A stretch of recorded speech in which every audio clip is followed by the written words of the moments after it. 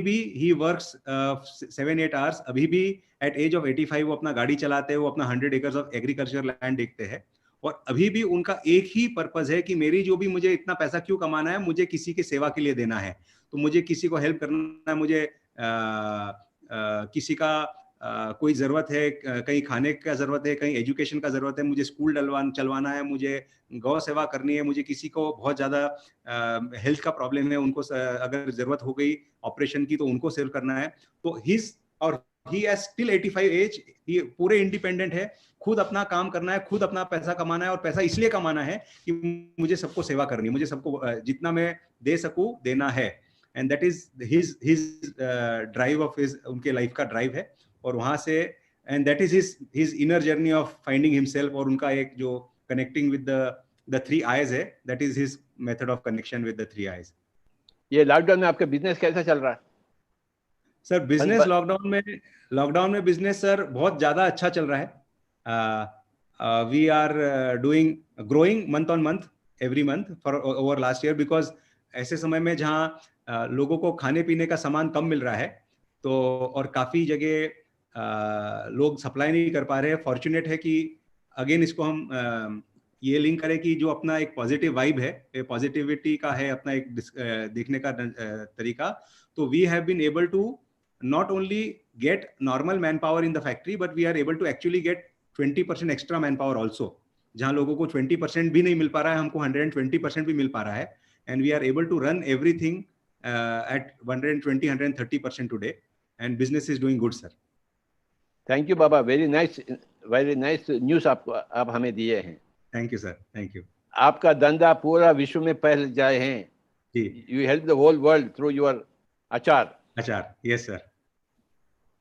Thank you, sir. Thank you. Thank you, Deepak. Thanks for sharing your views on inner strength, your experiences. Right. And it was wonderful to interact with the entrepreneurs, especially the who have been practicing meditation and implementing it into day-to-day lives. Right. Thanks a lot, Deepak. Thank you. Thank you. Thank you, Baba. Right. Sir, with your permission, we have Ashwin live now. Yes, please. So I just wanted to introduce Ashwin for a couple of minutes. Ashwin became a monk at the age of 13, spent 17 years traveling around the world, helping people find out on inner clarity and freedom. Then he moved all across. He's a speaker at UN, and then especially various celebrities like Rick, Allen, Goldie Hawn, they have been struck a deep chord with Ashwin. So the last 3 years of Michael Jackson, so Ashwin has been good friend of Michael Jackson, and last 3 years of Michael Jackson has been with Ashwin itself. And Ashwin, along with A.R. Rahman, has started an organization by name AHA Moments. So they have been teaching meditation in India. They have a company in US, in New York. So they have been teaching meditation across the globe through their platform. So this is a brief about Ashwin. Ashwin, hi. How did we get such a great master with us? Sir, I was trying to connect Ashwin since last 3-4 years. So somehow, he did not respond my emails and messages. But the moment DDY has come, I thought to message him on his personal number and take his call. So he got connected with us, and luckily he's with us. And probably I'm meeting him for the first time now. I've never met him. I've never met him in the past. I just had a word with him, and I thought, to rope in with us. Swamiji, absolute welcome to you. Thank you. No, thank you, Patriji. Namaste to you. My humble pranams to you. You've been, I've heard a little bit, and I also got an opportunity to see the work that you're doing. And thanks to Vivekanand for inviting me. You're doing some amazing work. So first of all, thanks to you for all that you're doing to this planet to make a positive difference. Swamiji, it is my joy, my honor to do, and I'm so very happy to be with you, Swamiji. Same, Swamiji. I'll address you as Swamiji again, Patriji. And I think the subject that I was asked to come and talk about very much. No, you can speak on any subject you want. No, sure. No, in fact, I was just trying to say that it very much depicts what we are doing right now. It is all about interconnectedness. And it's a remarkable experience that I'm sitting here right now and I see so many names on Zoom. And plus, I'm sure you have this immense following on YouTube and various other mediums. And we're all connected with each other. We're all right now breathing in and breathing out and living our life and truly gathering wisdom from each other. And it's a very blessed moment. So I'm always very grateful. No matter how many other years I've been doing this, every moment is very sacred. And every moment I get to, one, learn from people and also being able to impact is a unique moment. And it's irreplaceable. So thanks, Vivekanand, for bringing me on to this program. Tell us about your family and your upbringing. Sure. I was born in Chennai. And then immediately I was brought to Bombay in less than a few months. And I was just normally studying. I had no idea of spirituality whatsoever. When I was 12 years old, my parents heard about this program that is happening in Chembur in Bombay, which is all about inner growth and inner learning. And I was very reluctant. I said, I don't want to go to these programs. I'm 12, I'm young, I'm playing. So my father basically bribed me saying that, Ashwin, if you agree to come to this program, I'll allow you to drive my Maruti 800 for a few minutes. And I totally immediately agreed. I said, okay, I'll go. I forgot where I'm going. I was only more fascinated about being able to put my hands on the steering wheel. And then I said, yes. And then when I'm going there, I realized, oh my God, my driving experience is over. Now I have to go somewhere I really don't know, or perhaps don't like what this is all about. But when I enter inside, I see this girl who is same my age. She's 13 years old and she's a monk and she's addressing 600 to 700 different people on life. And as I entered inside, that's what struck a chord with me, that she's my age. Perhaps I should listen to her. And in the next few minutes, as I start listening to her, that's when the change starts. And the first and the most important transformation that happens in my life, Patriji, is that for the first time, I learned what gratitude means. And gratitude to my own parents. I took everything for granted. Oh, they brought me to this planet. They owe me everything. They need to cook for me. They need to buy stuff for me. They need to buy my clothes. I just have to demand. They owe me, they owe me, they owe me. And this question came to me, who said parents owe things to me? They have given me this gift of life.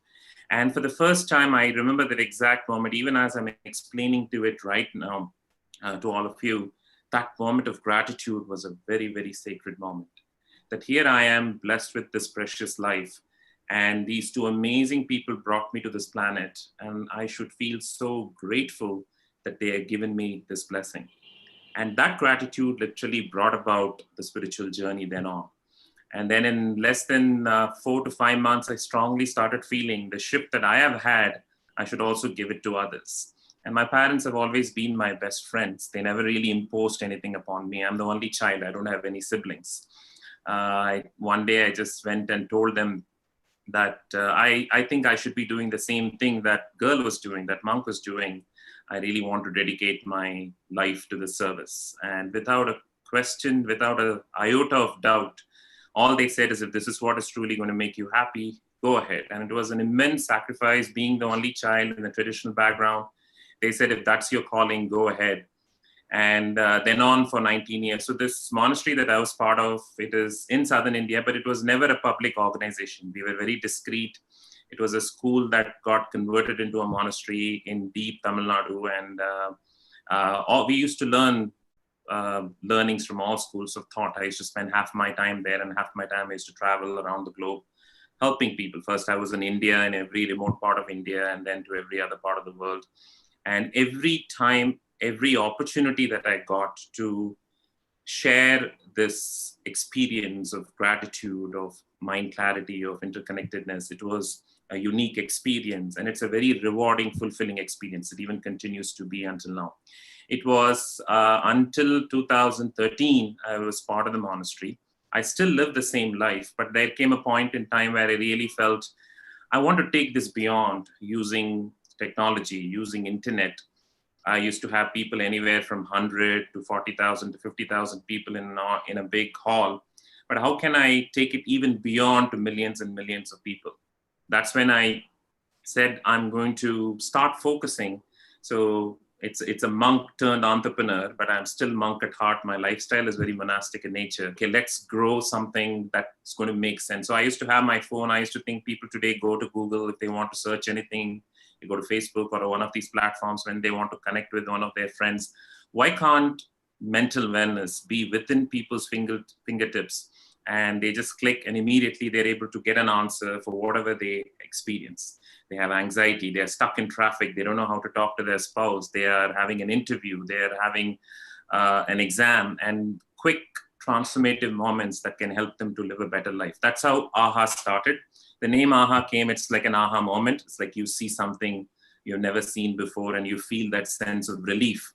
So that started in 2015 and then it started growing very fast. So now we are a global platform where millions use our platform all through internet. We are live on every digital platform you name, from Spotify and Ghana and Savan. And Prime Minister Modi experienced us in 2017, and then his ministry started supporting us. So it's very simple day-to-day teachings, which we call as 3 Ps, which is principles, practices, processes, that anyone and everyone can use through the platform and have a shift in their life. So that's what we are doing now, Patriji, and the work is growing very fast. And our whole idea is to really make the best of this life and impact as many people as possible. So that is in brief what we are up to, as you asked, Patriji, about me. And how about Michael Jackson? So I used to live in LA doing this work. I used to go between LA and India. So one day I'm in a grocery store and I'm buying some groceries, and someone is trying to search something in the grocery store, and I went and offered help, saying that, what are you searching for? Perhaps I can help you. And I start talking to that person, and that person happens to be Michael Jackson's nanny. She takes care of Michael Jackson's kids. So, and then we start interacting, and I talk about my background as a monk, about mental wellness. And then she says, I have this friend of mine, I really feel he will be helped a lot if I can take this work to him. And she doesn't tell about who this friend is for almost a month. All she does is she takes teachings from me and she'll go and tell it to him. And she'll say, oh, my friend loved it. My friend loved it. He had a huge change. He wants to meet you. He wants to, have an interaction with you. And then after a month, one day she says, okay, I'm going to bring my friend. And then he comes to where I am, and I still don't know who he is. As he enters, I get a feeling that, okay, he looks someone like Michael Jackson. He looks, that hunch started coming in. And then when he came and sat, I realized it is him, who is basically, totally enamored by the shift that he has had just because of all that Nanny went and told him. And then he said, Ashwin, I have been impacted a lot by your teachings, and I really want to learn from you. So for the next 3 months, my whole work was really to help him. So here, it's an amazing example, Patriji. Here is a person whom the world loves him. Though the world loves him, but he was having struggle to love himself. He was having his own conflict, his own struggle. So while many think that, okay, if you have that peak of fame, that peak of name, it should be so easy to love yourself. But here is someone, the world, there are people putting a tent outside his house, just waiting to have a glimpse of him, but he was struggling to have a glimpse of himself. So my whole job was to really help him find that true love inside and really being able to accept each and every part of him. And that was the time where he came to a point where he said, now I'm ready and I'm going to relaunch. And that's when he was ready to start back his concert. If his fans might know that he was about to relaunch his concert, he made an announcement in London. And then there was a bigger plan that he left the planet. But I definitely know that duration, that 3 years that he had that journey was very nourishing for him. He deeply enjoyed that. And it so happened that A.R. Rahman, who's, as we all know, a very well-known musician who is now part of the company, a very good friend. So 15 days before Michael Jackson died, A.R. Rahman was in Los Angeles to get his Oscar for his movie, Slumdog Millionaire. So that is the music that fetched him his Oscar award. So when he was there in Los Angeles to get his Oscar, he was really trying to meet Michael Jackson. So he somehow met Michael. And that's when Michael told him, you should meet my mentor in India. He has been a big difference in my life. And he arranged an immediate video call. He introduced Rahman to me. And then 15 days later, Michael Jackson passed away. And then A.R. Rahman continued to be a good friend then on for years to come. And then when I had this thought, so me and I have another, so we had two partners. There's another person from New York. Her name is Diane. We together started AHA. When we both started, we had no idea of technology. Being a monk, all that I knew was to send email, receive email, nothing more than that. And so we wanted to jump in. So A.R. Rahman is the one who said, let me help you guys. Let's just launch the platform. I will start marketing it and helping it out. That's how we jumped into it. And then all right people started coming on board. And it was, I didn't have to do much. The divine just unfolded because it was not about me. It was about people. It was about making a difference. My goodness, my goodness. And it has been like that. That's why when Vivekananda asked me, what is the subject that you would like to talk about? I always like to talk about the subject interconnectedness, because I really see the beauty of how interconnected we are. And while I'm sorry, Vivekananda, for some reason I missed your messages. It was not intentional, but today was meant to happen. And I really feel wonderful being in the presence of 3G and all the amazing people out there listening to this. Where are your parents now? In Pune. I am right now with them. I didn't get a chance to be with them for the last 25 years almost. For the last 2 years, I am with them, taking care of them. It's a real privilege now to be back with them. And especially in current times, since they can't move out much, it's a great experience to be with them. Yeah. I would like to present about us. We are a Pyramid Spiritual Society movement. Sure. Mm-hmm. We have got 4 main platforms. We want everybody to be vegetarian. That is the prime thing. Second is, we are all into meditation. It is called the Anapanasati meditation, being with the breath. When I was with Buddha about 2,500 years back, I learned it from him. I was with Buddha for about 40 years in that lifetime. After that, it is my 6th lifetime as a teacher of meditation. So that's a brief introduction about myself. About 40 years back, I started my work in this planet.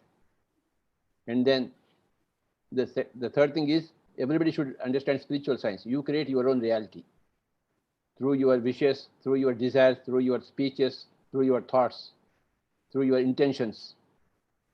Your intentions create your realities. So this is spiritual science. Then the fourth thing is pyramid energy. In the year 1980, I read a book by Dr. Paul Brunton, who went into the Great Pyramid and spent a whole night in the year 1936. He had wonderful experiences in the Great Pyramid. So that triggered me interest about pyramid energy. Then I read a book in the year 1982, The Secret Power of Pyramids, by 2 American masters, Bill Shull and Ed Petty. So then I was drawn into pyramid energy. The first pyramid we built in the year 1991 in Kurnool in Andhra Pradesh, where about 100 people can happily sit. So that is the beginning of our Pyramid Spiritual Society movement. Now we have got more than 20,000 pyramids in 20,000 villages across India. Of course, mostly in South India, especially in Andhra Pradesh and Telangana. Telangana happens to be my birth state. So we are here to spread these 4 points: vegetarianism, ahimsa paramo dharmaha. Nobody can kill animals and birds and fish, impossible, and call himself a human being. You can't call yourself a human being if you are into inhuman activity. Then you have to connect yourself to your own divinity. That is through meditation. And there is only one method of meditation, which is anapanasati, observing the breathing, no mantras whatsoever. Third thing, understand the spiritual science, be a student of spirituality.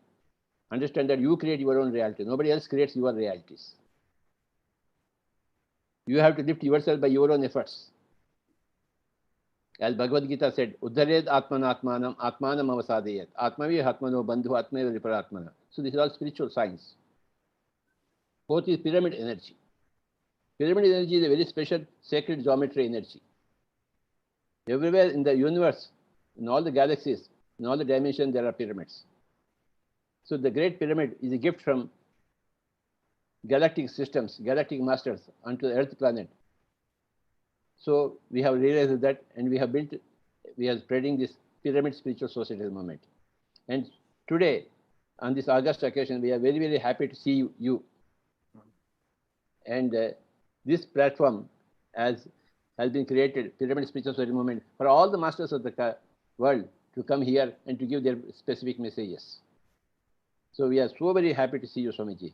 Now you can go ahead with your own spot topic. Thank you.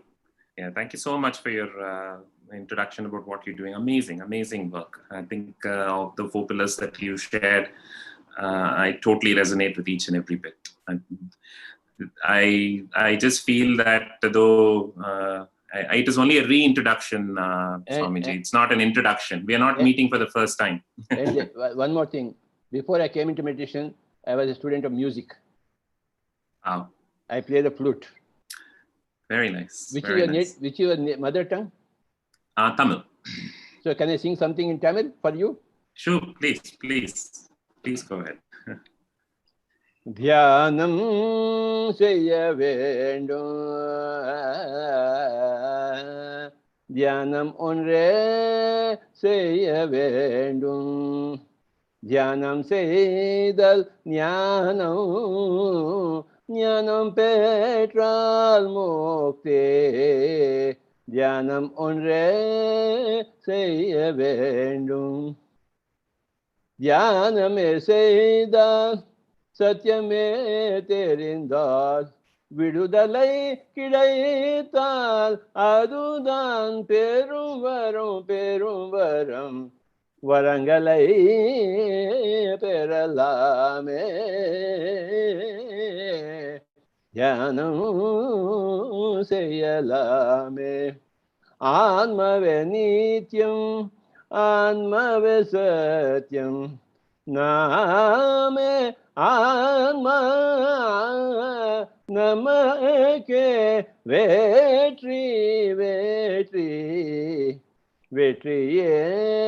Kideka Vendu Adarga Dhyanam Seya Vendum Vetriye Kideka Vendu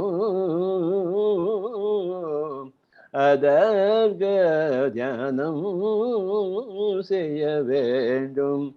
Shwasame sadguru, shwasame margam, shwasame pranam, shwasame jivan, shwasatile nileka vendum. Mano dhyanam seya vendum, shwasatile nileka vendum.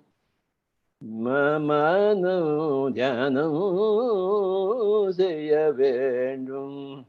Para abhagarame suya abhagaram, para ubhagarame Suya ubagaram, ubagaram seyalame, dhyanam karpikalame, ubagaram seyalame,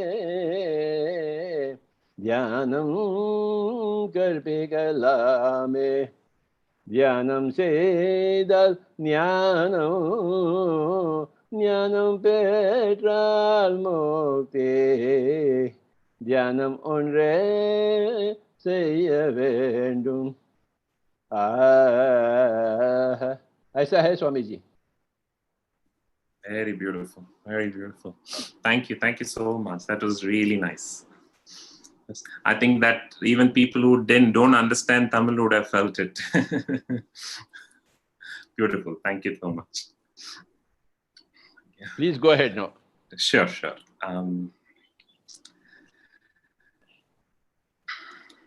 So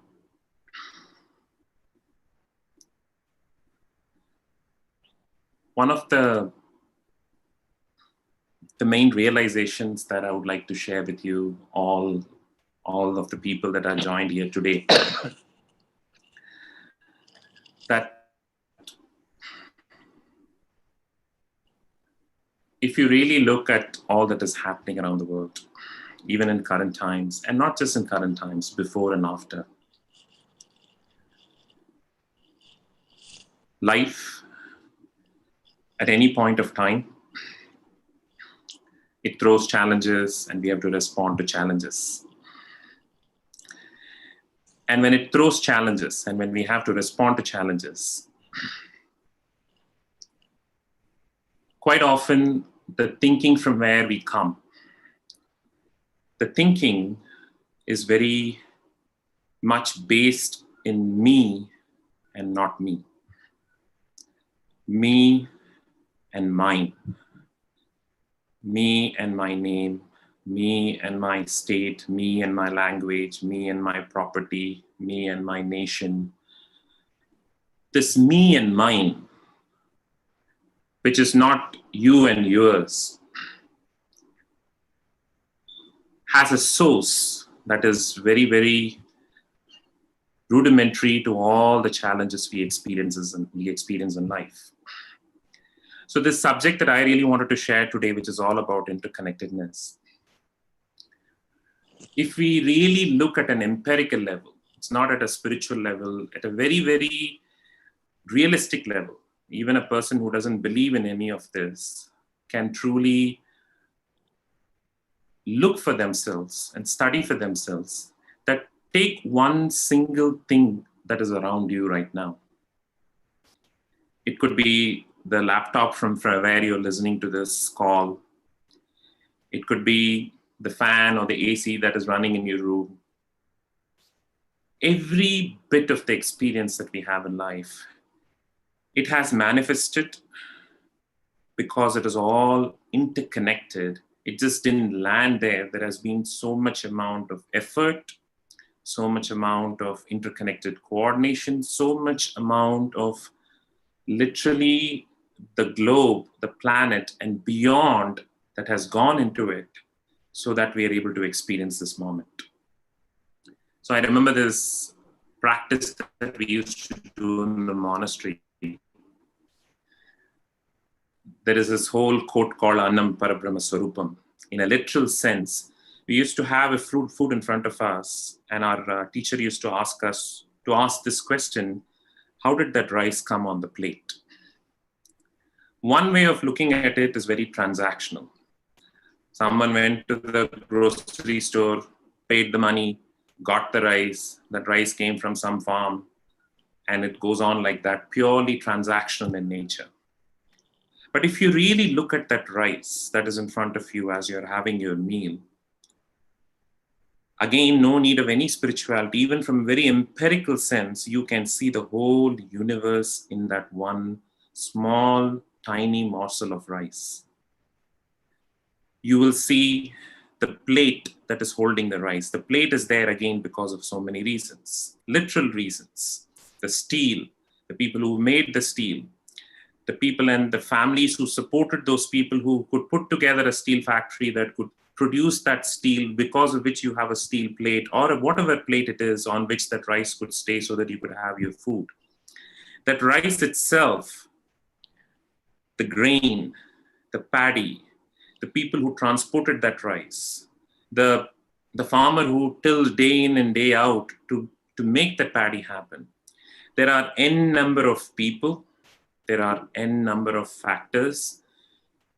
And if you really look at it, goes beyond to the atmosphere, the sun, the moon, and it goes on to the whole universe, not in any metaphysical space, in a literal physical sense. If you remove any one element, if that manure, if that paddy, if that right seasonal change, if the planetary system, if the whole universe didn't coordinate, if there was one little tweak, I won't have that rice on my plate to be able to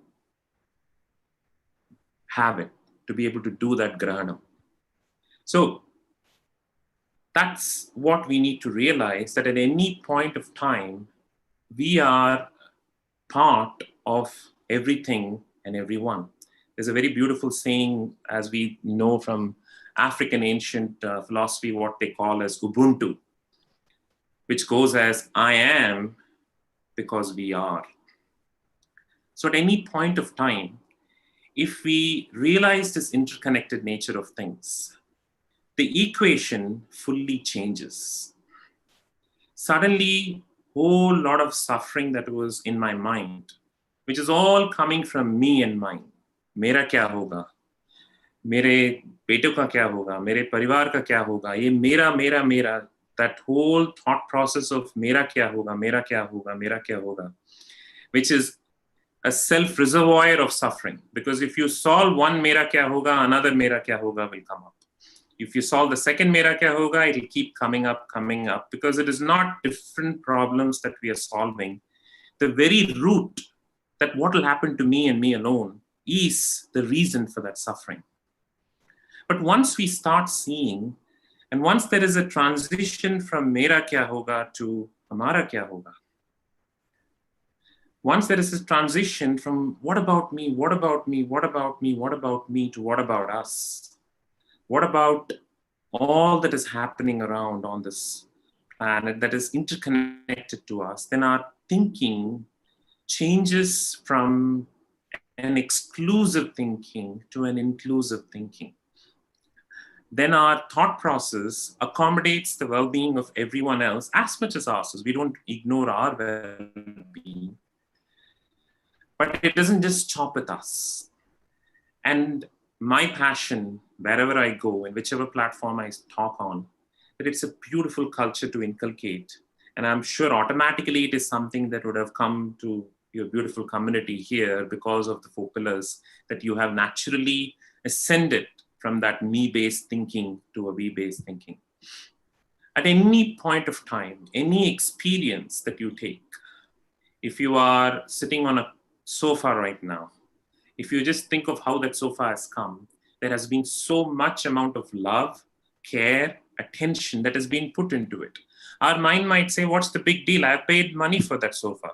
So I'm just totally entitled to experience that sofa because I worked, I got my salary, and with that salary, I bought that sofa, and I own that sofa. With that, you might feel pleasure. But if you truly want to go beyond, you have to see that so much has gone into that sofa, the cushion, the wood, people, their efforts, their thinking, and it goes on and on and on. So every little element that you look around, you don't have to go somewhere to a meditative place. Right where you are, if you just look around and take one element or as many elements, they all have manifested in your life because literally the entire humanity and even beyond, the energies have got together so that that thing could exist in front of you. When this transition happens and it becomes slowly a day-to-day culture, then I have seen in my life, and I have seen in countless people's lives, a whole lot of psychological suffering just begins to melt. During the current pandemic, what will happen to me? What will happen to my job? What will happen to my future? Will I make it? What if I lose all my money? What will happen if all kinds of uncertainties strike me? While a lot of it might be legitimate in terms of physical situation, especially all that is going on right now with the globe, but a lot of what is happening in our mind, the suffering, is because of this self-centered thinking. I always talk about 2 things. In life, whenever there is a challenge, there are 2 aspects. There is problem, there is suffering. Many think it to be one. I am feeling this way because I lost my job. I am feeling this way because I have this physical illness. I am feeling this way because I just had a divorce. I'm feeling this way because I lost my home. There is the physical problem, the physical challenge, which needs appropriate measure. You will have to figure out what is the right best step to be able to transform that physical situation. But the second aspect, suffering, is purely psychological stories that I tell in my mind, which actually has nothing to do with the situation. Though it might appear, oh, it's all about the situation. How can you tell that, Ashwin? I'm feeling this way because I lost my job. Losing the job and getting back the job has its own process. I lost my job. It's a challenge and it's the problem. But the suffering is, if you can just closely pay attention to this differentiating line, the suffering is, I lost my job. Am I good enough? Will I get back the job? Why life happens to me this way? No one likes me. I'm not respected anywhere. I've always been a waste. Even in my home, no one loves me. My brother got all the significance. My sister got all the success. I never got it. This entire element about me as a person, my worth, my self-value, and going into this downward spiral, what about me, what about me, what about me, has nothing to do with actually finding a job. This is what we call as suffering. And this suffering is entirely an assumption that is unneeded. Fact of the matter is, it is our own thought process doubting our own worth. No one really actually can tell what our worth is. As Swamiji rightly pointed out, it is your intent that creates your reality. So you are actually who you think you are to be. And if this suffering, if this loop of suffering is going to consume us, the only issue that happens here is it becomes a pattern. It becomes a repetitive pattern. So the same suffering then we start experiencing in our relationship, in our health, in each and every aspect of our life. We start experiencing this. So if we can today take a few moments, I know there is not much time for the next 15 minutes. If we can take these few moments and really begin to bring attention to our mind and really take this intent to be able to see the interconnected nature of things. What will happen when we begin to say the interconnected nature of things? The first and the foremost thing that will happen is gratitude. In that place of gratitude, in that place of truly feeling, thank you that I could have this laptop in front of me today, that I could interact with all of you. Well, we might call it a scientific discovery, internet, software, code, and whatnot. But think of people who have put their days and nights so that today we could just sit on our couches, sit on our tables, and have this interaction. So if we look at this whole universe as an act of love where there has been tremendous amount of devotion and attention to make someone else's lives better, in that gratitude, the suffering will melt. In that gratitude, the focus will shift from me to we. When the focus shifts from me to we, a whole lot of suffering dissolves, and we have the strength, we have the capacity to find inclusive solutions and not just be in an exclusive place all the time. That's when there is true intelligence. Intelligence that is not limited to our intellect, but intelligence that is inclusive in nature. So that is the only message I would like to share with all of you today as to how interconnected we are. And in a time like this, when we think from that place, then every act we do, whether it is at home, when you step out, we hear a lot about being safe. We hear a lot about making sure that we don't be a cause of spreading this pandemic to people. Every bit, whether it is action at home, action outside, if it comes from that kind of an inclusive thinking, then as an individual, as an organization, as a nation, as a globe, we would find solutions that are way beyond our limited thinking. And that solution will truly be for Loka Kalyan, truly be for the good of anyone and everyone. So I would suggest that whenever you get a chance, today, tomorrow, or right this moment, when you are experiencing that daily moment, it could be that meal that you're having with your family. It could be you're working, you have your work table and you are interacting with people. It could be you're just having a nice glass of water.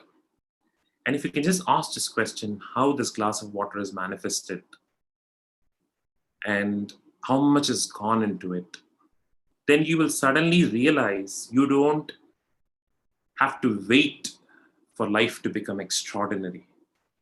Your life is already extraordinary. There is tremendous amount of blessing each and every moment. It's not that only when something truly magnanimous happens that you're truly blessed. Each and every moment, the most simplest of moments are blessed with extraordinary blessings because the whole universe is involved. And literally, if you remove one fabric, it won't exist. So there is a loop, there is a chain. And if you remove one fabric, one element of that out of the chain will disappear. And this will only make us more and more grateful, more and more a we-based person than a me-based person. So what I would like to do with all of us, if it is fine for the next 10 minutes, is take you through the small guided process of being able to feel this inclusive place, being able to connect from that place of gratitude. We have time for that, Vivekan?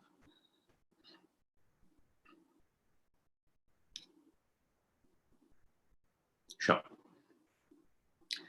So I would just request everyone to take a very comfortable position wherever you are. Just feel very relaxed. And as you are seated wherever you are, just try to recognize the present moment.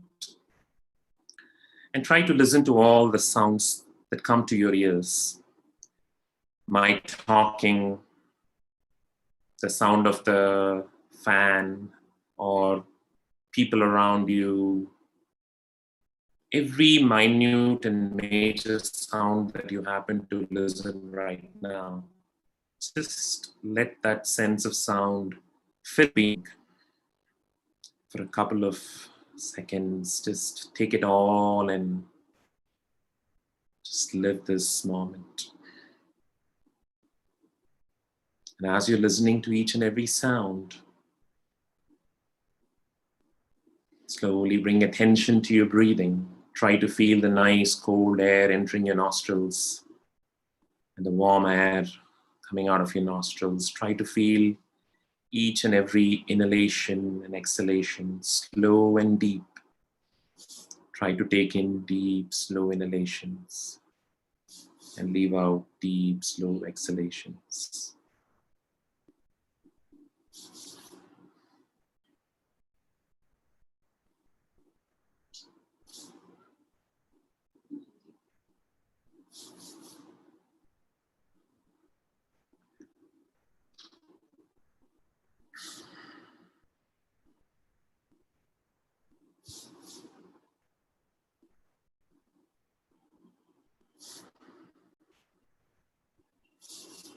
As you take in every breath, as you inhale and exhale,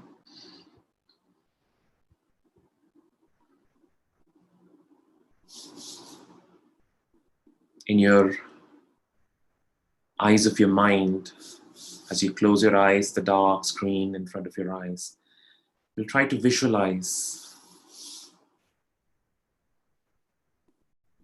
a few people.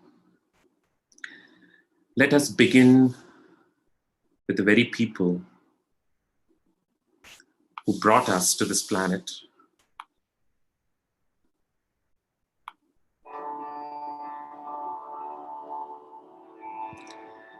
Think of your parents. Think of your mother. Think of your father. Wherever they are, in whichever plane of existence. If they are with you, if they are in a different place from where you are, if they have moved on. Think of your parents, feel your mother, feel your father. If you can visualize, try to visualize them in your mental eyes.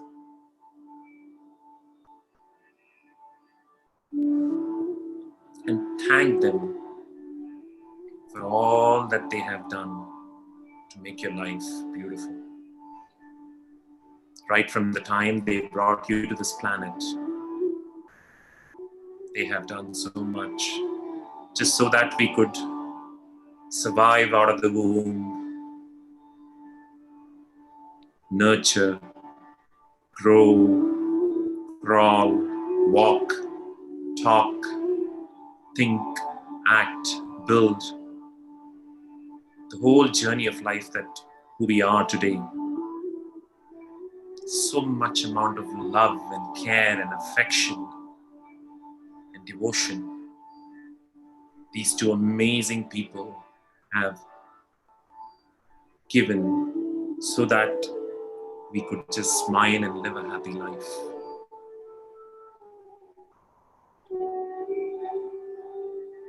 Just think of them, thank them, feel that beautiful sense of gratitude towards your parents. And bless them wherever they are. Wish them the best. Just this very moment, wish them the best health, the best happiness. Wish them all the beautiful things.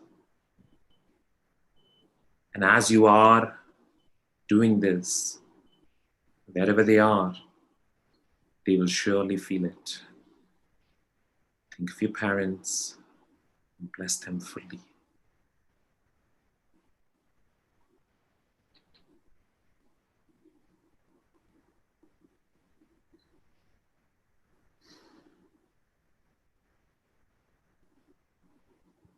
And see yourself becoming a part of them.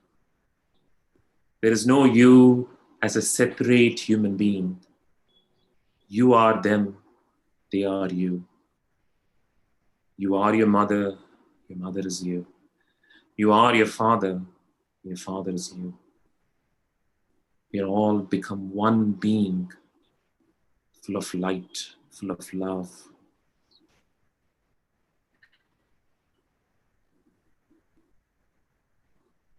From that place of feeling one with your parents, think of now all your other family members, your siblings, your spouse, your partner, your kids, your friends. They all have been for us at different moments, giving us all the love, giving us all the care, giving us meaning in life. Just think of them. Think of your siblings. Think of your spouse.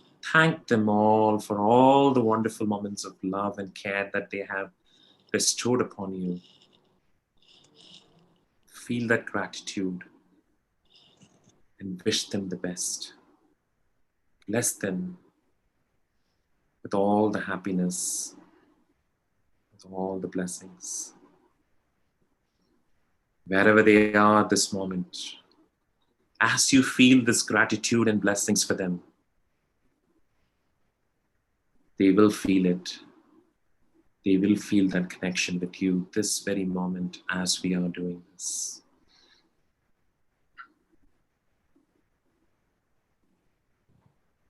From this place, keep expanding it to your family, friends, and even people out there we might not even know. People we would have met just once, to people we might not even meet in our lifetime. Think of them, thank them for bringing value and happiness in our life directly and indirectly. They might not know that they are bringing happiness in your life, but still they are. That food that you consume, or every other kind of service that you experience day in and day out, There are so many people who have put attention into it, put love into it, because of which our life could become better. Just thank them all and wish them all the best. Wish them the best of health. Wish them the best of happiness. And just imagine you becoming one with all. You're one with your parents. You're one with your siblings. You're one with your partner.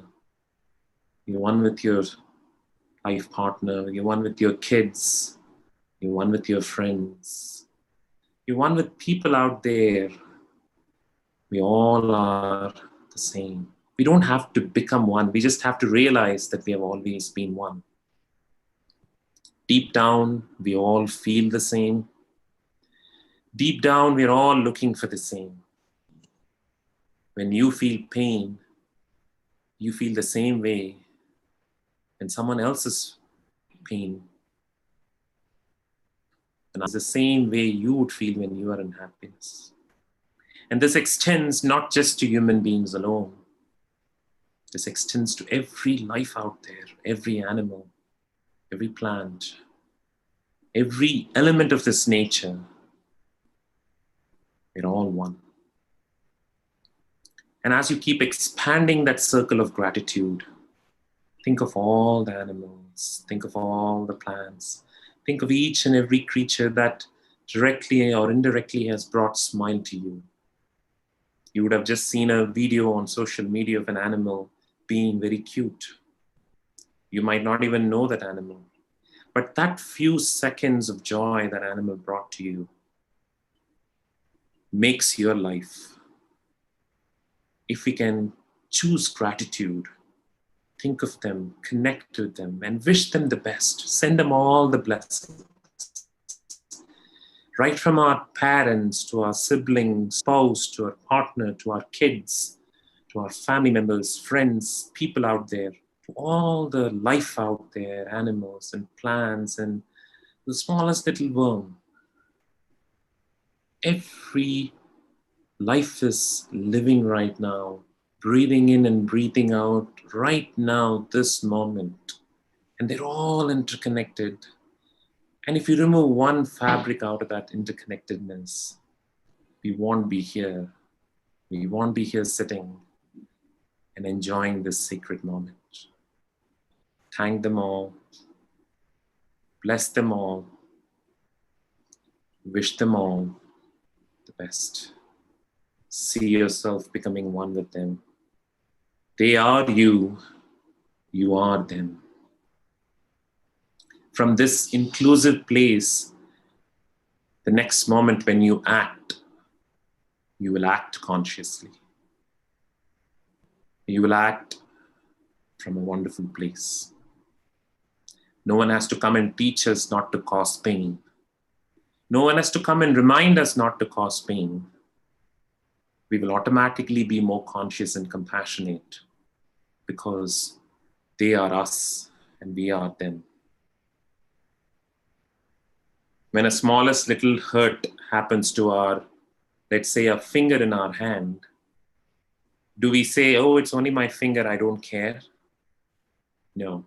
Our whole body shivers when a smallest little prick happens to a tiny part of our finger. That is exactly how this universe is. And as we grow in that interconnected culture, as we start feeling more and more one, automatically each and every act of ours will naturally be compassionate, will naturally be inclusive. It will be filled with blessings for one and all.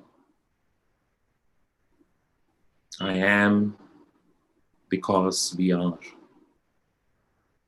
I am you, you are me, and we are everyone and every little life out there that we can see, hear, smell, touch, taste, and even beyond these senses.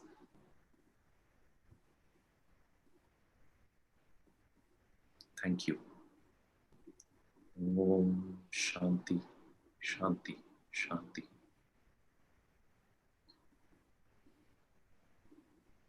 You can gently open your eyes. Thank you very much, sir. Thank you. Thank you, Swamiji. I am you and you are me. Yes. Thank you. We are so very blessed today with your arrival. I am blessed to be in your presence. Thank you.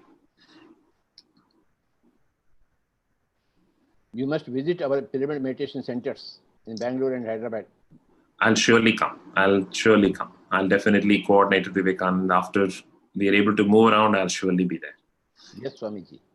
Thank you so much. That would be your grace showering on us. Thank you. Same for me. I'll definitely love to come and be in your presence and get your wisdom. And one little question. I'm intrigued about the word Sri Shailam. So it's my father's name. So when I think my grandparents had been to the temple in Sri Shailam and prayed for him, and then he was born. So they named him after the town.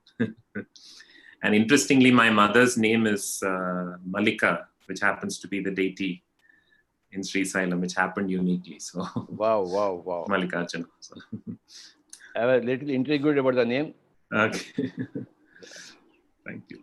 I got a clarification from you. Thank you so much. I'll definitely make sure to come and spend more time with you. I really love your presence, and thank you so much for all the amazing work you're doing.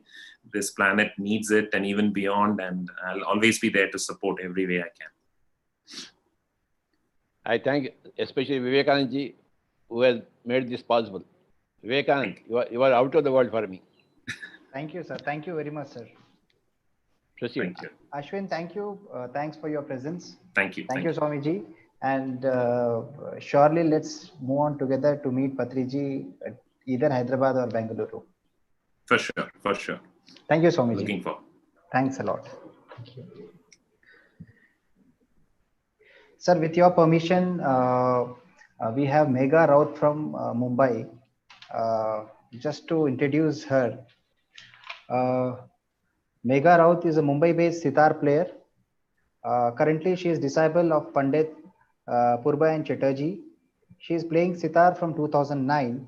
She has taken the training in sitar from Mrs. Deepthi Mishra and Pandit Madan Shankar Mishra also.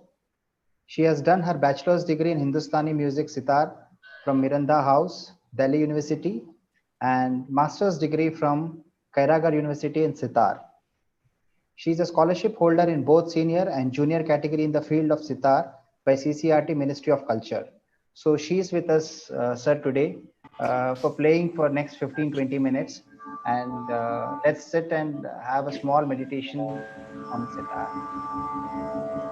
Thank you so much. Welcome. Thank you so much. And I'm great to you people invited me to perform for such a great cause. And today I will be performing Rag Shuddh Saram for all of you.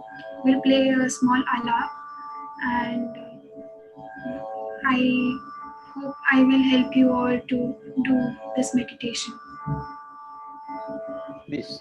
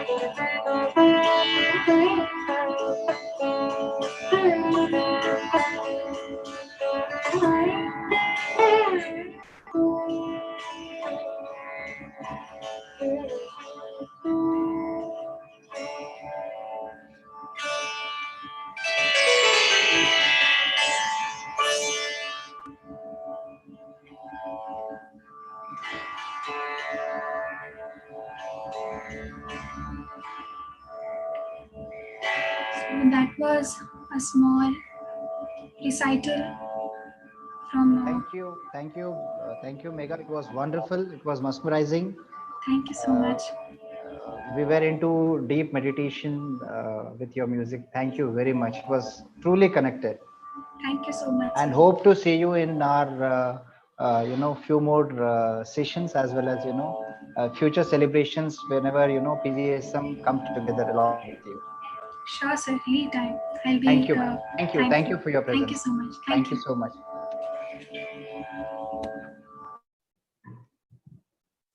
So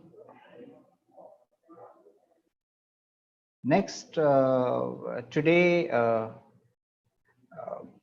we had a session with Jashmuin from 12 to 1 onwards, but unfortunately yesterday we received a message from her saying that her son has met with an accident, small accident, so she would not be joining us today.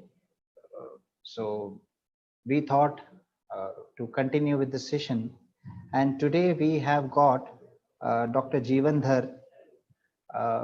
Dr. Jeevandhar has done his PhD on Kabir wisdom. So we met each other, or we have been meeting him since 2009 and 10. I've been meeting him and then taking wonderful wisdom from him. He speaks wonderfully on Kabir's wisdom, and the way he articulate the things and put it in a very nutshell and very small format, an understandable way, is really amazing. So, sir, namaskar. नमस्ते नमस्ते जी, बहुत दिन के बाद बहुत बहुत प्रणाम जी। Sir, बस आप शुरुआत करिए and will be happy to listen you. जी, थैंक यू। ब्रह्मर्षि पितामह पत्री जी को प्रणाम और सारे मास्टर्स को प्रणाम। आज बहुत बड़ा दिन, और आज हम याद करेंगे कबीर जी को, जो भारत भूमि पर एक सीधा साधा आदमी बनकर, एक अनपढ़ आदमी बनकर, एक रोजी रोटी के लिए जुलाहे का काम करते हुए, और न उनको पता है कि वो हिंदू थे या मुसलमान हैं, या इससे पहले मतलब उनके लाइफ के बारे में, उनको ही फिजिकल लाइफ के बारे में उनको ही पता नहीं कि वे क्या है। और इस स्थिति में कबीर के जन्म के बारे में हम नहीं जानते। बस एक छोटे बच्चे के तौर पर वे उपलब्ध हुए लहरतारा तालाब, जो वहां हिंदू यूनिवर्सिटी जाने के रास्ते में वो तालाब आता है। तो उसके बाद वो जुलाहे दंपति लेकर आए, कबीर बड़े हुए, और बड़े होते होते उनमें उत्सुकता थी भगवान को जानने की। छोटे बच्चे जब थे तब से उनको उत्सुकता थी, और इस उत्सुकता में वे काशी में जो भी साधु मंडली आती थी उनके पीछे पीछे गाते हुए, झूमते हुए, नाचते हुए जाते थे।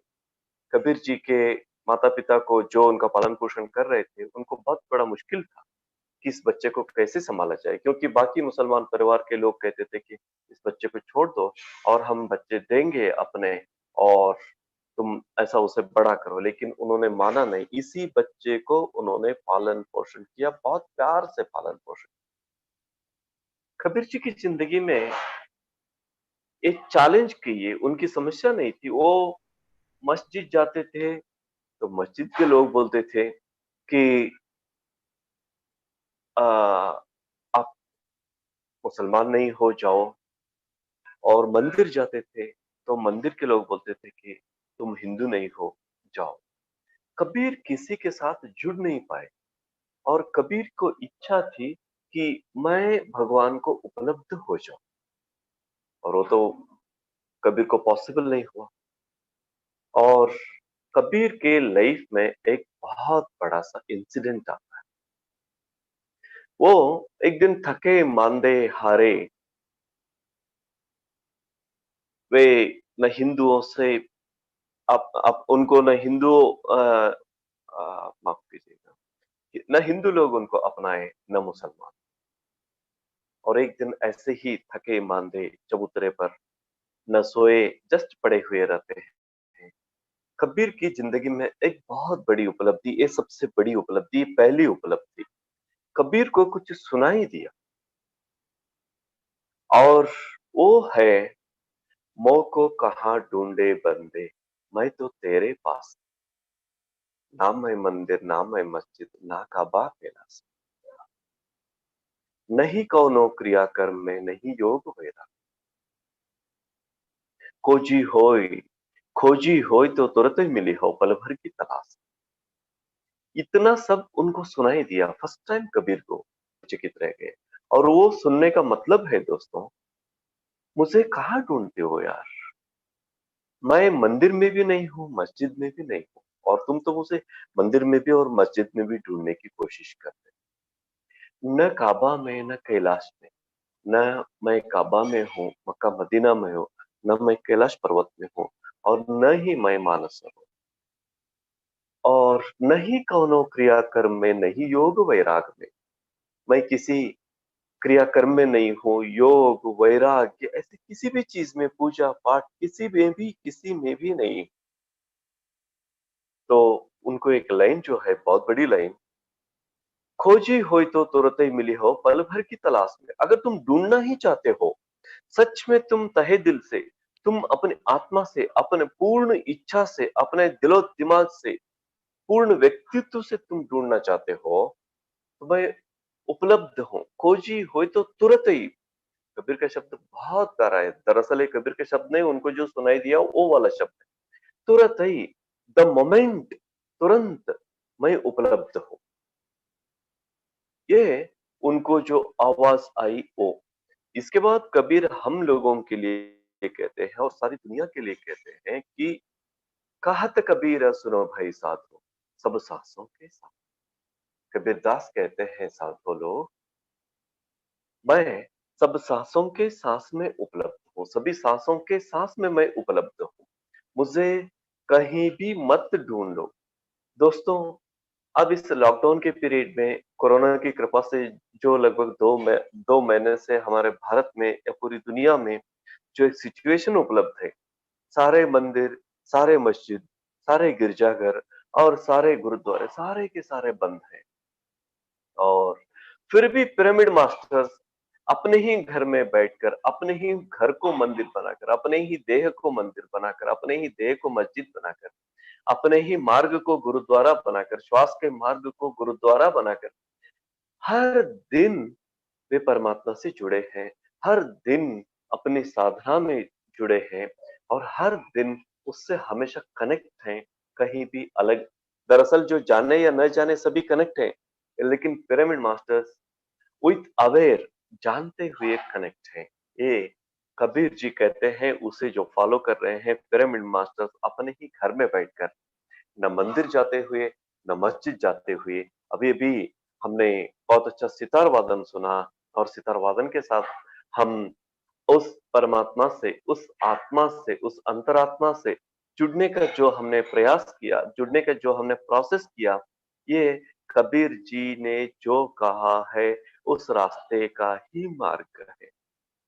मुझे कहीं भी जाकर मत ढूंढो, जहां पे तुम हो वहीं तुम बैठकर, बस सब सांसों के सांस में तुम अपनी अपने श्वास के साथ जुड़े रहो। हमें ओशो ने 112 मार्ग दिए थे, लेकिन ब्रह्मर्षि पितामह की कृपा है, ब्रह्मर्षि पितामह के एक बहुत बड़ी देन है इस सारी दुनिया को। अरे बाकी सभी रास्तों में ढूंढना छोड़ दो, बस अपने सहज सांसों के मार्ग में तुम जुड़े रहो, और तुम अपने से मुलाकात करोगे, तुम उस परम आत्मा से भी मुलाकात करोगे। ये जो बात है, सहज श्वास का मार्ग, इसका मतलब ये नहीं कि कबीर ने कहीं किताबों में अध्ययन किया और इस श्वास के मार्ग को उन्होंने पा लिया और साधना करने लगे और परमात्मा को उपलब्ध हो गए। नहीं, आप सभी तो जानते हैं कि कागद मसी छुओ नहीं, कलम गयो न हाथ। कबीर ने कभी पढ़ा नहीं, कभी लिखा नहीं, किताब तो पढ़ने को आता नहीं, कागज मसी छुआ नहीं, कलम पकड़ा नहीं, फिर भी कबीर ने जो पाया वो क्या है, कबीर जी को समझने के साथ साथ हम थोड़ा नाथ परंपरा को भी समझने की हमें थोड़ा जरूरत है कि गोरखनाथ कहते हैं अनश्वर वांचा। हमने ना जो अक्षरों में लिखा नहीं है उसे हमने पढ़ा, गोरखनाथ कहते हैं। और गोरखनाथ की परंपरा में भी ये है, उन्होंने भी 112 मार्ग जो कहा, उसके बाद एक और उन्होंने क्लियर कहा कि पवन ही भोग, पवन ही योग, पवन ही 3600 पवनी करे 3600, पवनी करे नाश 3600 रोग। जो नाथ परंपरा में जो वो आया था पवन का मार्ग, कबीर को जो अपने अंदर से उपलब्ध हुआ, इस सहज श्वास को उन्होंने पकड़ा।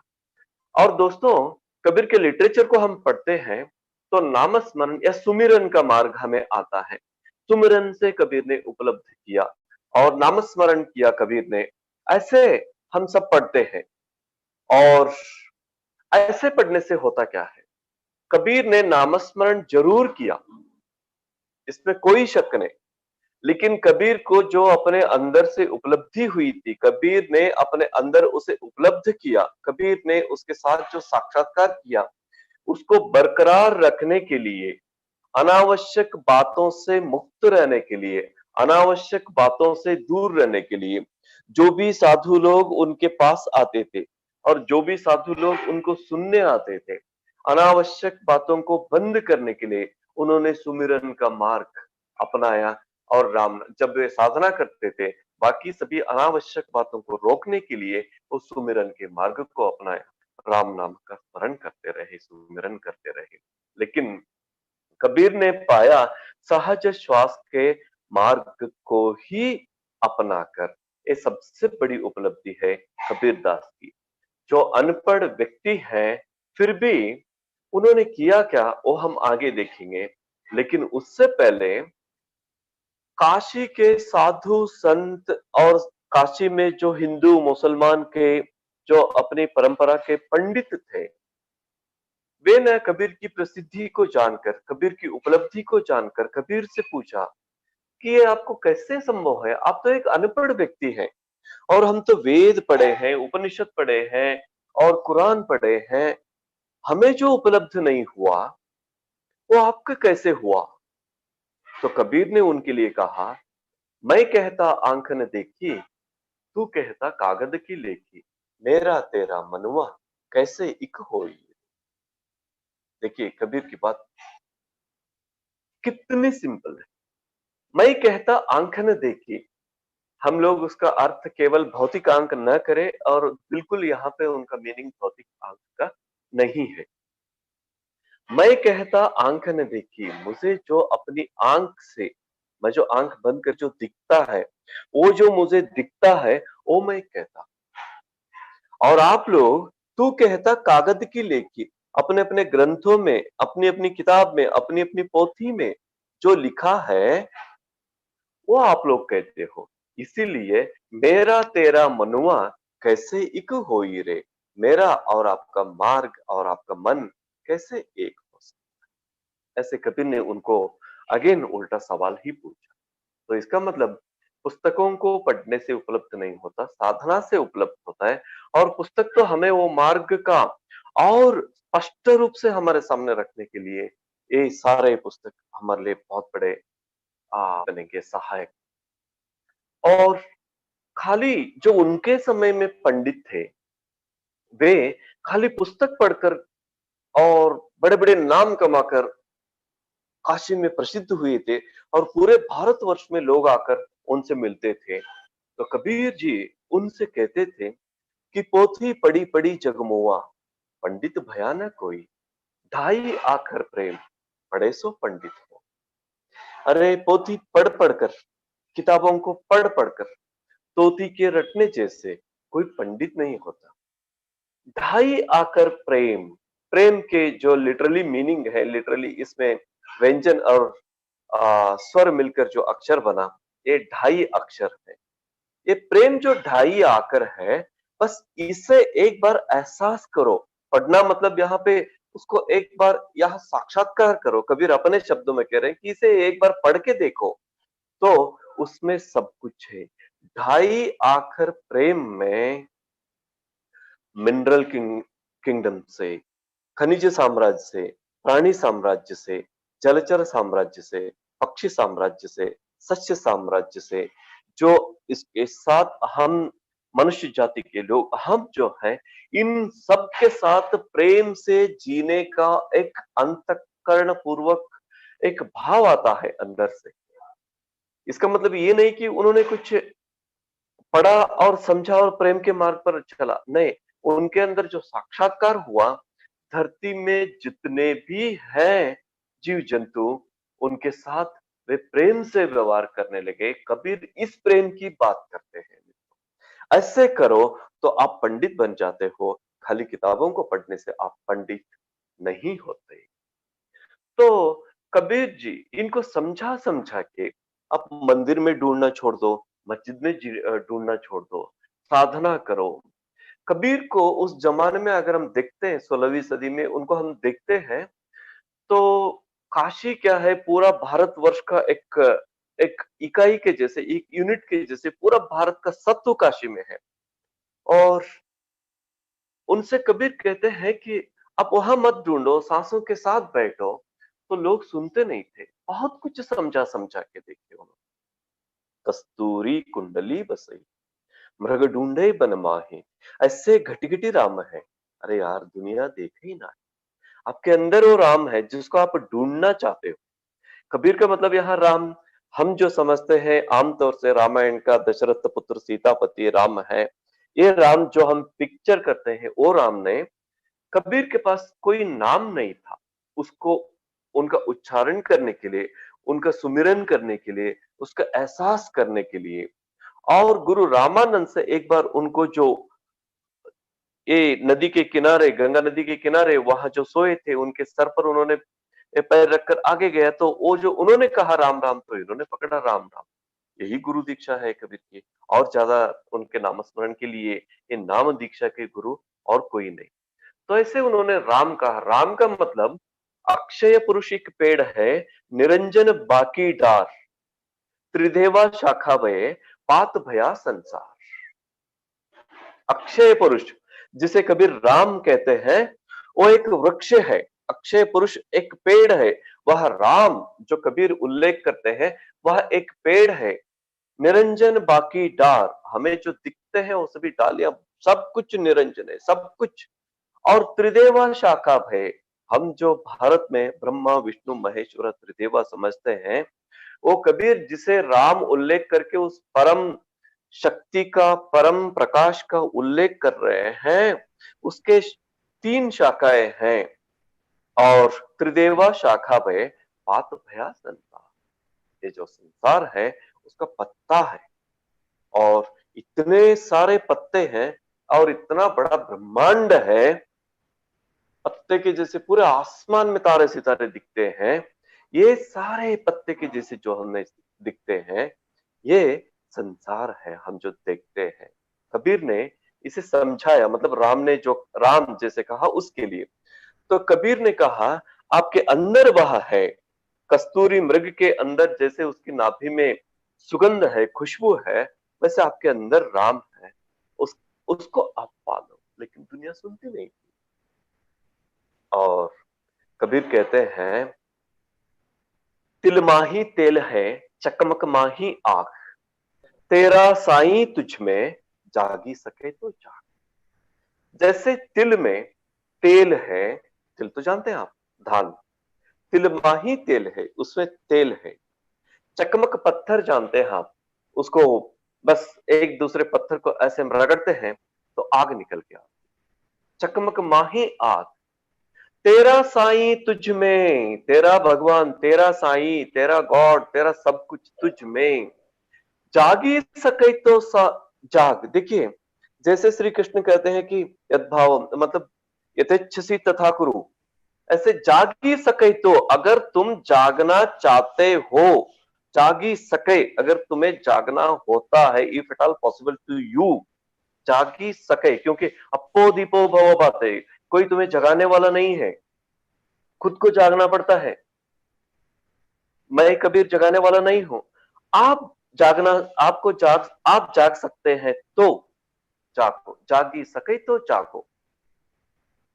तो उस जमाने में कबीर एक वन मैन आर्मी के जैसे थे, सारी दुनिया को चेतावनी दे रहे थे, सारी दुनिया को जगा रहे थे, बहुत कोशिश कर रहे थे, जैसे कि समाज को पूरा एक जॉल्टिंग करके समाज को चेताने का जो महान प्रयास करते हैं वैसे कर रहे थे। और ऐसे सुने नहीं कबीर जी को, और वे थोड़ा उन्होंने लैंग्वेज का पैटर्न चेंज किया।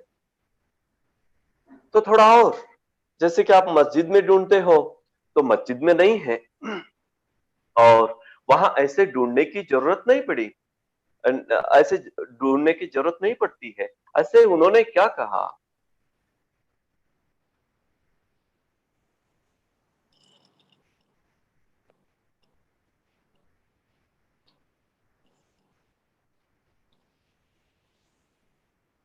मांग रहे बहिरा हुआ खुदा। अरे आप उसको ढूंढ रहे हो, बस अब मैं थोड़ी देर में कंकर पत्थर जोड़कर उसे ढूंढ रहे हो, ऐसे उसमें मिलने वाला नहीं है। तापरी ता चढ़ी मुल्ला बांग दे, बाप रे, अब तो ऐसे ही चिल्लाते थे दोस्तों, अब तो माइक लगाकर चिल्लाने लगे। लेकिन कोरोना की कृपा से सब कुछ बंद है। जैसे कबीर जी चाहते हैं वह युग कोरोना की कृपा से हम 2 महीने से देख रहे हैं, कोई न मंदिर में है न मस्जिद है। और जो भी साधक हैं, कम से कम मैं सारे पिरामिड मास्टर्स को प्रणाम करते हुए याद करता हूँ, घर में बैठकर, घर को ही मंदिर बनाकर, घर को ही प्रार्थना घर बनाकर जो उनको साक्षात्कार करते हुए बैठे हैं, वैसे उनको कह रहे हैं कि आप इसे छोड़ दो, ऐसे बांग देना छोड़ दो और अंदर बैठ के साधना करो। लेकिन वो लोग भी नहीं सुने। इनसे कहने लगे पत्थर पूजे हरि मिले तो मैं पूजूं पहाड़, ताते या चाकी भली इस खाए संसार। अरे यार, आप मूर्ति पूजा करते हो, इसका अभिषेक करते हो, इसकी पूजा करते हो, और ये सब भी करने से आपको अगर भगवान की उपलब्धि होती है, अगर परमात्मा का साक्षात्कार हो जाता है, तो मैं पूजूं पहाड़, मैं पहाड़ की पूजा करता हूं। ताते या चाकी भली पीस खाए संसार। आप जिस पत्थर की पूजा करते हो उससे चक्की अच्छी है, कम से कम दुनिया के लोग आटा बनाकर खा लेते हैं। तो इस तरह की मूर्ति पूजा करने से फायदे हैं, इस तरह की मस्जिद जाकर आप जोर जोर से बांग देने से फायदा है, अपने अंदर ढूंढने से फायदा है। कबीर उनको साफ साफ कहा। और कैसे है वह, कबीर जी उनसे कहते थे कि जल में कुंभ, कुंभ में जल, भीतर बाहर पानी, फूटा कुंभ जल जल ही समाही, यह तक कहो गया। वो कैसा है, समझो ये पूरा ब्रह्मांड एक ईथरिक वाटर है। ईथर तो है ही, कबीर इस ईथर के लिए जल कहते हैं। और इस ईथर में कुंभ है और कुंभ में ईथर है, मतलब हम सभी जीवी इस ईथर में है, मतलब पानी के अंदर हम हैं, और हमारे अंदर भी पानी है। जैसे घड़ा पानी के अंदर रहता है और घड़े में भी पानी रहता है, वैसे हमारी स्थिति है। हमारे अंदर भी भगवान की उपलब्धि है और हमारे बाहर भी भगवान की उपलब्धि है। लेकिन जो साक्षात्कार करते हैं वो बाहर ही ढूंढना चाहते हैं, लेकिन जो साक्षात्कार करते हैं वे अपने अंदर अहम ब्रह्मास्मि वह एहसास करते हैं। जिस क्षण इंसान अहम ब्रह्मास्मि एहसास करते हैं, उसी क्षण उनको समझ में आता है कि अयम आत्मा ब्रह्म और सर्वम खल्विदम्। और इसके लिए कबीर कहते हैं जल में कुंभ, कुंभ में जल, भीतर बाहर पानी, फूटा कुंभ जल जल ही समाही, यह तक कहो गया नहीं। अरे यार, वो पानी के अंदर घड़ा है और वह फूट गया तो होता क्या है, घड़ा तो गया, लेकिन पानी किधर गया, वो जल का पानी जल में एक हो गया। मतलब आई जो है, मैं, वो आइडेंटिटी नहीं है कबीर में। प्रेम गली बहुत सांकरी, उसमें दो न समाए।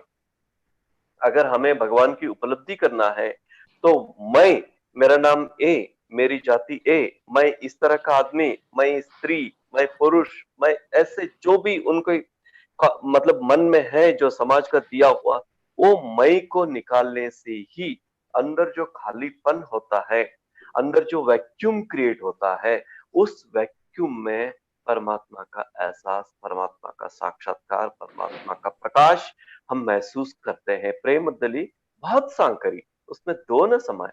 जिसके अंदर मैं है ही, और उसके अंदर वो नहीं, जिसके अंदर वो है और उसके अंदर मैं। तो उस छोटी सी आई को, स्मॉल आई को हटाकर कैपिटल आई को लाएंगे तो वह ब्रह्मांड का जो परम आत्मा, जैसे श्री कृष्ण परमात्मा हमेशा मय का उल्लेख करते हैं, उस महामय का एहसास हमें एहसास होता है। यह कबीर जी साक्षात्कार करते हुए स्पष्ट रूप से कहते हैं, एक अनपढ़ व्यक्ति जितनी कोशिश करके, जितनी प्यार से, ऐसे शब्दों से, मीठे शब्दों से कबीर समझाते हैं, ऐसी बानी बोलिए मन का आपा खोए। अरे यार, दुनिया शब्दों की वजह से ही इतनी टूट गई है, कठोर शब्दों की वजह से ही इतनी टूट गई है। ऐसी बानी बोलिए मन का आपा कोई, मतलब वे दाई वर्ड्स बिफोर यू स्पीकथ, और अपने को भी सुख दे और दूसरों को और उनको भी सुख कर।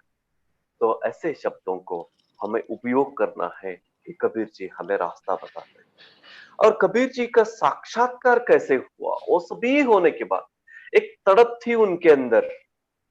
तब न उस तड़प में कबीर कहते हैं, आंकड़ियां छाई पड़ी, पंथ निहारी निहारी, जी बढ़िया छाल्या पड़ा, नाम पुकारी पुकारी। मतलब मैं तुम्हें ढूंढ ढूंढ कर परेशान हो रहा हूं, मैं तुम्हें पुकार पुकार कर परेशान हो रहा हूं, ये अवस्था है मेरी, प्लीज मुझे रियलाइजेशन की जरूरत है। ऐसे कबीर तड़पते। और जब उनको साक्षात्कार हो जाता है तो कबीर साक्षात्कार के उस स्थिति को बोलते हैं, लाली मेरे लालन की चित देखूं तितला, लाली देखन मैं गई, मैं भी हो गई लाल। अरे जिस लाल की, जिस परमात्मा की मैं इतनी, उसके लिए इतना तड़प रहा था, उसे देखने के लिए, उसको ढूंढने के लिए मैं गया, और लाली देखन मैं गई, अपने को स्त्रीलिंग के तौर पर, स्त्री के तौर पर कबीर कह रहे, लाली देखन मैं गई, मैं भी हो गई लाल। मतलब मैं वहां पे नहीं रहा। जैसे कि रामकृष्ण परमहंस जी कहते हैं कि नमक का पुतला समुंदर में गया, समुंदर के था लेने के लिए, गया गया और गया, मतलब वो पिघल गया, समुंदर के साथ एक हो गया। ऐसे लाली देखन मैं गई, गई गई गई, और मैं भी हो गई लाल। ऐसे एक और कबीर अपने को उस स्थिति को बोलने के लिए, मैं बपरा बूढ़न डरा, रहा किनारे बैठ, जो समुंदर की बात करते हैं और गहरे पानी बैठने से ही उसकी उपलब्धि होती है। ऐसे कह रहे हैं, अगर आप समुंदर की मोती लेना चाहते हो तो बाहर डरकर बैठना नहीं चाहिए, तो गहरी पानी में बैठना चाहिए, गहरी डुबकी लगाना चाहिए, गोता लगाना चाहिए, तो ही हमें अंदर वो जो रत्नाकर समुद्र में सब कुछ उपलब्ध है वो हमें उपलब्ध होता है। ऐसे ही हमें अपने श्वास में और गहरे पानी पैट गोता लगाकर डुबकी मारकर डुबकी मारकर डुबकी मारकर अंदर और साधना और डूबना और डूबना और डूबना, तो हमें निश्चित रूप से उपलब्ध होता है। और इसके लिए कबीर के एक जीवन शैली को देखेंगे। पिरामिड मास्टर्स को हम जो देखते हैं वो कबीर की शैली में है। पिरामिड मास्टर स्पेशल कपड़े नहीं पहनते, कबीर स्पेशल कपड़े नहीं पहनते, और कबीर काषाय वस्त्र धारण नहीं करते, और कबीर जो जिस किसी को भी साधो कहते हैं, कहत कबीर सुनो भाई साथो अगर कहते हैं, तो वो जो साधना करने वाले, जैसे पिरामिड मास्टर्स हैं साधना करने वाले, वैसे साधना करने वाले लोगों से कहते हैं कि कहत कबीर सुनो भाई साथो। तो कबीर स्पेशल कपड़े नहीं पहने, कबीर गृह गृहस्थी संभाले, घर छोड़कर नहीं गए। और कबीर जी को ये इतनी बड़ी उपलब्धि होने के बाद साधु लोग आते थे और कबीर जी से कहते थे, अब तो इतने बड़े संत बन गए और ऐसे छोटे काम करना अच्छा नहीं लगता, आपके लिए हम सारा काम करते हैं और छोड़ दीजिए आप। तो कबीर उनसे कहते हैं, मुझे शर्मिंदा मत बनाइए आप। वो ऊपर वाला ही बैठकर इस ब्रह्मांड का, इस संसार का इतना बड़ा ताना बाना बुन रहा है और वो उसे बुनने के लिए अभी तक थका नहीं और उसे बुनना छोड़ा नहीं। और मैं इस छोटा ताना बाना इसे मैं कैसे छोड़ सकता हूँ। जिंदगी भर कबीर काम करते रहे।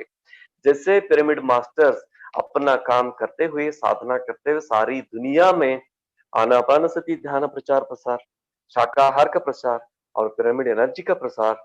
और आज तो सर ने कमाल किया कि PSSM मतलब सज्जन सांगत्य मूवमेंट, और सज्जन सांगत्य को अगर कोई इतना आनंद पूर्वक उसका लाभ उठा रहे हैं तो पिरामिड मास्टर और कबीर इन सब का संकेत है। स्पेशल कपड़े नहीं पहने, सज्जन संगत में जुड़े रहे, घर परिवार को नहीं छोड़े, अपना काम स्वयं करते रहे। और सर कहते हैं कि किताब लिखो खुद का और सारी दुनिया में ध्यान का प्रचार प्रसार करो। और कबीर ने तो खुद नहीं लिखा, लेकिन कबीर ने जो भी ऊपर से डाउनलोड किया और गाया, जैसे कि हम यहाँ पे डाउनलोड करते हैं और देखते हैं। और वैसे ऊपर से उन्होंने, जैसे गोरखनाथ कहते हैं कि अनश्वर वांचा, जो लिखा नहीं उसे पढ़ा। तो वैसे कबीर ने जो गाया उनकी एक किताब बनी और जो कबीर ग्रंथ बना। और ये पिरामिड मास्टर्स जो भी आज कर रहे हैं, कबीर वो सारे 18 प्रिंसिपल्स जी कर गए। मैजिक की बात है, 500 साल पहले जो हमें ब्रह्मर्षि पितामह ने हमें कहा कि ये सभी प्रिंसिपल जी लो, और कबीर ने ये सभी प्रिंसिपल जिया, ने घर को छोड़ा ना। सर बहुत बहुत धन्यवाद सर, जो आपने कहा 400-500 साल पहले हमें जीने का मौका है, जीने का रास्ता कबीर ने जो हमें दिया, और आज हमारे साथ और आपके साथ जुड़कर इसे फिर से अध्ययन करने का और इस मार्ग में फिर से आने का और इस मार्ग में फिर से साक्षात्कार करने का और उस सत्य मार्ग को फिर से जीने का, और सर सज्जन सांगत्य हमारा सोसाइटी मूवमेंट बनाने का ये जो आपने किया सर, ये सत्य युग में हमें महसूस करा रहे हैं सर। आपको कोटि कोटि प्रणाम सर, कोटि कोटि प्रणाम सर। ए हर्षु, कैसा होता?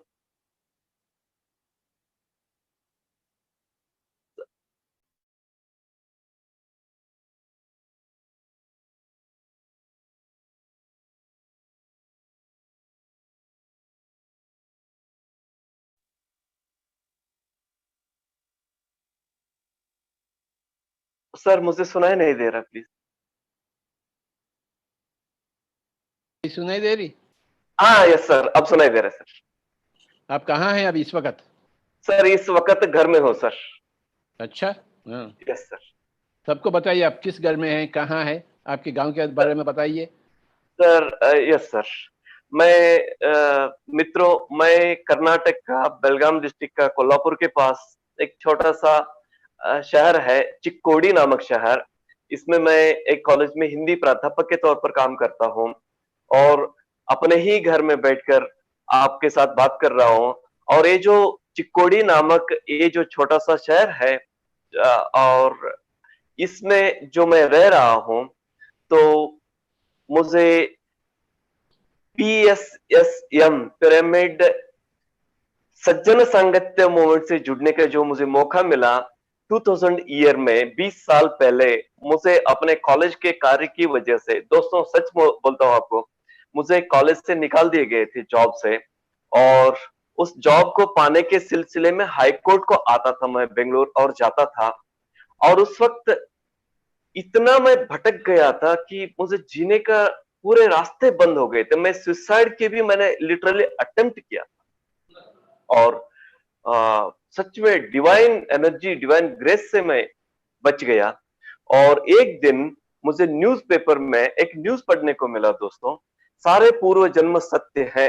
ऐसे मुझे अपने लॉजिंग से मैं जा रहा था हाईकोर्ट और न्यूज़पेपर में मिला और उसे उठाकर देखा, बुजुर्ग पढ़ते हुए बैठे थे और ऐसे पेपर पकड़े थे और उसे न्यूज़ पढ़ा तो डॉक्टर न्यूटन इज कंडक्टिंग, उसमें लिखा था कि I have seen my all my past lives.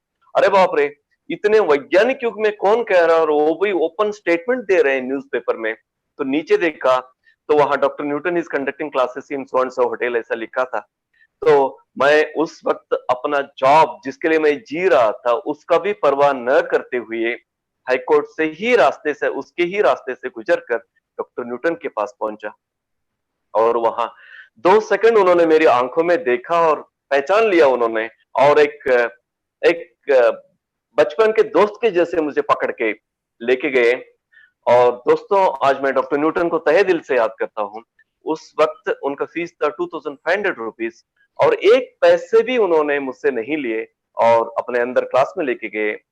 और सारे को वहां जो बैठे थे पास्ट लाइफ के एक्सपीरियंस सुना, उनको एहसास हुआ था। और मुझे जो हुआ, मैंने डॉक्टर न्यूटन से पर्सनली जाकर कहा कि मुझे इस तरह के एक्सपीरियंस हो गए। तो उन्होंने मुझे कार से आलिंगन किया, आपको बहुत अच्छा एक्सपीरियंस हुआ, ये पर्सनली आप जाकर मेरे गुरुजी से शेयर कीजिए। The day after tomorrow my Guru is arriving to Bengaluru, और उनसे मिलिए और शेयर कीजिए। दोस्तों 2 दिन के बाद मैं जहां सर का प्रोग्राम का एड्रेस मुझे मिला और वहां पे मैं गया। और दोस्तों जब सर को, पत्री सर को साक्षात मैंने देखा, उसके लिए आपको एक मेरा पीछा एक्सपीरियंस कहना चाहिए। उससे पहले 10 साल में ओशो के बुक्स को पढ़ता था, और जब ओशो ने बॉडी विकेट किया तो मैं अपने को ऑर्फन महसूस करता था। अरे यार, तू तो पुणे के साथ, पुणे के नजदीक जी रहा था, गया नहीं, कल के ऊपर टाल के तू ऐसे ही छोड़ दिया, तूने बहुत बड़ा मिस किया। अब तुझे जिंदगी में गाइड करने वाला कोई नहीं, तू रह गया अनाथ, तू लावारिस बन गया। अब मतलब बहुत सारे गुरु के पास में गया था दोस्तों, लेकिन मुझे वहां कोई रास्ता नहीं दिखा था मुझे।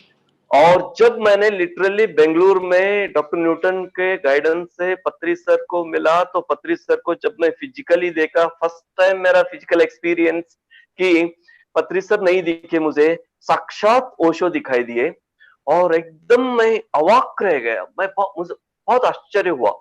और धीरे धीरे मैं होश में आया तो धीरे धीरे पत्री सर विजुअलाइज हुए। ये मेरे लाइफ का बहुत बड़ा एक्सपीरियंस है दोस्तों। उसके साथ मैं जुड़ गया, अपन पत्री सर के साथ जुड़ गया।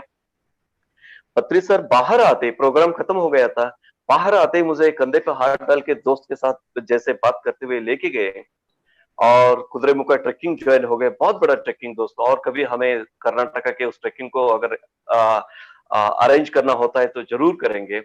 और उसके बाद दोस्तों मैं घर आया वापस चिक्कोड़ी।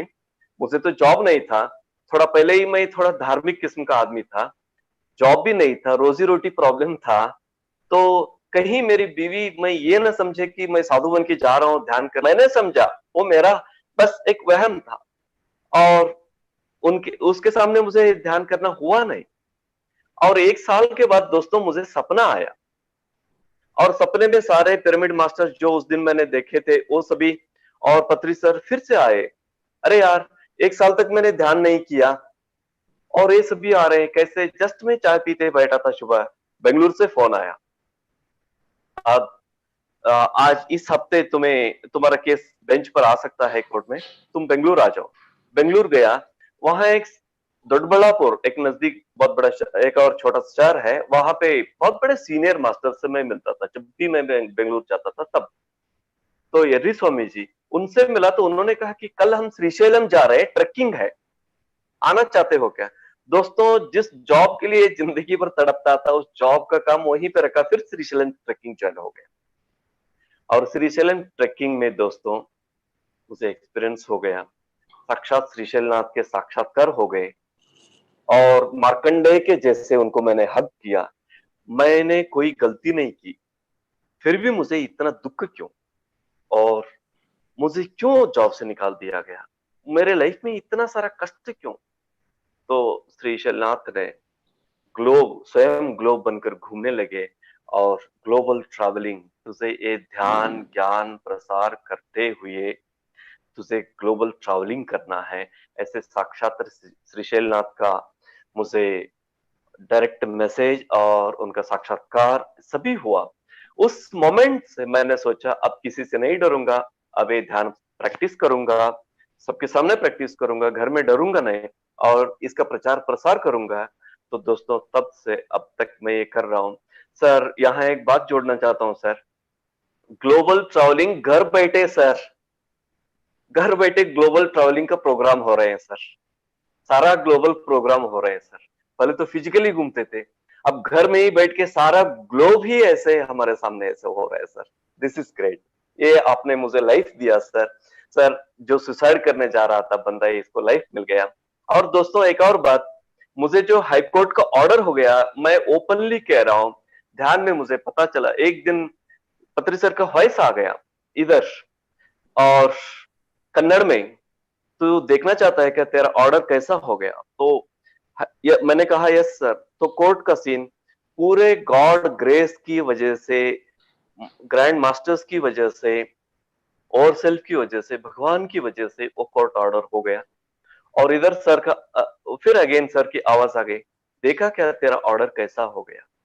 तो दोस्तों ध्यान में आने से जो सारी दुनिया एक होकर मुझे जॉब से निकाल दिए थे, तो गॉड ग्रेस से पीछे लागा जाए था लोक वेद के साथी, आ गए थे सदगुरु मिला दीपक दिया हाथी। दोस्तों मैं दुनिया जैसे कहती है वैसे मैं जा रहा था, लेकिन आगे इन द ईयर 2000 फिजिकली मुझे गुरुजी मिल गई, दीपक दिया हाथी। उस दीपक से मेरे अंदर का भी दिखने लगा और बाहर का भी दिखने लगा, भीतर बाहर एक हो गया। तो दोस्तों मेरी जिंदगी बन गई ये पीएसएसएन के साथ जुड़ने से। सर खास तौर से आज आपने जो कहा सज्जन सांगत्य मोमेंट, सर बहुत बहुत धन्यवाद सर, बहुत बढ़िया सर। इतना बड़ा ग्लोबल सज्जन सांगत्य का आपने हमें एक मौका दिया और जिंदगी भर के लिए हमें एक अलग, सर 2020 में हम अलग प्लेटफॉर्म में आ गए सर। हमें लग रहा है कि हमें एलिवेट किया गया है और नई दुनिया में हमें ऐसे आगे भेज दिया गया है, ऐसे लगा sir. This is what the life sir. अपने घर में बैठकर सारी दुनिया के साथ बात करने का मौका आपने दिया। Thank you Baba sir, thank you thank you thank you so much sir. जय हो कबीर जी का। जय हो सर, जय हो सर, जय हो विवेकानंद जी। विवेकानंद।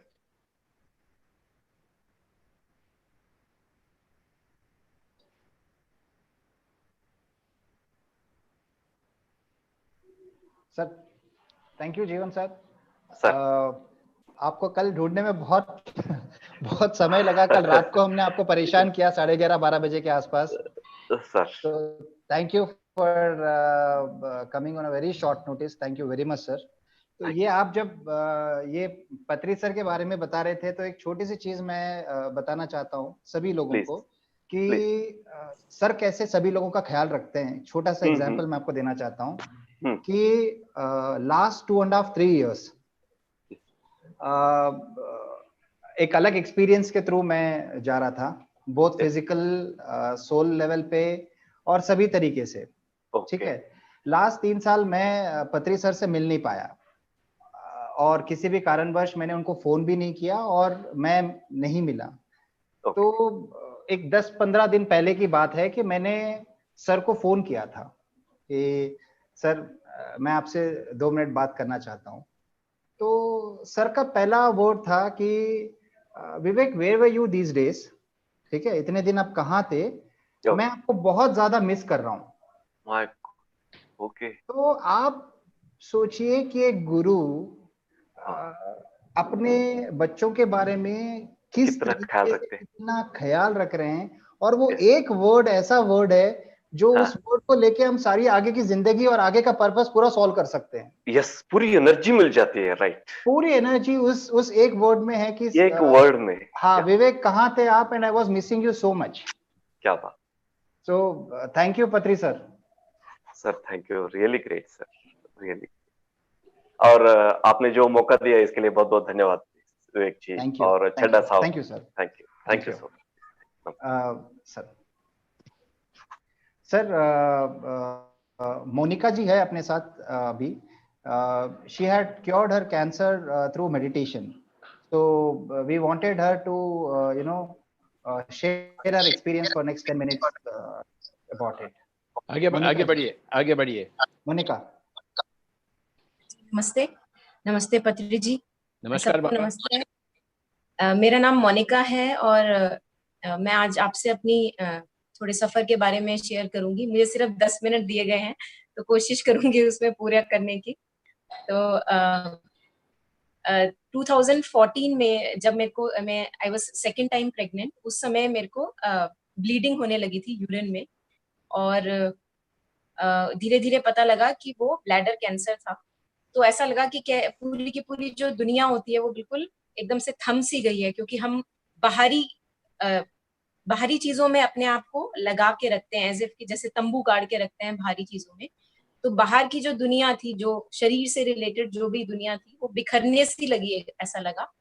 लेकिन कहीं ना कहीं एक बहुत ज्यादा उम्मीद थी कि कुछ अच्छा होने वाला है, कुछ शुभ होने वाला है। तो बहुत थोड़ा सा डर भी था, थोड़ा सा एंजाइटी भी थी, लेकिन थोड़ा ऐसा भी था प्रतीत कहीं पे कि शुभ होने वाला है और मुझे दिखाया जाएगा मार्ग आगे की क्या होना है। तो मैं डॉक्टर न्यूटन के टच में आई, और उसके बाद डॉक्टर न्यूटन ने मेरे को हितेश जी जो पिरामिड से जुड़े हुए हैं उनके पास भेजा। हितेश जी के पास मैंने 8 से 9 सेशंस लिए, और धीरे धीरे मुझे पता लगा कि ये कितना जरूरी था होना मेरे लिए, चाहे कैंसर या कोई और दूसरी ट्रेजेडी। क्योंकि जैसा कि अभी कबीर के बारे में सर बता रहे थे, तो कबीर ने इतना कोशिश करी लोगों को चेताने की, हर दोहे में कह रहे हैं कि चेत सके तो चेत, तो लेकिन हम चेतते नहीं है, क्योंकि हमने बाहरी जो अपना तंबू होता है वो बाहर गाड़ा होता है। और ये बताना बहुत जरूरी है कि तंबू बाहर नहीं गाड़ो, अंदर गाड़ो। मंदिर बाहर नहीं है, अंदर है। तो ऐसी कोई भी परिस्थिति जो हमें हिला के रख जाती है, जो हमें बुरी तरह से चकनाचूर कर जाती है, वो परिस्थिति बहुत शुभ है।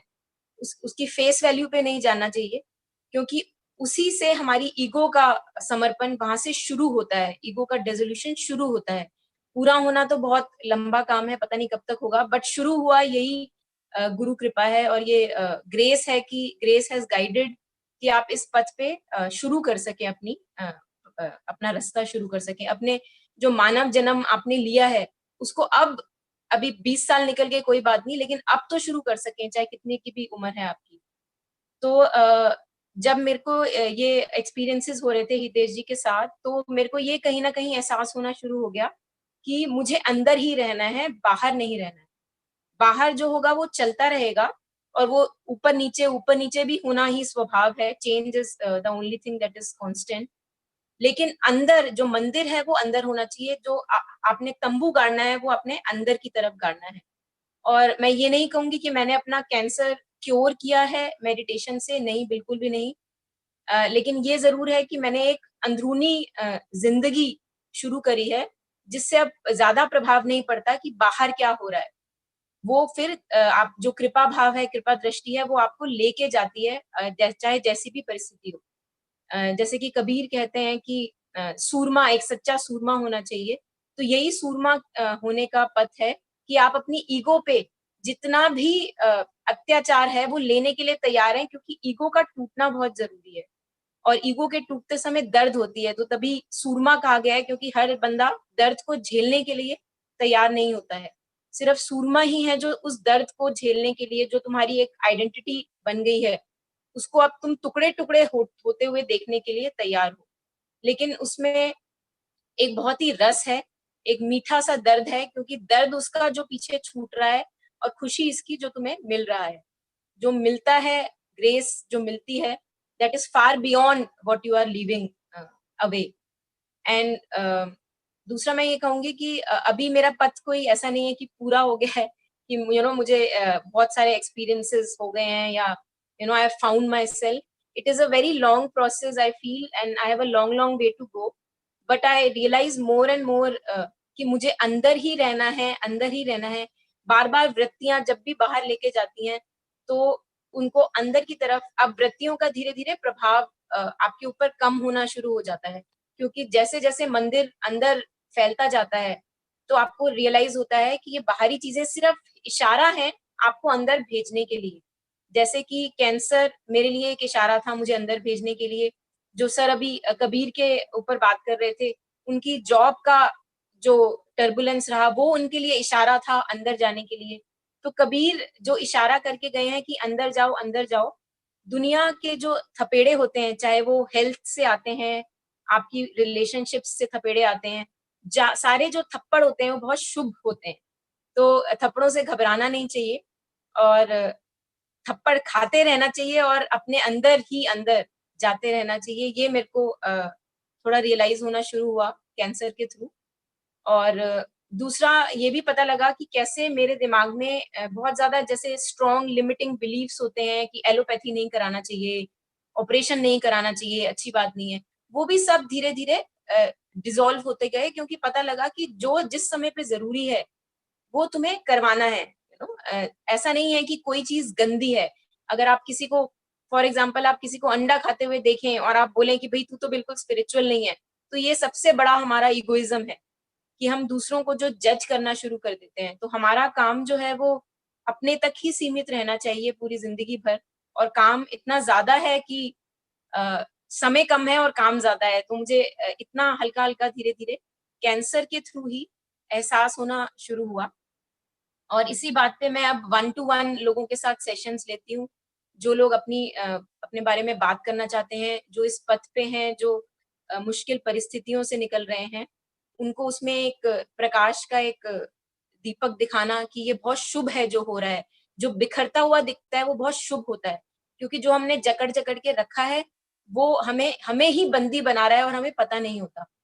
तो ऐसी चीजों में मेरा इंक्लिनेशन है। और मैं श्री अरविंदो आश्रम के साथ भी जुड़ी हूँ, कुछ आर्टिकल्स भी उसमें मैं बीच बीच में भेजती रहती हूँ, लाइफ से जुड़े हुए, अपनी जर्नी से जुड़े हुए। और एक छोटी सी कंपनी है livinglight.in, जो कि इसी उद्देश्य से बनाई गई है कि जो भी हम एक इक्का दुक्का लोग हैं जो अपनी अपनी डिफिकल्ट सिचुएशन से अब सीख कर रहे हैं light, so just to support them, just like I have been supported through my gurus, through my masters, all the way, and even now I have been supported, so just to extend that service to other people around me. And if there are any questions, I'll be very happy to take it. Thank you.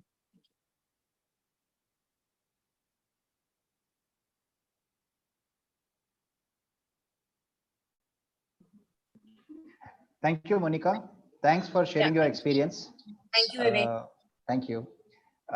Next, I would like to call upon Sahil. Bro. Yes. Hello. Yo, bro. Hi. Yo. What's Hello. up? Good to see you, Vivekanand ji. आपको after so long. Yes, we've all been missing you for sure. आपको इतने दिन बाद देखने को मिल रहा है. Good to see लोग you. सब आपको मिस कर रहे थे. Thank you. Thank you. Sahil, so you know we are short of time, so we are 1:15 now, so we have lunch time till 2 o'clock, so 2 बजे तक the entire screen is yours. और बाकी जो institutions है, Sensai and all, which are all working under the leadership of Patriji and you know the principles of Patriji, so over to you now. And hope you can all coordinate each other, right? Sure, we can. Okay, and Mahesh should be there from here to coordinate with you. Yeah. Excellent. Thanks, bro. Thanks. Thank you, Vivekanand ji. Thank you. So thank you, everybody. Thank you, Patriji. Hello, sir. Good to see you. And we are back, and it's really good to have you back. So welcome to to the Pyramid Society's PSSM Youth Connect. The purpose of this is कि आप सब ने PSSM में देखा होगा कितने सारे युवा के संस्थाएं हैं, कितने अलग अलग नाम से। तो आज हम युवा के संस्थाएं हैं, जितने भी युवा के ऑर्गेनाइजेशंस हैं, कितने नामों से, वो सब अलग अलग चेहरे हैं, पर उसके अंदर में, सबके अंदर में तत्व सबका एक है। For example Pyma, crazy youth group, Sensei, mad Buddhas, Zorba the Buddha and awake youths, ये सारे के सारे 6 organizations have been a very integral part of PSSM to spread meditation, ये ध्यान प्रचार में और लोगों को कोर लेवल में ध्यान का प्रचार करने में बहुत ही महत्वपूर्ण रहे हैं। ये सारे संस्थाएं अपने अपने जगहों पे PSSM की 18 सूत्र की फॉलो करते हुए इसको प्रचार किया गया है हर जगह। So now without further delay, मैं चाहता था कि आज आप सब लोग उन सारे संस्थाओं के फाउंडर से, को फाउंडर से मिले, all the youth leaders of these organizations, and see and hear from them कि वो इस विजन को, पत्री जी के इस विजन को कैसे अपने यूनिक तरीके से शेयर करते हैं, जिससे वो और नए नए लोगों को ध्यान में ला पाते हैं, जिससे हम एक दूसरे से सीखें और एक दूसरे को हेल्प करें। So we are all one and we are all together in this journey. We just have different faces. हमारे बस अलग अलग चेहरे हैं, लेकिन हम सब एक हैं। तो उसके बाद beautiful, I see you Venu on screen. So now I like to invite Venu Gopal, who is the founder of Paima, the new rebirth Paima organization, and Mr. Venu Gopal is here, and I would love to give him the platform to share about Paima. Venu, go ahead. Hello, good afternoon and happy afternoon, my dear friends. This is J. Venugopal from Visakhapatnam. My dear friends, Pyramid Youth for Meditation and Ahimsa, Paima. It was a beautiful organization founded by Brahmarshi Pitamaha Patriji, and our chief advisors are Swarnamala Patri ma'am and Srinivas Reddy sir and Paranita madam. We youth in PSSM are always focused on mainly two things. One thing is to celebrate our life, and the second thing, to learn spirituality, to reach the peaks of spirituality. To achieve that, Brahmarshi Pitamaha Patriji has founded Paima. So then, what's happening now? What are we doing? In this Youth Connect concept, what I would like to explain to you guys is, I would like to give you some idea about Paima and the core idea, core platform idea of Paima. So it's been 2 years since Paima was refounded, and we have been doing lots of beautiful things in Visakhapatnam and also in Andhra Pradesh and also in Telangana. We have been conducting so many meditation programs as well as another kind of so many seva karakrams also. So, but basic idea of Paima is Swamikar and Swakar. That means we have to balance both the physical reality as well as the spiritual reality. The main core idea is to balance these both things.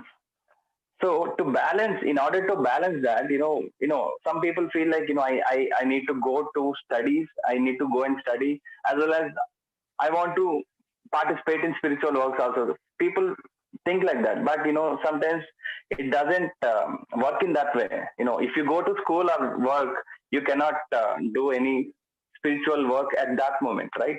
But still, we have come up with an idea for that, to achieve some spirituality. So we have come up with an idea, that is, we only work for 4 days in a month. This is the core idea of Paima. So we are working the same way. So I'm going to explain the idea. So we only work for 4 days. Either all of the youth in Paima, what we are doing is, we select a college or a school. In every first Saturday, we go to a college and teach them meditation. We do Ahimsa survey. Ahimsa survey means we give them 5 questions like, do you support Gandhiji's Ahimsa? And do you eat vegetarian? We ask them 5 questions. Just ask them 5 questions, and we take their phone numbers and we send messages to them regarding about vegetarianism and also about meditation. So the first Saturday of every month, we go to some colleges. There will be thousands of students, and we teach meditation to all of them, and we also introduce Ahimsa to them. And after that, we invite all the students to a seva karakram, seva program, that is Swachh Bharat. Every second Sunday, the first Saturday, we go and collectively we teach meditation to them, and after that, the second Sunday, we go to them and ask them to come forward to participate in Swachh Bharat program. So after the Swachh Bharat program, we will have a beautiful 10 minutes meditation session. After that, every third Saturday, we'll have a talent show. we'll have a talent show. You know, out of those students, there will be so many of talented students. So we will bring out the talent of them, and finally, the talent show will be done in every third Saturday. So after that, fourth Sunday, you know, it goes like the first Saturday, second Sunday, third Saturday, and fourth Sunday. So all these days, we only work on these 4 days only, and the behind plan will be done by another team, but the main core people will do only 4 works. So 4 days of work only. So in the last Sunday, what we do is we bring a beautiful great pyramid master, and we conduct a workshop, spiritual workshop. So out of those 1,000 people, the first day, whoever we taught meditation, whoever learned meditation, our main aim is to filter the people who are really willing to spread spirituality.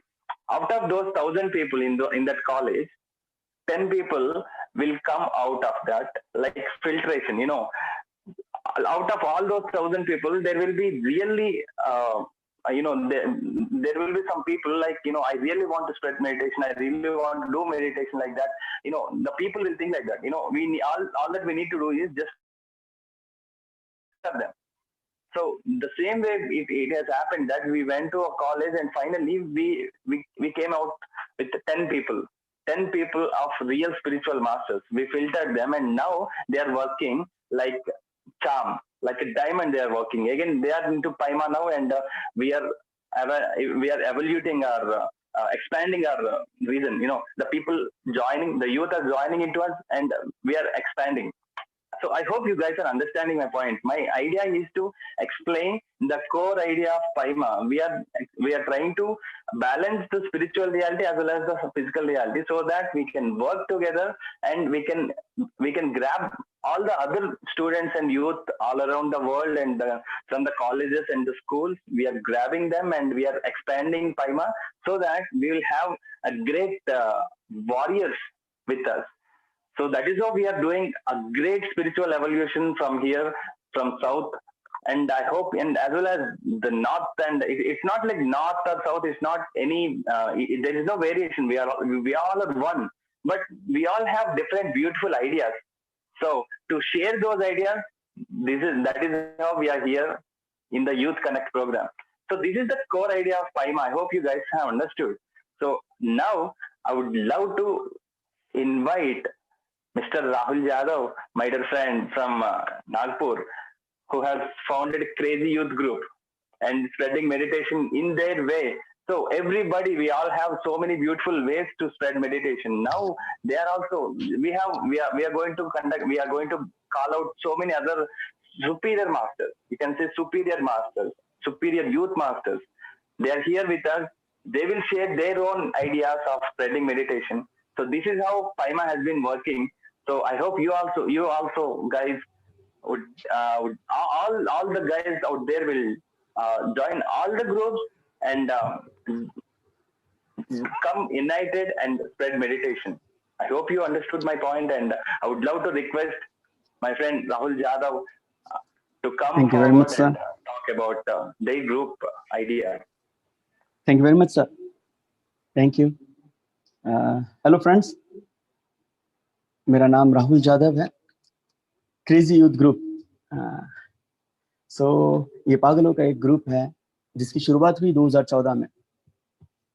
इसका mission बहुत clear है, हर घर ध्यान, हर घर pyramid. ढेर सारी मस्ती के साथ, ढेर सारी ऊर्जा के साथ हर कोई इस चीज को कनेक्ट कर पाए।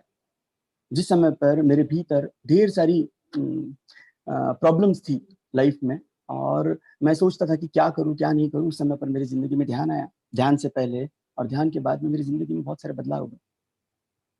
कुछ छोटी सी लाइंस लिखी थी मैंने।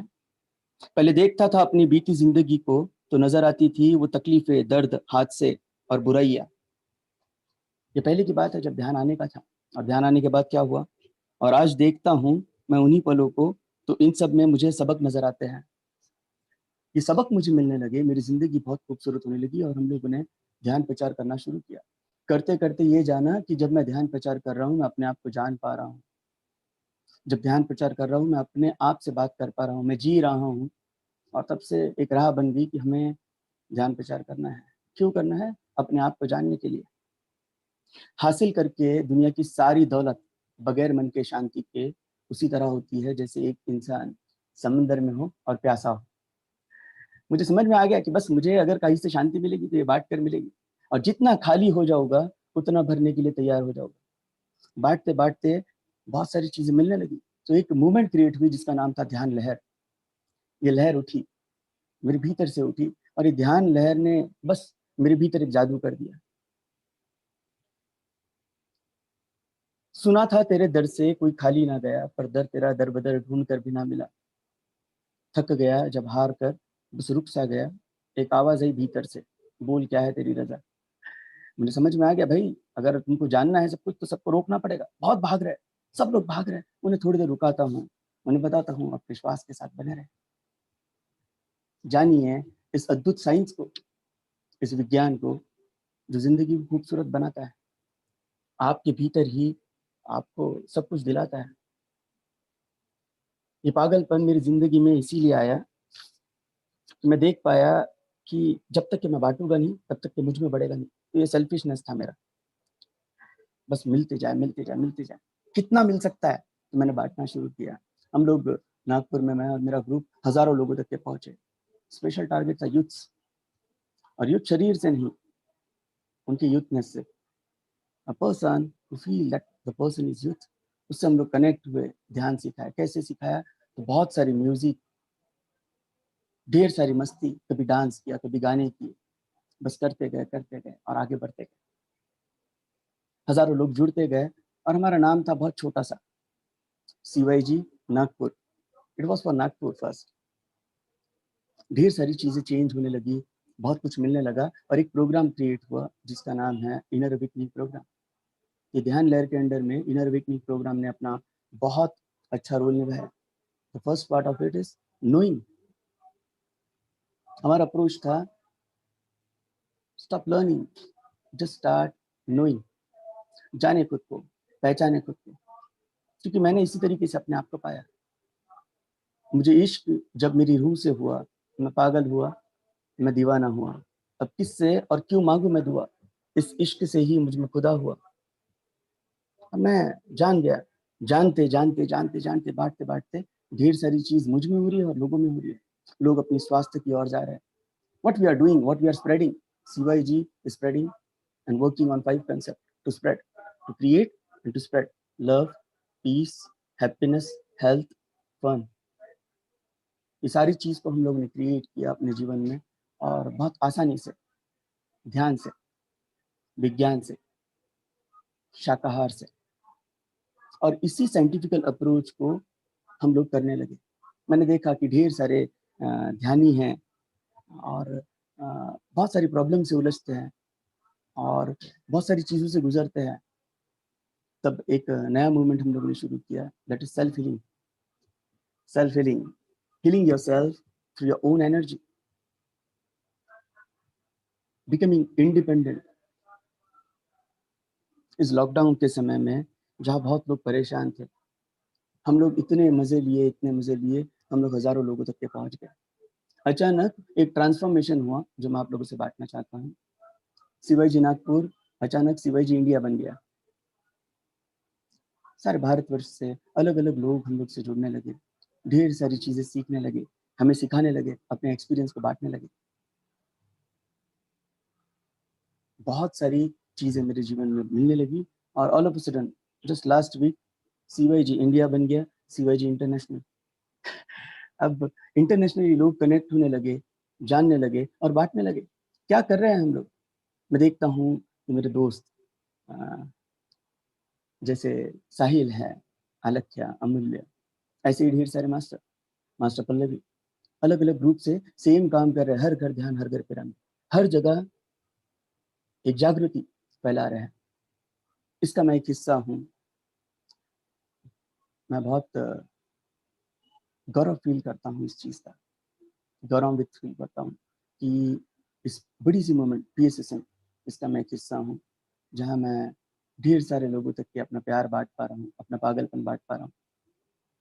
और मुझे सिर्फ इतना पता है, when you are crazy, everything will be easy. And I see that craziness in everything, especially in masters. They are crazy about everything. Now, I just want to invite the crazy person, great master, Alakya from Delhi, founder of Sensei. So, master, please continue. Thank you, thank you, thank you.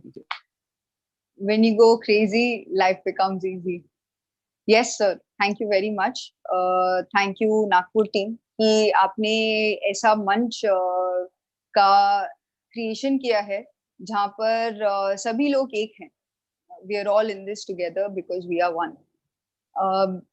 मैं अभी represent कर रही हूँ sense India, एक youth organisation जो बहुत सारी चीजें करते हैं. मैं इसके साथ एक शुरुआत करना चाहती हूँ इसकी स्टोरी का.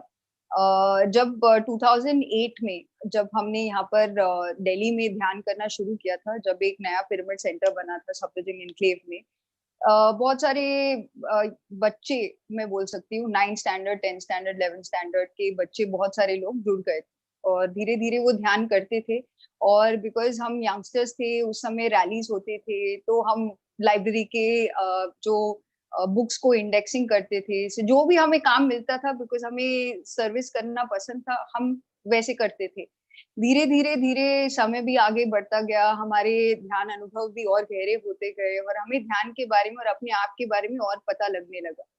ये बनते बनते इवॉल्व हुआ कि सब हमें लगा कि एक यूथ का मैगजीन होना चाहिए. और इस यूथ का मैगजीन हमने इसका निर्माण किया 2015-16 में, जब हम सब इवेंट्स के लिए जाते थे, लोगों से ध्यान के अनुभव बांटते थे, एक मैगजीन के तौर पर जिसका नाम था इट्स योर्स, जिसमें हम सब ने, बहुत सारे नए पुराने मास्टर्स ने मिलकर एक ऐसा मैगजीन का दर्शन किया जहां पर जो यूथ के लिए था, सिर्फ यूथ के लिए था. बिकॉज हमें उस समय लग रहा था कि बिकॉज हम दिल्ली एक मेट्रोपॉलिटन शहर में है, कि यूथ के लिए एक ऐसा मैसेज, ताकि जो हम Vivekananda said speak according to the understanding of the listener. तो हमें लगा ठीक है, यूथ को अगर जिस प्रकार हम ध्यान लेके जा सकते हैं, वो आसानी से उसको समझ सकते हैं, बिकॉज वो आसान है, बस उनको उस तरीके से बात करना है. और जब पहला मैगजीन लॉन्च हुआ था पति सर के हाथों से GCSS में इन 2016, एंड इसका फिर जर्नी आगे बढ़ा, बिकॉज हर एक चीज के लिए एक दिशा चाहिए होती है. जब हम सब टीम मेंबर्स बैठे और हमने सोचा कि अच्छा, हम अगले मैगजीन बनाना चाहते हैं, हम किस दिशा में जाना चाहते हैं, उस समय निर्माण हुआ ये संस्था का नाम सेंसे. सेंसे जापानीज का शब्द है जिसका नाम का अर्थ है मास्टर. मास्टर इन जापानीज एक टीचर, बट पति सर बोलते हैं no one is a teacher, we are all enablers. हम बस एक को एनेबलर कर सकते हैं. So Sensei's full form is initiative of seekers and enablers of self-empowerment, because सब लोग both internationally and within India itself understand what self-empowerment means. And जैसे सर ने बोला था, ये self बहुत प्रकार के हैं. ये ego self है, एक soul self है, एक universal self है. All that's self-empowerment. And इस motivation से हमने शुरू किया था सेंसे.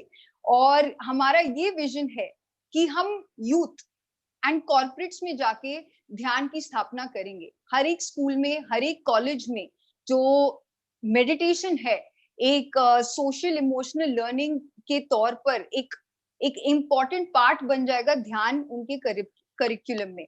और इसके लिए हम मेनली 3 प्रकार के तौर पर हम ये मैसेज को आगे बढ़ा रहे हैं. सबसे पहले है कि हम माइंडफुलनेस वर्कशॉप्स करते हैं स्कूल्स, कॉलेजेस एंड कॉर्पोरेट्स में. इसके लिए हमने बहुत सारे, पहले भी हम ध्यान के साथ सेशंस लेते थे, पहले भी हम ध्यान प्रचार करते थे, बट उस अनुभव से हमने ये सीखा कि हम कैसे आसानी से एक मॉड्यूल के तौर पर दूसरों तक ये मैसेज पहुंचा सकते हैं.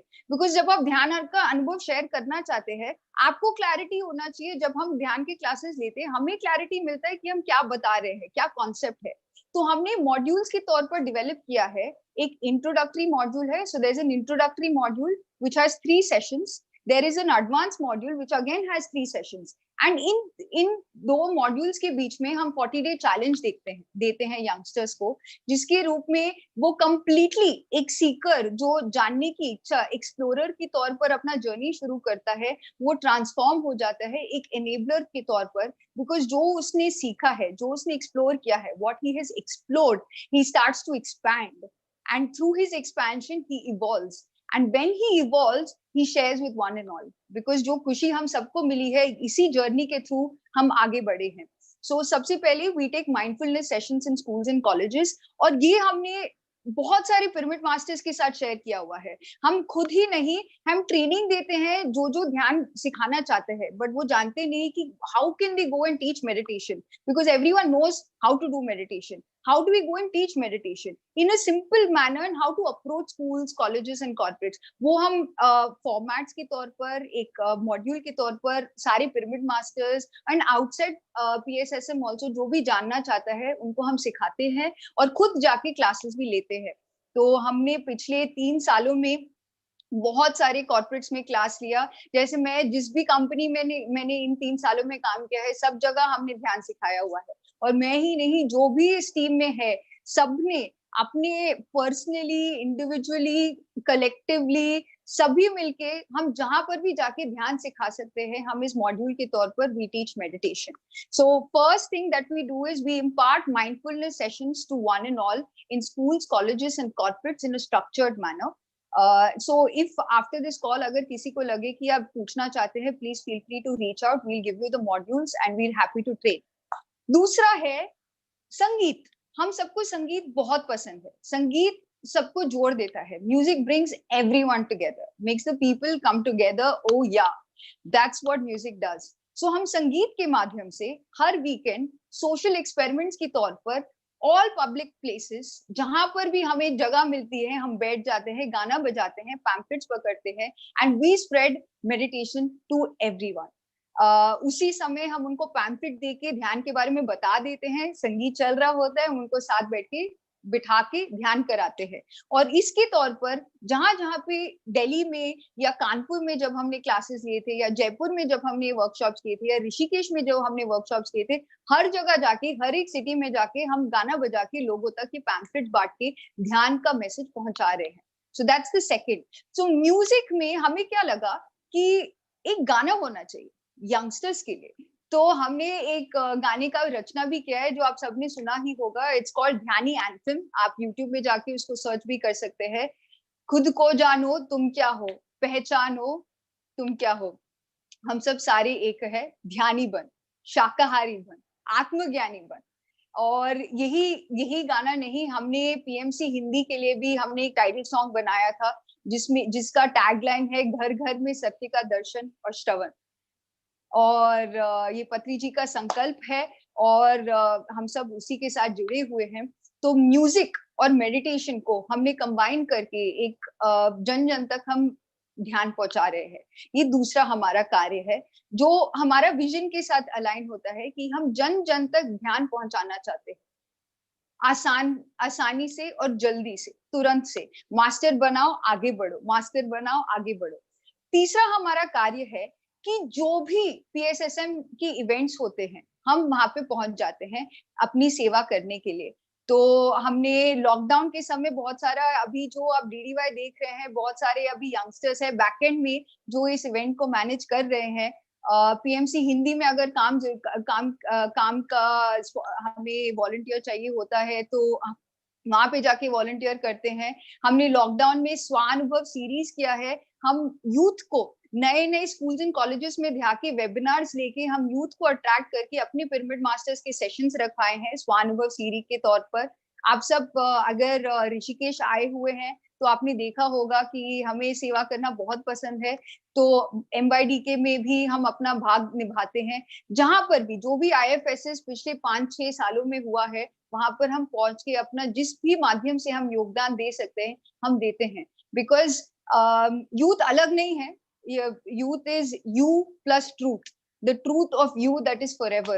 So PSSM के masters हम सब मिलके, Sensei is youth organization. It is the truth that the true you is what is resonating with everyone else. ये इसके माध्यम से हम जन जन तक ध्यान पहुंचा रहे हैं। तो इस प्लेटफॉर्म में अगर आपको अपने एक्सपीरियंसेस अगर आप शेयर करना चाहते हैं तो हम हर वीकेंड एक इंस्टाग्राम सीरीज भी कर रहे हैं, एक्सपीरियंस मैराथन, ताकि हम क्विक इनोवेटिव वेज में लेके लोगों तक ध्यान कैसे पहुंचा सकते हैं। और अब हमारा अभी एक इवेंट हो रहा है जिसमें हम सब भागीदारी है और हम अपना योगदान दे रहे हैं, और हम चाहते हैं कि आप भी अपना योगदान दे, बिकॉज सेवा हम सब करना चाहते हैं, बस एक इच्छा होनी चाहिए और वही हम सबको जोड़ देता है। तो हम सब ही सेंसे हैं, सेंसे इज अ मास्टर, जो पति सर हमें बुलाते हैं। एंड तो जो ये इवेंट हम कर रहे हैं इसका नाम है digital international yoga day, DIYD, जो जून 21 को हो रहा है। And it is a never before done event, because वो पूरे 24 घंटे, फुल 24 आवर्स, 17 म्यूजिशियंस, 17 स्पीकर्स और 10 म्यूजिशियंस के साथ लगातार हम पत्री सर के साथ ध्यान करेंगे। ये एक संकल्प के तौर पर पत्री सर ने हमारे साथ शेयर किया था, एक दिन कॉल करके बोला we must do this event 24 hours, 7 AM June 21 to June 22 7 AM। तो अब हम सब उसी के लिए मिलके काम कर रहे हैं। और जैसे ये प्लेटफॉर्म PSSM यूथ कनेक्ट आया है, जो भी इस प्लेटफॉर्म में अभी आया है, हम सब मिलके इस इवेंट को आगे बढ़ा रहे हैं।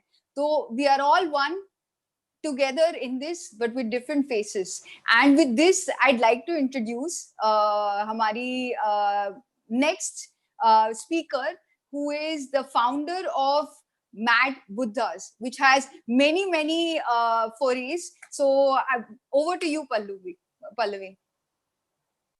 Thank you, Alekhya. And hello, everyone. And welcome to DDY 7. I hope you're all enjoying from morning. And I'm Pallavi, the founder of Mad Buddhas. So Mad Buddha एक organization नहीं है. It is initially there was no name of Mad Buddhas, but it has came through the mouth of Patriji when we started with the thing called animation. And let me just get back to the history, how it born. So I'm last 14 years into PSSM, and I started my journey experiencing a lot of things, and then started teaching people meditation, and then got married to the pyramid master in a Bangalore, and then we got shifted to Delhi, in Gurgaon especially. And after that, spreading meditation on every weekend together with my husband, and on a weekdays I used to spread meditation in Gurgaon. So this is how we gathered a lot of people in Delhi, wonderful people, team of people who wants to volunteer for PSSM principles. And later in some around 2016, so I used to get the people, the youth from Delhi for the guidance. So we were a number of people going to the Mahatar Babaji's cave trip. So while coming, I just got a thought that I was having these people like who are designers, animators, content writers. So just the thought came in my mind that what if we do the Patriji animation? So the response of the team was like, yes, we can do it. Let's try it. So this is how we get into the animation. And so far as Sir's wish, Sir want 18 principles of PSSM in the form of animation, and then it's like a movie. So far we have completed 4 principles of PSSM, and more will come in future. So this is how Mad Buddha formed, and Sir given a Mad Buddha name. So this is a creative wing of PSSM, and not an organization. The big organization is PSSM, of course. So we are a small part of PSSM where we representing different skills. So the thought of Mad Buddha is like we have designers, we invite graphic designers, illustrators, content writers, animators, and visual artists. So these people, and we donate or we dedicate our skills in case of creating some spiritual products. So this is how Mad Buddha comes with the spiritual products. We also come up with spiritual event. We organize events, and we collaborate with different spiritual organizations so that they could come to the PSSM platform, and we also introduce our Patriji principles to their platform. So this is how we introduce each other, working with other organizations through PSSM. And later, after animation, we come up with the thought of spiritual t-shirts, which are definitely very well appreciated by the PSSM people as well as outside people, where our thought was to spread the message of meditation, the wisdom of Patriji through t-shirts. So then after we come up with a thing of called authors and readers and writers. So that is Mad Buddha's Publishing House. So we have publishing house and which has taken a form of a company now, so that we can more explore the idea of publishing industry, especially to the PSSM authors, where we want to give a big exposure and the big distribution all over India as well as internationally, that how the wisdom of pyramid masters could go to the all over the world, just not getting limited to the PSSM. And also we are getting, so this branch of publishing, we are restricted to the area of holistic approach. So we have all the authors who having their content based on the holistic living. So this is how we promote the holistic living through the venture of publishing. And we are also encouraging more people to read the books. So this is how on and off we do the campaigns to our social portals and having a book readings to inspire more Indian crowd for the reading. And then coming up with the authorships, we have different programs for the authors. For example, this thing actually born after the book release of Mahavatar, and the things came up very hugely. And I would like to share just a small experience related to how the publishing has gone. So far, I also like to share the names of the co-founders in Mad Buddha. So we have very skillful people called Akash Suri, Jasprit Matharu, Prisla Netalkar, Ankit Mamgen, Nandini Bansal, Charu Thaplial, Amita Pishen. So these are very creative minds. And initially, truly to say, I'm not from any field which they are.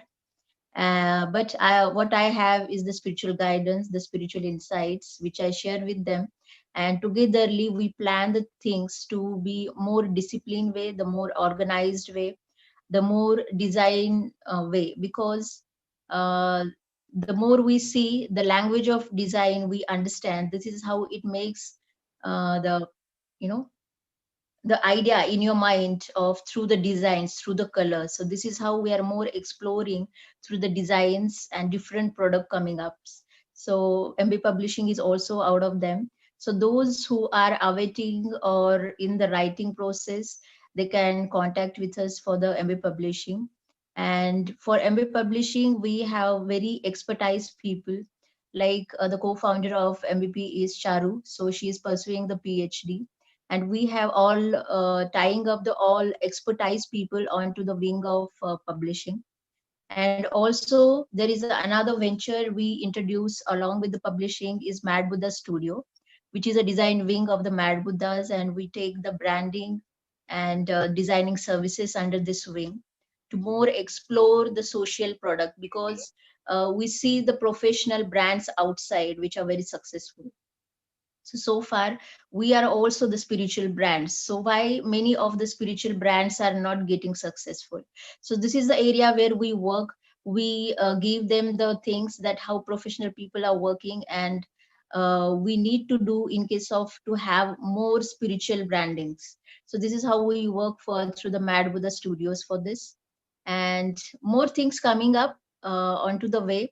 So please join us on every Sunday. We do readings at 10 p.m. So many more activities under the Mad Buddha keeps happening. And yeah, this is what we do. And also with along with this, we always also organize the spiritual trips.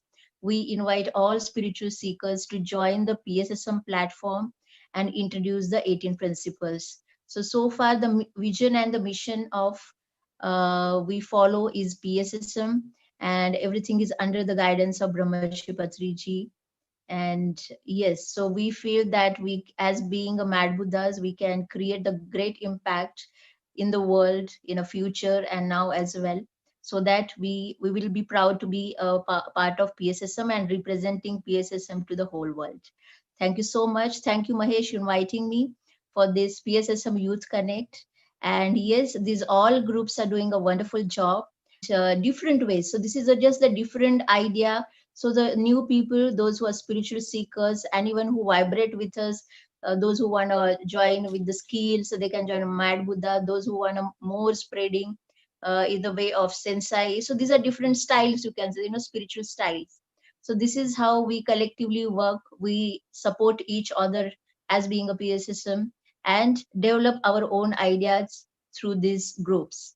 So thank you so much. And I introduce another dynamic woman and a friend of mine, Fultoshi Chakraborty, and she's the founder of Zorba the Buddha group from Raipur. And let's see. Welcome, Fultoshi. Yeah, thank you, Pallavi. Thanks, and thanks to all the great masters of Nagpur team. And thanks, Mahesh, for giving me this platform. In fact, आज मैं थोड़ा भावुक हो रही थी because एक time ऐसा था जब मैं किसी कंपनी में काम करती थी और रात दिन मैं स्ट्रगल करती थी, मेरी जॉब बच जाए कैसे, मुझे बस कंपनी में रहना है. और आज इस PSSM में रह के I am feeling like I am entrepreneur and I am the founder.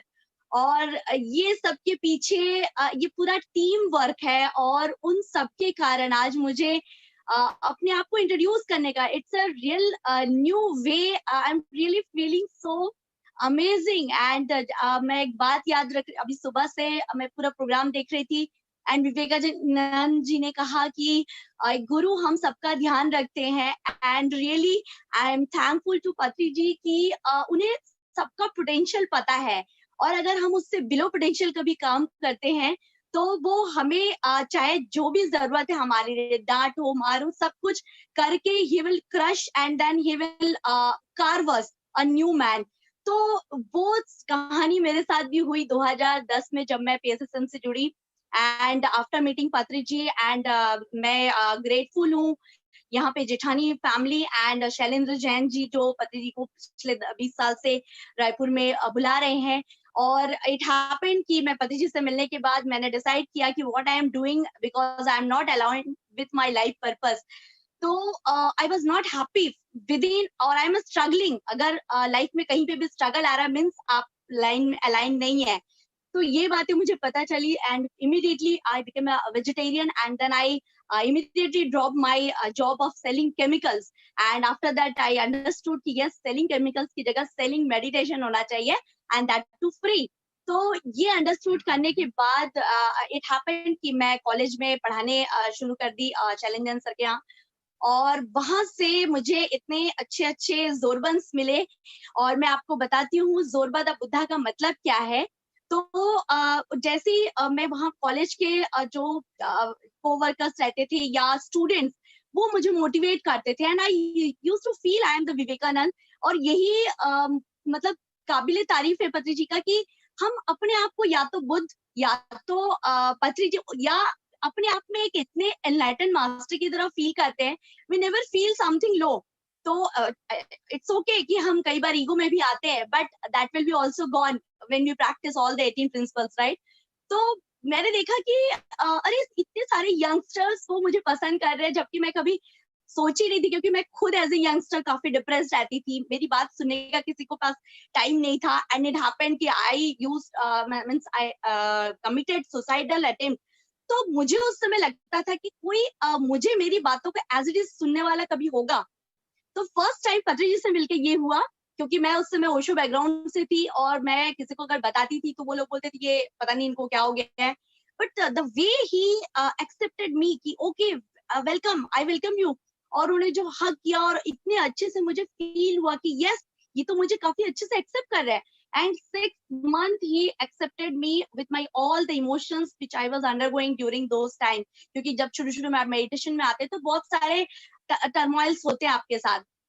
The best thing was I started teaching meditation in college as well as पूरा RIT में जहाँ पे हमको देखना पड़ता था. जैन सर हमको बताते थे और हम सारा चीज एग्जीक्यूट करते थे. तो मुझे रियलाइज हुआ कि teaching meditation is such a pleasure. तो और जो यूथ है वो मुझसे कनेक्ट होने लगे कि मैम हमें ये प्रॉब्लम है, मैम हमें ये समझ नहीं आ रहा है, ये रिलेशनशिप इश्यूज हैं. तो पार्ट टाइम में काउंसलिंग करती थी and Jain sir used to tell me, अरे कितना काम करोगे, सुबह 6 बजे से लेके रात को 10 बजे तक। यूज्ड टू टेल मी कि प्लीज आप घर जाइए। And there happened I met with Preeti and she is the first जोरबन बोल सकते हैं। मैं उससे मिली, फिर मैं उसको बोली ऐसे ऐसे, वो बोलती थी मैम आप इतने खुश कैसे रह सकते हो, तो मैंने कहा मेडिटेशन। तो बोली कि ये मेडिटेशन से कैसे ऐसे होगा, no no no I don't want to do that. तो फिर मैंने उसके साथ जब टाइम स्पेंड करना शुरू किया तो शी वॉज इंस्पायर्ड कि yes ma'am I also want to. Then ऐसा हुआ कि हम एक बार जोरबा नाम से समझने के लिए हम गए पुणे में ओशो कम्यून। वहां पे बहुत सारा कॉन्सेप्ट हमको दिखा एंड ओशो के कॉन्सेप्ट भी हमको समझ में आने लगे। And she also met with Patri ji. Then after that हमने डिसाइड किया कि हमारा भी सेंटर होना चाहिए, क्योंकि बाय दैट टाइम हमने जॉब लेफ्ट कर दिया था वहां पे। उसके बाद हमें लगा कि अब हमें as a group of people work करना है। और मेरा खुद का एक फ्लैट था, उसको बस मैंने सोचा चलो यही हमारा सबका मिलने का एक अड्डा होना चाहिए।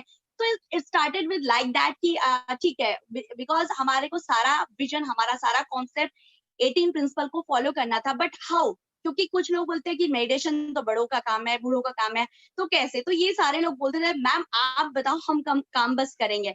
तो मुझे लगता था इनोसेंट है, दे डोंट आस्क मी, नहीं बस आप बोलिए, आपके गुरु ने जो बोला वही हम करेंगे।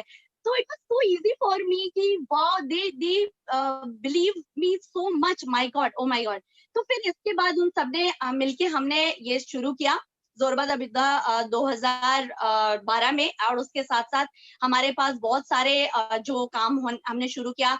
अभी लेटेस्ट में ऑनलाइन में लॉकडाउन के साथ साथ हमने ये सारा काम पीएमसी जोरबा के थ्रू सारा शुरू किया हुआ है। और यहाँ पे हम 18 प्रिंसिपल लाइक जोरबा टूर्स एंड ट्रैकिंग्स है, उसमें हम काम करते हैं, क्योंकि यूथ उससे अट्रैक्ट होता है। उसके साथ साथ हम बहुत सारे ऐसे यूथ कॉलेजेस और यूथ को हम अट्रैक्ट करते हैं जो अपना टाइम, अपना जो भी कर रहा है उसके साथ काम को करते हुए हमारे साथ मिलके काम करता है। तो it was like all the youth, but it is for everyone having means youth temperament. It's not कि वो एज से यूथ हो, लेकिन हाँ वो 18 प्रिंसिपल को फॉलो करना चाहते हैं।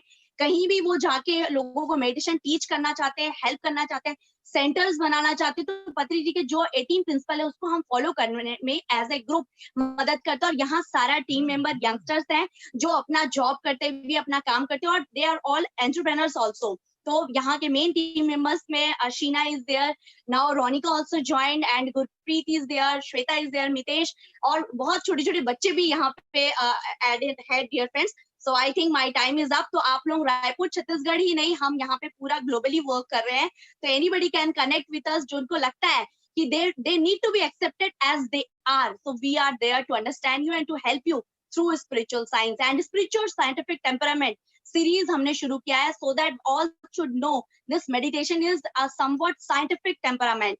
So all the concepts of PSSM only, but in our own innovative way through this youngsters, dear friends. Thank you so much, Mahesh, for giving me this much time. Thanks. I hope I am on time. Thanks. And I would like to invite our new Awaken, means a founder of Awaken Youth, that is Dynamic Master Sahil ji, for his experience sharing. Thank you so much, Fultashi. It was amazing to receive things from you. You've been a great master, a great support system for so many people. Undoubtedly, आपने बहुत काम किया है रायपुर में। मैं भी आपसे कई बार मिला हूँ, आपसे कई बार हम सबको मौका मिला है कुछ ना कुछ सीखने के लिए। So thank you, Fultashi. Thank you, Alekhya. Thank you, Rahul. Thank you, Venu. And thank you, everybody who've come together. And thank you, Pallavi, for coming out and sharing your beautiful things about your organization. So many colors. एक ही सत्य है, कितने रंग हैं हमारे। तो उसी से एक और रंग है Awakened Youths. ये organization has been, I founded this organization some around 6 years ago, and एक WhatsApp ग्रुप से चालू हुआ था। जब मैं ध्यान में जाने लगा और ध्यान में एक्सप्लोर करने लगा, तो मैं बहुत सारे युवाओं से मिलने लगा, एंड मैंने देखा कितने सारे युवाएं हैं जिनमें कितनी जिज्ञासा है आध्यात्मिकता के लिए, एंड उसके उनको कोई समझ नहीं पा रहा है, and people are finding it difficult to accept them, क्योंकि ऐसे विचार इतने युवा अवस्था में लोगों को थोड़ा सा अजीब लगता है कि ये इस उम्र में ऐसी प्रश्न क्यों पूछ रहा है कि मैं कौन हूँ, मेरा पर्पस क्या है, क्या पिछला जन्म होता है या नहीं होता है। क्योंकि अभी इस पृथ्वी में जो बच्चे जन्म ले रहे हैं, जो युवाएं जन्म ले रहे हैं, वो सब थोड़े से इवॉल्व्ड हैं, they are more evolved than the past generation. ये हर जनरेशन के साथ होता है, हर जनरेशन दूसरे जनरेशन से और इवॉल्व होता है। तो उनको समझने के लिए ऐसा लगा, क्योंकि every youngsters I feel have been misunderstood. हर युवाओं को जब अपने स्पिरिचुअल ग्रोथ में जब वो जाते हैं तो उन्हें समझने में थोड़ी दिक्कतें आती हैं बड़ों को, लेकिन वो कोई अलग नहीं है, कोई भी अकेले नहीं है। इस पूरे जर्नी में हम सब साथ हैं। इसीलिए हमने एक ऑर्गेनाइजेशन बनाया अवेकन यूथ बोल के, एंड जिसमें हम सब ने एक आई स्टार्टेड गैदरिंग पीपल। तो एक एक नए युवा जहाँ से मिलते रहे from all over the world. When I was travelling through the world, I started meeting these new people from everywhere, and उन सबको एक ग्रुप में डालता गया ताकि एक दूसरे से जुड़े, एक दूसरे से सीखे, एक दूसरे से वो बढ़े। क्योंकि पत्री सर ने जिस तरह का कहा, सज्जन सांगत्य, वही हमारा एक बहुत बड़ा स्ट्रेंथ है। That is one of the biggest strength of PSSM is that we learn from each other. इसीलिए सज्जन सांगत्य इतना जरूरत है, एक दूसरे से सीखने इतना जरूरत है। इसीलिए ये सारे युवाएं संस्थाएं बनाए गए हैं ताकि ये सब एक संघ है।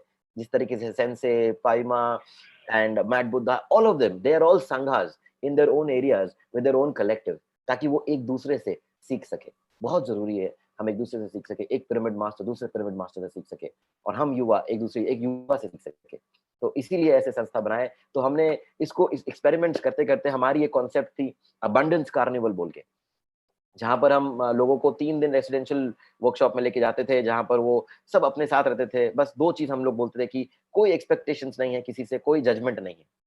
जब एक आदमी ऐसे वाइब्रेशंस में रहता है जहां उससे कोई कुछ एक्सपेक्ट नहीं करता और जहां उससे कोई जज नहीं करता, तो वो अपने ओरिजिनल तत्व में आ जाता है, ओरिजिनल प्राकृतिक स्वभाव में आ जाता है।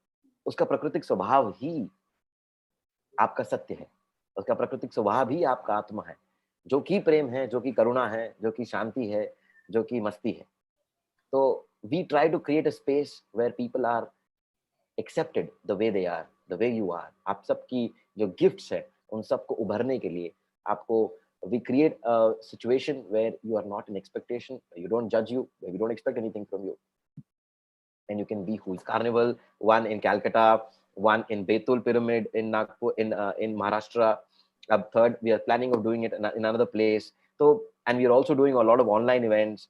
हम लोग ने काफी तरह AY लाइव गया, हमारा अवेकन यूथ लाइव सेशंस हुए, जिसमें हम जितने भी युवाएं हैं, अवेकन यंगस्टर्स, अवेकन यूथ का मतलब ये है कि हम सारे अवेकन यूथ एक साथ आके एक दूसरे से सीख के सबको बांटे। तो that is why we formed this, and so we learned from each other. So we had an AY live sessions where Patri ji also came for a beautiful interview with us, and we had so many youngsters coming from all over the world.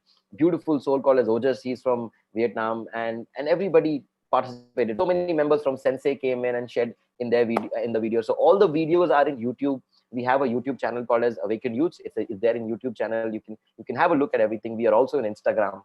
And with that, I would like to say that it's such an honor.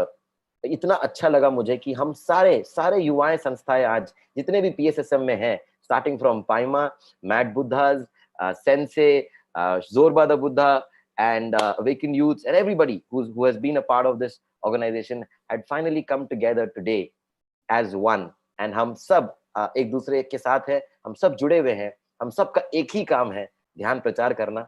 और 18 सूत्र, पत्री जी का जो 18 सूत्र है, वो हमारा guiding light है। दैट इज अ लाइट कि वो हमारा प्रिंसिपल्स है। These 18 principles is the principles of evolution. वो PSSM का नहीं है, वो हर युवाओं के लिए है, हर इंसान के लिए है वो 18 सूत्र। तो वो 18 सूत्र फॉलो करते हुए हम सारे युवा संस्थाएं जो हैं वो एक साथ हैं। हम सब अलग अलग चेहरे हैं, लेकिन हम सबका काम सिर्फ एक है, ज्ञान प्रचार, अहिंसा, vegetarianism and spiritualism to everybody. So we are all together in this, we are all one in this, and we are so happy कि आज इस प्लेटफॉर्म से हम सारे संस्थाएं एक साथ आपके सामने शेयर कर सके। थैंक यू पत्री जी for allowing so many beautiful organizations to thrive under your parenting. आप ही के छत्र छाया में, आप ही के प्यार में, आप ही के करुणा में इतने सारे अच्छे ऑर्गेनाइजेशंस, इतने सारे युवा संस्थे अपने इंडिविजुअल स्ट्रेंथ में, लीडरशिप में आपने अलाउ किया इतने जन को ग्रो करने के लिए, which is your greatness, Swami ji, and we are all together. हम सारे युवा संस्थाएं एक साथ हैं, हम सब एक दूसरे के साथ काम करके आपके इस विजन को, हमारे इस विजन को पूरे दुनिया तक ले जाने के लिए सब कुछ करेंगे। थैंक यू बाबा, थैंक यू बाबा, थैंक यू सो मच। आप कहाँ हैं इस वक्त? सर मैं अभी अवेकन यूथ पिरामिड सेंटर में हूँ। ये हमारा एक पिरामिड है, मैं आपको दिखाना चाह रहा था। This is the pyramid Cuttack में। सर मैं कटक से बोल रहा हूँ, उड़ीसा से। एंड यहाँ इस पिरामिड में हम हर संडे मिलते हैं और सब बच्चों को ध्यान सिखाते हैं। सारे बच्चे स्कूल्स, कॉलेजेस, यहाँ पर जितने भी पास में हैं, सब जगह पे जाके या तो कॉलेज में या पार्क में ध्यान सिखा रहे हैं और फिर उनको पिरामिड लाया जा रहा है ताकि फिर वो पिरामिड में और ध्यान सीख सके, एक दूसरे से सीख सके और बढ़ सके सर। तो this is the pyramid. Pyramid के महत्व में बारे में थोड़ा बताइए। स्वामी जी, पिरामिड ये हमारा एक मेरा खुद का ये हिमालय है सर। इस हिमालय में मैं, ये मेरा गुफा है, ये मेरा हिमालय है, ये मेरा पहाड़ है जहाँ साधना, इससे अच्छा साधना मुझे और कहीं नहीं होता। ये मेरा घर है, मेरे घर के ऊपर में ये पिरामिड बनाया हुआ है। तो हम सब चाहते हैं कि हम जब ध्यान करें तो एक अच्छी ऊर्जा में ध्यान करें, एक ऐसी जगह पे ध्यान करें जहाँ हमें अच्छी वाइब्रेशंस मिले और हमारा ध्यान जल्दी से लग जाए। तो उसके लिए हम जाते हैं सीक्रेट स्पॉट्स में, अलग अलग जगह पे जाते हैं, कोई ट्रैवल करते हैं। वर्ल्ड में कितने सीक्रेट स्पॉट्स है, कितने जगहें हैं जहाँ हम जाते हैं मेडिटेट करने के लिए। लेकिन हम खुद अपने घर पे एक सीक्रेट स्पॉट बना सकते हैं। हम खुद अपने घर पे एक ऐसा केंद्र बना सकते हैं जहाँ ऊर्जा प्रफुल्लित हो, ऊर्जा बढ़े, ऊर्जा आपको मिले। तो पिरामिड वो ऊर्जा का केंद्र है, पिरामिड वो ऊर्जा का स्तोत्र है जहाँ से आपको आपके घर पे एक एनर्जी स्पॉट क्रिएट हो जाता है, आपके घर पे एक एनर्जी पॉइंट क्रिएट हो जाता है। और ये ऊर्जा सिर्फ आपको नहीं, पूरे परिवार को, पूरे घर को और इस पूरे लोकेलिटी को, और जितने लोग यहाँ ध्यान करने आते हैं उन सबको मिलता है। जितने भी यहाँ ध्यान करने आते हैं पत्री जी, जो भी आता है वो सब यही कहते हैं कि भाई पिरामिड का ऊर्जा तो अलग है। घर पे तो हम ध्यान करते ही करते हैं, लेकिन पिरामिड में आने के बाद ध्यान का मजा ही कुछ और हो जाता है। तो पत्री जी ने एक और इतना अच्छा गिफ्ट दिया है हम सबको, पिरामिड। तो हर घर पे पिरामिड होना चाहिए, हर जगह पे पिरामिड होना चाहिए। आपके घर पे अगर ऐसा ऊर्जा का केंद्र हो तो आपको और क्या चाहिए। इसी में ध्यान करें, इसी में सोएं, इसी में खाएं, इसी में उठे, पढ़े। आई रीड बुक्स, मैं बहुत सारी बुक्स पढ़ता हूँ, यहीं पर बैठ के बुक्स पढ़ता हूँ। I love it. Pyramid has been the greatest gift for me. Thank you so much. Swamiji, I am reading this book. Oh my God, you found the book. Wow. अरे वाह वाह, I am so happy. Thank you Swami ji. ये हुई ना बात sir, क्या बात है। अरे वाह, बहुत बढ़िया है बुक, है ना सर, क्या बात है। अरे वाह वाह। इस बुक के बारे में बताइए आप। तो ये this is an amazing book. मैं जैसे ही मुझे ये बुक मिला, द गोल्डन लेक, मैं I could not hold my self. मैं पढ़ते पढ़ते मुझे इतना अच्छा लग रहा है ये बुक। तो मैंने कहा यार ये बुक के बारे में पत्री जी को बताना ही पड़ेगा यार। इतने सर दिखा रहे हैं, he is showing the book to us, the golden lake. It's one of the amazing books I have come across. Patri ji को से कोई दूर नहीं है, पत्री जी खोज के निकाल ही लिए उस बुक को। And amazing, and thank you sir. कि तो ये बुक मैं पढ़ा, तो मैं हर समय हमको पत्री जी से बुक मिलते कि पत्री जी बोलते ये बुक पढ़ो, ये बुक पढ़ो, ये बुक। तो I always read the book which Patri ji has recommended, but this book literally came to me. मतलब मैं एक किंडल पढ़ता हूँ ई रीडर में, उस बुक में अपने आप कहाँ से आया, कैसे आया, कुछ पता नहीं। उसमें इंटरनेट भी नहीं था, कुछ नहीं था। उसमें सडनली ये बुक का पूरा फ्रंट पेज मेरे सामने आ गया। तो मैं खोला, मैंने कहा ये क्या, ये बुक कहाँ से आया। इसके बारे में ना कभी सुना, ना कभी टाइप किया, लेकिन ये बुक मेरे पेज में एकदम सामने आया और नीचे लिखाया फ्री सैंपल, इसको आप फ्री में सैंपल पढ़ सकते हैं। तो मैंने कहा चलो दबाते हैं। और फ्री सैंपल जब मैं पढ़ा तो I was amazed and I was shocked by it, because मैं उस समय एक्स्ट्रा टेरेस्ट्रियल ओरिजिन्स एंड उसके बारे में डॉक्यूमेंट्रीज देख रहा था और मैं जानना चाह रहा था। मैं हर समय जिज्ञासा रहता हूँ कि हमारे चारों तरफ अंतरिक्ष में कितने सारे बीइंग्स हैं, कितने सारे इवॉल्व्ड ब्रदर्स हैं एंड फ्रेंड्स हैं जो हमें सिखाना चाहते हैं। तो इस बुक में हर वो मास्टर्स जितने भी हमारे अंतरिक्ष में हैं, बीट प्लेडियंस, सीरियंस, एसेसानी, ओरायन, ये सारे एक्स्ट्रा टेरेस्ट्रियल बीइंग्स हैं। ये सारे वो जो युवाएं, जो जितने these are all these extraterrestrial beings who are ready to help us right now, इन सब के बारे में इस बुक में है। तो it's an amazing book. It says about their journey, कैसे वो उस लेवल तक पहुंचे कि वो आज पृथ्वी को गाइड करने के लिए इस लेवल पे आ गए हैं। तो उनका जर्नी बताया गया कि वो किस लेवल तक पहुंचे, हर सिविलाइजेशन का क्या चैलेंज रहा, हर सिविलाइजेशन ने क्या क्या किया अपने आप को उस स्तर पे लाने के लिए। तो हम पृथ्वी में ह्यूमन वासी को भी कितने सारे चैलेंजेस हैं और सिमिलर चैलेंजेस हैं। हर पृथ्वी में, हर सृष्टि में सिमिलर चैलेंज हम फेस करते हैं। और यहाँ पर ये बुक पढ़ने के बाद भी यही लगता है, जितना बुक आप पढ़ोगे यही लगता है कि पत्री जी जो सिखा रहे हैं 18 सूत्र जो है इस पूरे सृष्टि में, इस पूरे सृष्टि के लिए वही जरूरत है। सबको ध्यान जरूरत है, सबको ब्रदरहुड जरूरत है, सबको प्यार, करुणा और यही जरूरत है। अगर हम ये पृथ्वी में पा गए तो हम ये किसी भी सृष्टि में we can create this. If we can create this in earth, we can create this anywhere in the universe, and we will create it everywhere in the universe. This is the first experiment. Thank you, Baba. Thank you so much, Swamiji. Thank you so much. I'm so happy, and we had a great time. All the organizations of PSSM Youth Circle together today to share their gifts and share their uniqueness in the sharing. And it was great to have all of us together. We are all one. We are all together. So with that, I would like Mr. Kanoje, Mahesh Kanoje, to play play his beautiful music for some time and meditate, so that we can feel the oneness amongst each other, and then move to the next session. Thank you so much. Thank you so much. Yeah.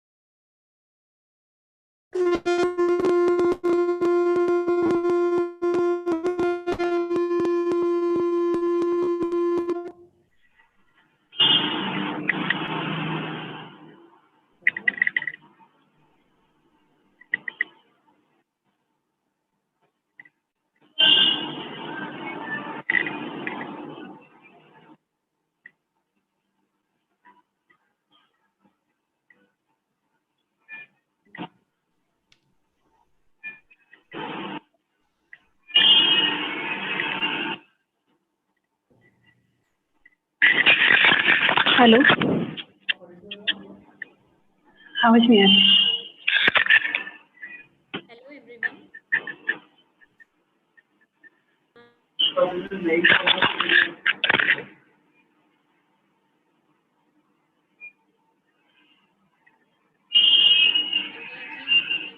Innovation academy चलाती है नागपुर में और innovation agency के ध्यान काम करना चाहती है और आज का इनका टॉपिक है bundles of women. Hello ma'am, welcome. Hello ma'am.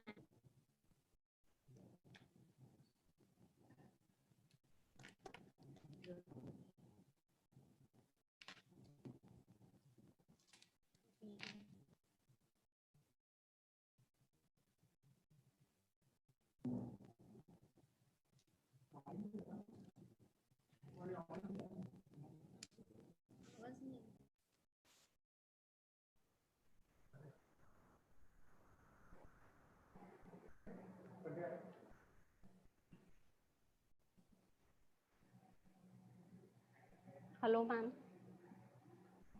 Video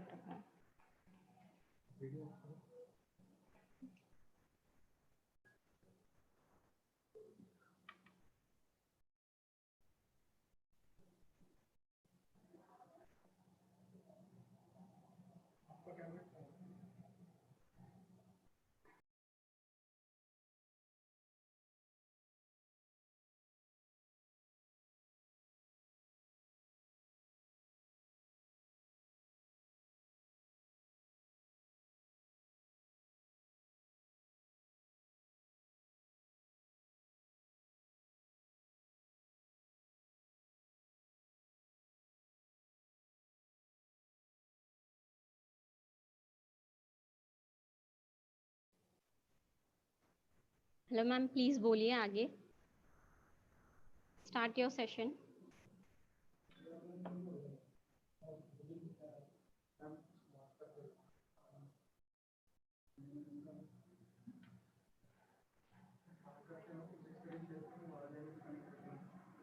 hello everyone, मैं सुप्रीता शर्मा नागपुर से।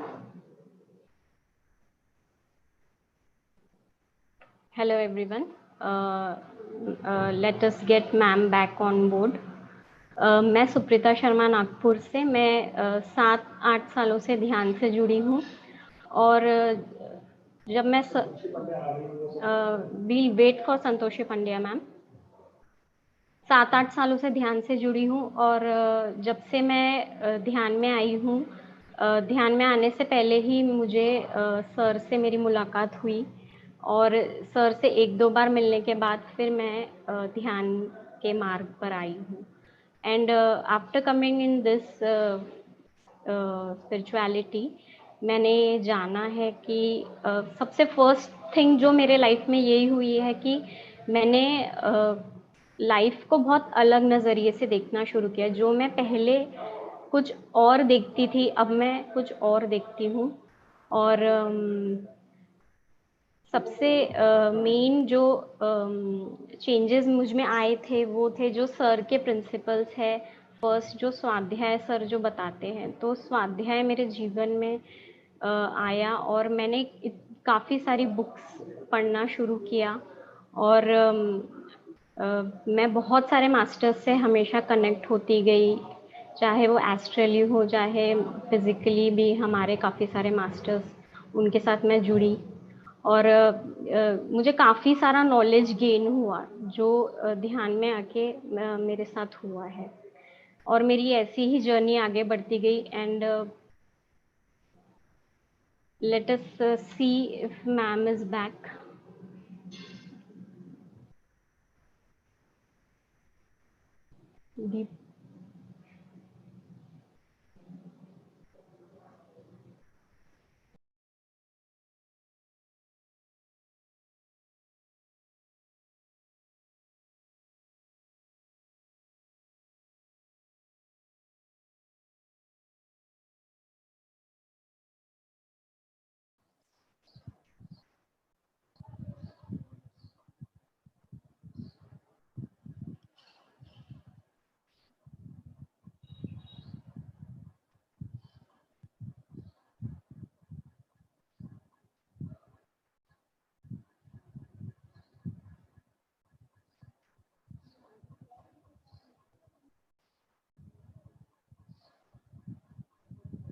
Hello, am I audible?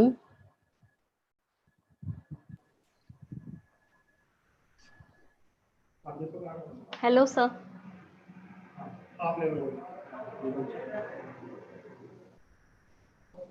Yes, I can hear you. Hello, sir. Yes, hello. Welcome. Now we have with us Pyramid Master Deepak Chadda from Bhandara. And sir, he is a businessman. ये meditation teacher है, wild life photographer है, और ये sir से पहली बार Govind Sai pyramid में मिले थे, और सर की जर्नी वहीं से, ध्यान की जर्नी वहीं से शुरू हुई है।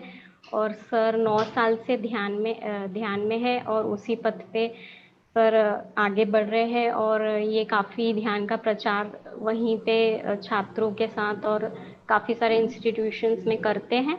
और सर का आज का टॉपिक है लिविंग विद प्राइड। तो hello sir, welcome and please proceed. Thank you so much. Thank you, madam.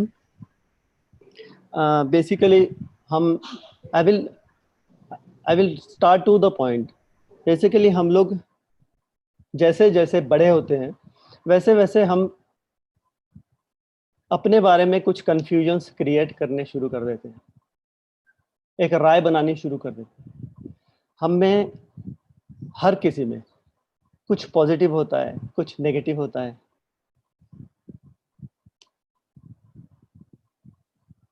कुछ लाइट, कुछ डार्क। हम डार्कनेस के बिना लाइट को कैसे जान पाएंगे? तो we are not ready to accept our darkness. हम अपने नेगेटिव्स को एक्सेप्ट ही नहीं करना चाहते। तो सबसे पहले हमें हमारे साथ है, नेगेटिविटी भी है तो हमारे साथ है, पॉजिटिव भी है तो हमारे साथ है। इवन हम ये भी जानते हैं कि हम लोग फेमिनाइन एंड मस्कुलाइन दोनों बीइंग हैं। स्टिल हम लोग एक नेगेटिविटी को लेके चलते हैं। तो नेगेटिविटी को हम एक्सेप्ट कर लें, एक राय अपने बना लेते हैं कि हम बस नेगेटिव है, हम खराब हैं। तो ये जो राय है हमारी खुद के प्रति, ये बहुत डिजास्टर्स हो जाती है। बल्कि हमें ऐसा करना चाहिए कि जो हम में जो नेगेटिव है उसको हम कुछ सुधारने की कोशिश में प्रयासरत रहें। हम अगर ऐसा करते हैं,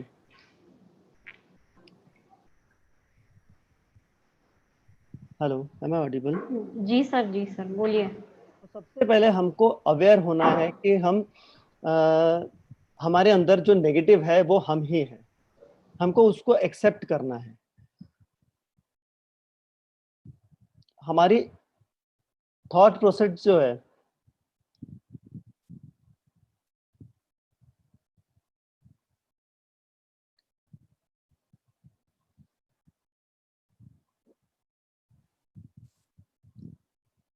हमारी थॉट प्रोसेस जो है, हम लोग सोचते हैं कि जो नेगेटिव है वही हम हैं।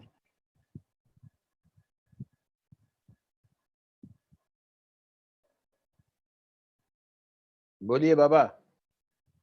सर प्रणाम। आगे बढ़ो, आगे बढ़ो।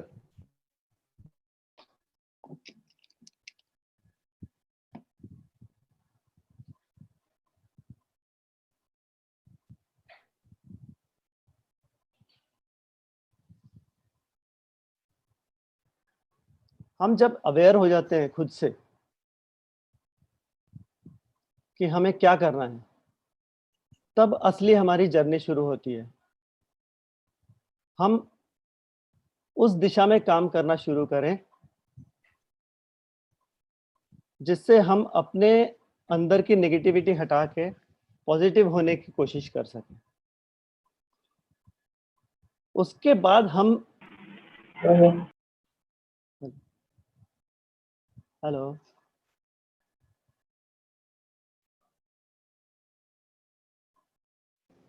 जी सर, बोलिए बोलिए बोलिए सर।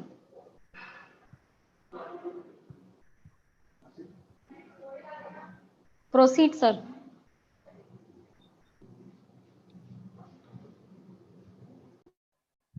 आगे बढ़ो बाबा।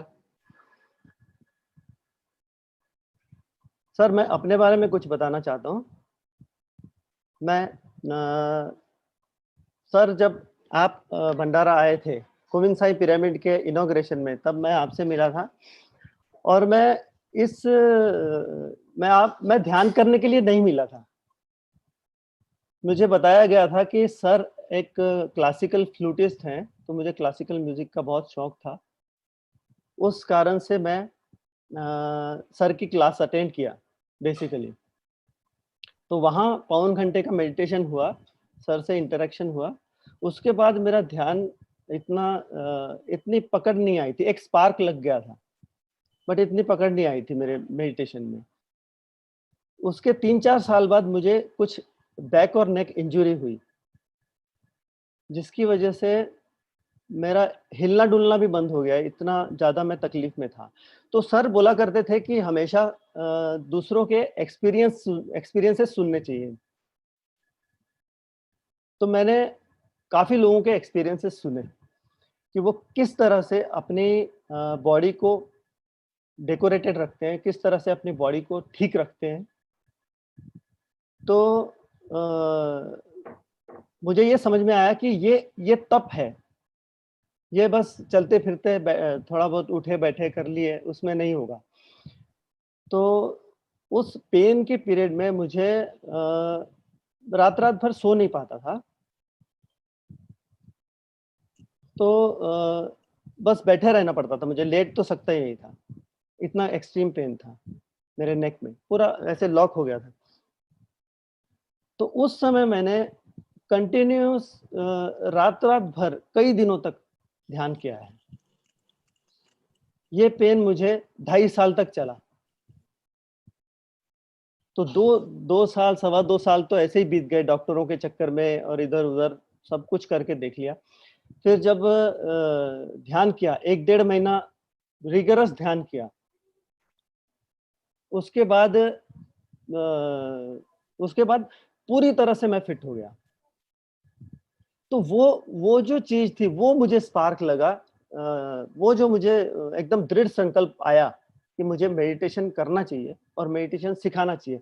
तो उसकी वजह से मुझ में ये सोच आई कि क्यों नहीं जितनी जल्दी हो सके उतनी जल्दी बच्चों में फीडिंग की जाए कि उनको कभी भी लाइफ में जब भी मेडिटेशन शुरू करें, लेकिन एक इनिशियली उनके मन में मेडिटेशन का एक बीज बो दिया तो सारी उम्र उनके साथ रहेगा, वो कभी भी मेडिटेशन कर पाएंगे। उनको जल्दी से जल्दी स्पार्क मिले, ये मेरा मानना रहता है। और इसी कारण से मैं यहाँ के सभी काफी सारे स्कूलों में मेडिटेशन सिखाता हूँ और रेगुलर क्लासेस लेता हूँ।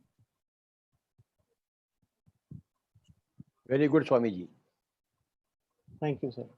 और थोड़ा पिरामिड ऊर्जा के बारे में बताइए।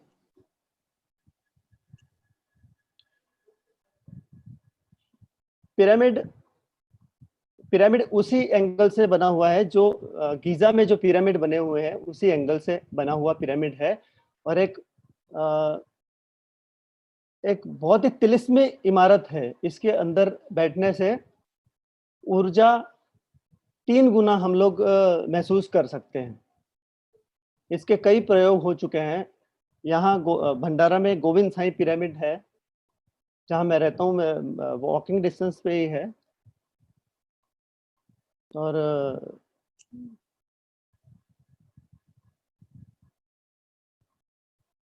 वहाँ रेगुलर क्लासेस भी होती रहती हैं, मास्टर्स भी आते रहते हैं। आप सबसे एक निवेदन करूंगा कि आप लोग कृपया आके भंडारा का पिरामिड जरूर देखें। थैंक यू बाबा। हम जानते हैं कि आप प्रकृति के भी प्रेमी हैं। यू गो इनटू फॉरेस्ट, उसके बारे में थोड़ा बताइए। सर, शुरू से एक लैक ऑफ कॉन्फिडेंस रहता था मुझ में, और मैं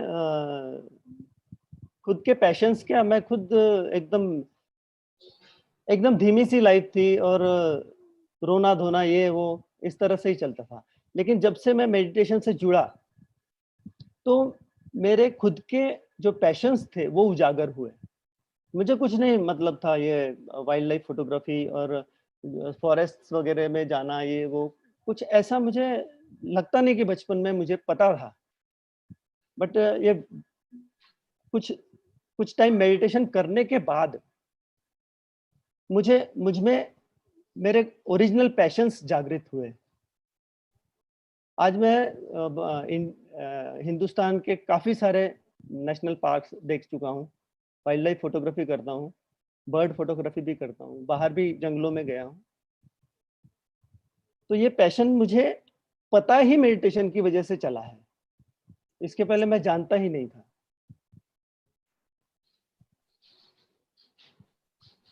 थोड़ा अपने बड़े भाई के बारे में बताइए। मेरे बड़े भैया सुरेंद्र जी चड्ढा, वो हमारे परिवार के सबसे बड़े मास्टर हैं। उन्होंने ही मुझे ध्यान से इंट्रोड्यूस करवाया इनिशियली, और शुरू से ही वो परिवार को लेके चल रहे हैं। Basically I was born in a poor family and brought up in a rich family. मैं जब 5 साल का था तब हमारा घर बन चुका था। We were well doing by that time. तो वो जो जर्नी थी बड़े भैया की, उन्होंने बहुत ज़्यादा पिताजी के साथ मिलके बहुत ज़्यादा बुरे दिन भी देखे हैं, और फिर उनको कोई पार्टनर मिले, उनके साथ पार्टनरशिप में बिजनेस शुरू किया, फिर इंडस्ट्री लगाई।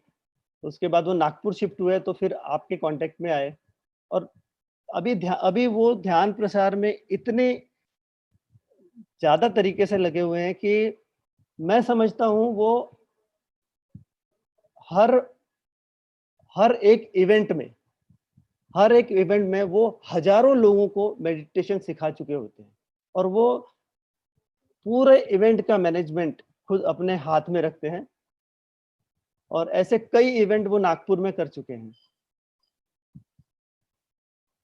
थैंक यू बाबा। मुझे मालूम है आपके पास बहुत बड़ा तीसरी आंख है। तीसरी आंख के बारे में बताइए।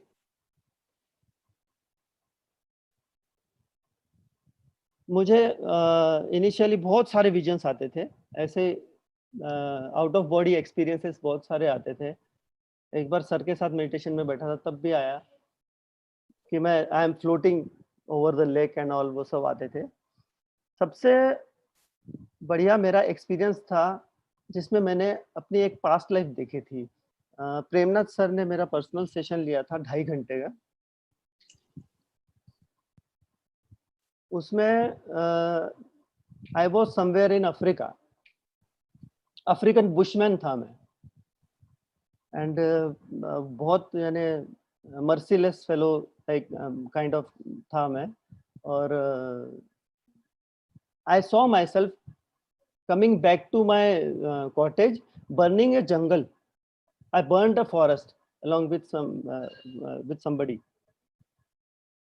So during the whole session, मेरे tears were not stopping. मेरे आंसू नहीं रुक रहे थे पूरे सेशन में। तो उसके बाद जैसे फिर प्रेमनाथ सर ने और गाइड किया मुझे आगे, और वहाँ के बर्न्ट जो ट्रीज वगैरह थे, जंगल था, उसको हग करने को बोला, तो फिर वो फॉरेस्ट एज इट इज हो गया। This was my finest experience. पूरा PSSM के लिए आपका संदेशा क्या है?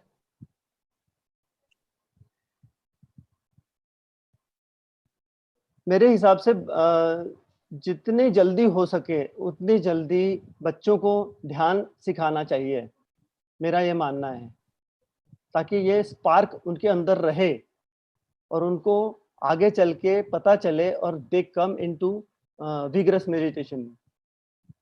They come to know about meditation.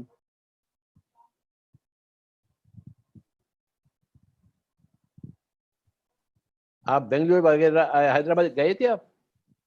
Bangalore गया हूँ सर। अच्छा, कैसा था बेंगलोर, बताइए। बेंगलोर मैत्रेय बुद्धा पिरामिड, एक वैली के बीच में बना हुआ पिरामिड है। इतना सुंदर पिरामिड और इतनी सुंदर जगह और इतनी ज्यादा ऊर्जा मैंने कहीं नहीं देखी। उसके आजू बाजू पहाड़ों में छोटे छोटे पिरामिड्स और बने हुए हैं, पूरा ऊर्जा का एक धाम है वो। बहुत ही सुंदर एक्सपीरियंस रहा वहाँ पे मैंने कई सेशंस अटेंड किए और बहुत लाइफ का कई सुंदर अनुभवों में से एक अनुभव वो है बेंगलोर का। Thank you Baba, I am very happy to talk to you. Thank you so much sir, thank you so much.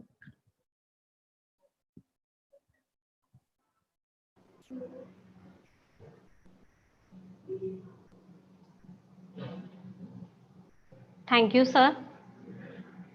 अब हमारे साथ है पिरामिड मास्टर संतोषी पांड्या और उनका टॉपिक है वंडर्स ऑफ विमेन।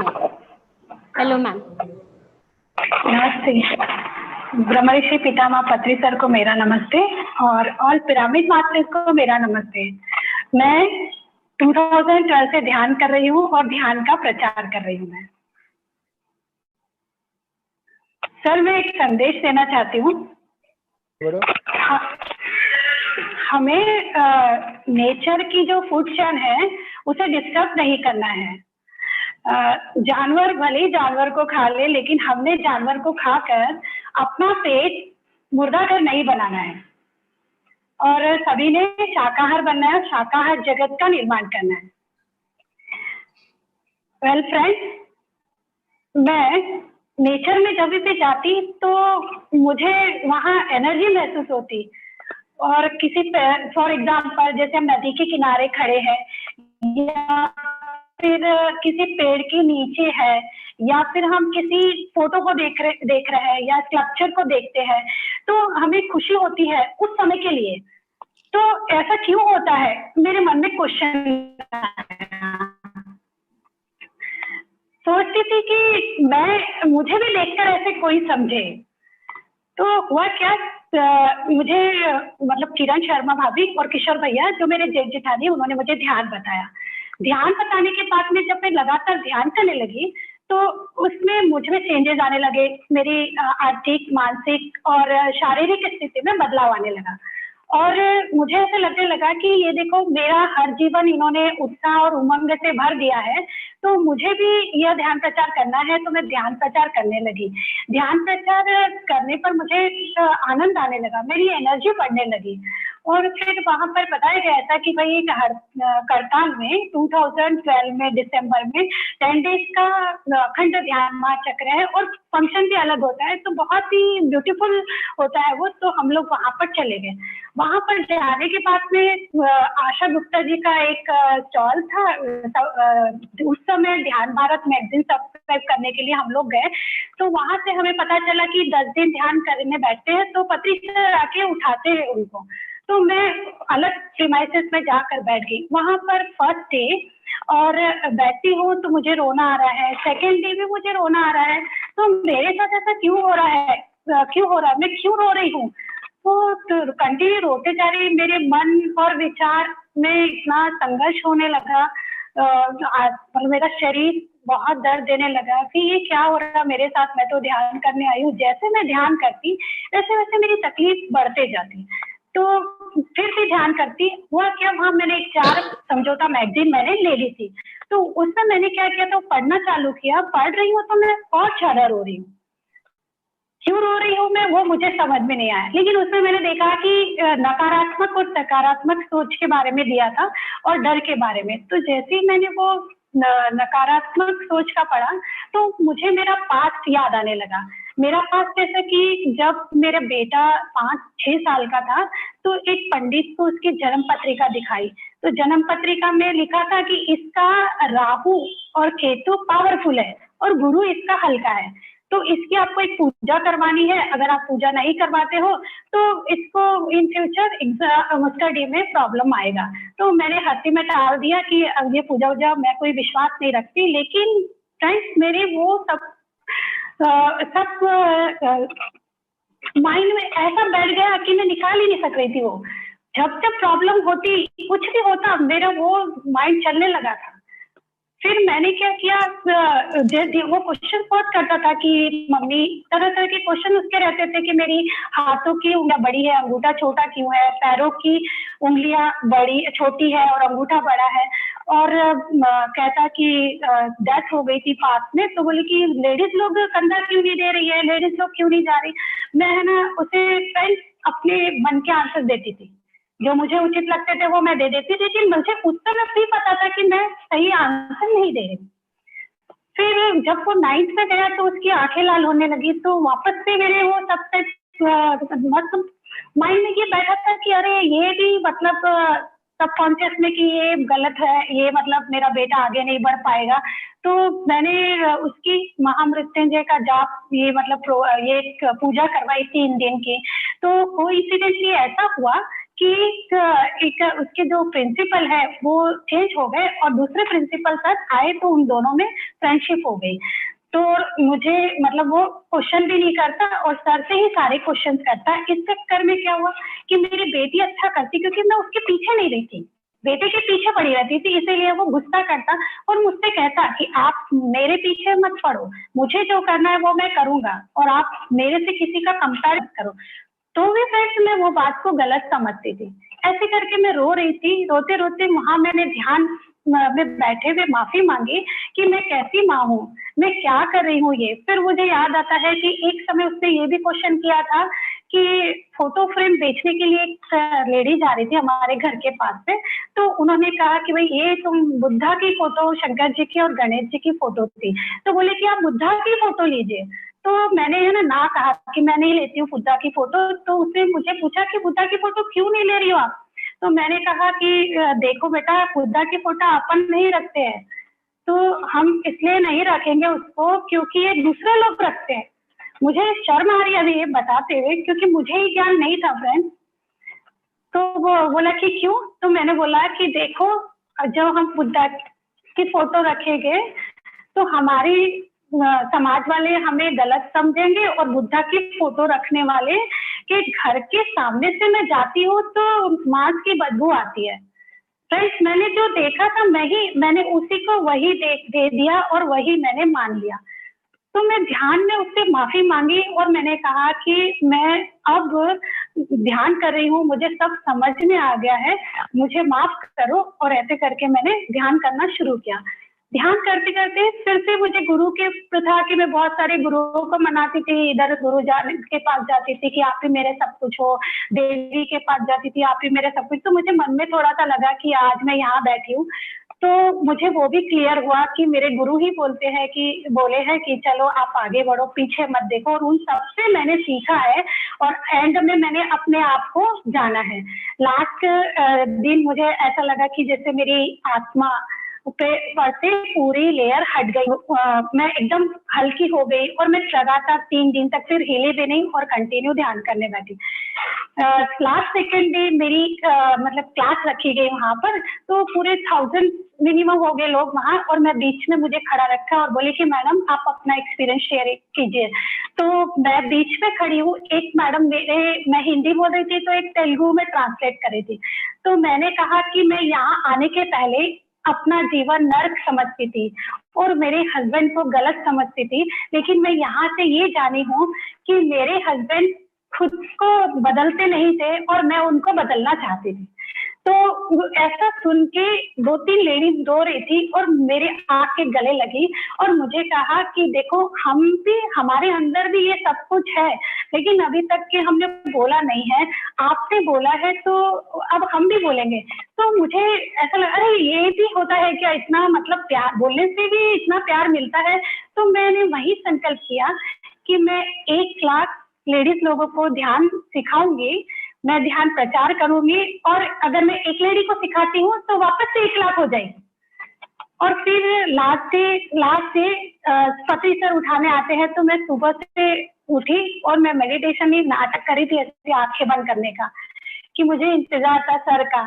सर आए और सर मेरे पास से चले गए, मुझे नहीं उठाया, मतलब जूस लेते और उठाते हैं। तो मैंने बोली अरे ये क्या हुआ, मैं 10 दिन तो इसी के ये मतलब दिन के लिए बैठी थी मैं। तो सर आगे चले गए, आगे चले जाने के बाद फिर मैंने देखा सर बहुत गर्दी है, वहां पर सर है। मैं भी सर के पीछे भागी और वो क्रॉस करते हुए सब गर्दी को, सर को मैंने देखा। फ्रेंड्स मैं क्या देखती हूँ कि सर को जब मैं देखी, सर का एक पीला फेस और पूरी रेस दिखा रही सर के फेस में से, और मैं देखते ही रह गई। अरे मेरे मन में से निकला ये तो सृष्टि के रचयिता ब्रह्मा जी सर है।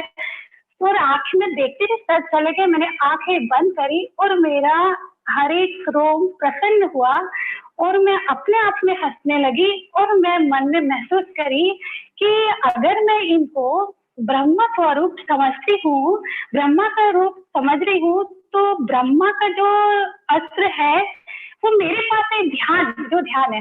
तो मैं सबको मतलब ये ध्यान प्रचार करूंगी।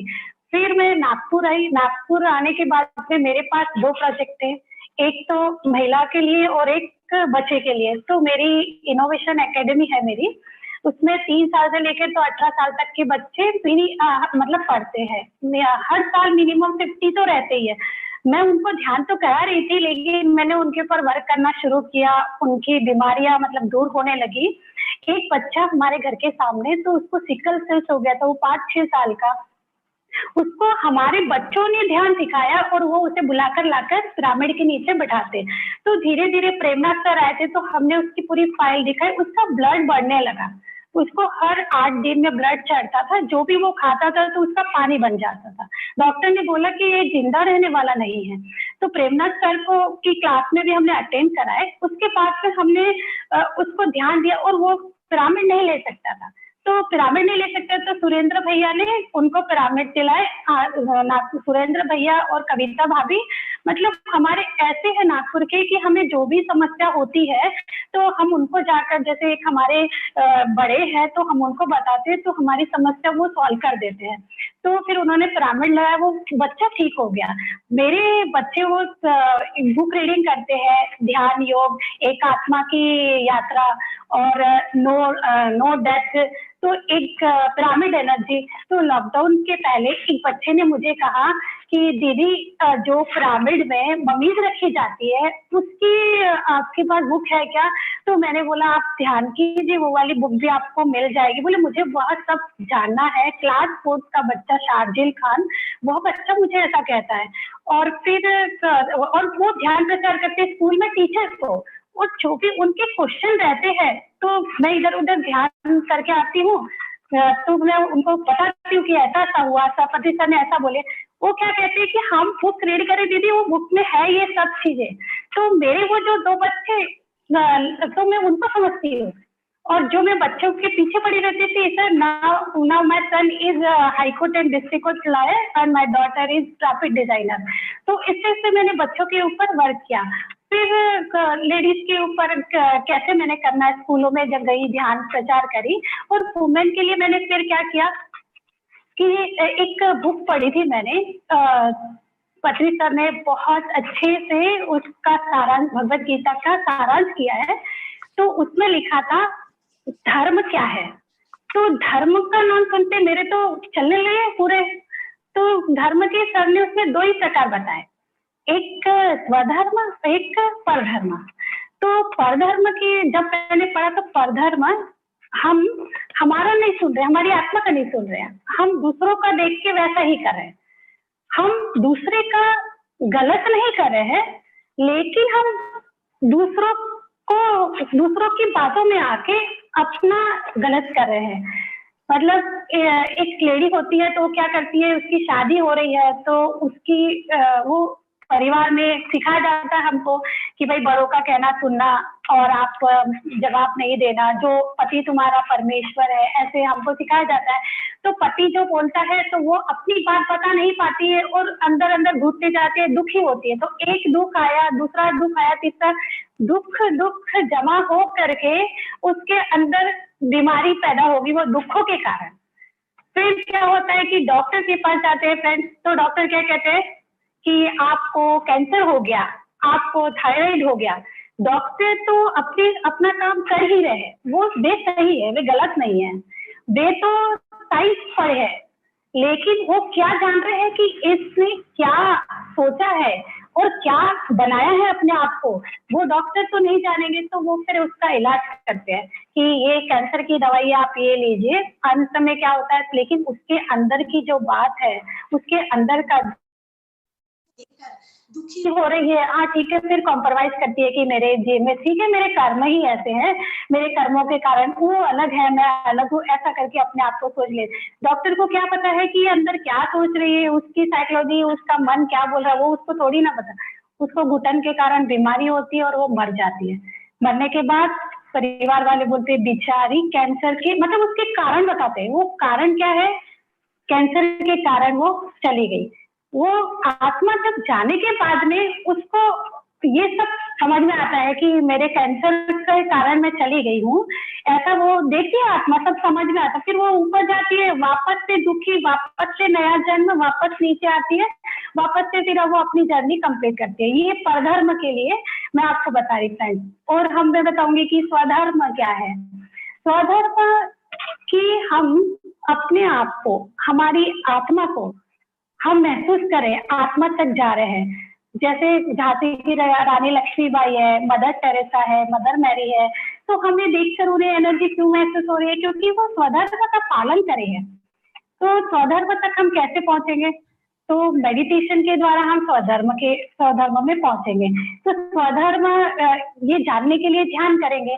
तो ध्यान करने के बाद में हमें क्या लगता है कि ध्यान में मन नहीं लगता, मन नहीं लगता ध्यान में। तो मन क्या है, मन ये जो है हमारी विचार है। रमन महर्षि को मैंने पढ़ा, उन्होंने, किसी ने पूछा मन क्या है, तो उन्होंने इतना सुंदर आंसर दिया कि मन विचारों का समूह है, पूरे विचारों का समूह है और कुछ नहीं है। तो हम जब ध्यान करते हैं तो हमारे विचार आते हैं और वो चले जाते हैं, विचार खत्म होते जाते हैं और हम आत्मा तक पहुंच जाते हैं। और फिर हमारी आत्मा मतलब चमकती है, मतलब हम आत्मा का ही सुनते हैं और हमें कॉन्फिडेंस आता है कि नहीं, जो हम कर रहे हैं वही सही है, वही सही है। हम किसी का बुरा नहीं कर रहे, लेकिन हम हमारा भी बुरा नहीं होने दे रहे। तो ये ध्यान के कारण मैंने स्वधर्म को जाना है फ्रेंड्स। और कोई भी महिला वो साधारण है ही नहीं, है ही नहीं। वो अपने आप में एक डिवाइन एनर्जी है, वो अपने आप के उसके वंडर्स है। तो फ्रेंड्स थैंक यू, यही मेरी जर्नी के माध्यम से मैंने आपको एनर्जी के बारे में समझा के बताया।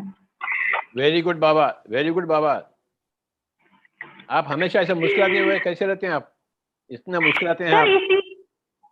सर मैं रात में भी मुस्कुराती सर। अच्छा। सोती हूँ ना तभी भी मुस्कुराती मैं, और डेथ होती है ना तभी भी मैं मुस्कुराती हूँ। मुझे पता है कि ये डेथ नहीं हुई है, इसका मेरी मम्मी की डेथ हुई थी ना, तो हम सब बहनों ने हाथ में हाथ डाला, मेरे भाई ने ऐसे हम लोग के रखा और हमने क्या संकल्प किया कि मम्मी मतलब थोड़ा रोना तो आ रहा था, लेकिन हमने सबको शांत किया, मेडिटेशन किया और हमने कहा कि मम्मी आपकी जर्नी में हम सपोर्ट करते हैं।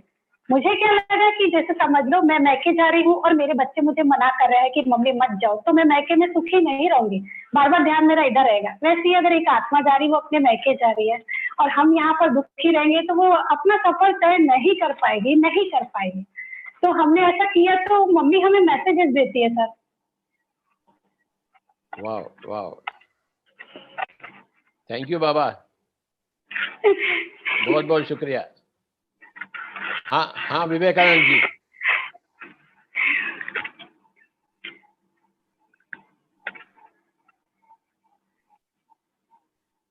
Yes Vivekananda, proceed. Hello, ma'am. Thank you very much. It was a wonderful sharing experience sharing from you. And now, sir, with your permission, Shreyan sir has already joined us. Very good. So, good evening, Shreyan. Yeah, good evening. Just a minute, I'll start. Yeah. Hi, Vivek. Good evening. Hi. Good evening, sir. Hello, sir. How are you, sir? Swami ji, namaskar. Namaskar. Yes. Waiting for you. Yes, sir. Looking forward to. So, sir, since morning we have been following a theme on, entrepreneurship and how spirituality can be merged with, day-to-day activities in your entrepreneurship and, you take it further. So, luckily we had a couple of entrepreneurs with us, and since you are working on both as a part of spirituality as well as, being an entrepreneur, we would like to hear your experience of how you have utilized the spiritual strength, how you have manifested your dreams through spirituality in your day-to-day life, sir. Thanks, Vikanand, and thank you all for joining, and thank you for giving me the opportunity to speak. So, my journey started with Brahmarshi Patriji in 1996, where first time I met him, and I was going through a very tough time of where my father had passed away 6 months back. I was having TB, and that is a time where I needed really help, and I had no clue about meditation. And that's when I met Patri sir, and first time I did meditation with him. And he told me that you can heal yourself without any medicines. And then I meditated for a month. He told me do it for 40 days and you can heal yourself. So I meditated for a month. And for 30 days, after 30 days when I was due for this X-ray, I got the X-ray done. And the TB was healed completely without any medicine. So that was my first introduction in meditation. And my whole purpose of meditation was just to heal myself. I mean, that was the beginning. I mean, that was the only reason why I started, okay, how do I heal myself of this TB? But after 1 month, when the TB got over, I was actually in a period of 1 month, without me even realizing, I got so addicted to meditation that I didn't know how to even start my day without meditation. And for me, it became like a real breakfast, like a cosmic breakfast. So unless I do meditation, I would not even eat breakfast. So that's how it became a very integral part of my life, because every time I do meditation, I would feel very happy, relaxed, joyful, and a sense of peace, clarity. Swamiji, Hindi. Yes, sir. So थोड़ा try करूँगा. मेरे को हिंदी में words properly कई बार आते नहीं है, but फिर भी मैं हिंदी में ट्राई करता हूँ. अरे बाबा, आप मध्य प्रदेश के हैं, बैतूल के हैं. यस सर, बट अभी वो बॉम्बे में रह के आदत पूरी इंग्लिश की हो गई सर. तो इसी प्रकार मेरा मेडिटेशन की जर्नी चालू हुई. एंड फिर बट जब मेडिटेशन चालू किया तो फिर ऐसा होने लगा कि एवरी डे, मतलब एवरी टाइम, मतलब जो भी मैं सोच रहा था वो मेरा मैनिफेस्टेशन हो रहा था, इंक्लूडिंग माय बिजनेस. लाइक मेरा बिजनेस बहुत टफ टाइम से जा रहा था. फिर मुझे मेरी फैक्ट्री चालू करने के लिए मुझे 2 करोड़ की जरूरत थी. इट बिकेम मतलब वो सिक यूनिट बन गई थी. और मैं मेडिटेशन में मैंने विजुअलाइज किया कि मुझे 2 करोड़ रुपए मिल रहा है और मेरी फैक्ट्री चालू हो जाएगी. तो मैं एक बायर से मिलने गया और मैंने उससे कहा कि भाई मैं आपको माल बेच सकता हूँ पर मुझे एडवांस चाहिए, तो उसने एग्जैक्टली मुझे 2 करोड़ रुपए का चेक दिया। सो लाइक दिस, मतलब दिस मैं ऐसे कई एक्सपीरियंसेस होते गए and this is how my whole journey started, and then I realized that जब मतलब meditation is such a simple tool and such a simple and such a scientific tool actually, that it's not only for it is not only for peace, but it is actually also for manifestation, because the universe works on law of attraction. So जो भी हम सोचते हैं, जो भी हम feel करते हैं, यद भावम तद भवति, जो भी हमारे मन में भाव रहते हैं, जो भी हम फील करते हैं, उसको हम अट्रैक्ट करते हैं. So whatever we feel, we attract it in our life.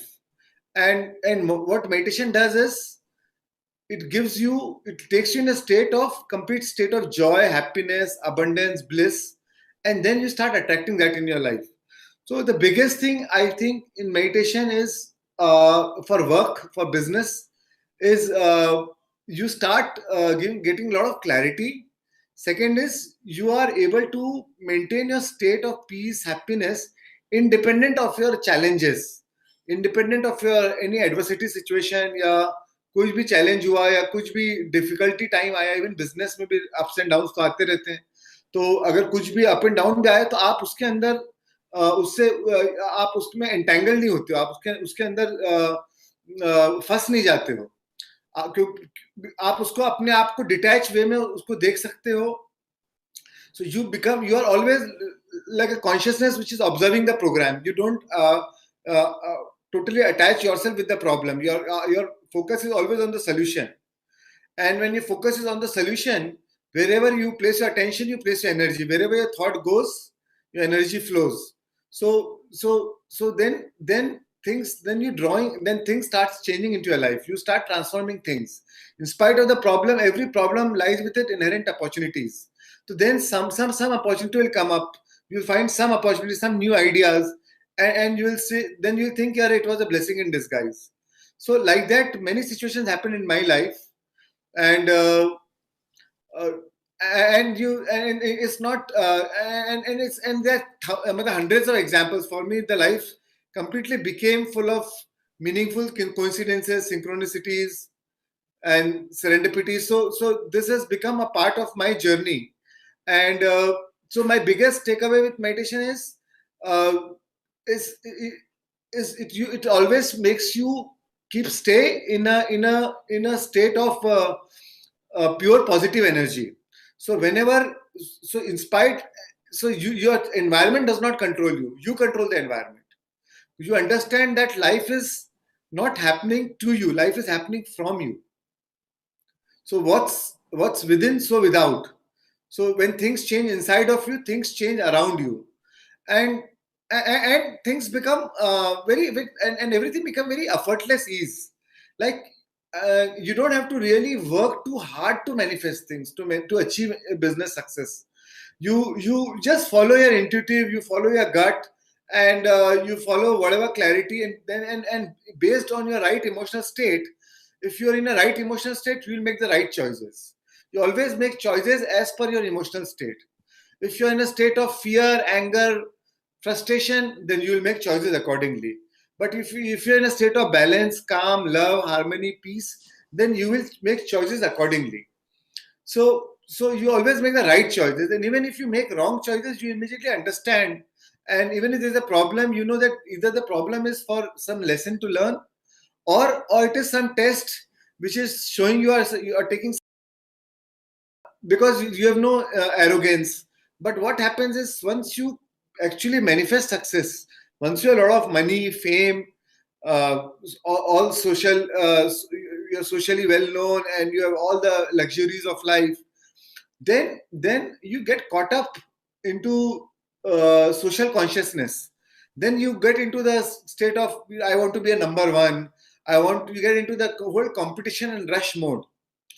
And when you're nothing, you are from the state of abundance, and that's why you create abundance. But when you're so much, we start thinking from the state of lack, because now we want more. and more and more, and so caught up in that ambition. And when you caught up in that ambition, you are actually in a state of lack. And so many times, then in over ambition, we take wrong decisions, wrong choices, because deep rooted we are coming from the state of lack. And then we again go back into the earlier state, or maybe worse. Earlier, maybe you had no borrowings, but now you are burdened with so much borrowing, so you go into negative. Your balance sheet is minus now. So meditation really helps you to keep that balance, to keep that humility, even when you are at the success, even when you are at the peak of success. And also when you are always in a state of complete abundance, complete joy, when your cup is full from inside, then you are okay to, you always feel like giving, sharing. And for abundance, this giving and sharing is the biggest thing. Because when you're giving, the universe, the message you give to the universe is that means you're also worthy of receiving. You only give when you feel abundant. When you feel you have enough, that is when you give. So what is the language? What is the language of your emotional vibration? What is the language of your frequency to the universe? That you feel enough. You feel that you want to give. So then the universe says, oh, you want to give? Okay, let me give it to you. And that's how you draw abundance into your life. And a lot of things happen unplanned. So that's why when you're in a state of, when you understand in a state of meditation, a lot of times you don't really plan too many things very meticulously, very so you keep this lot of room for unknown, because that is when the opportunities will come to you in the most unexpected ways. It will surprise you. It will be like a magic. It will be like wonderment.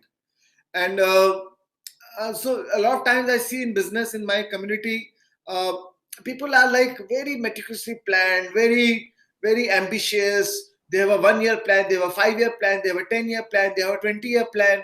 And there's no scope for any uncertainty. And like time like this, like today when there's a COVID-19, I mean, then every plan goes for a toss. But when you understand meditation, when you really apply meditation, you know that you leave scope for unknown. You trust the universe. You believe that whatever best will happen, because you are not afraid of any adversities or challenges. And then also with meditation, you understand that you need to maintain that modified state.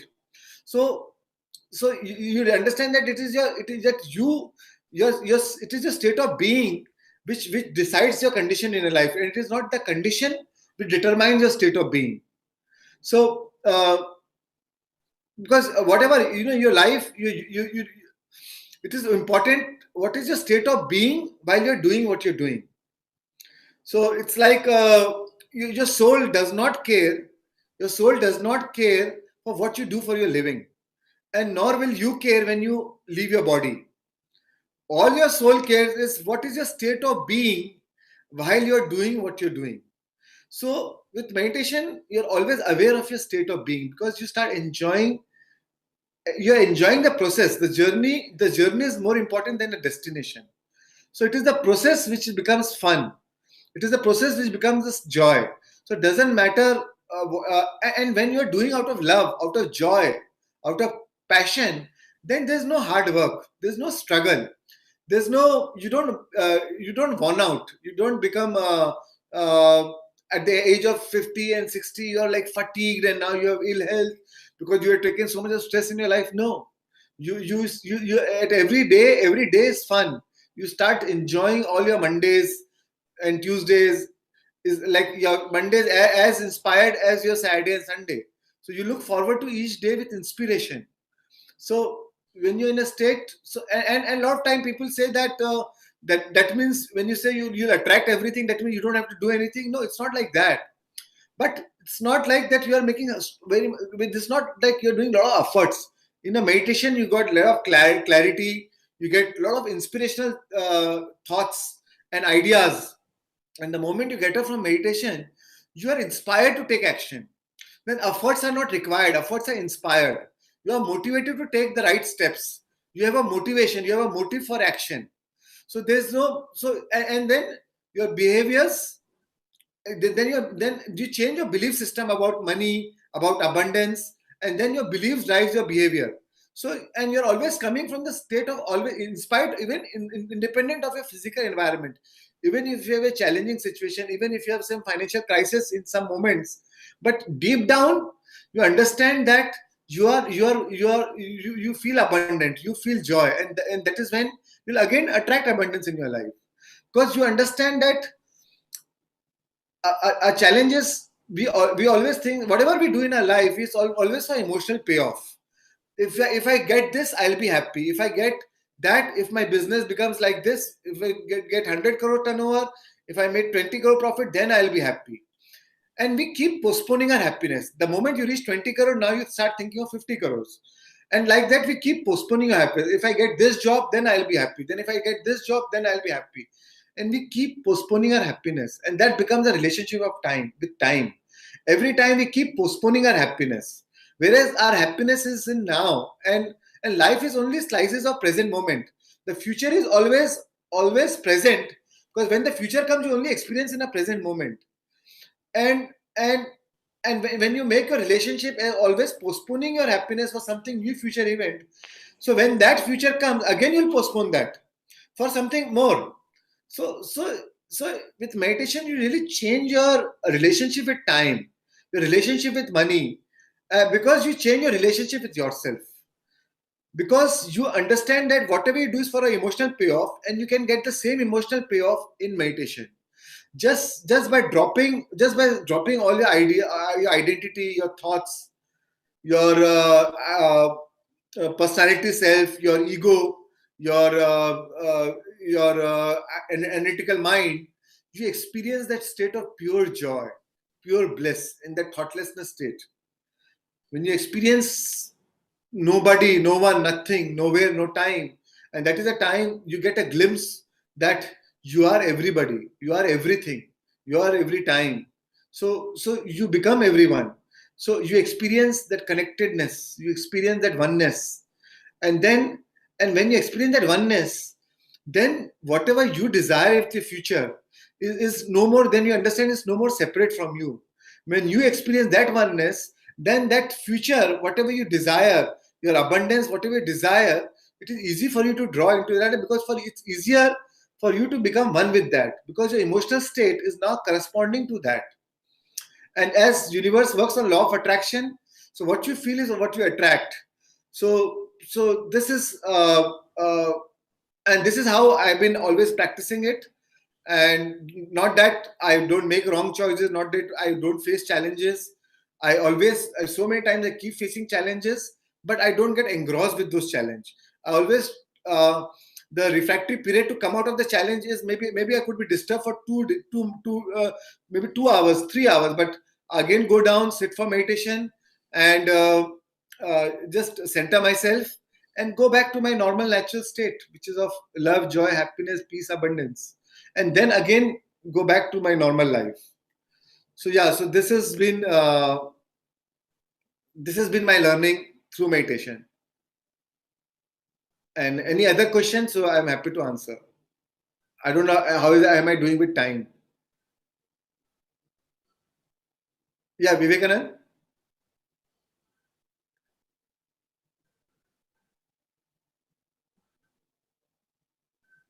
Hi.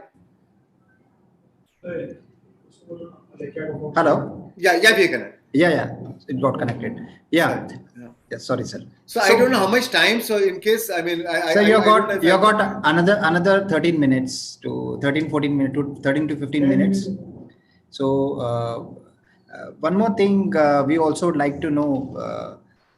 You have been saying that the abundance works, or the law of universe works, how we give it to the society, or how we give back what we have gained. So how was this experience? Was it through your intuitions, or it just the thought has come and then you started working? How does it apply to you?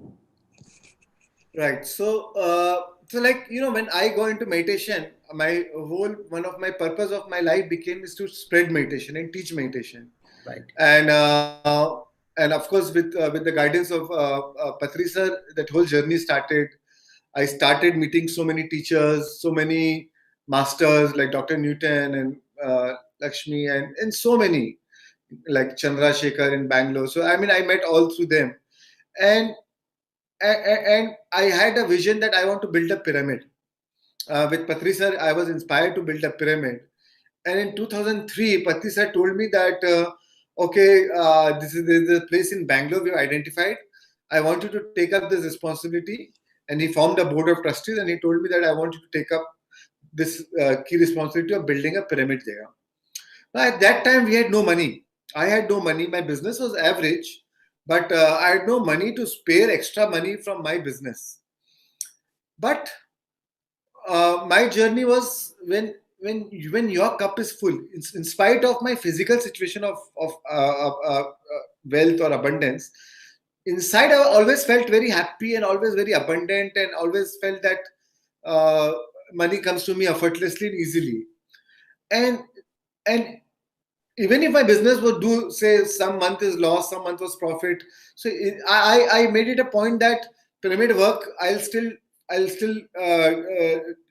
contribute something, because every time I was giving something and I see some work happening there, it gave me so much of joy and inspiration. It was my real, for me, that was my real satisfaction moment. As I told you, everything we do for my emotional payoff. My emotional payoff was highest when I was giving there.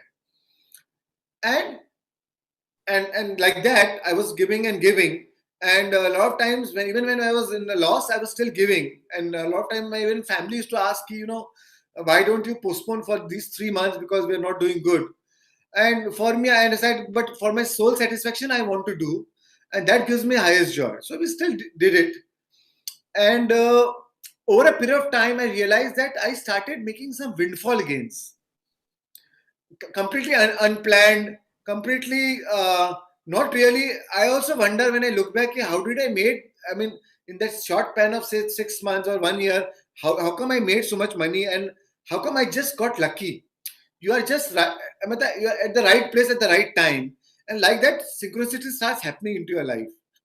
And I truly believe that it is because of my giving into Pyramid Valley or into my spiritual things. I think probably the universe sees you as we are. I believe that we are all custodians of wealth. It is not my money. It is not my wealth. We are only custodian of wealth, and we are only a channel or a medium to channelize that wealth through us. So once the universe sees that, oh, this is the right channel, this is the right medium, then the universe gives in abundance, because the universe also wants to flow the money in the right place, in the right direction. So when you become the right vessel, right container to channelize that wealth, to channelize that money, then universe gives you in unexpected ways. And I've grown manifold from what I was when I was giving, and what I am today, compared to, and without effortless. I mean, believe me, I always feel that it was very effortless. I always think that, oh, I was lucky. It was not that, oh, I worked very hard. I had like a big management style of I am not an MBA. I have no degrees that way. So not that key. I had a very great professional insight. It was not like that. And I respect all those insights, but it was not like that. It was just very, very effortless, where you meet a right person and you have some ideas, and then he becomes your partner. He invested the money with me, and the ideas clicked, and you draw a lot of money, and then the partner is sharing. So even though you had no money to invest, but you had an idea and somebody had a money, and it was a good combination, and you happen to make so much wealth. So this is how, when you give, the universe gives you back in multifold, and I truly believe that. Thank you, Shreyaji. Yes, sir. How about the books that you have read? So initially I used to read a lot of books. Nowadays I go more on YouTube and see YouTube videos. My actually book reading habit has really reduced, but I like watching a lot of YouTube videos, because there's so much of great content and spiritual videos and knowledge available on YouTube. So I prefer that nowadays. However, so the books which I read is, I read a lot of Joe Dispenza's book, the My initial books was The Power of Your Subconscious Mind, Joseph Murphy, then Art of Creative Visualization, then Living in the Light by Shakti Gawain. So initially I read a lot of books, all Deepak Chopra books, all James Redfield books, The Celestine Prophecy, and right now I've read all Joe Dispenza books. I loved all Joe Dispenza's works. You Are the Placebo, Becoming Supernatural, and the Breaking the Habit of Being Yourself, and what else? So yeah, and Bruce Lipton, The Biology of Belief, Greg Braden. So I read Abraham Hicks, Ask and It Is Given, and a lot of books actually which has suggested by Sir. Most of the books which the Journey of the Soul, Plan by Robert Schroff. So like this. So I mean many books, but I admit that my book reading has last 2 years it has reduced considerably. You started an organization called Thrive. Can you tell something about it? Yeah, so Thrive is actually started by my wife, Pinky Daga, and so this is more about connecting all healers and therapists through a digital platform.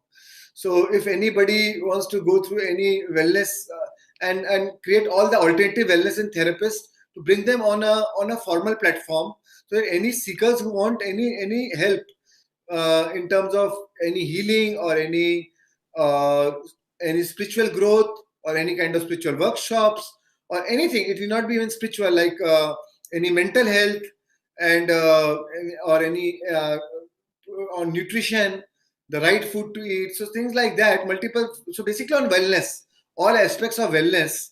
So Thrive is a platform to connect all these healers and therapists, all these wellness experts with the seekers. And so right now we have more than 4,000 wellness experts on our platform. Now we've launched in Bombay, but eventually we'll go globally. And apart from that, organizing all the talks on wellness through online platforms, and so that it's easier to connect all the spiritual masters to connect with the audience which is ready as a Thrive subscribers, and with the goodwill of Thrive, they are always ready to whatever the program that Thrive brings in. Usually, people trust Thrive as a trusted platform and always log in and watch the YouTube or Zoom or so. That is the whole idea of Thrive. Yes, sir. You are such a dynamic master. How do you rate yourself?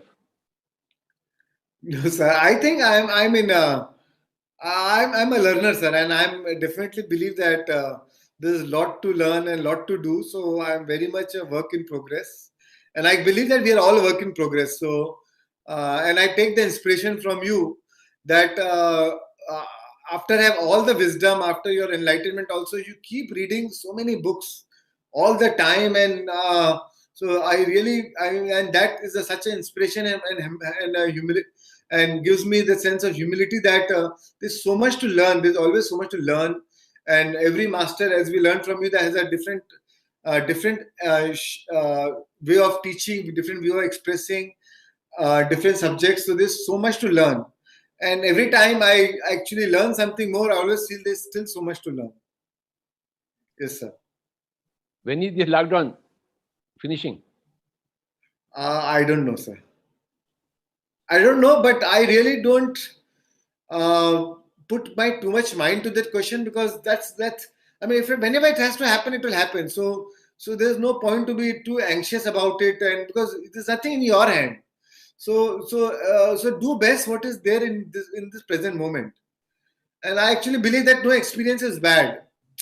All experience, all situations are fundamentally neutral. It is with our understanding or with our perception, we define it good or bad, and with that definition, we buy that experience. If we think it is bad, we will feel bad about it, and we'll draw those situations into our life. If we think it is good, and if we think even this lockdown is an opportunity to learn something, or to focus on my family time, or for my personal growth, then it is great. So I feel So all I'm focusing is on how to do these online Zoom classes, and so I'm enjoying it, sir. I'm really enjoying lockdown. Actually, we see that in your face, Baba, that you are enjoying. Like I have seen you 20 years back.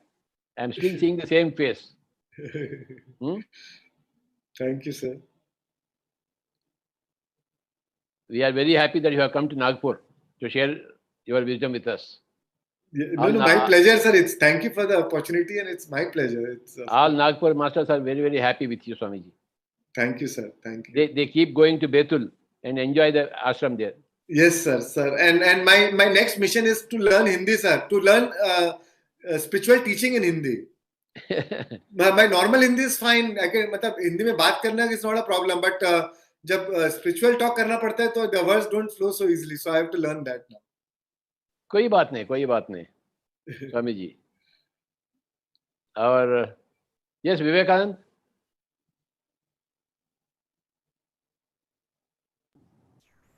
Yes, sir. Thank you, Shayan, sir. Hello. Yes, Vivekanand. Yeah. Thank you for your wisdom, and thanks for coming, sir. Thank you from the entire team of Nagpur. Thank you. Thank you, sir. Sir, with your permission, Naresh Charmode sir is there. So I would like to invite him for a small discussion with you. Yes, sir. Yes, sir. Thank you, Shayan, sir. Hello. Yes, okay. Yeah. Thank you.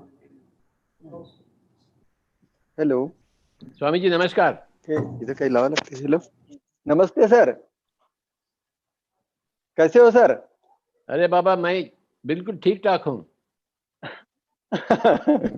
आराम कर रहा हूँ घर में. कहाँ आराम कर रहे हैं आप? तो काम कर रहे हैं सर. नहीं तो आराम से काम कर रहा हूँ. आपको देख के टेंशन खत्म हो गया सर. हाँ बहुत दिन हो गया आपको देखकर बाबा. हाँ तो आपका संदेशा दीजिए हमें. मेरा विषय था सर. हाँ मुझे बताना था इनवर्ड जर्नी के बारे में. अच्छा. इनवर्ड माना अंतर जगत की यात्रा के बारे में मुझे थोड़ा सा बताना था कि सारे दिन सभी मनुष्य मात्र सभी बाहर की तरफ भागते रहते और बाहर खुशियां ढूंढते रहते. ध्यान ये ऐसी एक अनोखी विधा है कि जिस विधा से हम अपने अंदर झांक सकते, अपने अंदर देख सकते, अपने अंदर देखने की ये जो विधा है, तो ये तो ध्यान करते करते धीरे धीरे डेवलप होगी. मगर अगर हम अपने कुछ स्पिरिचुअल साइंटिस्ट जो है जिन्होंने इसके ऊपर काम किया है, उसके बारे में अगर हम थोड़ा सा सोचे कि अपने शरीर के अंदर में क्या क्या है. अपना शरीर एक अनोखा म्यूजिकल इंस्ट्रूमेंट है. जैसा अपने शरीर के अंदर में 7 चक्र है, जिसको कहते हैं हम सहस्त्र दल कमल या सहस्त्रहारा चक्र. ये चक्र अगर हमारा एक्टिव होता है तो वैश्विक शक्ति इस चक्र से तीव्र गति से फ्लो होना शुरू होती. तो इसलिए इस चक्र को अगर हम एक्टिव करें तो इसको एक्टिव करने के लिए कुछ विधा बताइए. तो इस चक्र को, ये चक्र अगर खुदा न खास्ता बंद हो गया किसी का, अगर ये चक्र बंद हो गया तो वो मेंटली रिटार्डेड हो सकता है, उसको ब्रेन से रिलेटेड कोई कॉम्प्लिकेशंस हो सकते हैं. इसलिए इस चक्र को जागृत करना. इस चक्र को जागृत करने के लिए कुछ विधा है. पहले 7 चक्रों के बारे में मैं थोड़े में बता देता. यह है सहस्त्र दल कमल. फिर उसके बाद का दूसरा चक्र है आज्ञा चक्र. इसमें इस शरीर का मालक यहाँ बैठता है और यहाँ से पूरे क्रियाकलाप का नियंत्रण करता है. अगर इस चक्र को, ये चक्र अगर हमारा डिस्टर्ब हो जाता है तो हमारा कॉन्फिडेंस लेवल लूज हो जाती है, हमारी मेमोरी पावर कम हो जाती है, हम कंफ्यूज होना शुरू हो जाते हैं. इसलिए इस चक्र को जागृत करना जरूरी है. तीसरा इसका ही सब सेंटर है यहाँ, जिसको हम बिंदु चक्र कहते हैं, जिसमें पहले के जमाने में बच्चे शिखा रखते थे या माता बहनें चोटी रखती थी, ये चक्र को भी जागरूक करना जरूरी है। अगर ये चक्र हमारा जागरूक होता है तो हमारा इंट्यूजन पावर बढ़ता है। ये तीनों चक्र अगर हमारे जागरूक हो जाते हैं तो हम ध्यान में बहुत अच्छी अवस्था में जा सकते हैं। We become Buddha. तो इसके बाद का चक्र है ये विशुद्ध चक्र। विशुद्ध इसलिए कहते हैं क्योंकि इस सारे शरीर को शुद्ध करने की मैकेनिज्म इसमें है। विशुद्ध चक्र, इसमें थायराइड पैराथायराइड ग्रंथि है, यहाँ से सभी प्रकार के हार्मोन्स सीक्रेट होते हैं, growth hormone, sex hormone, hormone related with metabolism. उसके तो ये चक्र अगर हमारा एक्टिव रहता है तो हमारे शरीर का पूरा क्रियाकलाप अच्छे तरह से रहता है। और इसके साथ साथ ये चक्र अगर हमारा जागरूक रहता है तो हमारी ओरेटरी भी अच्छी डेवलप हो सकेंगी, उसके साथ में हमारा एक्सप्रेशन पावर बहुत अच्छा बढ़ेगा।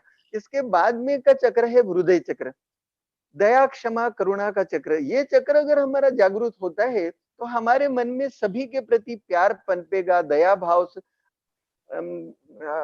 मातृवात्सल्य तैयार होगा। अगर ये चक्र डिस्टर्ब हो जाता है तो ईर्ष्या, द्वेष, मत्सर और इसके साथ साथ सभी बीमारियां आना शुरू हो जाती है। ईर्ष्या के बाद में सभी बीमारियां, लोग high blood pressure, high cholesterol level, asthma, हृदय विकार, ये सभी आ सकते हैं। इसके बाद का चक्र है ये मणिपुर चक्र, भावना का चक्र। ये चक्र कम ज्यादा सभी लोगों का डिस्टर्ब रहता है। थोड़ा सा भी कोई किसी ने भला बुरा कह दिया तो हमको बुरा लगता है, हमको गुस्सा आता है। तो अगर समझो हार्ट वीक हो गया तो हार्ट स्ट्रोक हो सकता है। अगर समझो हार्ट ठीक है, ब्रेन की तरफ खून का सप्लाई बहुत बढ़ गया और ब्रेन की एक आधी नस फट गई तो ब्रेन स्ट्रोक हो सकता है। तो इसलिए इस मणिपुर को जागरूक रखना जरूरी है। ये चक्र अगर हमारा जागरूक होता है तो गीता में जैसा कहा है, सुख दुखे समय कृत्वा लाभा लाभो जया जयो, तो सुख में दुख में हम सब रह सकेंगे। ये चक्र अगर डिस्टर्ब होता है तो liver disorder, kidney disorder, acidity, indigestion, hyperacidity और डायबिटीज तक हो सकता है। इसके बाद का चक्र है स्वादिष्टान चक्र। ये स्वादिष्टान चक्र ये क्रिएटिविटी का चक्र है। क्रिएटिविटी माना खाली बच्चे पैदा करना नहीं, क्रिएटिविटी माना कोई नया, हम नई सोच, नया जादू कर सकते हैं, कोई नया प्रोजेक्ट बना सकते हैं, ये यहाँ से आता है क्रिएटिविटी के चक्र से। इसके बाद का चक्र है मूलाधार चक्र। ये मूलाधार चक्र मूल आधार, जिंदगी का आधार है। तो ये मूलाधार अगर हमारा बंद हो जाता है तो आत्मा यहाँ से निकल सकती है, माना हमारा शरीर छूट सकता है। मूलाधार चक्र अगर डिस्टर्ब भी हो गया तो हमारे में इनसिक्योरिटी फीलिंग होती है, मेरा क्या होगा, मेरे बच्चों का क्या होगा। इनसिक्योरिटी फीलिंग होने से बुरे सपने आएंगे, बुरे कुछ ये हो गए। तो ये सभी सातों चक्रों को जागरूक करने की एक विधा है। अगर वो विधा में पहले तो विशुद्ध चक्र के ऊपर, कंठ कुंभ के ऊपर थोड़ा सा प्रेशर देके हम सांस लेते छोड़ दे, और उसके साथ में हाँ कुछ क्रियाएं हैं। जैसा देखो किसी को हम बुलाते तो बोलते इधर आओ, जाओ बोले तो ऐसा करते। वैसा ही हमारे स्पिरिचुअल मनुष्यों ने ये कुछ विधा बताई। जैसा समझो सहस्त्रहारा को जागरूक करना है तो सांस लेते समय जिह्वा को ऊपर चिपकाना और सांस लेते हुए ऊपर हाथ उठाना, सांस छोड़ते हुए नीचे। ये अगर करते हैं, ये समझो 1215 बार भी करते हैं तो हमारा जो विचार है, विचार की लेवल है एकदम शून्य के तरफ जा सकती है। ध्यान में हम बहुत ज्यादा आगे बढ़ सकते हैं। ध्यान की अवस्था, लोग कहते हैं मैं 2 घंटा ध्यान किया, कुछ भी नहीं हुआ। यह ऐसा क्यों होता है? क्योंकि वो ध्यान में उतरते ही नहीं। ध्यान माना अपने पास जाते ही नहीं। तो अगर हम सातों चक्रों के ऊपर जाए तो जैसा ये सहस्त्रहारा, फिर आज्ञा चक्र के लिए ऐसी क्रिया, बिंदु चक्र के लिए, हृदय चक्र के लिए, कंठ चक्र के लिए, हृदय चक्र के लिए, फिर मणिपुर चक्र के लिए, फिर स्वाधिष्ठान चक्र के लिए मूलाधार चक्र के लिए, और इसके साथ में अगर हम जैसे जैसे ये ध्यान में उतरते हैं वैसे वैसे ये सातों चक्रों के रंग दिखाई देते। जैसा सहस्त्रहारा चक्र में जामुनी कलर दिखाई देगा, आज्ञा चक्र में गहरा नीला चक्र दिखाई देगा, कंठ चक्र में स्काई ब्लू दिखाई देगा, हृदय चक्र में हरा दिखाई देगा, मणिपुर चक्र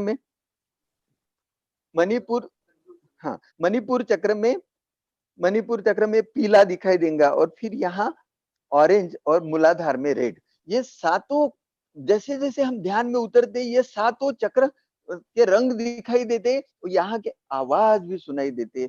ये हमारी बॉडी ये म्यूजिकल इंस्ट्रूमेंट है, और ये ध्यान में जाने से बहुत अच्छे अनुभव हमको मिल सकते हैं। धन्यवाद।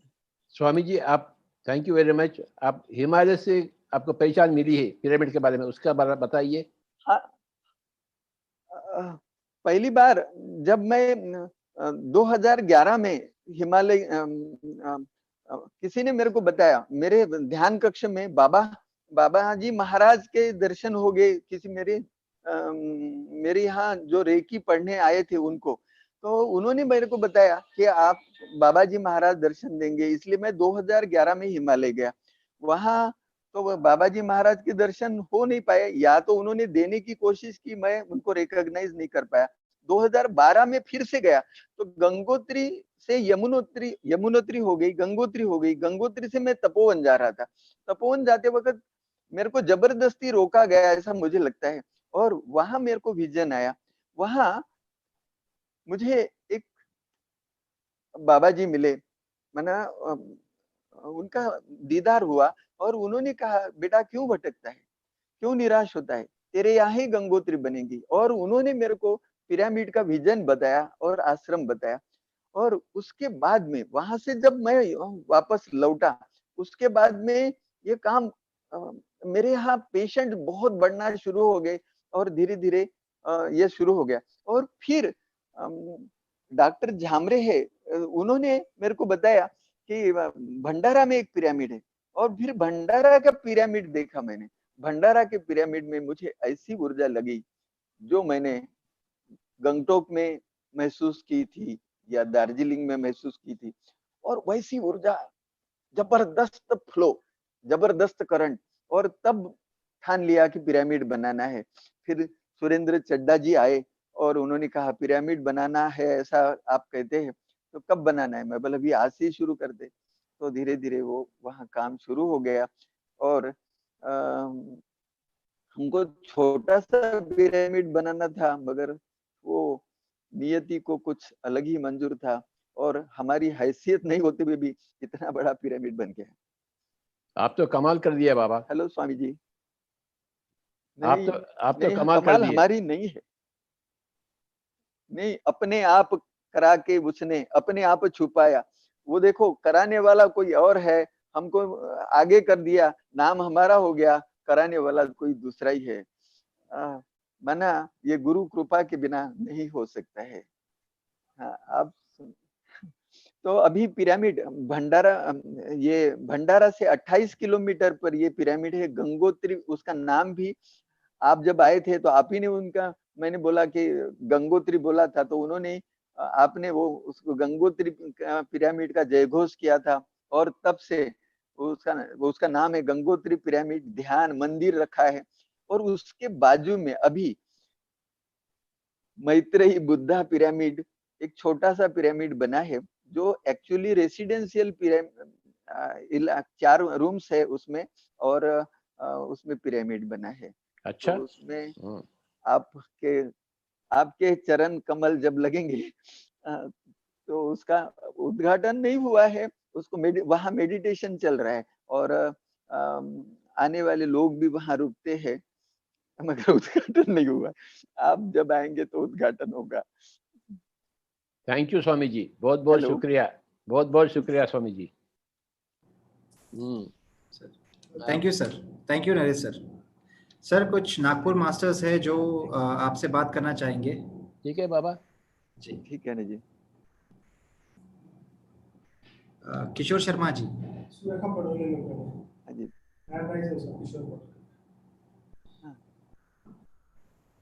हेलो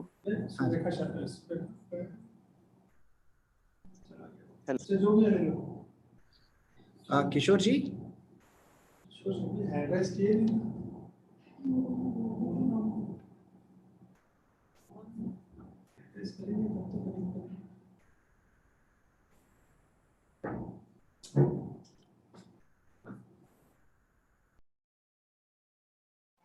और किसी को देना। मैं नागपुर से हूँ।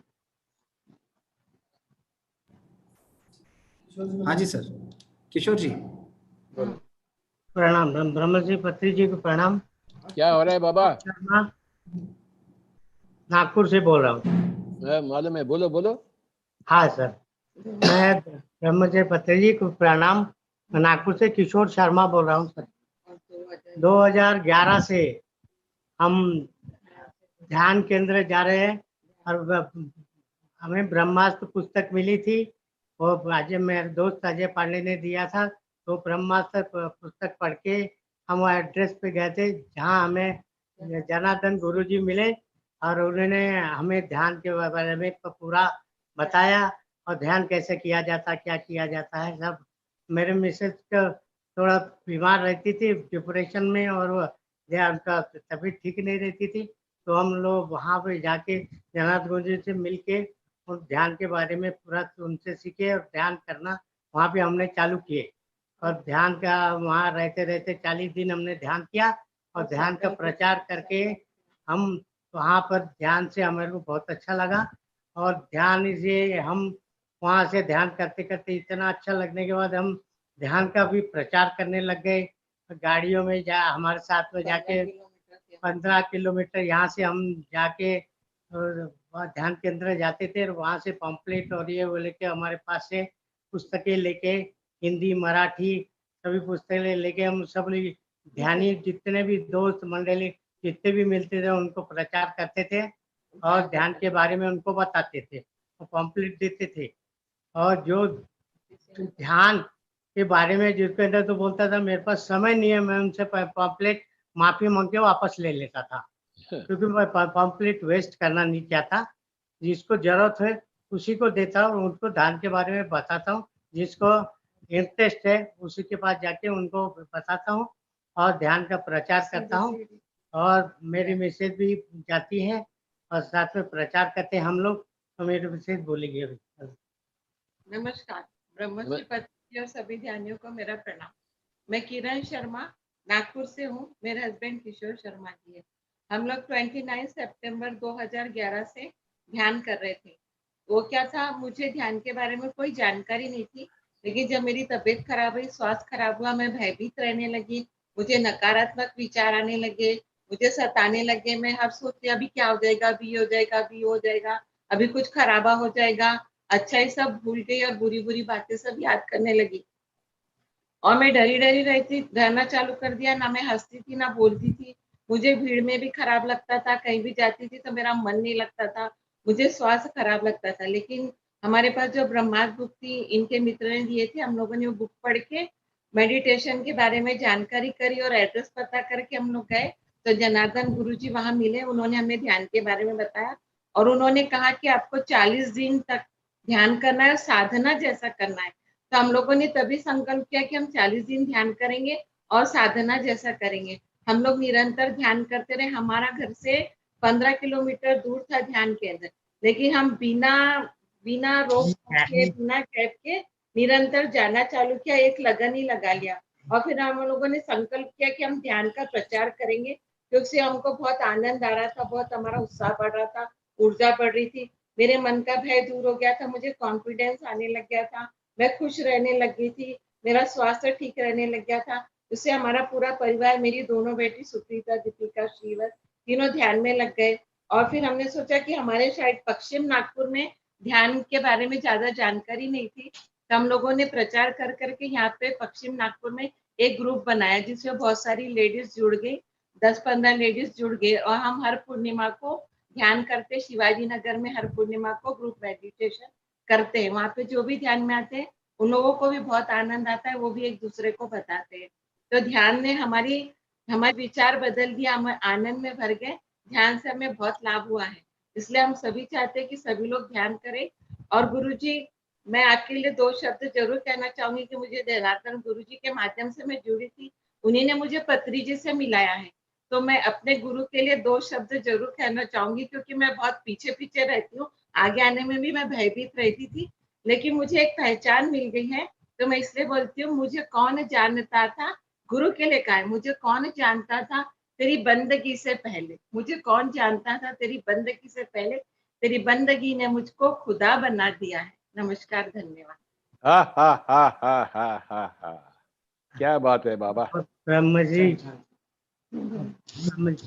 पत्री जी के लिए मैं जब भी ध्यान में जाता था, जब भी ध्यान में बैठता हूँ, और सीढ़ी गुरु जी की जब भी सीढ़ी सुनता हूँ, ध्यान में बैठ जाता हूँ, तो पत्री जी के गुरु जी के शब्द मेरे कानों में हमेशा गूंजते रहते थे। कोई 2 शब्द मैं बोलना चाहता हूँ, और आप गुरु जी के आपके अनुभूति हो तो। हाँ, my dear friends, my dear god, my dear master, इक्को लारा, ज्ञान लारा, भगवंत लारा, मन मंगलम। गुरु जी के शब्द मेरे ज्ञान में। वाह वाह, आप तो तेलुगु में भाषण दे रहे हैं आप। अच्छा, हाँ सर, धन्यवाद। My dear masters, my dear friends, my dear gods, सब सुखी रहें, सब ध्यानी रहें, सब शाकाहारी बने, पूरे नागपुर के सबको संतरा बांटो। संतरा बांटो। और गुरु जी का ध्यान, अभी कोरोना वायरस होने के बाद पूरे वर्ल्ड में अभी गुरु जी का जो प्रचार था शुद्ध शाकाहारी, और वो पूरा ध्यान ही हो जाएगा, शुद्ध शाकाहारी सभी लोग हो जाएंगे। अब कोरोना के बाद अपने आप सब सफल, गुरु जी की जो यह है वो संकल्प वो पूरा हो जाएगा, 100% पूरा होगा, ऐसा मुझे लगता है कि सब शुद्ध शाकाहारी ध्यानी हो। थैंक यू बाबा। Thank you sir. Thank you sir. Sir, Purva ma'am, doctor Taksha is there. Doctor Taksha please. Taksha ma'am. Hello, yes, नमस्ते सर। नमस्कार बाबा। नमस्ते सर। सर मेरा नाम तक्षा है, डॉक्टर तक्षा खैरवान।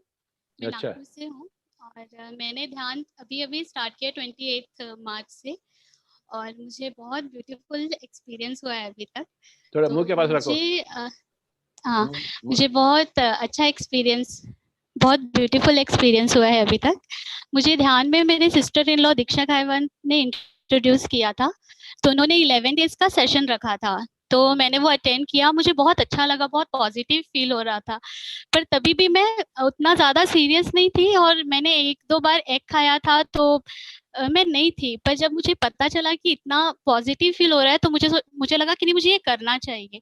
फिर मैंने एक दिन संतोषी मैम को कॉल किया, और उनसे मैंने जो भी मेरे प्रॉब्लम्स थे वो शेयर किए। फिर मैंने 40 डेज का संकल्प लिया, और इसी बीच में मेरे सिस्टर इन लॉ ने मुझे एक मूवी का लिंक सेंड किया था, कन्वर्सेशन विद गॉड। तो वो मूवी मुझे बहुत बहुत ज़्यादा अच्छी लगी, तो फिर मुझे लगा कि शायद मुझे भी ऐसे साइंस मिलते होंगे। तो मैं पेंटिंग करती हूँ, मैं लास्ट ईयर से पेंटिंग कर रही हूँ, तो मुझे सिखाने का बहुत मन था। तो जैसे अभी लॉकडाउन है, तो सभी चाहते हैं कि उनके बच्चे सीखें, तो मैं सोच रही थी कि चलो मैं अपने फ्रेंड्स के बच्चों को सिखाती हूँ। तो उन्होंने पहले तो बहुत एक्साइटेड होके हाँ बोल दिया, पर फिर उन्होंने कुछ रिस्पॉन्स उतना अच्छा नहीं मिला, तो मैं थोड़ा सैड हो गई। फिर मैं फ़ोन बस चेक ही कर रही थी, तो मुझे एक ग्रुप के बारे में पता चला, मधुबनी पेंटिंग एंड आर्ट्स, जिसमें मैं अपने पेंटिंग्स शेयर करती हूँ।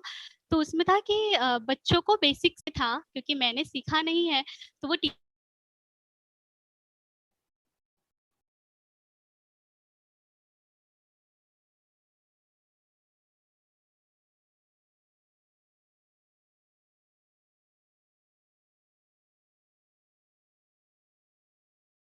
हेलो। यस यस, आगे बढ़ो। हाँ सर, तो वो टीचर की तरफ से मेरे लिए कॉम्प्लीमेंट बहुत ही ज़्यादा अच्छा था, क्योंकि वो फॉरेन में पढ़ाते हैं, ड्राइंग सिखाते थे, तो उन्होंने बोला आपने इतने अच्छे से सिखाया है, अब मैं भी ये तरीका यूज़ करूँगी। तो और वो पेज के फॉलोवर्स बढ़ते गए, तो जैसे मैंने वीडियोस डालती गई, तो फिर उस ग्रुप का मुझे अभी 12,000 मेंबर्स है उसमें, और फिर मुझे मॉडरेटर बना दिया गया उस ग्रुप में। तो सर वो बहुत ब्यूटीफुल एक्सपीरियंस था, और अभी तो मुझे इतना पॉजिटिव और इतना अच्छा फील होता है, और बहुत सारी चीज़ें बदल गई हैं। अभी पहले मैं नॉन वेजिटेरियन थी, अभी मैं प्योर वेजिटेरियन हो गई हूँ। इवन मैं अपने बेटे को भी अभी कुछ भी नहीं दे रही हूँ। एक्चुअली DDY 6 में आपने बोला था, तब मुझे लगा वो मैसेज शायद मेरे लिए है, क्योंकि मैं तो नहीं खा रही थी, मैंने 40 डेज का संकल्प किया था, मैं नहीं खा रही थी, पर मेरा बेटा खा रहा था। तो फिर आपका जो मैसेज था वो मुझे ऐसा लगा वो मेरे लिए है, कि आप बोल रहे हो कि आप अपने बच्चे को अगर नॉनवेज खिला रहे हो तो आपका बेटा राक्षस बना रहे हो आप अपने बेटे को। तो फिर मैंने उसको खिलाना बंद कर दिया।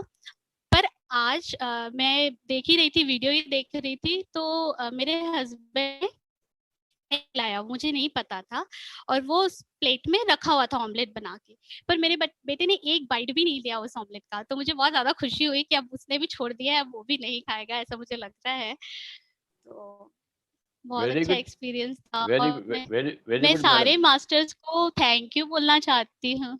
Yes sir. सर मैं सारे मास्टर्स को थैंक यू बोलना चाहती हूँ, रोज मैम स्पेशली, अभी वो इतने अच्छे से सेशंस ले रहे हैं, उनसे बहुत कुछ सीखने को मिल रहा है, और पूरा कोलकाता टीम, नरेंद्र सर, सबको थैंक यू सो मच, क्योंकि आपकी वजह से हम इतना टाइम कम पड़ रहा है सर। ऐसा लग रहा है कितना कुछ है जानने के लिए, और अभी मेरा तो मतलब दिमाग में कुछ भी नहीं था, ऐसा लगता है अभी कुछ अच्छा चीज जा रहा है। तो बहुत सारे चेंजेस हुए, पॉजिटिव हो गई हूँ, अभी एनर्जी एकदम बढ़ गई है, और सर बहुत अच्छा है एक्सपीरियंस। और मेरे बेटे के भी साथ एक पिरामिड का एक्सपीरियंस है, वो भी मैं शेयर करना चाहती हूँ आपके साथ। मेरा बेटा उतना ज़्यादा नहीं बोलता, वो 3 साल का है, तो अभी मैं उसकी टेक केयर करती हूँ, अभी कुछ जॉइन वगैरह नहीं किया है मैंने, जॉब वगैरह। तो वो थोड़ा कम बोलता है, उसको कभी कुछ बोलने के लिए वो तब थोड़ा बोलेगा, पर ऐसा नहीं बोलता। तो एक दिन मैं पिरामिड के अंदर बैठ के मेडिटेशन कर रही थी, तो वो आया और मेरे पास बैठ गया, और वो बैठ के वो सो गया। फिर जब वो उठा, उसने मुझे 4-5 पोएम सुनाए। वो कभी ऐसे सुनाता नहीं है, बट वो एनर्जी उसके चेहरे में दिख रही थी, और उसने मुझे 4-5 पोएम सुनाया, और मुझे इतना अच्छा लगा, मुझे ऐसा लगा मिरेकल हो गया, क्योंकि वो कभी नहीं सुनाता है ऐसे। अरे वाह बाबा। Yes sir. Sir thank you so much, आपकी वजह से मैं मेडिटेशन में आई हूँ। The whole world thanks you, Baba. Thank you ma'am. Sir Padole sir बात करना चाहेंगे आपसे। पडोले सर। नमस्ते सर। यस स्वामी जी, क्या हो रहा है? नमस्ते सर। नमस्कार नमस्कार, सभी को नमस्कार। फैमिली है सर, पटोले फैमिली की तरफ से आपको बहुत बहुत प्रणाम। आपको भी प्रणाम मैडम, आपको भी प्रणाम। हाँ, हम सब लोग तो ठीक है। अभी पिछले 40 दिनों से सब लोग घर में बंद है, तो ऐसे लग रहा है कि मैं एक टीचर हूँ स्कूल में, और मुझे इतना खाली वक्त आज तक कभी भी नहीं मिला। तो ये 40 दिन से बहुत खाली वक्त मिला है। 2008 से जब हम लोग मेडिटेशन में आए, तब से हमारी पूरी फैमिली मेडिटेशन करती है, और मेरे हस्बैंड मेडिटेशन सिखाते भी हैं। और बेटा मेरा सिर्फ 8 साल का था जब हम लोग फर्स्ट टाइम श्रीशैलम में आए थे मेडिटेशन ध्यान महाचक्र में, और तब से हम लोग कंटिन्यू 5-6 साल तक ध्यान महाचक्र में आते रहे। अभी बीच में क्या हुआ कि मेरा बेटा थोड़ा 10th और 12th में गया, तो उस टाइम में हम लोग नहीं आ पाए।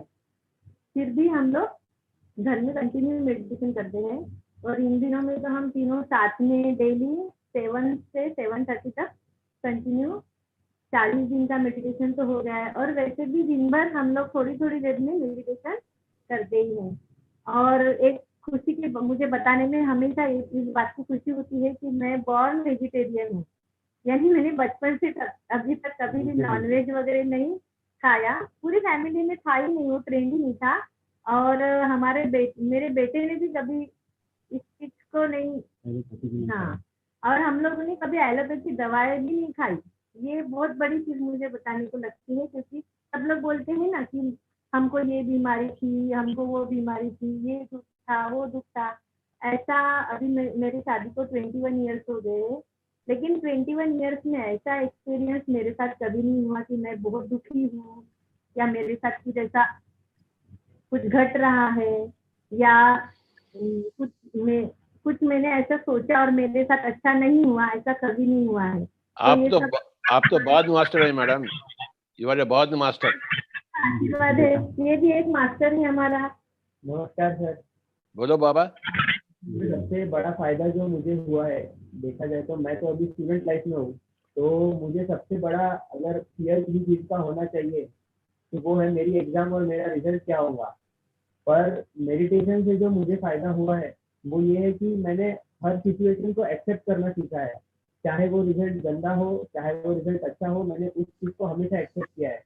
और 8 साल की उम्र का था मैं जब मैं पहली बार मेडिटेशन से इंट्रोड्यूस हुआ था, तो मुझे लगता है कि इसका मुझे बहुत फायदा हुआ है। और आप ही हमारे गुरु हो और आपने ही हमें मेडिटेशन सिखाया है, तो उसके लिए बहुत बड़ा थैंक यू। हाँ हाँ हाँ हाँ हाँ। Thank you sir. सभी ध्यान करते हैं, हम लोग हर संडे को ध्यान सेंटर पर भी ध्यान लेते हैं।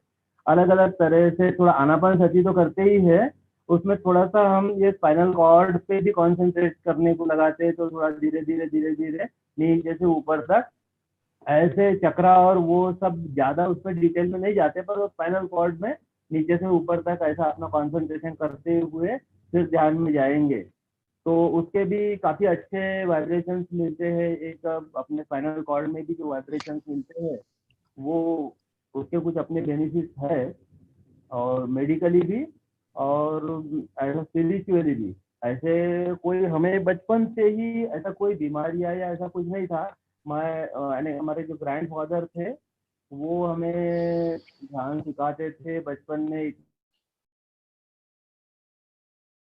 कुछ समझता भी नहीं था। पर वहाँ क्या है, जनार्दन संघ और वो सब पिरामिड ये सब जब से कांटेक्ट हुआ, फिर उसके बाद में ध्यान में जरा ज्यादा ही मजा आने लगा कि पिरामिड शक्ति क्या है, इसके बेनिफिट कैसे है, और हम कैसे ध्यान में जल्दी से जाते हैं। और प्रेमनाथ सर या आपका नाम भी ले लेंगे तो हम ऐसे ध्यान में चले जाते हैं, अपने आप में चमत्कार ही है कि हम ध्यान को बैठते हैं, पत्री सर को याद करते हैं, हम प्रेमनाथ सर को याद करते हैं, अपने वो शिवा सर को याद करते हैं, तो अपने आप ही ध्यान में चले। और बाकी फ्लूइड मेडिटेशन है और आनापानसती है, करते रहते हैं। बाकी आपका कुछ संदेश है? सर मुझे एक बात बतानी है, मैं टीचर हूँ तो छोटे बच्चों से मेरा इंटरेक्शन ज्यादा होता है। छोटे बच्चे यानी सिर्फ 10 साल तक के बच्चे, मेरे बच्चों को मैं पढ़ाती हूँ। तो हमें महाराष्ट्र गवर्नमेंट ने कंपलसरी किया है आनापानसती मेडिटेशन, तो वो रोज लेना पड़ता है। जब हमारे प्रेयर्स होते हैं तो 15 मिनट्स के लिए मुझे वो रोज लेने पड़ते हैं, यानी कंपलसरी लेना पड़ता है। तो मैंने अपने स्कूल में फिर शुरू कर दिया, तो मैं 15 मिनट्स के ऐसे छोटी छोटी म्यूजिक लगाती हूँ स्कूल में। कभी आपका फ्लूट मेडिटेशन का म्यूजिक है, या कभी कोई तबला है, या कभी कोई मंत्र है, तो 15 मिनट्स में लगाती हूँ। फिर बच्चे 15 मिनट्स के लिए बैठते हैं, एकदम बराबर से बैठते हैं। और जब वो उठते हैं ना सर, तो मुझे पूछते हैं कि मैम ये क्या म्यूजिक था, हमको तो पता ही नहीं चला, इतने जल्दी कैसे खत्म हो गया। तो शाम को भी जब 4:45 बज जाते हैं और स्कूल छूटने का टाइम होता है, तो बच्चे फिर से आते हैं, मैडम आज अपने को बैठना नहीं है क्या, वो ऐसे आंखें बंद करके। उन्हें समझता नहीं है कि हम क्या कर रहे हैं, लेकिन वो अभी कंटिन्यूअसली साल भर से ये क्रिया कर रहे हैं, तो मुझे ऐसे लग रहा है कि उन्हें मेडिटेशन के बेनिफिट मिल रहे हैं। और उनको जब मैं खुश देखती हूँ तो मैं खुद भी बहुत खुश होती हूँ और मुझे भी बहुत आनंद मिलता है। और ये सब हो रहा है आपकी वजह से, इसलिए मुझे 2 लाइन आपके लिए बोलनी है सर। बोलूं क्या? आगे बढ़िए। आगे बोल, अच्छा ठीक है। गुरुदेव मेरी नैया उस पार लगा देना, अब तक तो निभाया है, आगे भी निभा देना, आगे भी निभा देना। Thank you sir, thank you so much. Thank you, sir. Thank you, Padole ji. Thank you, sir. Purva ma'am. Purva ma'am. प्रणाम पत्री जी। नमस्कार मैं पूर्वा। नमस्कार बाबा। पूर्वा मैं जानता हूँ आपको। हाँ सर।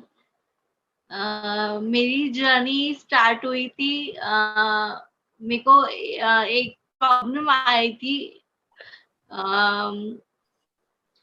पैरालिसिस की। वो एवीएम प्रॉब्लम है एक, वो उससे मेरा सिर का ऑपरेशन हुआ है और हड्डी भी निकली हुई है। और मेरे को ये 3 इयर्स हो गए हैं, पर मैं शील कुकर के द्वारा ध्यान से जुड़ी हूँ। बुआ है मेरी वो, उन्हें मैं 3 महीने हॉस्पिटल में रही, तो मैं बुआ ने मेरे को ध्यान सिखाया। वहीं पे मैं ध्यान करती थी 3 महीने। फिर वहीं से मेरे को एंकरेजमेंट आया कि ध्यान से एनर्जी आई। फिर घर में मैं बेड पे थी तब, तो मैं लेट के ध्यान करती थी। मास्टर जाते थे मेरे को देखने के लिए। फिर मैं व्हील चेयर पे चड्डा अंकल के यहाँ गई। वहाँ पे बहुत अच्छे एक्सपीरियंस हुए। मैं चलने लगी अपने आप। और मैं थोड़ा चल कर दिखाइए अभी। चल कर थोड़ा सा अभी बैलेंस पूरा है, पर थोड़ा चलने में प्रॉब्लम हो रही है थोड़ी। ओके बाबा, okay okay okay, very good very good.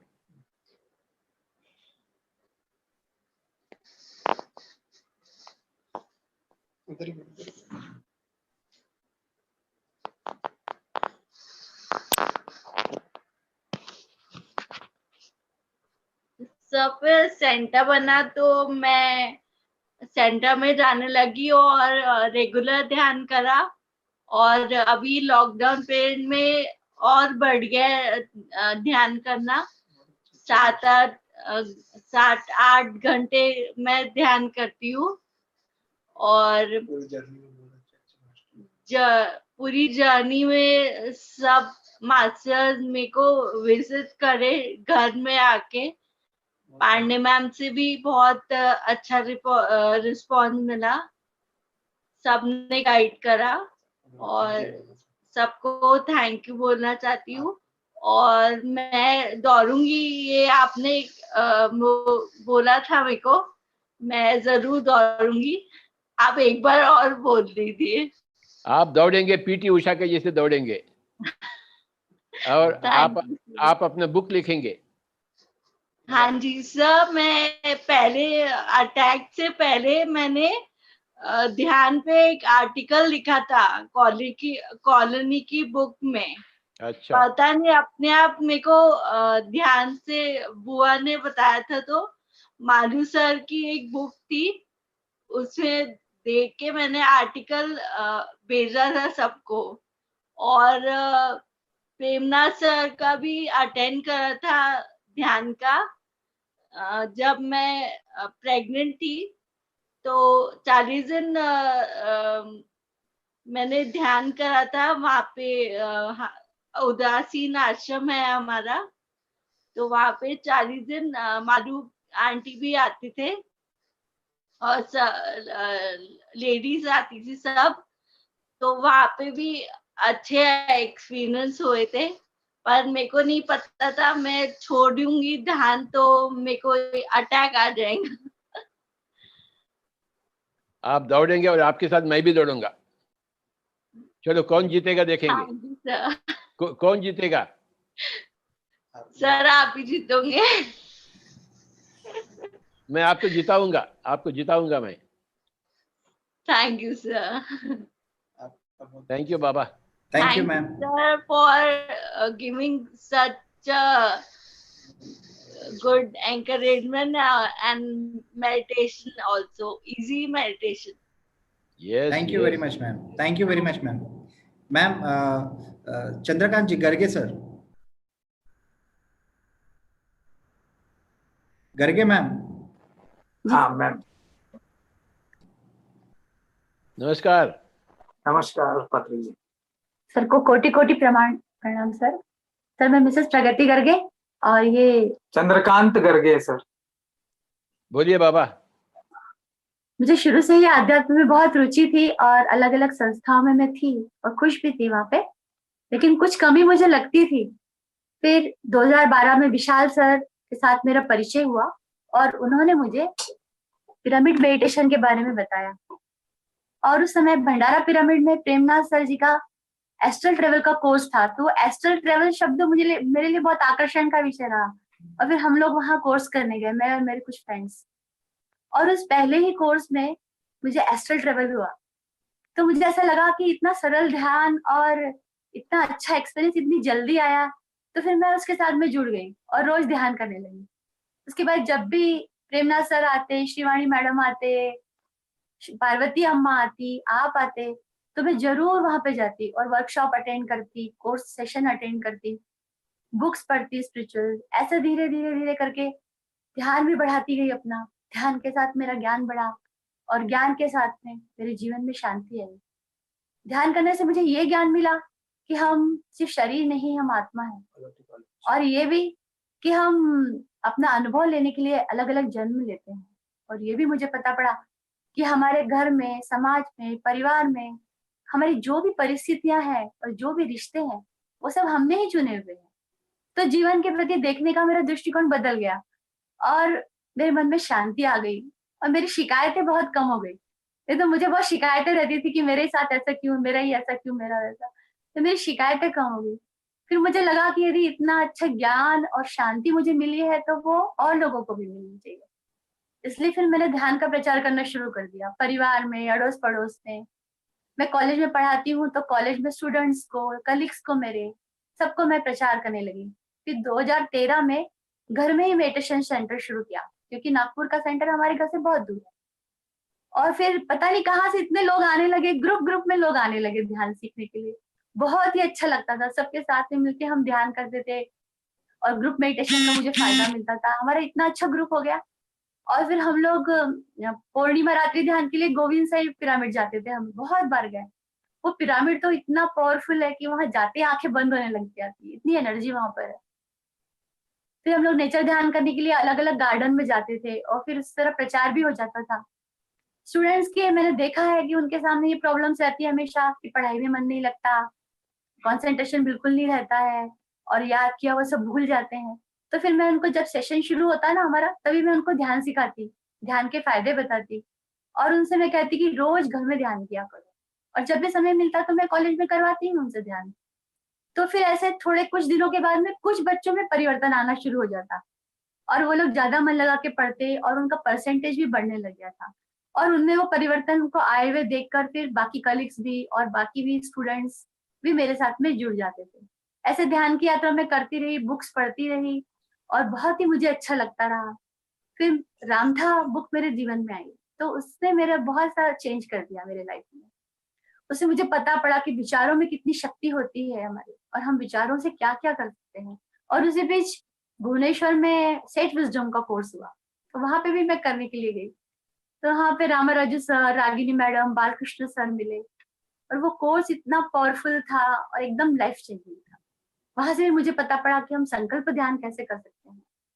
जो चुन के परिस्थितियां हम आए हैं, अगर वो भी हम बदलना चाहे तो वो भी हम संकल्प ध्यान करके बदल सकते हैं। और ये भी वहां मैंने सीखा कि हम एक साथ बहुत सारे आयामों में रह सकते हैं। और ये भी मैंने वहां जाना कि सपने हमारे झूठे नहीं होते, वो भी हम अनुभव करके ही आते हैं। वहां से बहुत एनर्जी लेके मैं वापस आई। फिर लॉकडाउन पीरियड तो जैसे उत्सव ही हो गया हमारे लिए। पूरे दिन भर कहीं ना कहीं चैनल चलते ही रहते, कलकत्ता का, कभी रायपुर का, कभी नरेंद्र सर का, और रामाराजू सर के साथ में मैंने पूरा 40 दिनों का हमने रात में एक सेशन किया, उससे बहुत नॉलेज मिला, बहुत ग्रेट मास्टर्स के एक्सपीरियंस भी उसमें सुनने के लिए मिले। अब तो बस ध्यान करना, ध्यान का प्रचार करना और शाकाहार जगत की स्थापना करना और पिरामिड बनाना, ये मेरे जीवन का उद्देश्य है। Thank you sir. मैडम जी, आप PSSM का पूरा हमशक्ल है आप। Thank you sir. यहाँ आने के बाद मैं इतनी खुश हूँ कि मुझे समझता ही नहीं, बस ध्यान ध्यान ध्यान का ही नशा रहता है। किसी से बात करनी हो तो मैं ध्यान के बारे में ही बात करती हूँ। सब लोग मुझे मैं जाती हूँ तो सब समझ जाते हैं कि अब ये कुछ तो भी ध्यान के बारे में ही बोलने वाली है। और मैंने मेरे कुछ स्टूडेंट्स को भी शाकाहार के बारे में बताकर वो लोगों ने भी मांसाहार करना छोड़ दिया। ऐसे हर साल होता है कि हर साल 2-3 स्टूडेंट्स मेरे ऐसे रहते हैं कि जो कि मांसाहार छोड़ देते हैं। मुझे उसका भी बहुत खुशी मिलती है, मुझे बहुत अच्छा लगता है सर। और सर मैं जब भी आपसे मिलती हूँ ना, तो मेरा आपका रिश्ता कैसा है, जैसे गुरु द्रोणाचार्य और एकलव्य का था। तो मैं हमेशा आपको दूर से देखती रहती हूँ और कितने सादे हैं सर, कितने विनम्र हैं और कितने प्रेम से सबके साथ में मिलते हैं, ऐसा मैं देखती रहती हूँ। और वैसे ही मैं करने की सोचती रहती हूँ हमेशा। और thank you very much sir. और जो ऋषिकेश में आपने कुंभ मेला करवाया ना, उसके लिए तो बहुत बहुत धन्यवाद सर। आप गंगा नदी के किनारे हम पूरे परिवार के साथ में बैठ के, आप सब ध्यानियों के साथ में बैठ के ध्यान करना, ये तो एक अलौकिक लाभ है हमारे लिए सर। बहुत बहुत धन्यवाद, आप बहुत धन्यवाद। अरे आपका सुन के तो मेरा आज का दिन बन गई। अरे सर आप क्या ऐसा बोल रहे सर। सही तो, सही तो। और आप जो भी गेस्ट को बुलाते हैं ना सर, वहां मैंने ऋषिकेश में भी आपको देखा, उनके आप इतना उनको रिस्पेक्ट देते हैं और मतलब उनके पैरों में आप बैठ जाते हैं। तो मुझे इतना लगता है कि बाप रे, ये सर इतने महान है और गेस्ट के कितने पैरों में बैठ जाते हैं। वो मैंने आपसे बहुत सीखा सर, विनम्रता। सच में सर, आपसे बहुत कुछ सीखने के लिए। Thank you sir. Swami ji. Patri ji, मुझे भी कुछ कहना है। 2014 में मैं मेडिटेशन में आया। शुरू में मुझे भी लगता था कि मेडिटेशन में मैं तो 10 मिनट भी नहीं बैठ पाऊंगा या 15 मिनट भी नहीं बैठ पाऊंगा, पता नहीं 1-1 घंटा या अब कम से कम अपने उम्र के जितने मिनट्स हमको करना चाहिए ऐसा है तो उतना भी कर पाऊंगा कि नहीं कर पाऊंगा। लेकिन अंदर से एक ये थी कि चलो बैठते तो है, जाके बैठेंगे तो सही, देखे जितनी देर बैठ सकते उतनी देर बैठेंगे। तो हम हमारे यहाँ के सेंटर में ही बैठते थे। तो शुरू में पहले दिन जब मैं गया वहां बैठने के लिए, तो 10 मिनट के बाद में मुझे पता चला कि कुछ पैरों में दर्द वगैरह हो रहा है। मैंने कहा चलो नहीं और आगे धकेलते हैं। तो ऐसे करते करते आपका जो आनापान सती का कैसेट जो है वो पूरी हमने सुनी और मेडिटेशन में रहे। वो करीब 50-55 मिनट की है सर। तो उतनी देर मैं बैठा रहा, मुझे बड़ा कॉन्फिडेंस आया। मैंने कहा ये ध्यान में, मेडिटेशन में कुछ न कुछ तो है। तो फिर मैं रेगुलर ध्यान करने लग गया। हमारे यहाँ पर ही ऊपर सेंटर था, वहां पर रेगुलर जाता था। आज मेरी एज करीब 60-62 है। तो मैं उतने मिनट और उससे भी ज्यादा मेडिटेशन करता हूँ। मेरे सर फिजिकल और मेंटल चेंजेस भी काफी आए हैं और वो मुझे लगता है कि वो पहले दिन से ही आना चालू हो गया है। फिजिकल में आप अपने बॉडीली जो एक शांति रहती है बॉडी की, मतलब उसमें थोड़ा सा चेंजेस मैंने देखे अपने पहले दिन से ही। मेंटल चेंजेस भी देखे। एक ऐसा प्रकार का कॉन्फिडेंस जागरूक होने लग गया है कि ये काम, जो काम मुझे सबसे कठिन लगता था वो काम मैं हंसते से हंसते और इजीली बहुत कर पाता था। मेरा बीपी सर 150-90 के आसपास रहता था, जो अभी 70-120 के आसपास रहने लग गया। ये मैं कहता हूँ कि सर मेडिटेशन के अलावा दवाई भी नहीं है और वो भी कुछ नहीं है, ये केवल मेडिटेशन के हिसाब से हुआ है। जो रेगुलर डॉक्टर दवा देते हैं वो तो मैं लेता ही हूँ, लेकिन फिर भी उसके बाद भी 150-90 रहता था, वो अभी 70-120 रहता है। ये एक चेंज।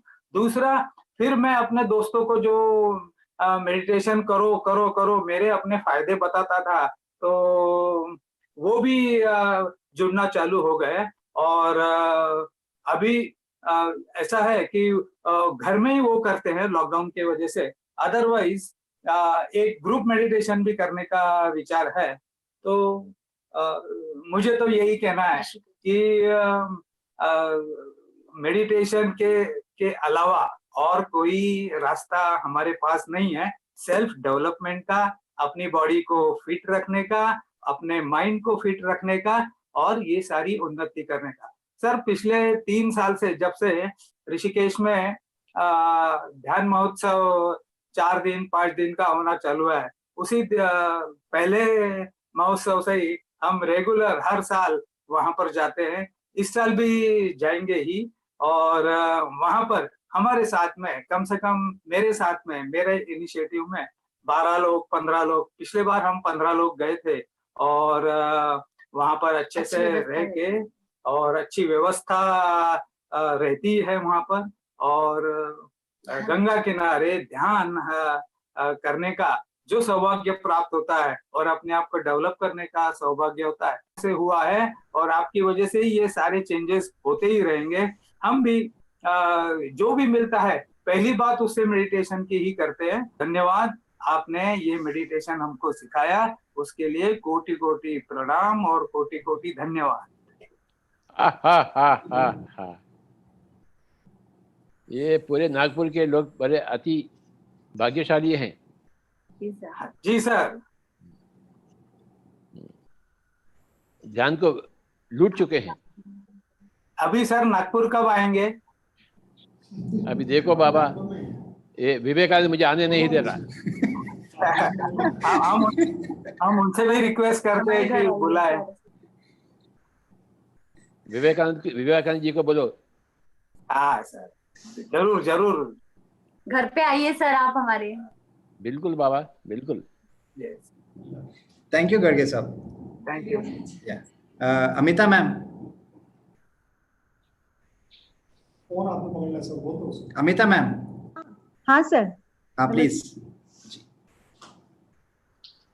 और क्या? प्रणाम सर। प्रणाम सर। नमस्कार नमस्कार नमस्कार। और बोलो। हाँ सर, मैं वैसे हेलो। यस यस, सुन रहा हूँ मैं। हाँ, मैं वैसे 2010 दिसंबर से ज्वाइन हुई थी आपको, पर धीरे धीरे मुझे मतलब मालूम हो गया इसके बारे में, मेडिटेशन के बारे में। जनार्दन सर मिले मुझे वहाँ पे, फिर उन्होंने हमको सेंटर पे बुलाया था सर 2011 में। तो हम लोग वहाँ मेडिटेशन किया, वहाँ से पिरामिड लेके आए। तो धीरे धीरे मैं ही अकेली करती थी तभी घर में। फिर ऐसे मन में आया कि कुछ करना चाहिए सभी के लिए, तो मैंने 11 दिन का हमने यहाँ पे रखा था। 11 दिन में रखा, पर उस 11 दिन में ही मुझे लगा कि अपन ने सेंटर खोलना चाहिए। तो मैंने सेंटर खोला सर। फिर धीरे धीरे हमारे कॉलोनी के लोग भी आने लगे, उनको भी उसका फायदा होने लगा। और कुछ यंगस्टर्स आने लगे तो उनको पढ़ाई में हेल्प हुई। और मुझे एक क्या हुआ कि मेरा कॉन्फिडेंस बढ़ने लगा। मुझे मेडिटेशन के बारे में पता चलता था, मतलब मैं सुनती थी, पर बहुत अलग अलग तरह के मेडिटेशंस हैं। और ये मोस्ट सिंपल, बहुत ही सीधा और कोई भी कर सकता है। और जो भी पढ़े लिखे नहीं उनको भी अपन सिखा सकते हैं। ऐसा करके मैंने शुरू किया सर। और तब से आज तक हम लोग कर ही रहे हैं और काफी लोग जुड़ गए थे हमारे साथ। करीबन 40-45 लोग जुड़ गए थे, उसमें से ज्यादा करके यंगस्टर्स ही है। तो ऐसा करते करते हम लोग फिर ध्यान महाचक्र भी हम 4 साल लगातार आए, 12, 13, 14, 15 ऐसा। उसके बाद मेरा आना नहीं हुआ क्योंकि पिताजी भी थे मेरे साथ। एंड मेरे पिताजी भी करते थे। ही वॉज 88-87 थे वो। रेगुलर 6 बजे आते थे, 6 से 7 करते थे। और उनका उतना एज करके नीचे आके फिर से बैठते थे, क्योंकि हमारे यहाँ 1 घंटा ही हमने सेंटर पे रखा था। उसके बाद हम डिस्कस करते थे, अपने अपने अनुभव बताना। तो ऐसा वो भी करने लगे सर। और तब से मुझे तो अच्छा लगने लगा और सेल्फ कॉन्फिडेंस बढ़ने लगा मेरा। और एक एनर्जी आने लगी कि क्या करना चाहिए क्या नहीं। तो जो मुझे इच्छा होती थी कि सभी को देना, वैसे मेरी इच्छाएं भी पूरी होने लगी। ऐसा होते आहे सर. वेरी गुड बाबा. स्वामी जी बताइए. नमस्ते पत्री जी. 2012 में ध्यान महाकुंभ में आया था हैदराबाद में, पिरामिड में. अच्छा. अनुभव आज तक भूल नहीं पाया मैं. कुंभ मेला कहता हूँ मैं उसको. अच्छा. तो वहां पे प्रेमनाथ जी ने जो मुझे एस्ट्रल सर्जरी कराया था, मैं साइंस का टीचर हूँ, कॉलेज में पढ़ाता था, तो मैंने अपने आप को एक्सपीरियंस करने के लिए वो सर्जरी कराया था. तो सर्जरी आपने की थी मेरे पे. अच्छा. हार्ट सर्जरी किया था आपने और करवाया था पार्वती मैडम के थ्रू. पूरा याद है, मैंने वहाँ एक्सपीरियंस शेयर भी किया था. उसके बाद में मेरा शुगर का और बीपी का प्रॉब्लम एकदम कम हो गया. ये मैंने सबको बता चुका हूँ और हमारे एरिया में इतने लोग ज्वाइन हुए, तब से 50-60 कंटिन्यूअस ज्वाइन होते गए, वो आते रहे. कुछ लोगों ने अपने अपने सेंटर भी खोले हैं, गर्गे मैडम ने भी खोला है. तो बहुत आनंद होता है, बहुत खुशी होती है. अरे बाबा, अपने द्वारा एक भी सुधर जाता है ना, एक भी ज्ञानी बन जाता है ना, हमारे लिए कितना अहोभाग्य है. सच में. हाँ सर. एक का भी भला हो गया अपने द्वारा तो हम हाँ. अपना जन्म चरितार्थ हो गई. यहाँ मेरे कॉलेज में मैं स्टूडेंट्स को भी ये सब पढ़ाता था. अभी तो रिटायर हो गया हूँ. काफी ने सैकड़ों हजारों स्टूडेंट से करवाया हूँ मैंने मेडिटेशन. देखो फिर. Yes sir. और करते थे कॉलेज वाले, ऑब्जेक्शन देते थे, लेकिन मैं पढ़ाता था. मतलब मैं तो इतना पढ़ाऊंगा, 5 मिनट देने को 10 मिनट कोई हरकत नहीं था. I used to do it. बिल्कुल. थैंक यू धन्यवाद sir. Thank you sir. Absolutely wonderful. Absolutely wonderful. इस साल ऋषिकेश आएंगे हम पक्का. अभी मुझे भी मालूम नहीं, अभी जाएंगे क्या नहीं जाएंगे, ये कोरोना क्या करती है, अब देखेंगे. नहीं, सब होने वाला है सर. कुछ कोई बात नहीं. होने वाला है. अच्छा ठीक है. ऐसा बहुत स्ट्रांगली लग रहा है हमको भी. अच्छा. अच्छा ठीक है फिर तो हो जाएगी. नागपुर में हमारे घर आइए अगले टाइम पक्का. ओके बाबा. पक्का आइए सर. पक्का होगा, पक्का होगा. Thank you. चाय देना, मुझे चाय देना. हाँ पक्का. बिल्कुल. मेरी पसंद है चाय. दिन भर चाय पीते हम.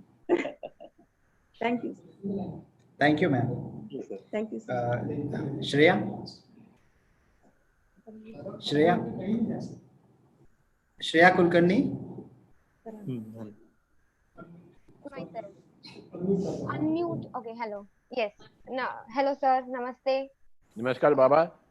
मेरा नाम श्रेया है, मैं नागपुर से हूँ और मैं मेरी ध्यान की जर्नी मैं अभी आज आपके सामने बताना चाहूंगी.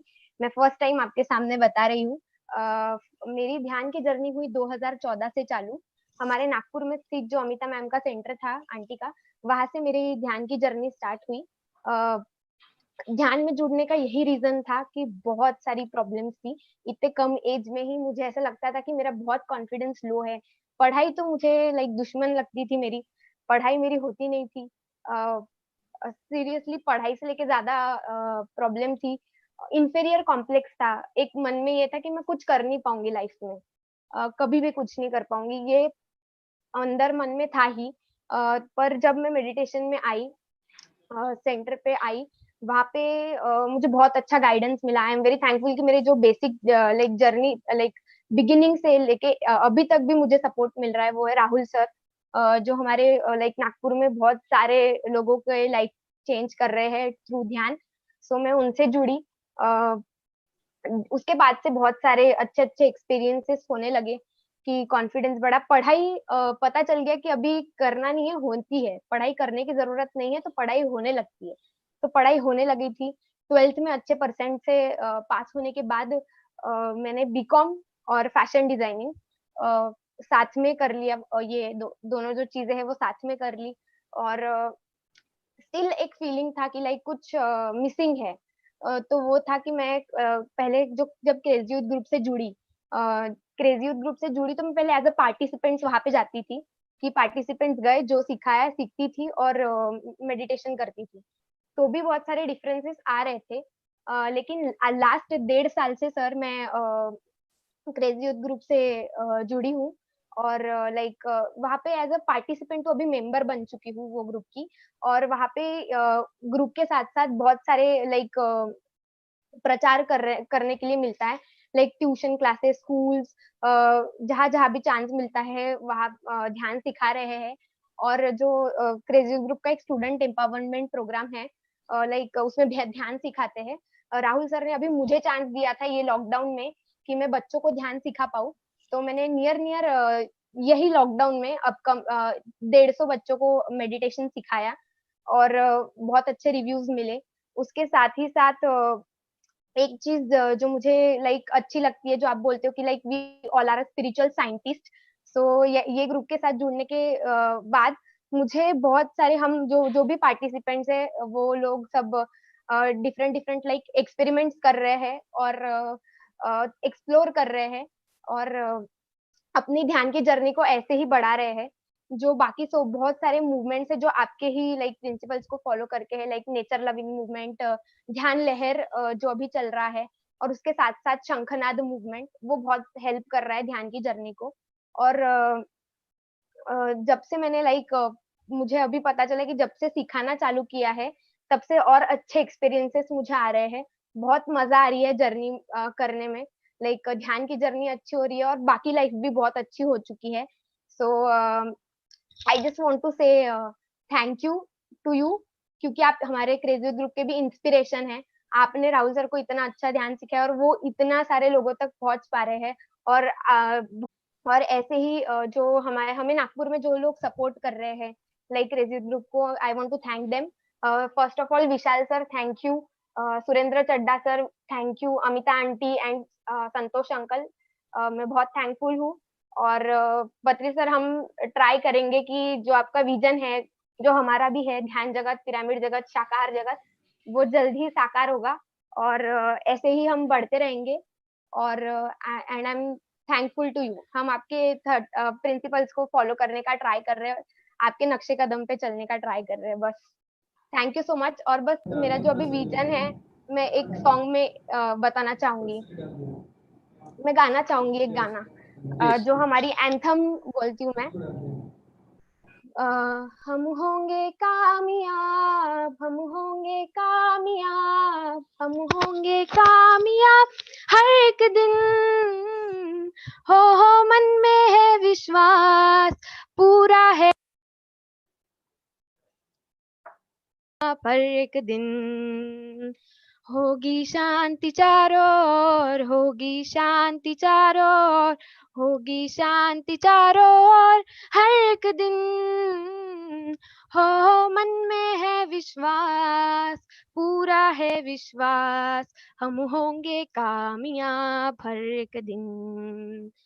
होगा ध्यान चारों ओर, होगा ध्यान चारों ओर, पिरामिड ध्यान चारों ओर हर एक दिन। हो मन में है विश्वास, पूरा है विश्वास, हम होंगे कामयाब हर एक दिन।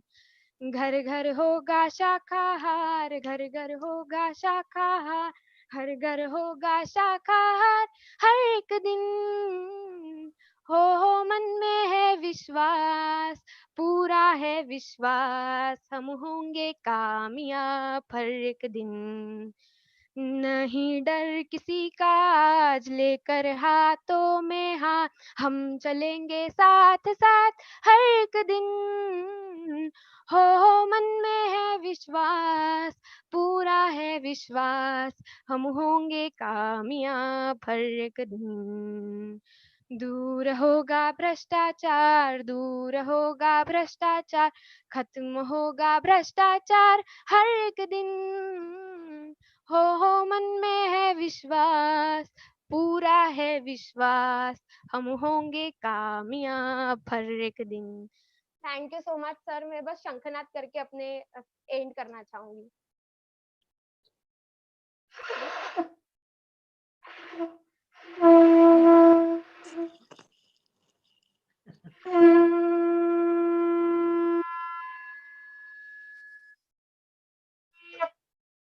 अरे अरे बाबा, आप तो पीएससीएम के झांसी लक्ष्मीबाई बन जाएंगे आप। ये तो निश्चित है।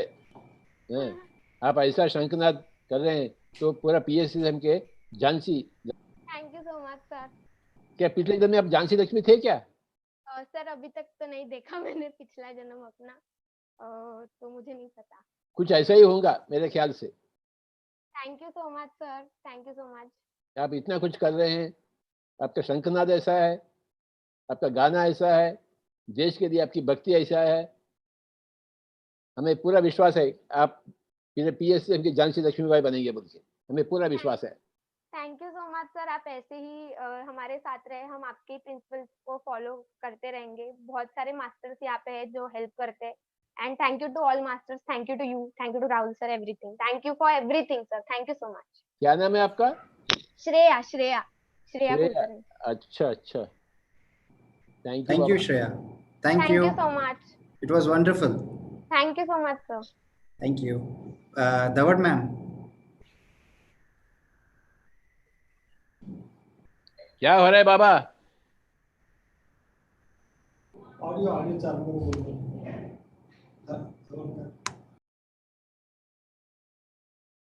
हेलो, हाँ, हमसे नाराज है क्या आप?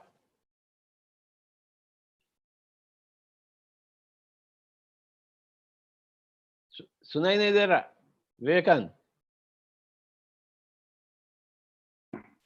ओके, सुनाई दे रहा है सर? अब सुनाई दे रहा। हाँ, सुनाई दे रहा है। हाँ, आप नाराज हो गए क्या मुझे बेतुल में?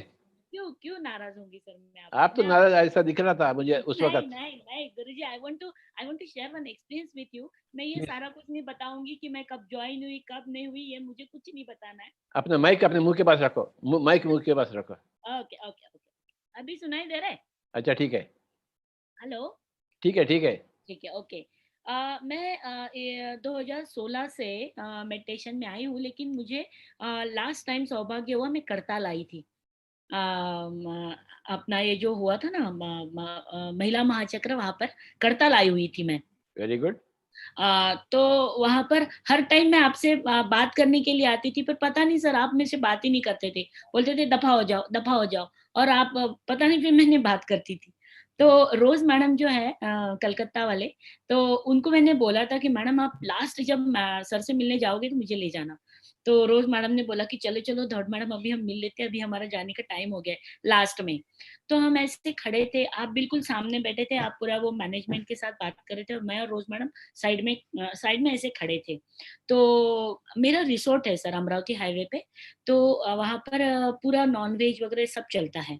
तो मैंने ऐसे दिल में ऐसे बोला कि गुरुजी आप मेरा रिसोर्ट के लिए कुछ करिए ना, मैं उसको प्योर वेजिटेरियन बनाना चाहती हूँ एंड ऑल दैट। मैं आपसे अपने दिल में ही ऐसे सब बोल रही थी, मैंने किसी को बोला नहीं, किसी से शेयर नहीं किया, कुछ नहीं। लेकिन जब आप पता नहीं आप मेरी तरफ देख रहे थे और आपने मुझे ऐसे थंब दिखाया, तो मैंने पीछे मुड़ के देखा, मेरे पीछे तो कोई नहीं था। फिर मैंने रोज मैडम की तरफ देखा तो रोज मैडम की तो आंखें बंद थी। फिर पता नहीं, फिर मैं बहुत दिल से खुश हो गई। फिर आपने हमको चाय ऑफर की, हम चाय पिए और नागपुर आ गए। नागपुर आने के बाद में ऐसा हुआ कि जो मतलब मेरे रिसोर्ट के रिनोवेशन के लिए मैंने एक बैंक पे लोन केस डाला हुआ था, तो वो काम ही नहीं हो रहा था मेरा।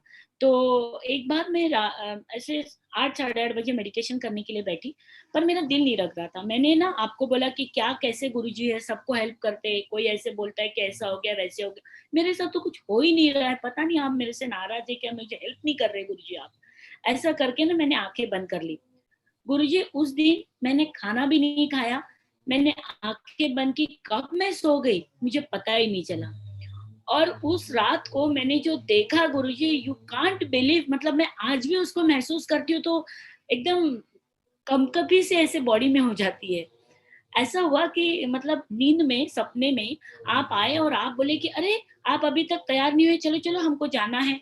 और आप ब्लू कलर का कुर्ता पहने आए थे और मुझे आप लेके गए। मैं बोली गुरुजी हमको कहाँ जाना है? बोले आप बैठो तो। और फिर आप मेरे साथ उस बैंक में आए जहां पर मेरा लोन चालू था, और वहां पर आप जाके वो जो अध्यक्ष थे, डायरेक्टर थे, उनके सामने जाके मुझे ले जाके आपने बिठाया और आप उनको बोल रहे कि अरे आप इतना टाइम क्यों लगा रहे, हमारा कब पिरामिड बनेगा, हम कब मेडिटेशन करेंगे, भाई थोड़ा जल्दी करो, हमको क्यों इतनी तकलीफ दे रहे आप। और ऐसा करके गुरुजी एकदम से मेरी नींद खुल गई। और मैं क्या देखती हूँ तब 7 साढ़े 7 कुछ बजा था, और फिर मैंने उठी, मैंने मेरा रूटीन वर्क किया और 9:10 पे मेरे मोबाइल पे उस बैंक से कॉल आया कि सर ने आज आपको मिलने के लिए बुलाया था, जो मुझे 2 महीने से नहीं बुला रहे थे, उन्होंने मुझे मिलने के लिए बुलाया। और सर मैं आपको क्या बताऊं, सपने में मैंने अध्यक्ष ने जो शर्ट पहना था, जो देखा था, वही शर्ट पहने हुए अध्यक्ष जी बैंक में चेयर पे बैठे हुए थे। मैं एक्सपीरियंस मेरा कभी नहीं भूल सकती गुरुजी। आप मेरे साथ कंटिन्यू हो, मैं आपको हर समय महसूस करती हूँ। मुझे लगता ही नहीं कि आप मेरे से दूर हो। पता नहीं क्यों सभी मुझे बोलते हैं 5-5 करोड़ का प्रोजेक्ट बोले ऐसे खाली पड़ा है, पर जब भी मैं रिसोर्ट जाती हूँ मुझे लगता है कि नहीं, अभी तो ये शुरू होने वाला है। ये देखो मेरे पिरामिड बन गए, और पता नहीं मुझे ऐसा अजीब सा फीलिंग होता है, मेरा नर्वसनेस टोटल चला गया। और इतने इन्वेस्टर्स ये लॉकडाउन के पहले मेरे से जुड़ गए थे, लेकिन अभी लॉकडाउन के कारण थोड़ा काम स्टॉप हो गया है। बट मतलब मुझे तो पूरा बिलीव हो गया कि मैं तो पिरामिड 100% बनाऊंगी गुरुजी, और मेरा रिसोर्ट इतना चलेगा और नॉन वेज पूरा खत्म कर दूंगी मैं वहां से। ये मेरा प्रॉमिस है गुरुजी, पक्का। मैं आपके लिए गुरुजी मैं 1-2 लाइन गाना चाहती हूँ, बस फिर स्टॉप कर दूंगी, सुनोगे? बिल्कुल बाबा, बिल्कुल बिल्कुल। मझधार में है नैया वो भी पुरानी है, मझधार में है नैया। सुन रहे ना गुरुजी? हाँ हाँ हाँ हाँ, सुन रहा हूँ।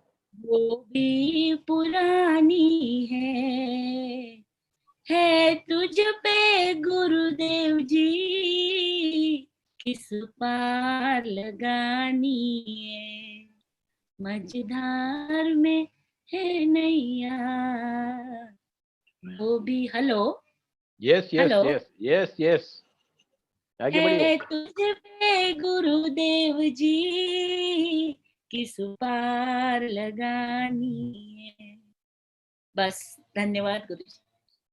तो ये रिसोर्ट कितने दूर है नागपुर से? Hello,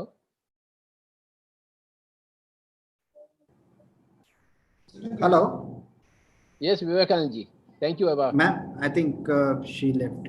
okay okay okay, yeah thank you ma'am. And Leena ma'am,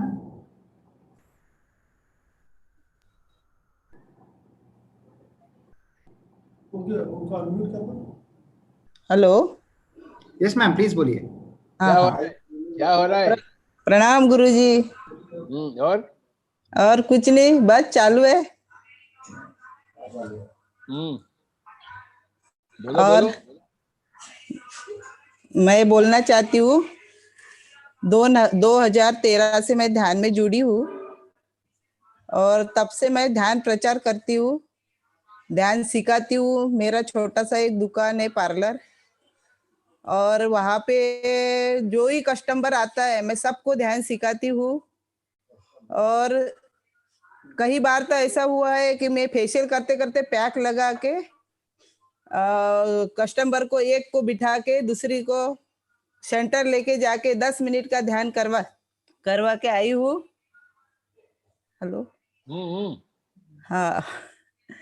तो मेरे तो मोहल्ले में बहुत सारे लोग ध्यान करते हैं, मेरा पूरा फ्रेंड सर्कल में ध्यान में लाया हूँ मैं, और जिधर जाती हूँ मैं उधर, अभी लॉकडाउन में भी 2 लोगों को मैंने ध्यान सिखाया है। और अपने मोहल्ले में घर घर में जाके भी मैं ध्यान के बारे में बताती रहती हूँ सबको। जब तक वो पूरी तरह से ध्यान करना सीखते नहीं तब तक उनका घर मैं छोड़ती नहीं हूँ।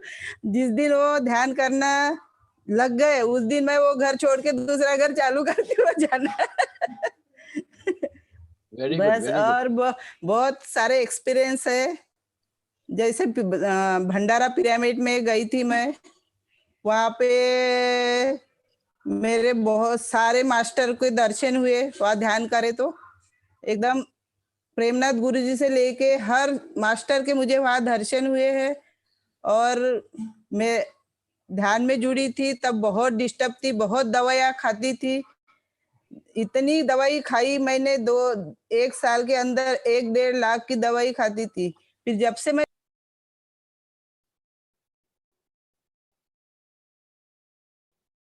जब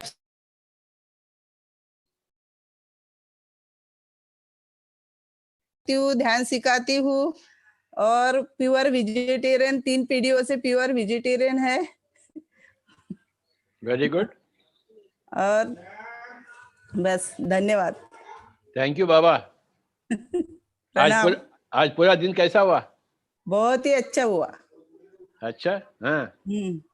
आपको देख रहे पूरे दिन से तो और क्या होना है, अच्छा ही दिन हो गया। पूरे दिन भर आपको देख रहे हो। ओके बाबा, ओके। Okay okay.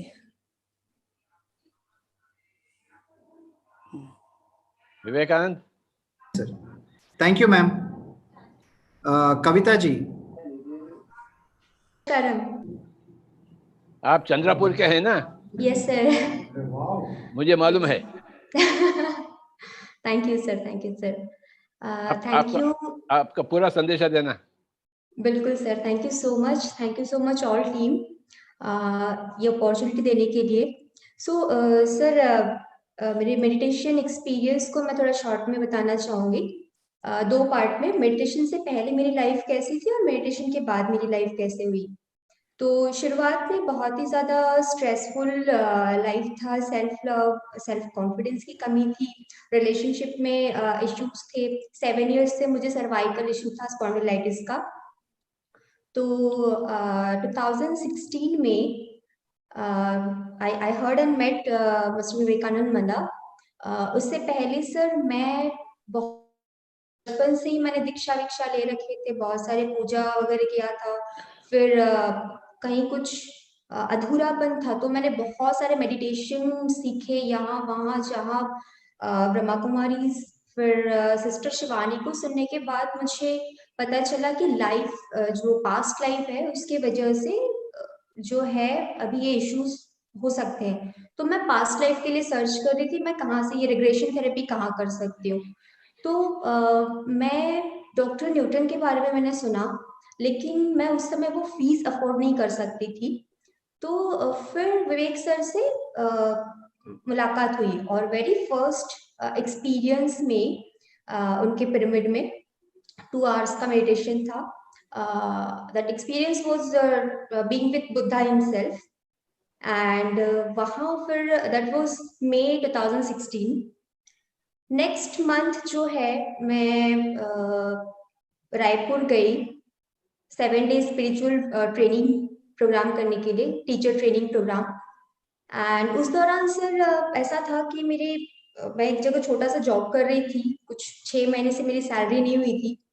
मैंने कुछ पैसे इवन बोरो करके मैं गई थी वो वहाँ के लिए, रायपुर के लिए। और फिर शैलेंद्र जी को मैंने रिक्वेस्ट किया कि सर मैं आपके यहाँ पे जॉब करना चाहती हूँ, क्योंकि जो मतलब ये तो क्लियर हो गया था कि अब तक जो कर रही थी मंत्र चैंट एंड ये सब जो किया था वो सही मार्ग नहीं था। हाँ, वो मार्ग जरूर था पर वो सही नहीं था।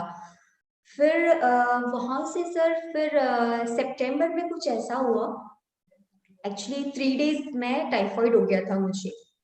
तो सर्वाइकल इशू इतना हो गया था कि मैं 7 किलोमीटर भी 2 व्हीलर चला लूं तो मेरा हाथ उठता नहीं था, या फिर हाफ डे के बाद मैं लेफ्ट हैंड से काम नहीं कर पाती थी, बहुत ही पेन होता था। तो डॉक्टर ने सजेस्ट किया आप MRI वगैरह कर लो। तो उस दौरान फिर एक घर में नेचुरल डेथ हो गया और उस समय मैं बिल्कुल सो नहीं पाती थी, रात में 3-3 घंटा मैं ध्यान में बैठ जाती थी क्योंकि ऑप्शन मेरे पास था नहीं। तो घर में एक डॉक्टर को बुलाया गया, वो भी इसीलिए क्योंकि कोई और बीमार था। तो उनको चेक करने के लिए उनका बीपी चेक किया गया 65-95 and still she was very बहुत ज्यादा वो वीक थे। और किसी ने बोला इसका भी चेक कर लो, इसकी तबीयत खराब है कुछ दिनों से। तो मेरा जो चेक किया गया, मेरा सिर्फ 40/65 बीपी था और एनर्जी वाज लाइक कहीं भी एनर्जी की कोई कमी नहीं, कोई कमी नहीं। मतलब 24 घंटे में 3 घंटा मेडिटेशन, इसके अलावा बिल्कुल नींद नहीं। तो वो एनर्जी वाज मतलब मैं बिलीव नहीं कर सकती थी कि ये एनर्जी मेरी बनी हुई है। एंड इससे पहले ऐसा लाइफ था कि कभी पेरेंट्स ना मुझे बाहर अलाउ नहीं करते थे कहीं जाना, कहीं ऑफिस के भी कोई प्रोग्राम अटेंड नहीं कर सकती थी। तो ये रिचुअल्स हुए, first time I requested my father कि मुझे हैदराबाद जाना है। तो उन्होंने कहा, मतलब बिना कोई रोक टोक के, बिना एक क्वेश्चन के, फर्स्ट टाइम ही permitted me and with full of love, no hesitation, no restriction, and first time I came to करताल। 6 डेज मैंने रेगुलर वहाँ पे ध्यान वगैरह किया। 6 डेज नियर बाई प्लेसेस में 100 किलोमीटर्स में जो पिरामिड्स है वो मैंने एक्सप्लोर किया। और फिर मैं रिटर्न का सोच रही थी, इतने में लकीली आप आए वहाँ पे अक्टूबर 2016 में। फिर आपसे फर्स्ट टाइम मुलाकात हुई एंड दैट वाज लाइक, इतने सालों से जो सवाल थे मेरे कि ये तकलीफ क्यों है, ये क्यों है, वो क्यों है, कुछ ढूंढ रही थी बहुत सारे सालों से। तो जब मैंने आपकी आंखों में देखा, कंटिन्यू थोड़े समय देखती रही और मेरे वो सवाल का जवाब मिल गया कि यही है जो मैं इतने सालों से ढूंढ रही थी। तब तक मुझे पास्ट लाइफ कुछ पता नहीं था, लेकिन मेरे सवाल सब खत्म हो चुके थे। एक ही सवाल मैंने आपको पूछा था, सत्य क्या है, और आपने बहुत प्यारा सा जवाब दिया। अपने आप को जब आईने में देखते हो या मेरे सामने जब बैठे हो, तो मैं तुम्हें देख रहा हूँ, तुम मुझे देख रहे हो, यही सत्य है। तो बहुत ही ब्यूटीफुली आपने ये किया, मुझे जवाब दिया। 14-15 दिन बाद, नेक्स्ट डे आप वहां से निकल रहे थे, तो जब मैंने शेक हैंड किया तो आपने एक बहुत प्यारा सा सेंटेंस बोला, आपकी बार हाथ मत छोड़ना। तो वो चीज मतलब पूरे जहन में बैठ गई मेरे। और वहां से जब निकल रही थी फर्स्ट टाइम करताल से हैदराबाद 50 किलोमीटर मैंने टू व्हीलर फर्स्ट टाइम चलाया, और मेरा पूरा पेन जो है वो क्योर हो चुका था। जो 7 इयर्स का जो मेरा सर्वाइकल पेन था, स्पॉन्डिलाइटिस था, वो कंप्लीटली क्योर हो चुका था। और ये छोटी सी जर्नी है, और रिसेंटली तो बहुत सारे एक्सपीरियंसेस लॉकडाउन के दौरान मैंने आपको शेयर किए हैं। करियर वाइज काफ़ी कुछ मैंने स्टेप लिया। करियर में भी मुझे उससे पहले कोई उम्मीद नहीं थी कि करियर में मैं कुछ कर पाऊंगी, मैं बाहर निकल पाऊंगी चंद्रपुर के भी, क्योंकि मैं इवन चंद्रपुर से नागपुर तक भी आने की मुझ में हिम्मत नहीं हुआ करती थी। सो मेडिटेशन इज ऐसी एक चीज है। इसके बाद मैंने बहुत सारे स्कूल कॉलेजेस में भी ध्यान सिखाया। रिसेंटली कुरुक्षेत्र, पंचकुला, फिर हैदराबाद में भी, और वहाँ पे सेवा दल में भी मैंने इस बार पार्टिसिपेट किया था। और अहमदाबाद, हर जगह सर बस अभी एक ही लक्ष्य है। करियर तो चल रहा है, वो कोई मतलब बहुत बड़ी चीज नहीं है। It is taken care by universe, and आप जब तक साथ हैं, आप जब से साथ हैं, लाइफ कंप्लीटली बदल चुकी है। सो सब big thanks to you, thank you so much sir. हाथ नहीं छोड़ना, देखो। Yes sir, thank you sir, thank you so much, thank you Thank- Vivek sir, thank you, ma'am. Thank you so much. Thank you. Sir, let's start a session by Priya Jain, and then she'll be taking over with Roxane of Texas. Okay, Baba. Right, sir, please. Priya Jain.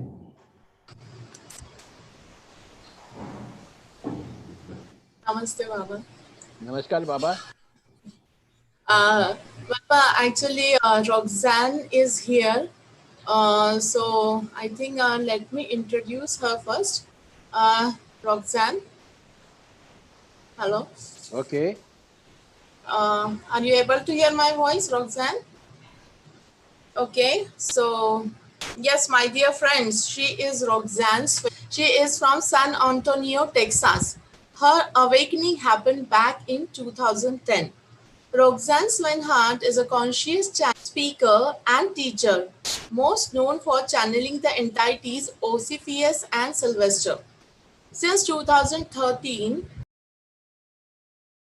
Roxanne has facilitated phenomenal dialogues that have not only clarified but evolved our perception of abundance, relationships, and reality, providing value to all.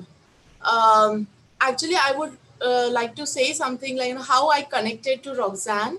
Paripatri ma'am from US. Actually, she has taken her interview on her channel. So got a connection from Paripatri ma'am about Roxanne Swinehart. and she is having her own website, odysseyofascension.com. You can check out over there, and yes, she is having her own YouTube channel also. And Roxanne, I'm not able to see you actually. Let me introduce our Guruji, our hello. I'm Yes, not able to see Roxanne actually. It's okay. she is there. Yeah. Yes, Roxanne. Yes, Pyramid Spiritual Society's founder. He is the one and only one person, Brahmarshi Pitamaha Patriji Guruji, our loving person, our God, who makes the feeling that others are also God. And Guruji, Roxanne also used to teach her student that yes, you all are gods. That is her thinking. Okay, over to you, Guruji and Roxanne. Ha ha ha. Very good. Very good. Namaskar. Namaskar. Thank you so much for this invitation, everyone. From what I understand, I'm going to channel for you a message today. To be honest, I'm very unfamiliar with your culture, and I'm absolutely astounded on the work that I've done in the last week to find out about you and your ideas. And I spent some time on your website and in your reality through connection. And thank you. Thank you really so much. Wow. So it's been a journey. I'm going to channel an idea. Priya Jain offered me a subject for tonight, and I had no particular idea, but since we like ideas to come to us on expectations, we came up with the idea of understanding probable selves. So I will channel some ideas, but to maybe set a foundation, understanding probable selves from a standpoint of not the view from the human itself. The human is an incarnation that knows itself in absenteeism from the connectivity from the whole. And from that basis, it understands its coveting beliefs from its cultures, from its parents, from its religions, from its societal norms. And it builds a personality construct. And that construct represents the idea of its own evolution. Of course, in humanity, however, we understand ourselves as separated, so we oppose each other in great deal, especially in the times of change, which I believe is pretty obvious that today we're having times of change in today's world. But this is not detriment to the collective. This is exposure to the things that we no longer prefer within ourselves. And if we have the humility and the mastery to understand that we're here on an evolution, to not serve any other purpose than to discover ourselves, then maybe we can see through these times in the center of the storm instead of the edges of the storm. So I would say open your mind, as we always do, and offer some ideas of change. So is it okay if I channel now? We good? Yes, yes, yes. All right. So I think I'm going to bring Osifius in.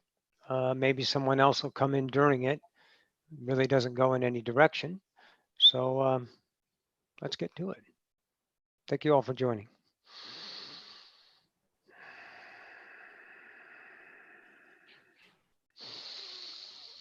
And greetings to the collective. This is Osifius. We bid you a good day. Oh, most assuredly, Roxanne is right in her perception. So let's dwell on that for an idea. Through your idea collective, you have many books, many religions, many ideas, many histories. Each individual experiences his own history in the now.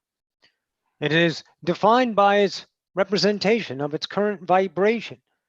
That vibration represents a memory. And through those ideas, the human draws over those memories and forges itself at its new truth to expand itself in creation. We would like to understand those probable selves in furtherment. So we shall accent this as an offering to the human collective. To understand a probable self is a self built in the now.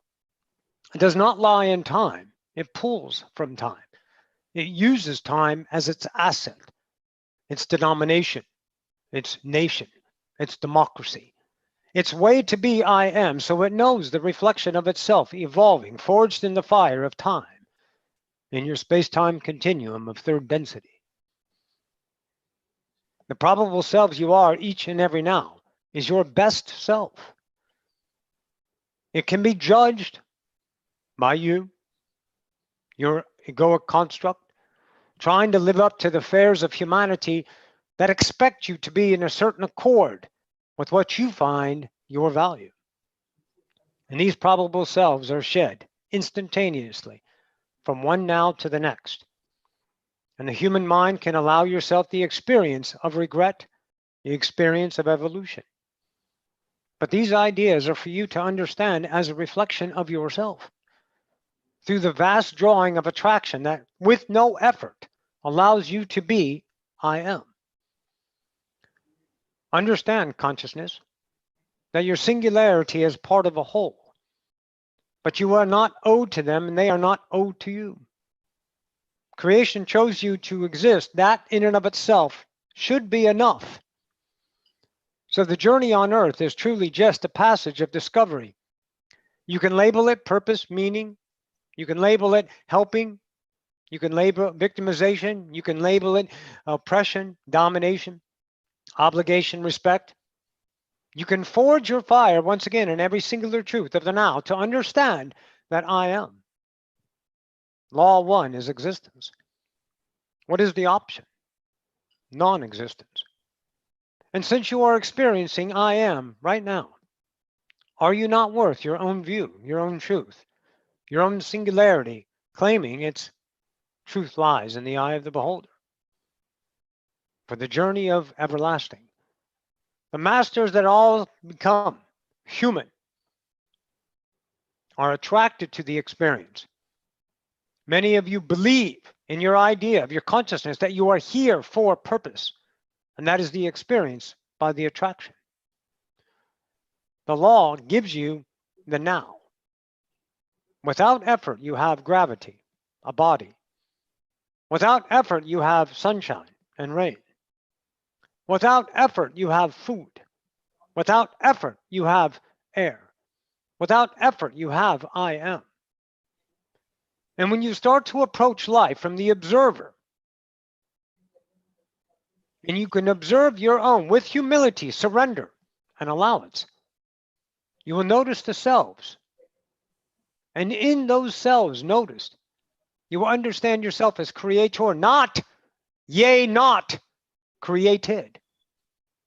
The personality construct in forgetfulness is the mastery in and of itself. To remember, you are collectively one, a singularity, offering the expansions unconditional to the reality. And those who see the conditionings upon you are realizing the conditions within their gestalt. And with their courage and their humility, they can choose different. What do they choose, masters? A new self. Not for the betterment of humanity, because that's obligation. Not for the defilement of their own love, because that's worthiness. Discovery is what it is. To see what you are capable of. The great awakening of the human collective is in full swing. But you don't need to make it happen, because then you become a preacher. You take one that you think needs help and you offer them the light they follow. There are no followers and there are no leaders. There's masters that discover themselves. Take your worth back. Do not be in awe of yourself. Collect and accept your awesome. Understand you are worth your own chosen existence. You chose you to have a view forever. So the experience you wake up looking out at reality, not looking at reality as an object, to define it through the idea of the historical lore you find valuable, your memory, not to look back at the self and wondering if you're enough, if you're doing it right, if you're doing it wrong. Nay, that is the experience of the human. But the observer realizes the selves it creates through time for the experience and the mastery of itself forged in the fire of forever once again. And you can and have the ability to see yourself and choose differently in the reality to attract a different reality. It is not that you are raising your vibration or lowering, for that is polarized in a context. You are changing yourself. Change is the constant, save the first 4 laws of creation. And whether you believe these laws is irrelevant, because truth lies in the eye of the beholder, and this is your journey. So be okay with I am. And things that are offered, run it through the discernment of you, the worthiness of you, to make a decision without doubt, using the heart, the intuition, the self. Yea, it may be infant. You may not be certain. You may not have facts by your valued authority, giving you permission to move through your reality. No. You are worth choice. Probable selves created every now. And when you experience and accept the self in the full bliss that it is, no matter how steeped in suffering it is, no matter how gracious and joy you have discovered within yourself, these are selves to be transcended, not to be held. Holding is fear, because you have a feeling of comfort, because it's familiar. If you knew yourself as connected for millions and millions and millions and millions and billions and millions and billions and billions and millions of years, and in one fell swoop you created a portion of yourself to push into a co-created reality of human psyche.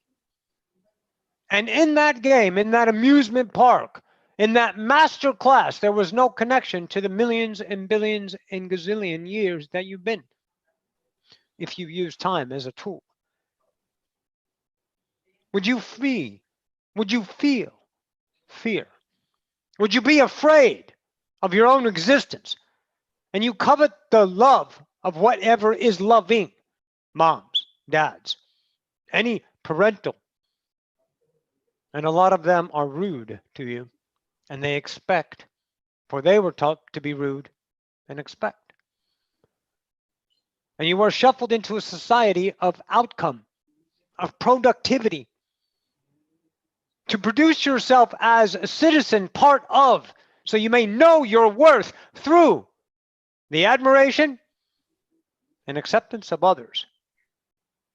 Not the others that you saw, the others that you are. Only offering an idea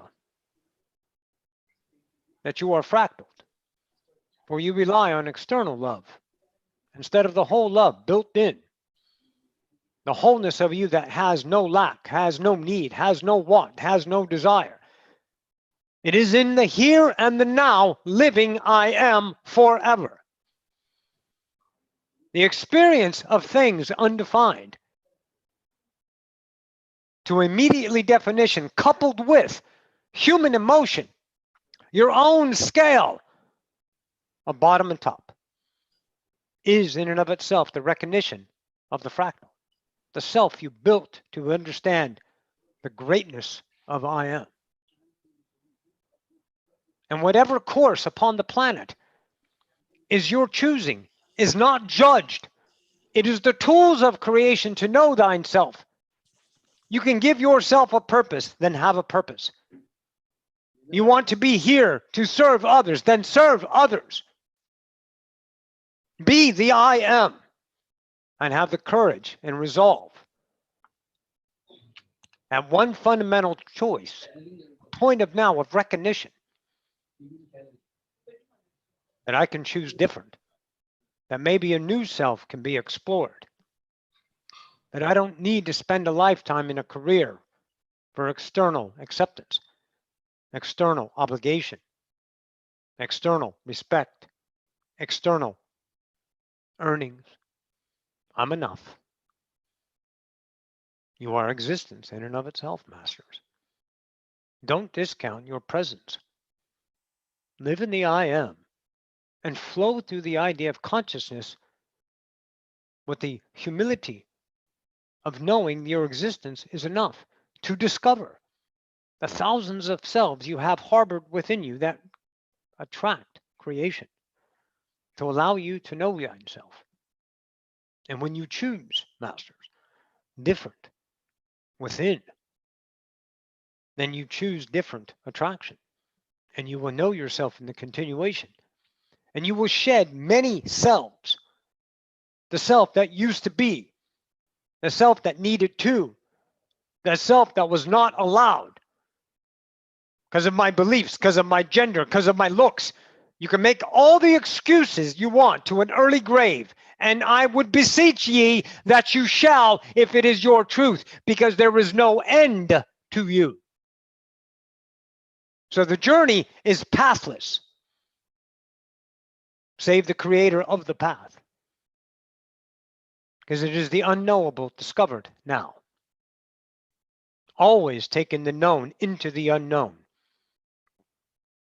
and being the worthiness of your own self. Everything else, all of your histories, is what got you here. Not for an outcome, not for pride, not for celebration, for realization. The collective ascension is not a destination.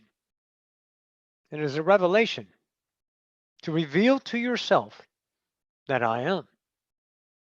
Use the constructs of humanity as scripture, to see the scripture is offering. That everyone around the world are saying the same thing. Sometimes you have to cut through the belief systems of the cultural passes. But those were the best selves that allowed you to climb, to give you the next rung of the ladder. And every generation finds themselves in evolution with the master's observer of the self. And you may know yourself now. Although your structure, the personality complex, some of you may call it ego, has a definement of an algorithm that says no. If reality is unconditional, who's putting the conditions on it? Is it them? Or is it you? Can you have a moment to swallow? That maybe you created your beliefs through absenteeism of not knowing I am, to have an experience of a separated God that knows not itself, for the blissful innocence of discovery, using all the tools of creation, free will, to understand the depths that you may know yourself as, what is possible in creation. No other incarnation knows suffering as humanity. No incarnation knows itself in the limitations of its own joy. Creation is beyond labels. It is beyond polarity. The things that you see are the things that you see your truth. All reality is neutral until assigned by the eye of the beholder. And now today you have a new sight. It is an offering because it doesn't matter. Why? Because no one's in charge. Can you imagine for 1 second if there was one in charge of all?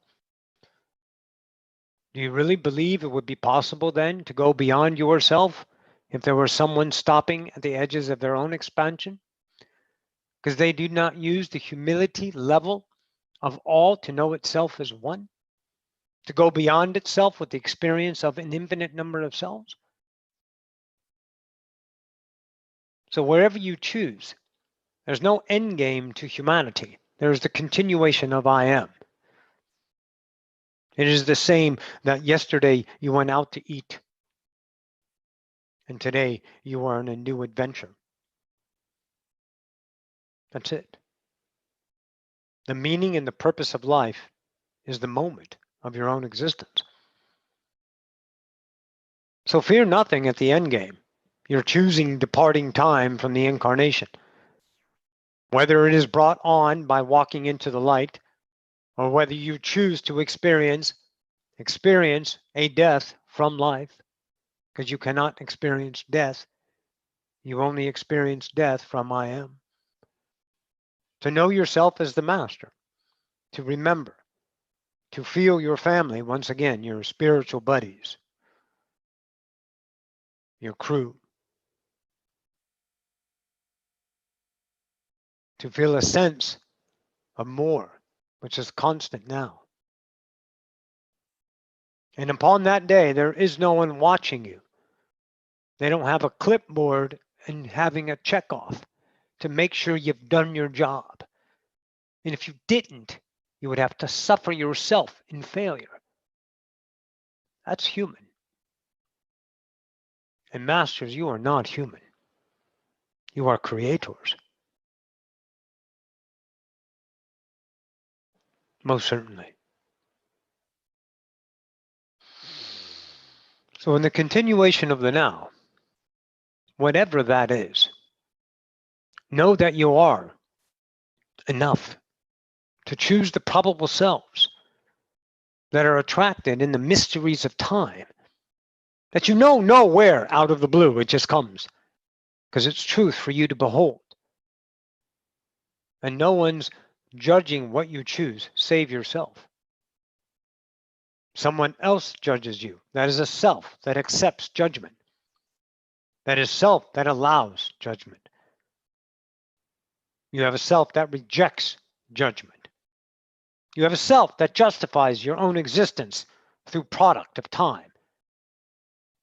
I did this, I did this, I did this, I have this, I have this, you have this, you have this, you don't have that, you don't have that, and I compare, because I am a self knowing myself.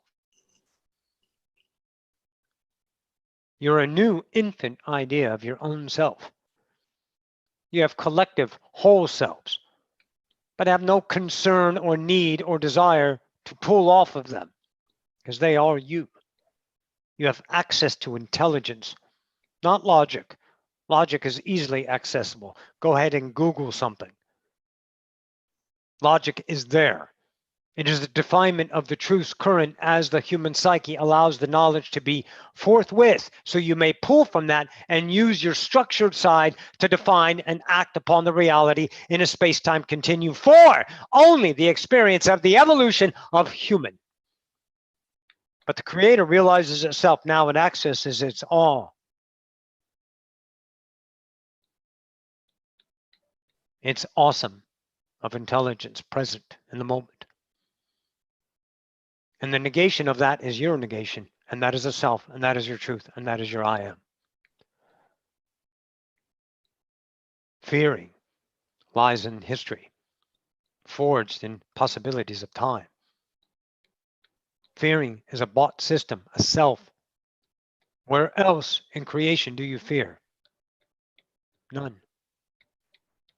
All connection. You can't fear I am. You don't look at something. It is not objectified. The realization of connectivity is subjectified. This is my kingdom, and I do not demand it to act in accord of my fears. I command it with the will of the now that offers change without effort. Truly. Steep in the idea of change. Humble yourself to the self of old.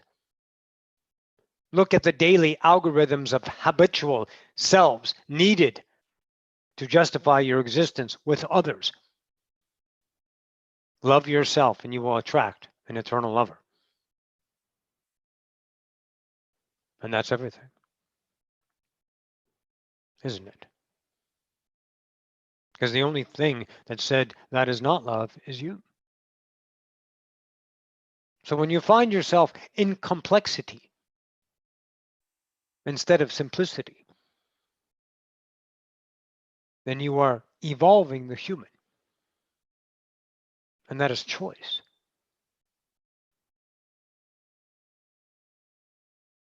That is not but choice. That's all it is. And how do you fall in love with yourself? How do you find yourself? How do you evolve yourself?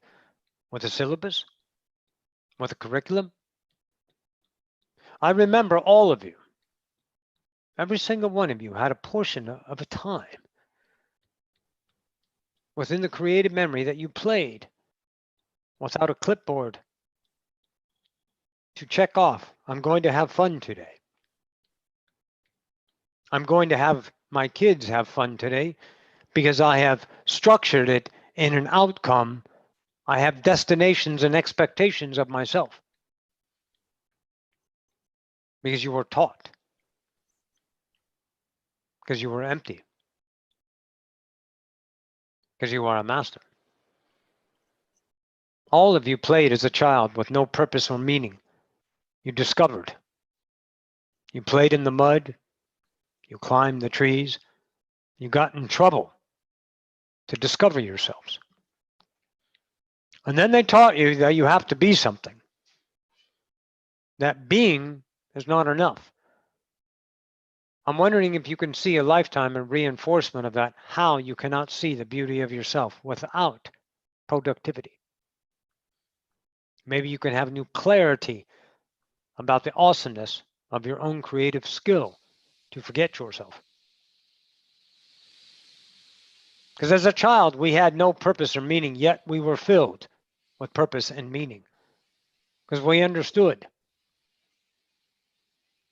We have children all over the place. You have children running the countries. You have bullies on the playground that have matured not past 12 years of age because they were taught to produce themselves in image and never allowed to bring themselves out in the evolution into adulthood.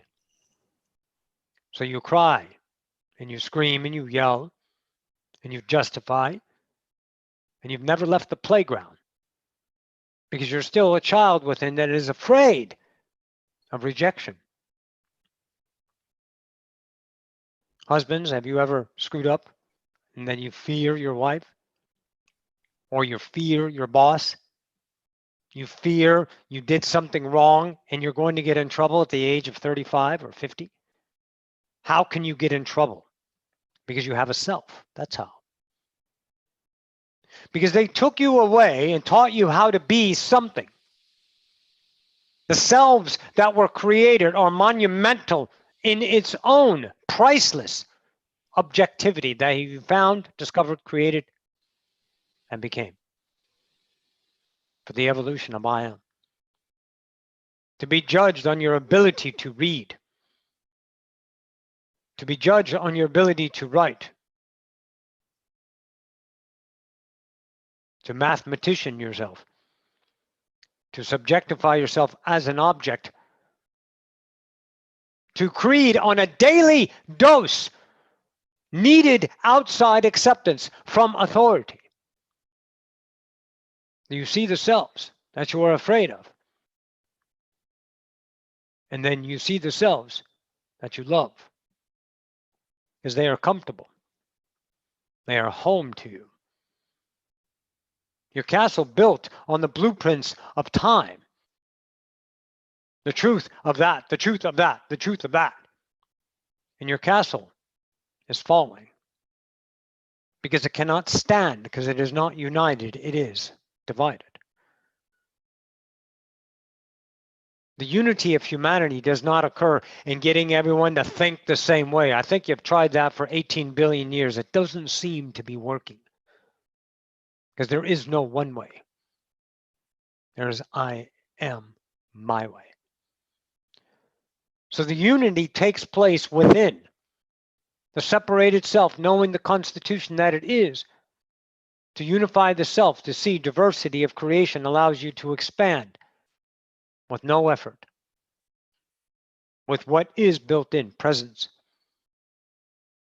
with what is attraction now, with no purpose. You can have goals, you can become educated, Use everything in creation. Confine yourself to a particular diet. Confine yourself to a particular routine. But these are the selves discovered. That's all. Nothing is wrong here, except what you see is wrong, which has to be something. What is it? It's your right. Because the ultimate truth is that everyone is right. Everyone's true. All of consciousness is truth. All of non-consciousness is false. Otherwise, you can't have it in whatever degree of form that you fashion it through your own perception. So your outcome, your productivity to produce the human as an object is the game. And that is a self. And within that self, that construct, that personality lies an endless amount of selves. You can't run out of truth. You can't run out of now. You only experience it.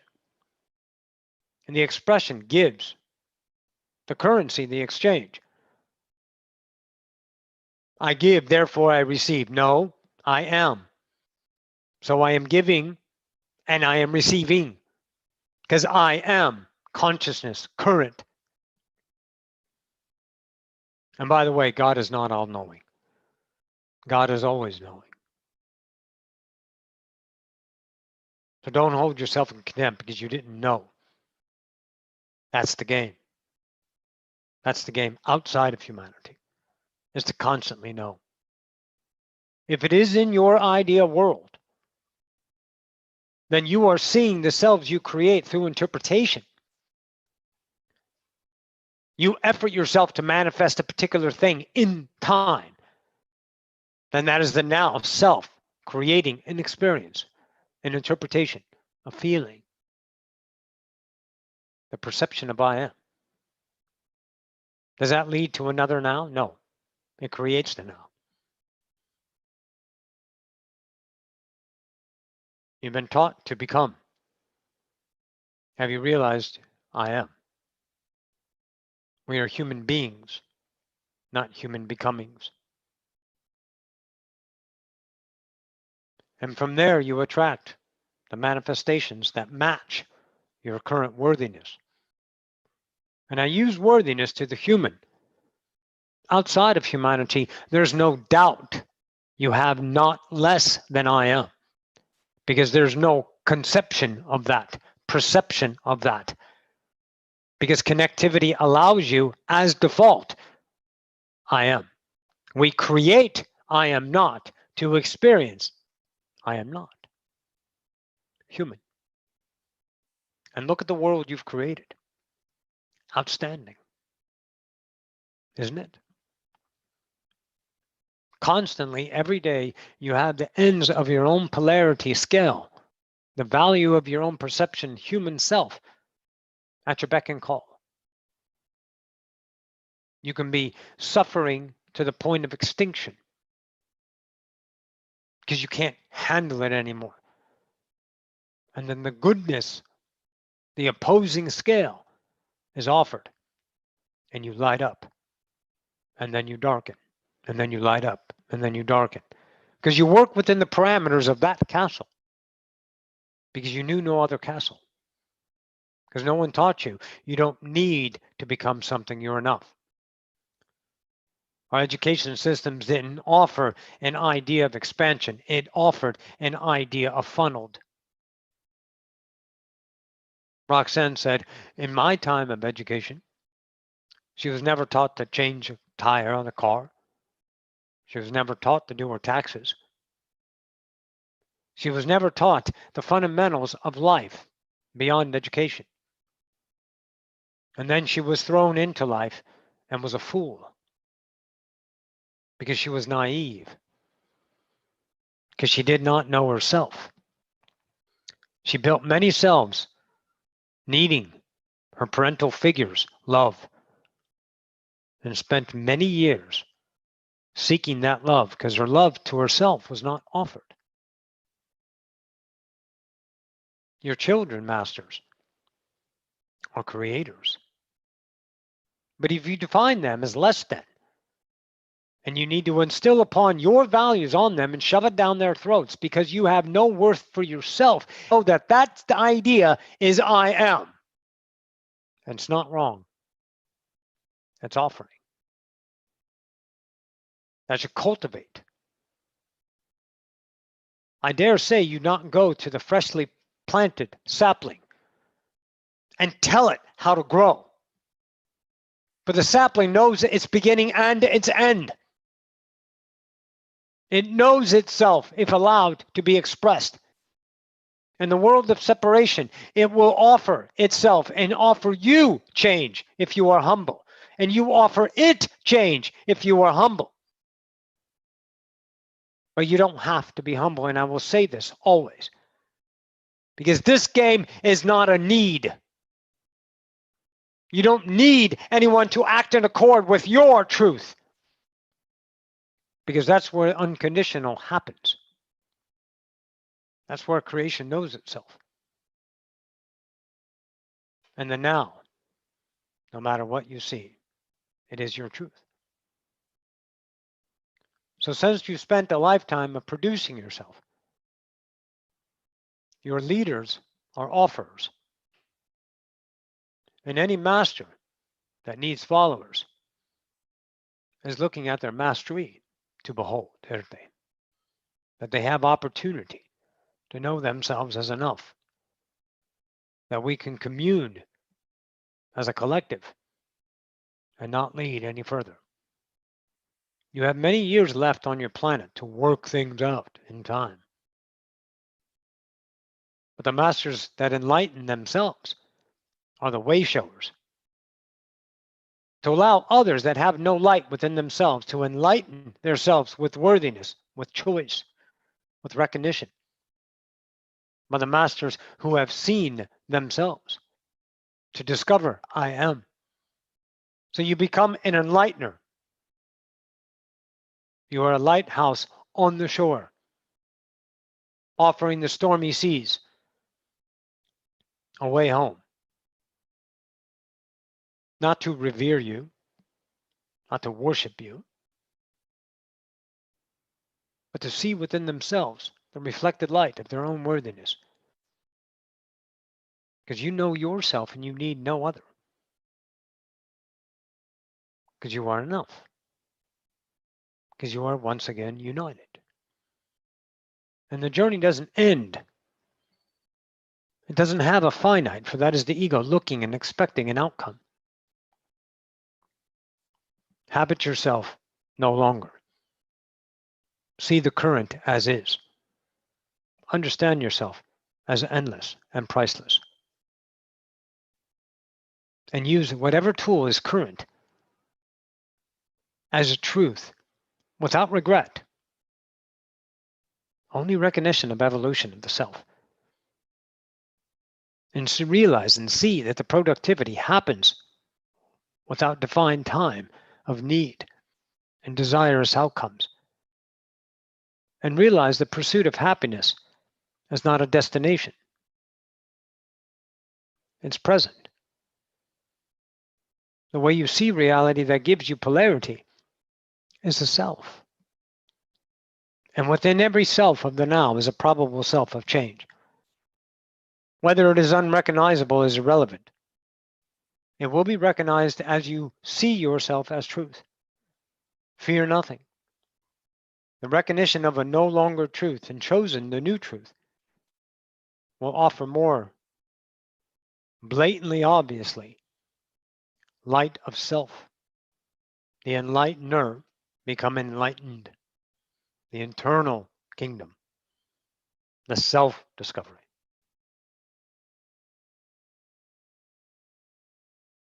And remember, masters, you don't need us. You are us.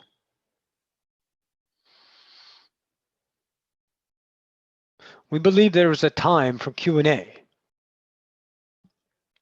This is our message for today, and Q&A is open. Whether it's the idea of me or someone else or Roxanne, we shall offer if there are any ideas in the presence of questions about anything. Matters not. Your worth, your expression, are you not? Start today, right now. We bid you a good day.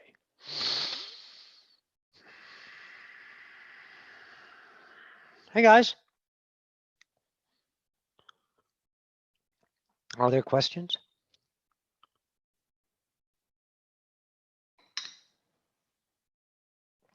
No? You are yet to digest many things, whatever you have said, whatever has been channeled. We are in the process of digesting it. Good. Yes. One thing I have discovered in my own journey, when I have knowledge, my mind wants to understand the knowledge in its quickness, because it was taught if you know quickly and you can respond quickly, then you're good, then you're sharp, and that was an image. And if you don't understand it right away, you use the complexities of your memory to grab it and try to define it and put it in there so you can feel good about it. So you don't feel you lose it or it's a waste of time, you don't understand it, so you throw it away. So what I understand is the now is offering in time natural timing of epiphanies, of realization, because it doesn't forge to be grabbed and defined. It allows the beauty of it to be undefined as it passes through you. And then the vibration itself becomes itself. And then it starts to offer the vibration within without the idea of human education. It's endless intelligence that's present. So yes, take your time, because all we have is now. So therefore we create time. We're time machines. We never run out of nows.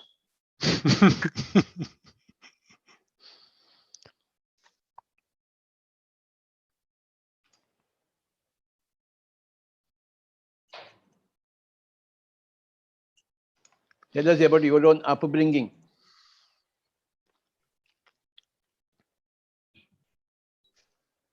How did you get into this track of spirituality?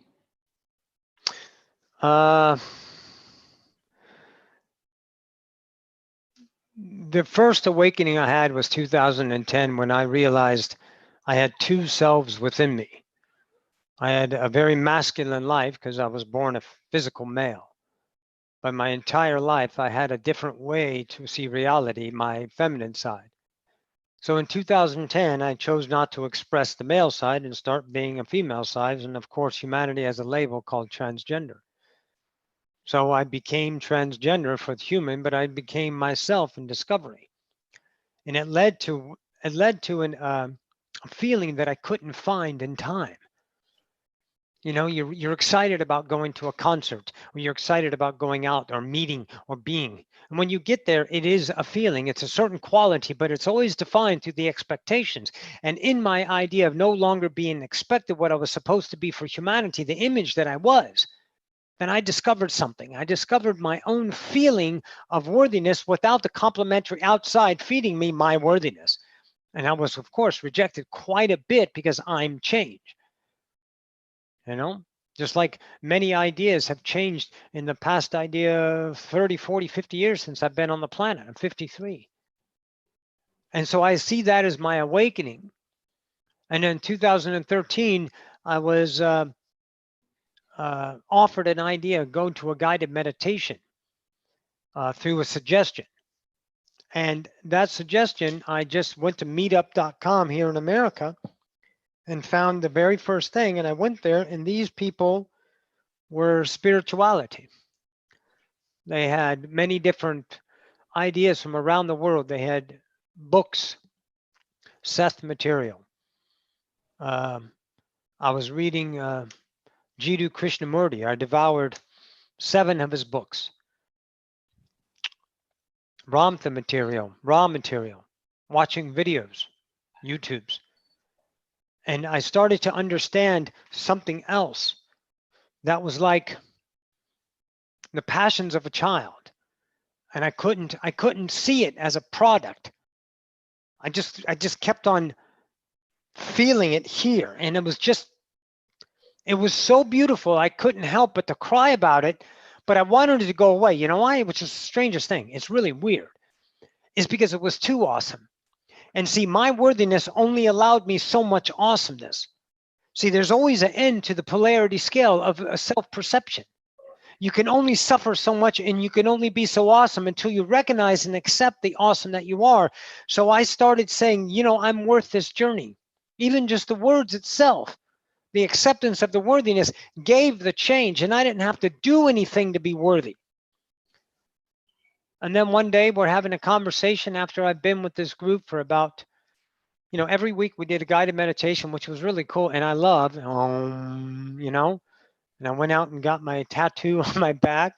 Actually, I had the tattoo a little bit before then, but I went out because I was, you know, starting to meditate and Om, but then it kind of went away when I moved out here to San Antonio from Las Vegas. And I started going back to, you know, meditating and then the guided meditations and just the deep channeling of depths of, you know, just the Om itself for me. And the versions that you can find inside there, taking that journey gave me this isness, and doing that for months and having the guided meditation take us on a journey of the mind, although the ego was like, oh, what's this doing? Blah, blah, blah. It's not productive. It's exposing my choices of self, started to exposing my algorithms of personality. I saw my mom, I saw my dad, I saw my brother, I saw my teacher, I saw society, I saw religion, I saw everything within inside of me. And then I had to realize that those were personalities, selves that I built. And I didn't have that verbiage then. I'm working with a couple of spiritual masters that are out there on understanding the complexities, yet the simplicities of probable self. So today I got to channel that through Osifius so I can understand it at a deeper level. So I realized the journey was effortless. And one day I'm being myself and speaking my truth with people. And after the guided meditation, we were all sitting around eating little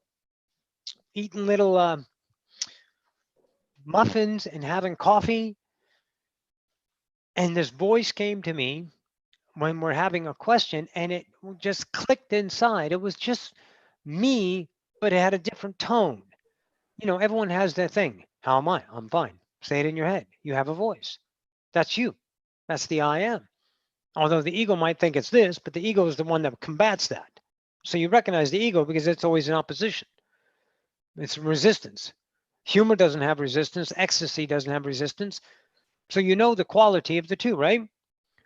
So this didn't feel anything resistance of the ego mind. It was a different tone, a different character. It was a different flavor. So I gave an answer. I spoke an answer immediately in the moment.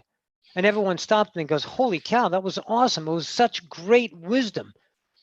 And they go, where did you get that from? Where did that come from? And I said, I don't know, someone in my head said it. And I was like, okay. And everyone said, who is it? And I asked him his name. And he goes, my name is Hugh.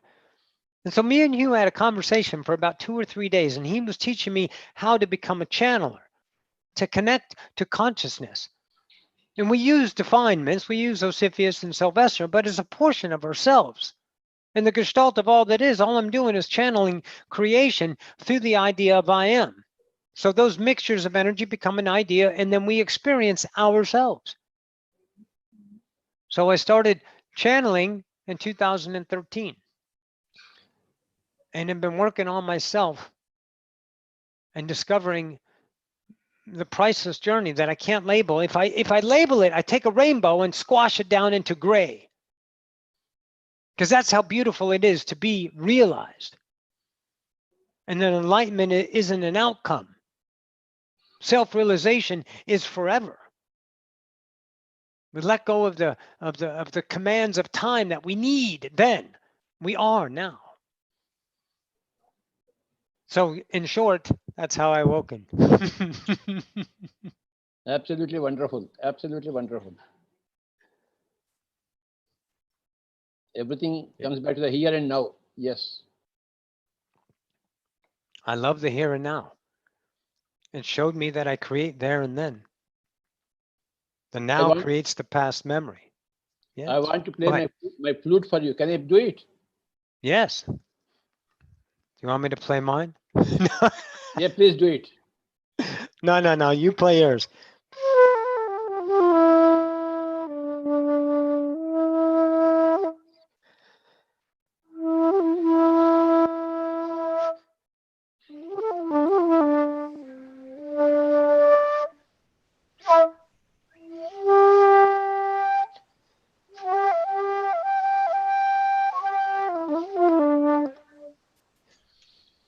You know, when I played the flute in high school, as a story, I played clarinet. And the clarinet was an obligation. It's a beautiful instrument. It's an endless journey with the clarinet. But in high school, it was an obligation. It was a way to get a grade, to get educated. And I discovered the music, but I didn't have the passion for it because I didn't understand the relationship. See, this had an outcome. And I love it. But this is what I love unconditionally because me and the flute don't have an outcome. Me and the flute have a journey. So that's why I can play the flute with no expectations of how I sound and what it's supposed to be. And therefore I find within the co-creation between me and the flute, the beauty of ourselves. So please, I would be honored if you played your flute.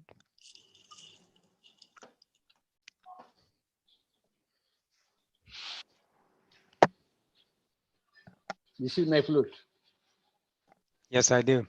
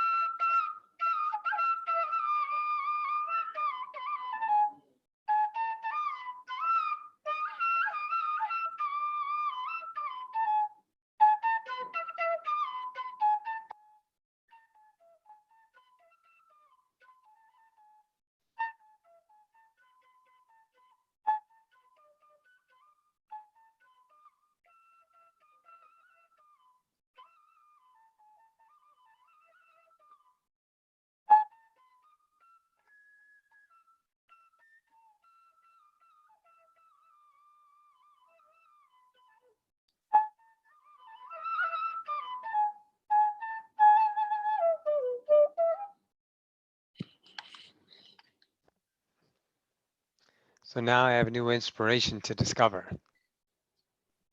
I love that. Thank you. You have taken so much precious time out of your daily schedule and come to us. You have come to India now. You have come to Nagpur. We are all pyramid masters of the Pyramid Spiritual Society movement. We thank you wholeheartedly. And we try to understand something of whatever you said, whatever the channeling was. We are not up to the level of total understanding, but we are happy with you. And well, thank you very much. Yes. And no fear about the understanding. It comes in time, natural timing. Yes, Roxanne. Thank you very much. It was a lovely session by you. And yes, everyone got the energies. What you said, creating your own reality. That was the topic, understanding probable sales by Roxanne. And you are on time. Thank you for that. Okay, very happy to meet you. Now we are going to move on to our next session. Yeah. Thank you so much, everybody. Thank you, Roxanne. we invite you to our Bangalore pyramid. Yes. Yes. Whenever you are in India, please visit our Bangalore pyramid. We will be very, very happy to receive you there. When I come to India, that's the only place I'm going to go. Yes. That would be where I would start. We have a very beautiful place. We are inviting you and to come and stay there. I will come. I will. Yes. Thank you so much. Thank you Yes. so much. Thank you, Roxanne. I'll be listening. Yeah.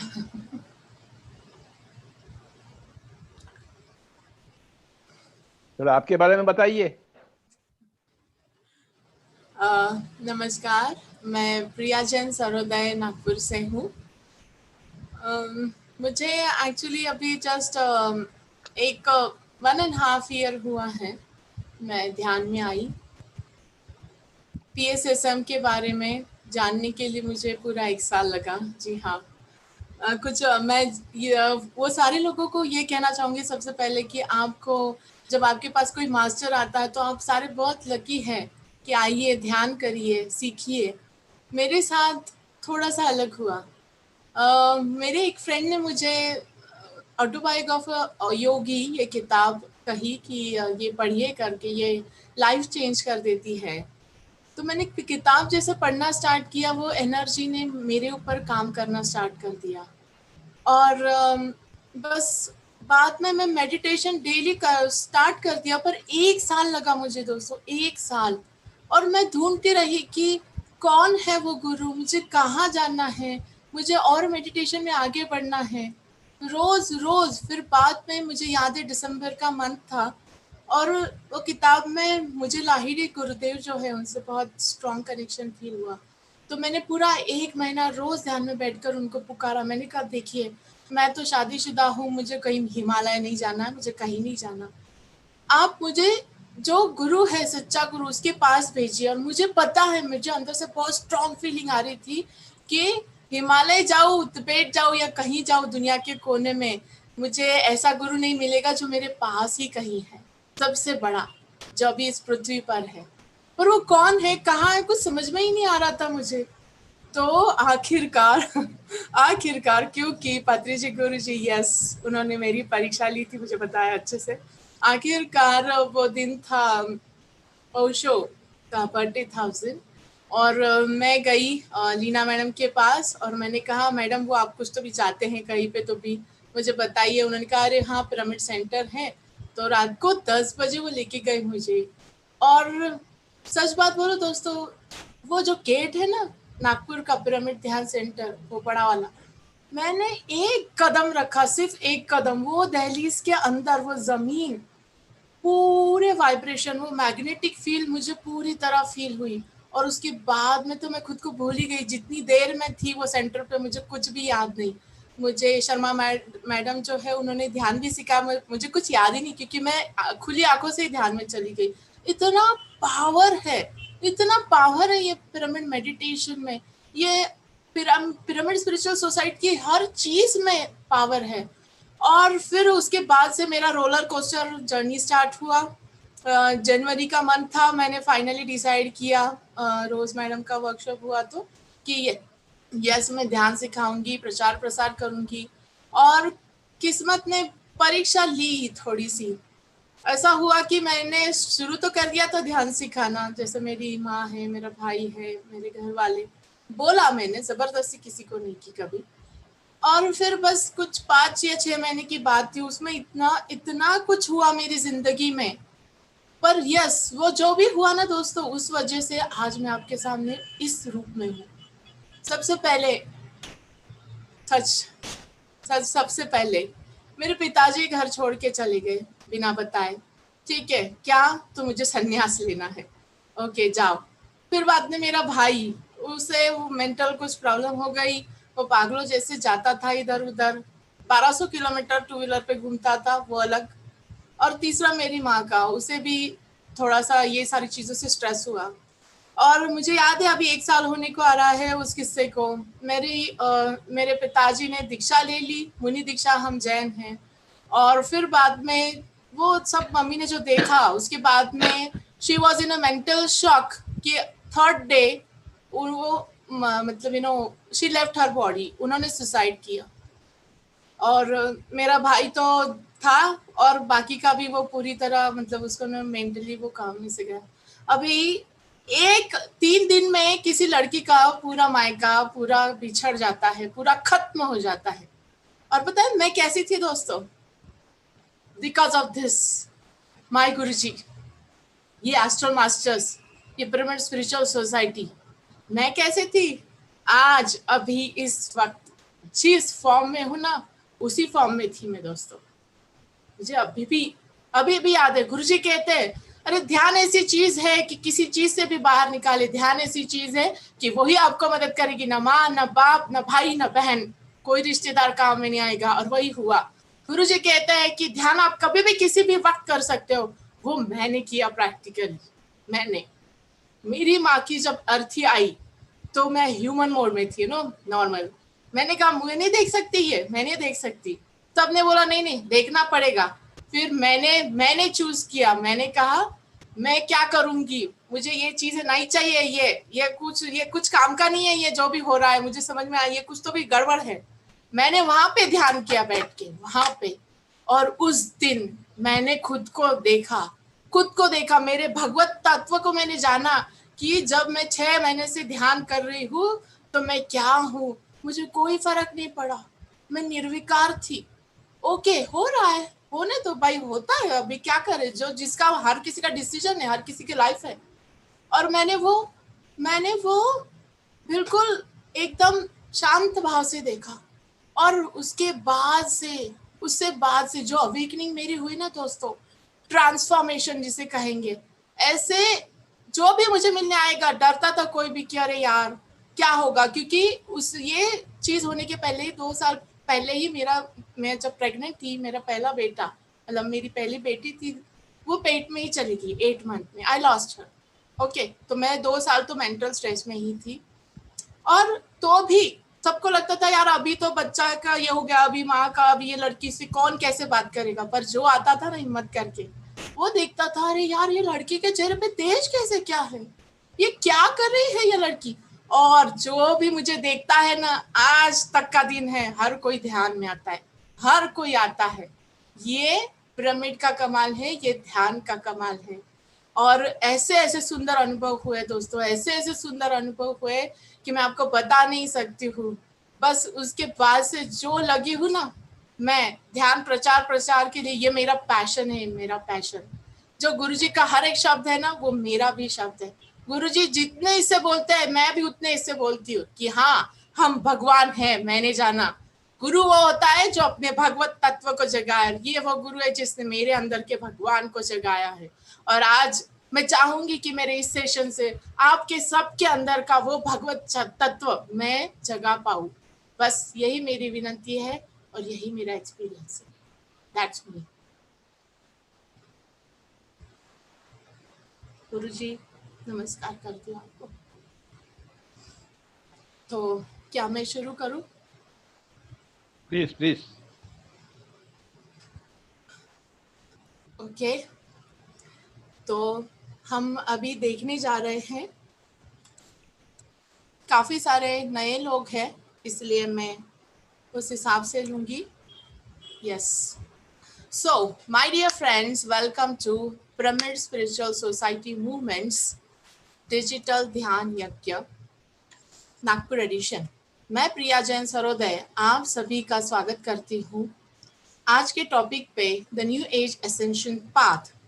पर उसके पहले मैं सभी से निवेदन करूंगी कि आप कृपया सिर्फ और सिर्फ कुछ सेकंड के लिए अपनी आंखें बंद कीजिए और हम सब नमन करेंगे हमारे परम प्रिय पितामह ब्रह्मर्षि पत्री जी गुरु जी का, प्रेमनाथ सर का, जिन्होंने मुझे गाइडेंस देके इस कदर बनाया है, और सभी यूनिवर्सल एस्ट्रल मास्टर्स को और पिरामिड्स को इनवाइट करते हुए हम बस 30 सेकंड के लिए ध्यान करेंगे, सिर्फ 30 सेकंड।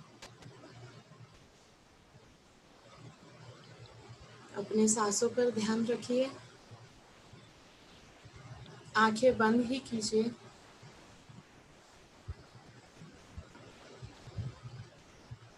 पूरी तरह रिलैक्स हो जाइए,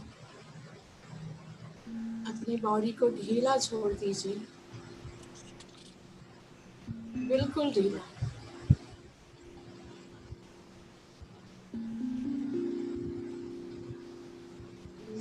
एकदम रिलैक्स, आंखें बंद ही कीजिए।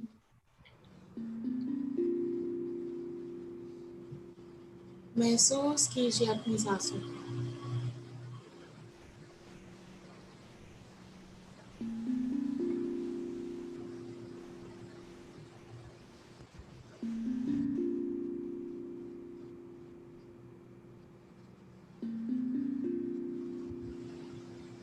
परम शांति का अनुभव कीजिए।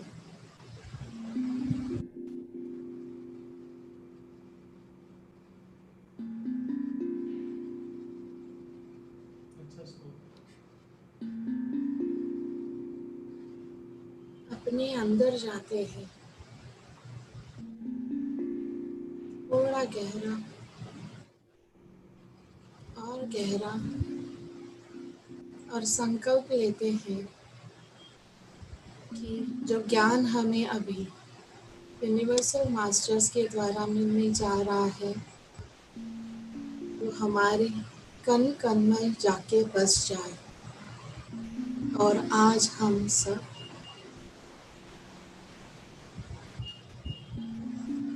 एक और कदम बढ़ाए अपनी सोल जर्नी के।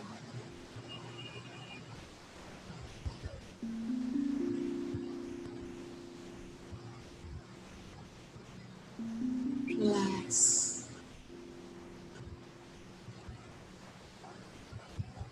एक लंबी गहरी सांस लेकर छोड़ दीजिए। Thank you Mahesh ji. आइए हम आगे बढ़ते हैं। अब सब आगे खोल सकते हैं।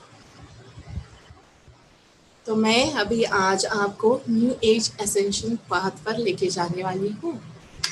तो देवियों और सज्जनों, welcome to PSSM new age international airlines में आप सबसे निवेदन है कि अगले 30 मिनट के लिए आप अपनी कुर्सी पर ही बनी रहिए, क्योंकि ये फ्लाइट आपको टाइम एंड स्पेस के बाहर लेके जाने वाली है। जी हाँ, टाइम एंड स्पेस के बाहर लेके जाने वाली। तो my dear friends, the flight is ready. Are you prepared for it? Yes. तो चलिए आगे बढ़ते हैं, हम आगे की ओर निकलते हैं। देखिए, बहुत सारी चीज़ें वही हैं, पर अंदाज नया है। कुछ एडिशन भी है और कुछ पुराना, जो पुराना मतलब जो गुरुजी सब कहते हैं वो सब है इसमें, पर अंदाज बिल्कुल नया है। और ये जितना भी मैंने आज बनाया है, मैं आप सबको कहना चाहती हूँ कि ये डायरेक्टली डाउनलोड हुआ है। मुझे ऐसा लग रहा था कि गुरुजी मुझे कह रहे हैं और मैं एक एक स्लाइड बनाते जा रही हूँ, तो ये मेरे लिए बहुत अच्छा अनुभव रहा है। तो moving on to the path of spirituality. तो दोस्तों, आध्यात्मिकता की राह कैसी होती है और ये क्यों अपनानी चाहिए, ये सबसे पहला क्वेश्चन हमारे मन में आना चाहिए। तो आध्यात्मिकता की राह कैसी होती है? It starts by you in search of your true self, your divine self, to find the divine energy within you. मतलब ये राह पर जाना, इसे चुनना हम खुद चुनते हैं, हमारे लिए, किसी और के लिए नहीं, हमारे लिए। हमारा ट्रू सेल्फ मतलब आप सच में क्या हो, आपका पोटेंशियल क्या है, ये जानने के लिए हमें आध्यात्मिकता की राह चुननी चाहिए। इससे क्या मिलेगा हमें? इससे हमें मिलेगा peace, happiness, wisdom, true joy. हमें मिलेगा परम शांति, परम सुख का अनुभव और सक्सेस, जो हर किसी को चाहिए, पर वो हमें अंदर से मिलेगी, बाहर से नहीं। And it is the path of perfection. ये जानना बहुत ज़रूरी है कि परफेक्शन पाने के लिए स्पिरिचुअलिटी की बहुत मदद होती है, और इसलिए गुरुजी कहते हैं practice before perfection and practice after perfection. जो हमेशा प्रैक्टिस करता है परफेक्ट होने के बावजूद भी, जो कभी ना रुके, कभी न थमे, वही सच्चा ज्ञानी, ध्यानी और बुद्धा होता है। इसी को हम बुद्धाहुड कहते हैं, जो हमेशा चलता ही रहे, चलता ही रहे। तो आइए देखते हैं next concept, spiritual progress. Okay, spiritual progression मतलब कि आध्यात्मिकता के राह में एक आत्मा की प्रोग्रेस कैसे होती है, वो कैसे आगे बढ़ता है, क्या क्या स्टेजेस होती है। ये एक जन्म का किस्सा नहीं है दोस्तों। जैसे कोई सोल को 400 जन्म भी लग सकते हैं, 500 भी लग सकते हैं, या फिर अनगिनत। ये हर सोल के साधना पर डिपेंड होता है, कितने जन्म ध्यान किया उस पर ही डिपेंड होता है। तो पहली स्टेज हम देखेंगे कि पहले स्टेज में जब आत्मा आती है परमात्मा से, पूर्णात्मा से निकलकर धरती पर, तो मन में कोई सवाल नहीं उठते, कोई हमें डाउट नहीं होता है, कुछ सोचता ही नहीं, हमें कुछ भी नहीं। वो होती है इटर्नल स्टेट। वो कहती है प्योर स्टेट, दैट इज अनादि स्टेट। पर हम तब इतने नासमझ होते हैं कि हमें ये भी नहीं पता है कि हम इटर्नल स्टेट में हैं। ओके, नेक्स्ट स्टेट होती है हमारे मन में प्रश्न उठता है, मैं कौन हूँ मैं, और मैंने धरती पर जन्म क्यों लिया है, मेरा पर्पस ऑफ लाइफ क्या है। ये जब हमें क्वेश्चन उठने लगते हैं तब जाके हमारी सत्य की खोज शुरू होती है दोस्तों, और उसके बाद में हमारा स्पिरिचुअल पाथ शुरू होता है। नेक्स्ट स्टेज है कुछ जन्मों के प्रयासों के बाद, ध्यान के बाद, अभ्यास के बाद हमें पता चलता है कि मैं हर कहीं पर हूँ, मैं हर किसी में हूँ। ये कंसेप्ट को कहते हैं वननेस, अद्वैत। मतलब हम सब एक है, पर ये समझने के लिए हमें हर जन्म में ध्यान करना है, अभ्यास करना है, मेहनत करनी है, प्रयास करना है। नेक्स्ट स्टेज जब हम और प्रयास करते हैं तो हमें धीरे धीरे पता चलता है कि अरे ये जो आध्यात्मिकता की राह है, there is no end, there is no end, it is infinite. ये अनंत है, ये सफर, आध्यात्मिकता का सफर अनंत है, इनफाइनाइट है। और जब हमें सब ध्यान में आ जाता है तो हमारे सामने ये सच्चाई आती है कि everything lies with in, not without. मेरे अंदर ही सब कुछ है, अहम ब्रह्मास्मि, मैं ब्रह्मांड हूँ, और जो बाहर सब है वो तो प्रतिरूप है, प्रतिबिंब है हर चीज का। और इसी तरह ध्यान के अभ्यास से, ऊर्जा से हमें धीरे धीरे ये पता चलता है कि अरे हम तो अनादि अनंत है, अनादि अनंत। हम अखंड अनंत विश्वमय मूल चैतन्य है। यहाँ तक हमें पहुँचना है, और एंड नहीं है, उसके आगे भी मजे है दोस्तों। तो आइए आगे देखते हैं। मैं ये जो हमने पास्ट स्टेजेस देखी है इसे हम एक डायग्राम के फॉर्म में देखेंगे ताकि आपको क्लैरिफाई हो जाए कि ये कैसे होता है। तो ये डायग्राम है reincarnation cycle of a soul on earth. मतलब एक आत्मा बार बार धरती पर उसे क्यों जन्म लेना पड़ता है ये बता रही है। बहुत सटीक है दोस्तों। देखिए, मैंने कहा कि फर्स्ट स्टेज जब हम इटर्नल स्टेट में होते हैं, जब आती है एम्प्टी बैटरी दिख रही है, राइट।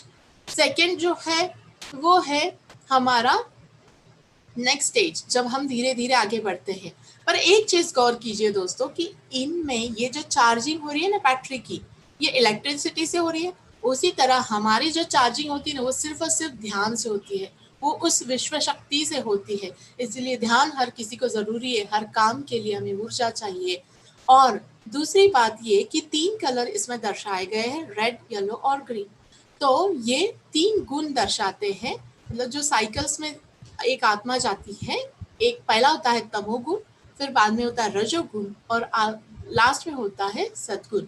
और तमोगुण और रजोगुण में आत्मा काफी मतलब पाप पुण्य के घेरे में होती है, जो चाहिए वो करती है, उसे नहीं समझ में आता कि वो क्या कर रही है। और जब वो सद्गुण में चली जाती है तब से ध्यान का सफर, आध्यात्मिकता का सुंदर सफर और अनुभव शुरू होता है। ठीक है, तो आपको ये समझ में आया है। और आखिर में हमें ये सब होने के बाद पता चलता है, अरे मैं तो जैसे आया था या आई थी एज अ सोल, मुझे वैसे ही खाली वापस जाना है। खाली आए थे, खाली ही जाना है दोस्तों। ये सारी चीजों में कहीं हमें गिरना नहीं है, हमारा खुद का प्रकाश हमें देखना है। आइए हम आगे बढ़ते हैं। अब हम देखेंगे कि जब एक आत्मा मतलब हम जब धरती पर जन्म लेते हैं तो हमें कौन सी चीजें मददगार साबित हो सकती है उस जन्म से कष्ट दूर करने के लिए। तो सबसे पहले हमें ये समझना है कि धरती एक प्रयोगशाला है। जी हाँ, हम यहाँ पे रोल निभाने आए हैं, किरदार निभाने आए हैं, हम यहाँ पे एक्टिंग करने आए हैं। और हमें बाकी की चीजों में ध्यान नहीं देना है, हमें खेल खेलना है, क्योंकि जिंदगी तो एक खेल है दोस्तों। अभी खेल खेलना है तो खिलाड़ियों की तरह ही खेलना चाहिए ना, स्पोर्ट्स स्पिरिट तो रखना ही होगा भाई। अभी खेल है तो जिंदगी खेल है तो जिंदगी की बाजी तो जीतनी ही होगी, बाजीगर बनना ही होगा आपको, मुकद्दर का सिकंदर बनना ही होगा। इसीलिए कहा गया है बी अ गेम चेंजर। आपकी किस्मत आपके हाथ में है। कैसे? देखिए 2 पॉइंट से। जब आप आते हैं तब भी आप ही आपकी किस्मत लिखते हैं। डिसाइडेड होता है सोल प्लान कि मैं ये करूँगा, मेरे जैसे मैं 30 एज का हूँगा तब मेरे साथ ये होगा, ओके, मुझे ये जॉब चाहिए, मुझे यहाँ जाना, यहाँ रहना है। तो आपका सोल प्लान समझ बूझ के साथ आपकी आत्मा डिसाइड करती है कि ये जन्म कैसा रहेगा। और फिर बाद में ये जो नॉलेज है ना, जो ट्रेनिंग हम लेके आते हैं, देखिए मैं एक छोटी सी आपको स्टोरी सुनाती हूँ कि एक माँ है, एक बच्चा है, राइट। अब माँ चाहे जितना भी अच्छा ज्ञान दे दे, जितना भी अच्छी सीख दे दे, ट्रेनिंग दे दे अपने बेटे को, पर उसकी सही एग्जाम कब होती है पता है? जब वो घर से बाहर निकलता है और उसके साथ में कोई नहीं होता है, कोई रोकने वाला, कोई टोकने वाला नहीं होता है, तब उसकी एग्जाम होती है। वो चाहे कितना भी अच्छा बिहेव करे, कितना भी बुरा करे, पाप करे या पुण्य करे, कोई पूछने वाला नहीं है, वो एग्जाम होती है। उसी तरह जब हम धरती पर आते हैं अकेले, हमारे सबकॉन्शियस माइंड में, डीएनए में वो नॉलेज सेव होता है, वो ज्ञान, वो ट्रेनिंग सेव होती है। पर क्योंकि अर्थ को प्रयोगशाला कहा गया है, क्यों? क्योंकि अर्थ ये एकमात्र ऐसा ग्रह है दोस्तों पूरे ब्रह्मांड में जहाँ पे फ्री विल है, कोई कायदे कानून नहीं है।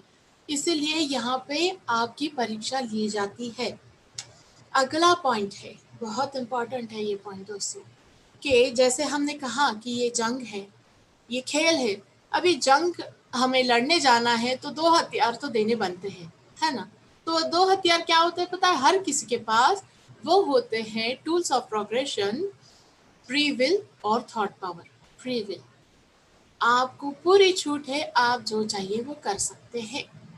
पर जब एक आत्मा ये डिसाइड करती है ना दोस्तों कि बस बहुत हो गया ये दुख और ये दर्द और ये कहानी, ये रोना धोना, अब मुझे चाहिए सच्चा प्रेम, सच्ची शांति, तब वो ध्यान का मार्ग अपनाता है। और फिर बाद में वो फ्री विल का जब फायदा उठाता है, सही डिसीजन लेता है, तो इस ब्रह्मांड की सारी विश्व शक्ति, दिव्य ऊर्जाएं, दिव्य आत्माएं आपके प्रोग्रेस के लिए जुड़ जाती है, आपकी मदद के लिए जुड़ जाती है दोस्तों। पर कब?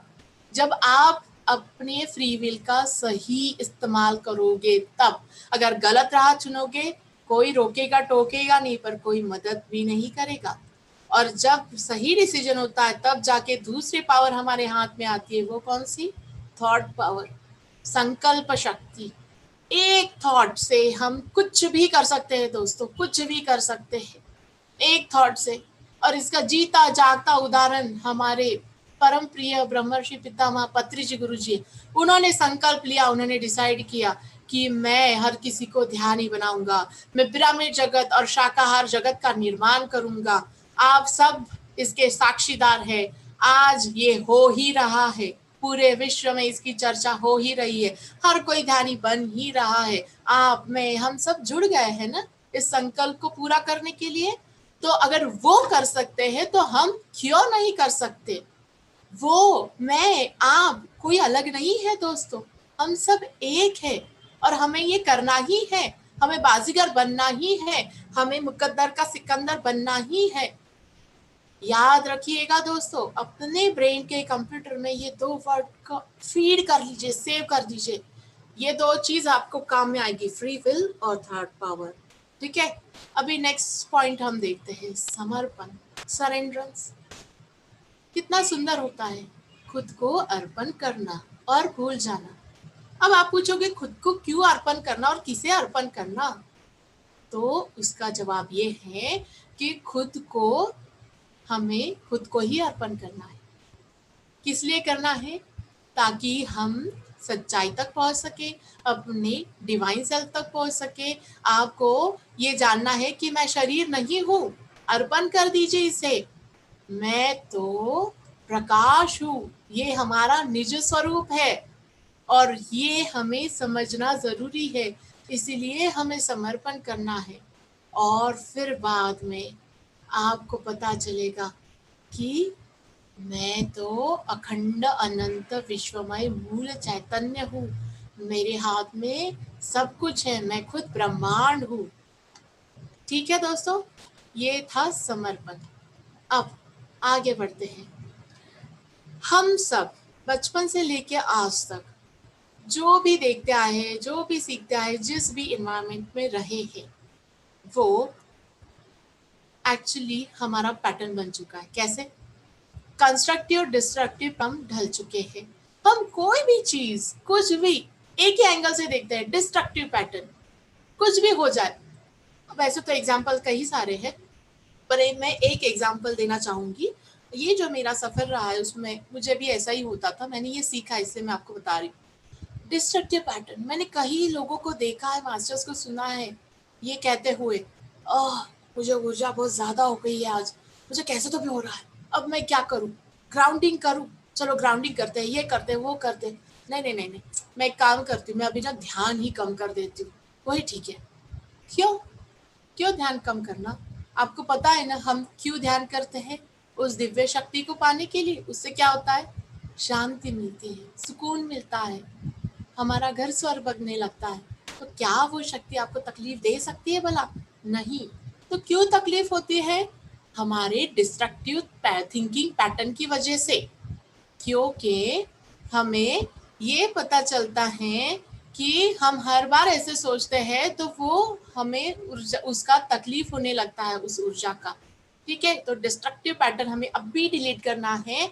आप आंखें बंद कीजिए और कहिए delete delete delete delete. Okay, ये डिलीट आपको करना है। आइए आगे देखते हैं। हमेशा कंस्ट्रक्टिव पैटर्न में रहना दोस्तों। आप हमें ज्ञान की और समझबूझ की थोड़ी सी कमी है। अगर हम ज्ञान बढ़ाएंगे ना तो ये ऊर्जा हर किसी को मददगार ही साबित होगी और हमें तकलीफ भी नहीं होगी। ये चीज हमें समझना है। ठीक है, तो हमें कंस्ट्रक्टिव पैटर्न में रहना है। अगला है ग्रैटिट्यूड। मैं मानती हूँ दोस्तों कि हर मास्टर के दिन की शुरुआत ग्रैटिट्यूड से होती है। हम सवेरे उठते हैं, ग्रैटिट्यूड देते हैं, हर चीज को देते हैं, दिल से देते हैं, फीलिंग के साथ देते हैं। पर आज एक और कदम आगे बढ़ाएंगे। ग्रैटिट्यूड में आज से हम रहेंगे। कैसे? मैंने इस चीज को छुआ, मैं इससे ग्रैटिट्यूड अर्पण करूंगी। मैं पैदल चल रही हूँ जमीन पर, मैं धरती माता को ग्रैटिट्यूड अर्पण करूंगी कि मैं चल पा रही हूँ। आप अपनी सांस को ग्रैटिट्यूड दीजिए, फील कीजिए उसे, और दिन में 24 घंटे ग्रैटिट्यूड में रहिए और देखिए आपकी फ्रीक्वेंसी कैसे बढ़ती है। 6 दिन में आपका फ्रीक्वेंसी लेवल कुछ अलग होगा दोस्तों। ये करके देखिए। आज से हमें ग्रैटिट्यूड में जीना है, सिर्फ ग्रैटिट्यूड देना नहीं है। हर पल हर क्षण हमें ग्रैटिट्यूड में रहना है। खाते बैठते, उठते सोते, जीते जागते, बस ग्रैटिट्यूड देना है। And feel the bliss, my dear friends. Allow the divine energy to enter in your body through this process. जिंदगी बदल जाएगी दोस्तों आपकी, सच में। तो आइए आगे बढ़ते हैं।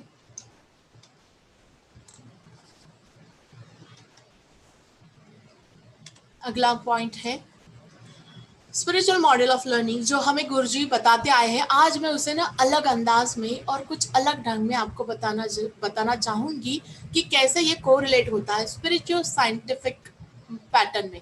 ओके, चीजें वही है, सबको पता है। क्या? ध्यान करना, आनापानसती ध्यान हर किसी को पता है, राइट? पर आज से ये नहीं कहेगा कोई कि मैंने 1 घंटा किया, मैंने 4 घंटे किए, 5 घंटे ना, माय डियर फ्रेंड्स, नो। आज से हमें 24 आवर्स मेडिटेशन करना है। कैसे करेंगे 24 आवर मेडिटेशन? हमें तो आंखें बंद करके ही आदत हो गई है ध्यान करने की। आंखें बंद करके ध्यान में रहेंगे, आंखें खोल कर भी ध्यान करेंगे। बिजनेस कर रहे हो, बिजनेस वाला ध्यान, कुकिंग कर रहे हो, कुकिंग वाला ध्यान, सिंगिंग वाला ध्यान, डांसिंग वाला ध्यान, वॉकिंग वाला ध्यान, टॉकिंग वाला ध्यान, लाफिंग वाला ध्यान। हर चीज में ध्यान करिए। कैसे? आपको पता है ध्यान क्या है? खुद को भूल कर अगर हम कोई भी चीज कर रहे हैं, कोई भी काम कर रहे हैं, वो है ध्यान। और ये सही ज्ञान सीखने के लिए हम आए हैं। इस नए युग में हम आज से 24 आवर ध्यान करेंगे और हर चीज का ध्यान करेंगे। हम हर चीज का ध्यान करेंगे। ओके, योगः चित्तवृत्ति निरोधः। गुरुजी यही कहते हैं, जब माइंड को कंट्रोल करोगे ना दोस्तों, तब ये 24 आवर्स वाला ध्यान शुरू हो जाएगा आपका। आगे बढ़ते हैं। स्वाध्याय, स्वयं अध्ययन करना, खुद किताबें पढ़ना, उसे समझना, पूछना, प्रैक्टिकली अपनी जिंदगी में उतारना, सबको पता है। तीसरा है सज्जन संगत्य। जो सज्जन है, जो सत्य वचन कहता है, सत्य वचन, जिसने जान लिया कि सत्य क्या है, उसके सानिध्य में रहना, उससे चर्चा करना, विचारों का आदान प्रदान करना, मेडिटेशन करना, ग्रुप मेडिटेशन, सज्जन संगत्य है। आगे है आचार्य संगत्य। जो गुरु है, जो आचार्य है, मास्टर है, उनके सानिध्य में रहना, उनकी दिव्य वाणी सुनना, बोलना और सीखना और उसे हमारी जिंदगी में उतारना। टीचिंग मेडिटेशन, ध्यान प्रचार प्रसार करना, सेवा। वैसे टीचिंग मेडिटेशन इज ऑल्सो सेवा, पर उसके अलावा हम क्या कर सकते हैं? श्रमदान की सेवा, अन्नदान की सेवा, ज्ञान दान, हर चीज का दान कर सकते हैं। आपके पास जो भी है दोस्तों, कोई जरूरत नहीं है, आपके पास जो भी है आप हर चीज दे सकते। अरे आप अगर दूसरों को हंसा भी सकते हो ना, तो वो भी एक दान ही होगा। हर किसी में वो क्वालिटी नहीं होती है, पता है आपको। तो ये सेवा हमें देनी है। ये जो हम 5 पॉइंट्स देख रहे हैं ना दोस्तों, उसे हम साइंटिफिक मॉडल में अगले स्लाइड में देखने जा रहे हैं, राइट। अब है वर्किंग पैटर्न। उसके पहले मैं आपको 3 पॉइंट्स ये बताना चाहूंगी कि अभी तो आप सब घर पे बैठे हो क्वारंटाइन की वजह से, पर अब जब आप ऑफिस में जाओगे या फिर आप कहीं पे भी जहां आपका वर्किंग ऑफिस होगा, हर चीज बदल चुकी होगी। एथिक्स, रूल्स, एवरीथिंग, सब कुछ बदल चुका होगा। कैसे?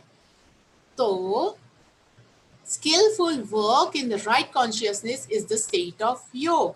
आज से आप काम परफेक्शन के लिए करोगे। वैसे तो आज तक हम अपनी रोजी रोटी कमाने के लिए, अपना घर बार चलाने के लिए ध्यान ये कर रहे थे, पैसे कमा रहे थे, पर आज से वो नहीं होगा। आप खुद के अंदर के भगवान को वो सर्विस, आपका काम अर्पण करोगे, उसे खुश करने के लिए करोगे। और ये जो वर्क सेटिस्फैक्शन का प्रॉब्लम होता था ना हर किसी को, कि मैं काम तो कर रहा हूँ, पैसे भी बहुत आ रहे पर वर्क सेटिस्फैक्शन नहीं है, तो उसके लिए आप ये चीज जब करना स्टार्ट करोगे तो आनंद ही आनंद होगा दोस्तों। काम करते वक्त भी बड़ा मजा आएगा।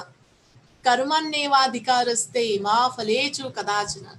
बस कर्म करते जाइए, काम करते जाइए, खुशी के गीत गाते जाइए, कुछ मत सोचिए, सब कुछ पीछे दौड़ता हुआ आएगा। ऐश्वर्य, संपत्ति और सक्सेस, सब कुछ मिलेगा दोस्तों।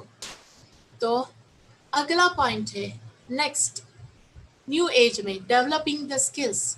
पता है एनलाइटनमेंट क्या है? हर कोई बोलता है I want to get enlighten, वो वर्कशॉप हो रहा है, इसमें जाते उसमें जाते। एनलाइटनमेंट मतलब क्या? यहाँ कोई बल चलता है क्या? नहीं। एक्चुअली एनलाइटनमेंट का एक पार्ट ये है कि हम स्किल्ड होने चाहिए।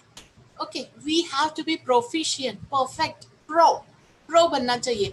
तो हर स्किल को जो डेवलप करे, जो स्किल्ड हो हर चीज में, वो होता है enlighten person. Enlightening our self, इसी को कहते हैं। ये सिर्फ आध्यात्मिकता के पॉइंट ऑफ व्यू नहीं, ऐसा नहीं कि मैं मटेरियल लाइफ में अलग हूँ, मैं आध्यात्मिक लाइफ में कुछ अलग बात कर रही हूँ, नहीं। ये आध्यात्मिकता है, इसे सीखना है, इसे प्रैक्टिकली यहाँ इम्प्लीमेंट करना है, यही है सही मार्ग। ठीक है, तो आगे जाते हैं। हमने आज तक, इंसान ने जो भी काम किए, जो भी बिजनेस किया, कोई भी इंडस्ट्री डाली, कुछ भी हो, कंस्ट्रक्टिव नहीं था, डिस्ट्रक्टिव मोड था। कभी नेचर को खराब कर दिया, कभी पानी में पेस्टिसाइड्स डाल दिए, डिस्टर्ब कर दिया जो वन्य जीवन है, हर चीज को डिस्ट्रक्टिव पैटर्न में हमने किया है। पर आज से वो नहीं होगा। जियो और जीने दो, live and let others live, ये फॉर्मेट पे, ये मंत्र पे अब वर्किंग पैटर्न होगा। हर किसी के खुशी का ख्याल रखते हुए ही हम काम करेंगे। और हाँ, कंपटीशन, ओह माय गॉड, ये नाम लेने से ही तो हर कोई डर जाता है। बच्चों को पता है कंपटीशन क्या है, बड़ों को तो पता ही है, बच्चे भी बेचारे डर जाते हैं। Cut throat competition, okay, cut throat competition जो हम कहते हैं, रैट रेस जो होती है, वो कुछ नहीं होगा दोस्तों। कोई पॉलिटिक्स नहीं होगा, सब कुछ खत्म। तो क्या हेल्दी कंपटीशन होगा, विन एंड विन सिचुएशन होगी। हम एक दूसरे की तारीफ करेंगे और हम हर किसी के प्रगति के लिए खुश होंगे, वो है हेल्थी कंपटीशन। तो आइए आगे बढ़ते हैं। हम इसी मॉडल को अब साइंटिफिक मॉडल के फॉर्म में हम ओके। तो देखिए सबसे पहला point, unconscious competence, that is unconscious incompetency unskilled. Okay, जब हमें कुछ नहीं पता होता है, कि हमें पता ही नहीं है कुछ भी कि हमारी प्रॉब्लम क्या है और उसे सॉल्व कैसे करें, तो जब हम ध्यान में आते हैं ना दोस्तों, वही स्टेट होती है हमारी कि हमें कुछ पता ही नहीं चलता कि क्या हो रहा है, जिंदगी कहाँ जा रही है, कुछ प्रॉब्लम है भी पर वो कैसे सॉल्व करने कुछ नहीं समझता, तब हम ध्यान शुरू करते हैं। ओके, दूसरा है स्टेज कॉन्शियस इनकम्पिटेंस, मतलब हमें ये पता चलता है कि मुझे पता ही नहीं कि प्रॉब्लम को कैसे सॉल्व करें। ओके, पर ये कब पता चलता है, जब हम ध्यान करते हैं, ध्यान के साथ साथ स्वाध्याय भी करते हैं। ठीक है, नेक्स्ट स्टेज देखते हैं हम, कॉन्शियस कंपिटेंस, मतलब जब हम ध्यान के साथ साथ स्वाध्याय के साथ साथ सज्जन सांगत्य करने लगते हैं, तब हमें दिमाग की बत्ती चलती है, हमें पता चलता है कि अरे मुझे पता है ये प्रॉब्लम है और इसे कैसे सॉल्व करना है, पर यहाँ एक कमी होती है, क्या थोड़ी मेहनत कर रही है, मतलब एफर्ट लग रहा है, बहुत बहुत एफर्ट लग रहा है, एफर्टलेस वर्क अभी भी नहीं हो रहा है। नेक्स्ट स्टेज, जब हम ध्यान के साथ स्वाध्याय, स्वाध्याय के साथ सज्जन संगत्य और सज्जन संगत्य के साथ आचार्य संगत्य करते हैं, तब हम अनकॉन्शियस कंपिटेंस पे पहुंच जाते हैं। मतलब अब आपको पूरा ज्ञान है, आपको पता है ये प्रॉब्लम है, इसकी जड़ ये है, इसे कैसे सॉल्व करना है, और आप कोई भी प्रॉब्लम ऐसे चुटकी बजाते हुए सॉल्व करते हैं and you rock at it. अब ये सब होने के बाद जब हम आगे बढ़ते हैं और कंटिन्यू करते हैं अपना ध्यान, तब हमें लाइफ मास्टरी मिलती है। कैसे? ये सब सीख के जब हम हमारा अनुभव बांटने लग जाते हैं और लोगों को ज्ञान बांटते हैं, तब हम मास्टर बनते हैं। इसीलिए पिरामिड स्पिरिचुअल सोसाइटी मूवमेंट में हर किसी को मास्टर कहा गया है। अब आप मुझे बोलोगे कि इसका कोरिलेशन हमें एग्जैक्टली समझ में नहीं आया मैडम, तो मैं आपको बताती हूँ। देखिए, अभी आपका बच्चा इंजीनियर बने, डॉक्टर बने, या फिर चाहे जो भी बने, साइंटिस्ट बने, पर मूल मंत्र सिखाना है उसे। क्या सिखाना है? मूल मंत्र, मतलब टेक्निक सिखानी है दोस्तों। अबे देखिए, किताबें होती है ना, वो किसी भी सब्जेक्ट की हो, उसे वो सिखाना है। जैसे विवेकानंद थे, उन्होंने क्या किया, सबको पता है कि वैसे किताब लेते थे और बस 5 मिनट में वो पूरी किताब खत्म करते थे और सब कुछ याद भी रहता था। फिर पेशंबर कैसे एक टेक्निक सीखी थी उन्होंने दोस्तों, कि सीखने की कला क्या है। अगर वो आपने ये बच्चों को टेक्निक सिखा दी, तो वो पता है बहुत जल्द पढ़ाई कंप्लीट करेगा, कोई भी किताब पढ़ लेगा, उसके अलावा उसका टाइम बचेगा और वो अदर एक्टिविटीज में भी कुछ कर सकेगा, वो फुल्ली एक्टिव रहेगा। तो कितनी अच्छी बात है ना दोस्तों, ये बहुत जरूरी है, ये साइंटिफिक है, कुछ स्पिरिचुअलिटी वाली बात नहीं है कि बस वो आध्यात्मिकता में ही काम में आती है। ओके, इसीलिए मास्टर कहा गया। आपके बच्चे को मास्टर बनाइए दोस्तों, फिर वो हर चीज में मास्टरी ऐसे ही हासिल कर सकता है। तो आइए आगे बढ़ते हैं हम। देखिए, ध्यान कर रहे हैं हम, ऊर्जा ले रहे हैं, पर मुझे बताइए, ऊर्जा ले रहे हैं, खर्च हो रही है, लीकेजेस हो चुके हैं, तो क्या फायदा? क्या फायदा मुझे बताइए। मैं मानती हूँ कि जब हम ऊर्जा लेते हैं तो हमारे बोलने से, काम करने से, देखने से हमारी ऊर्जा खर्च होती है, पर सबसे ज्यादा कहाँ खर्च होती है पता है दोस्तों? ये यहाँ पे थिंकिंग प्रोसेस, बहुत सारे थॉट्स चलते हैं, lakhs and crore of thoughts, उसमें सारा खर्च हो जाता है। तो मुझे बताइए, आमदनी अठन्नी और खर्चा रुपया होगा तो कैसे चलेगा माय डियर फ्रेंड्स? फिर आप बोलोगे, अरे मुझे तो कुछ फायदा ही नहीं हो रहा है, ऊर्जा तो मुझे मैं तो कितने देर से ध्यान कर रही हूँ, 6 महीना हो गया, 1 साल हो गया। नहीं होगा भाई, नहीं होगा। कैसे होगा? क्योंकि आपके लीकेजेस कितने ज्यादा है उसे देखिए। तो prevention is better than cure. आपको पहले वो लीकेजेस बंद करने हैं, तो वो कैसे कर? उसके लिए आपको हमेशा साक्षी भूत स्थिति में रहना है। जो भी हो, आपको रिएक्ट नहीं करना है, आपको साक्षी भूत स्थिति में हर चीज देखनी है। ये राग, ये द्वेष, ये इसमें किसी चीज में आपको नहीं गिरना है। ठीक है। दूसरा है महापरिशून्य स्थिति, इसे आपको प्रैक्टिस करना होगा। ये जल्दी नहीं आएगी पर प्रैक्टिस जरूर होगा, विल पावर से होगा। जीरो स्टेट में आपको रहना है 24 आवर निर्गुण, ठीक है। और निर्गुण स्थिति, निर्विकार स्थिति, सुगुण स्थिति में आपको जाना है। बस ब्लिस को फील करना है। जो भी गलत हो रहा है आंखें बंद कर लीजिए, कान बंद कर लीजिए। वो गांधी जी के 3 बंदर होते हैं ना, बस उसी तरह बन जाइए, बिल्कुल बन जाइए, कोई प्रॉब्लम नहीं है। कोई कुछ भी बोले, अरे यार ये कैसे, अरे नहीं सुनना है भाई, मुझे नहीं सुनना है। मुझे क्या बनना है? मास्टर बनना है, सक्सेस के लिए, स्पिरिचुअल प्रोग्रेस के लिए। अरे इतने जन्मों की मेहनत है आपकी, ऐसे पानी में पानी थोड़ी उस पर डालना है किसी को। इसीलिए हमें ब्लॉकेजेस बंद करने हैं और आगे बढ़ना है, ठीक है। और दूसरी बात, जो नए मेडिटेटर्स है स्पेशली, या फिर जो नए लोग हैं, उनको मैं बताना चाहूंगी कि देखिए, एक फंडा आप अपने इसमें इस्तेमाल करना स्टार्ट कर दीजिए कि जैसे आप ध्यान में आते हैं, ऊर्जा लेना शुरू करते हैं, तुरंत देना भी शुरू कीजिए। टेक एंड गिव पॉलिसी को अपनाइए दोस्तों, बहुत मददगार साबित होगा। बहुत जल्दी आपकी प्रोग्रेस होती जाएगी, आपकी समझ बूझ बढ़ेगी, ज्ञान बढ़ेगा, और उस एनर्जी का सही इस्तेमाल करना सीखिए, ठीक है। तो आइए आगे बढ़ते हैं। हम देखेंगे अभी कि इस एनर्जी को हमें कैसे यूटिलाइज करना है। आप सबको पता है law of conservation of energy, okay. क्या कहती है? The energy cannot be created nor be destroyed. It can transform from one form to another. Okay? मतलब ऊर्जा डिस्ट्रॉय नहीं हो सकती है, ओके। ये एक रूप से दूसरा रूप धारण करती है, ठीक है। जैसे एक बल्ब है, किस तरह जलता है? जब उसे इलेक्ट्रिसिटी मिलती है, जैसे आप डायग्राम में देख रहे हो, और जब वो ऊर्जा उसके अंदर जाती है, इलेक्ट्रिक एनर्जी, तब वो ट्रांसफॉर्म हो रही है किस फॉर्म में? हीट एंड लाइट में। बस उसी तरह हमारा भी है दोस्तों। देखिए, जब हम ध्यान करना शुरू करते हैं तो एनर्जी मतलब विश्व शक्ति, दिव्य शक्ति हम लेना शुरू करते हैं, और अगर हम उसे ऐसे ही दबा के रखें तो हम पावर हाउस बनने लग जाते हैं, मतलब बैटरी बन जाती है, पर वो कुछ काम में नहीं आती क्योंकि उसका सही इस्तेमाल नहीं हो रहा है। उसे ट्रांसफॉर्म करना सीखना होगा आपको।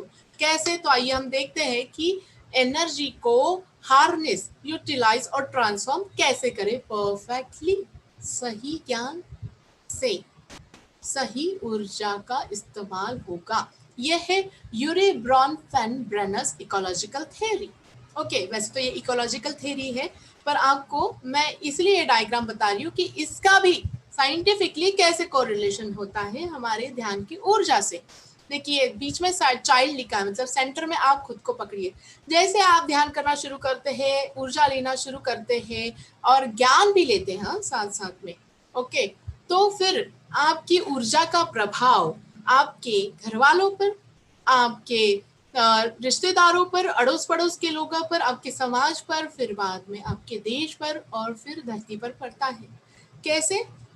देखिए, ये फंडा मैंने यूज किया था एक्चुअली, और ये मुझे बहुत हेल्पफुल हुआ। मैं ध्यान में आई, मैंने 1 बार 2 बार 3 बार कहा कि ओके मैं ध्यान कर रही हूँ, आप भी कीजिए, बहुत फायदा होता है। पर मैंने किसी को भी जिद नहीं की, कोई जबरदस्ती नहीं की। मैं मानती हूँ कि हमें लगता है कि हम ध्यान में आते हैं तो मुझे तो वाओ फीलिंग हो रही है, तो मेरे हस्बैंड को भी हो, मेरे मदर को हो, मदर इन लॉ को, हर किसी को। पर हमें जबरदस्ती नहीं करनी है, पर हमें आइडिया करनी है। क्या? तो ये देखिए, ये इसमें दिखाया गया है कि माइक्रो सिस्टम, मेसो सिस्टम, एक्सो सिस्टम, मैक्रो सिस्टम और Chrono system. Okay, Chrono system में उन्होंने एनवायरनमेंट दिया है, उसके आगे भी 2 सिस्टम है दोस्तों। वो कैसे? अब देखते हैं। मेगा सिस्टम, ये है अर्थ, और होल सिस्टम मतलब यूनिवर्स। अब देखिए, आपको दिख रहा है ये डायग्राम, ये क्या है? पानी दिख रहा है, उसमें बूंद गिर रही है और उसके तरंग बन रहे हैं, वाइब्रेशन, लहरें उठ रही है धीरे धीरे, छोटी सी।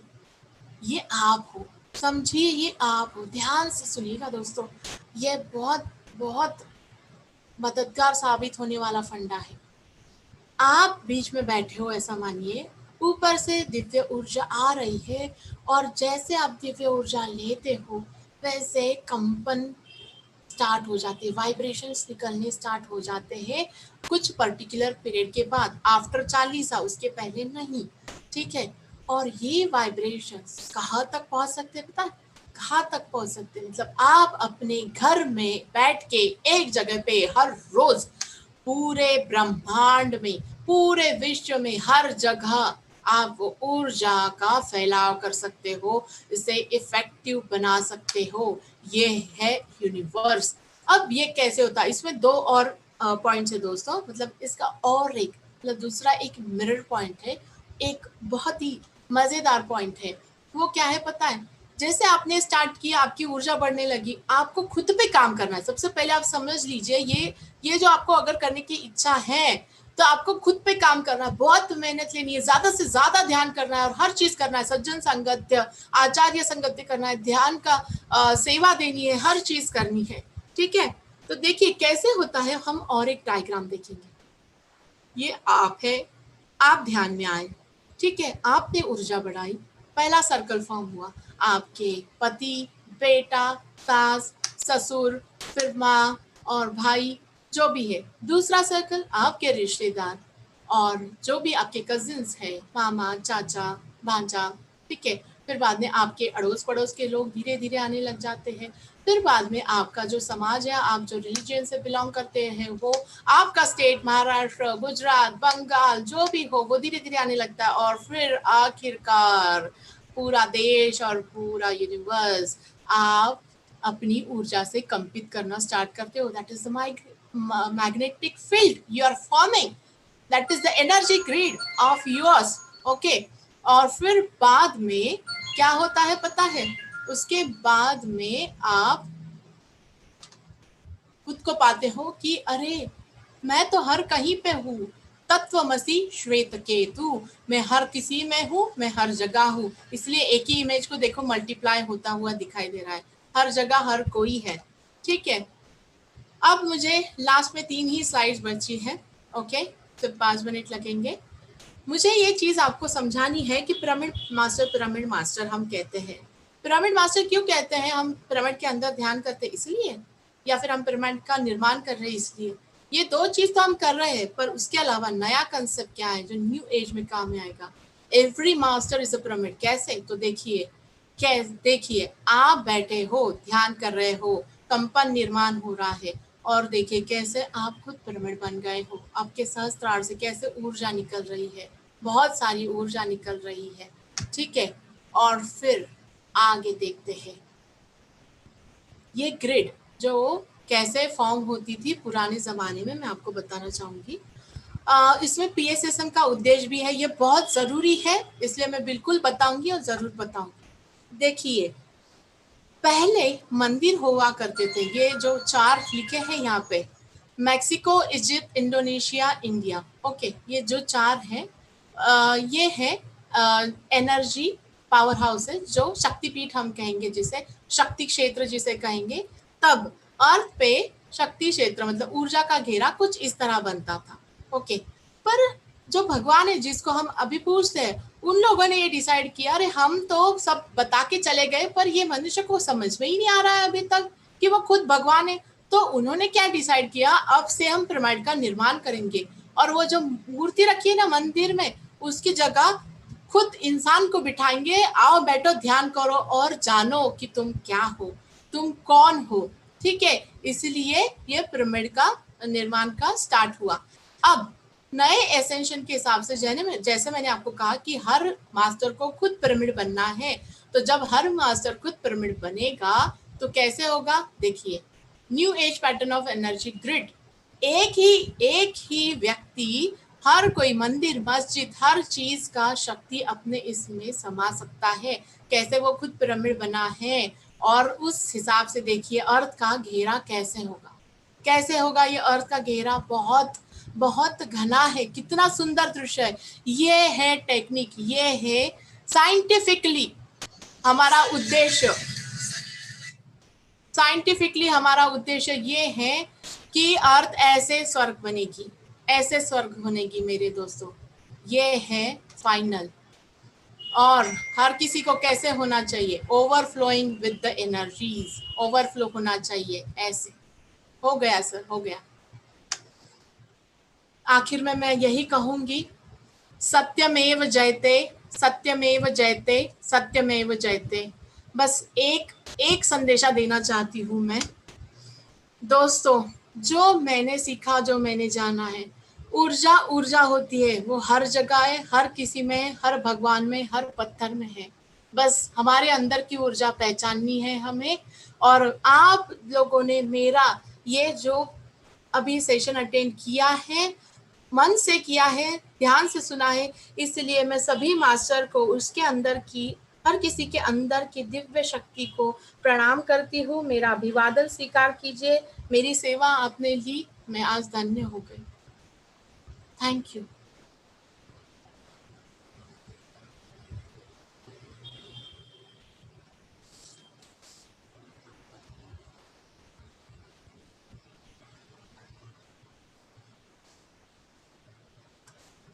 Thank you very much.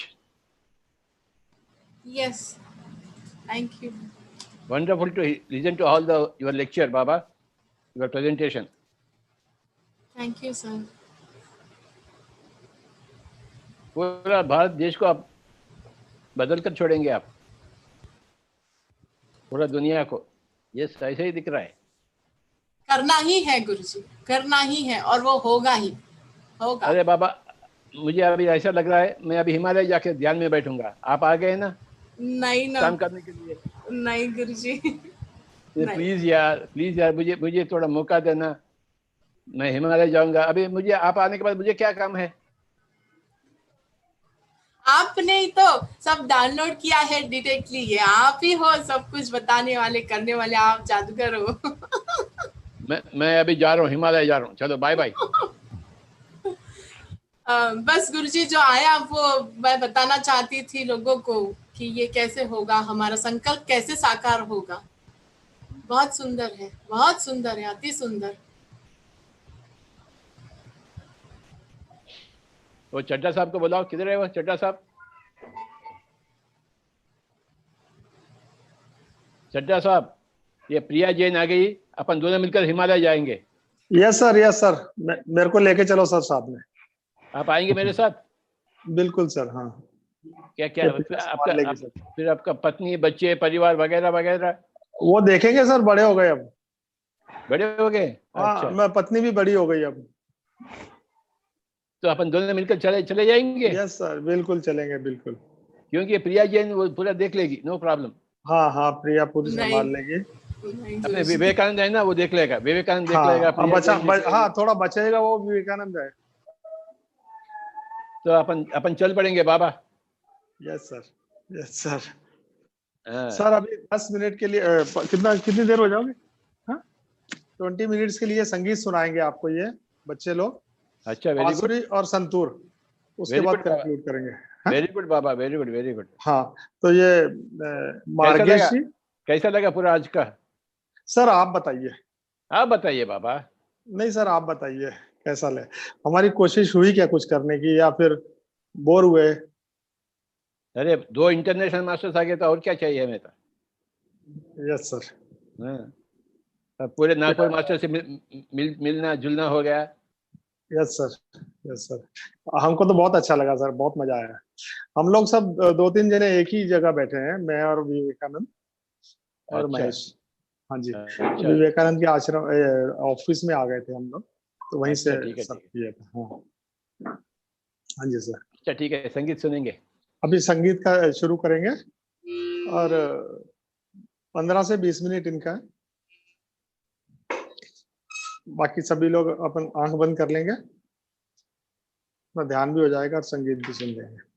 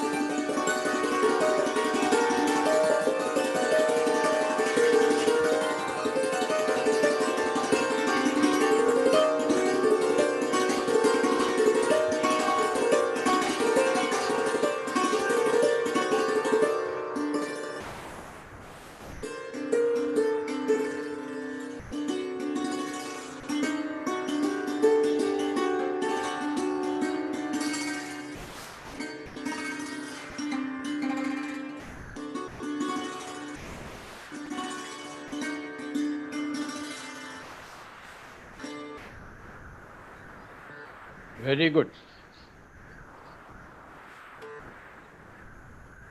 Excellent. Most excellent.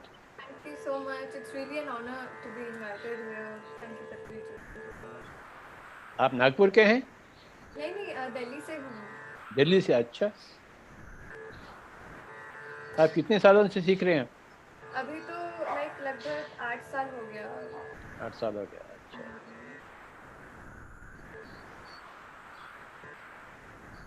Very great. Thank you so much. आपके घर में है क्या संगीत? हाँ, मेरे फादर बजाते हैं. मैं उन्हीं से सीखा है मैंने. अच्छा, ठीक है. Thank you very much Baba. Thank you. आपका आशीर्वाद हमेशा.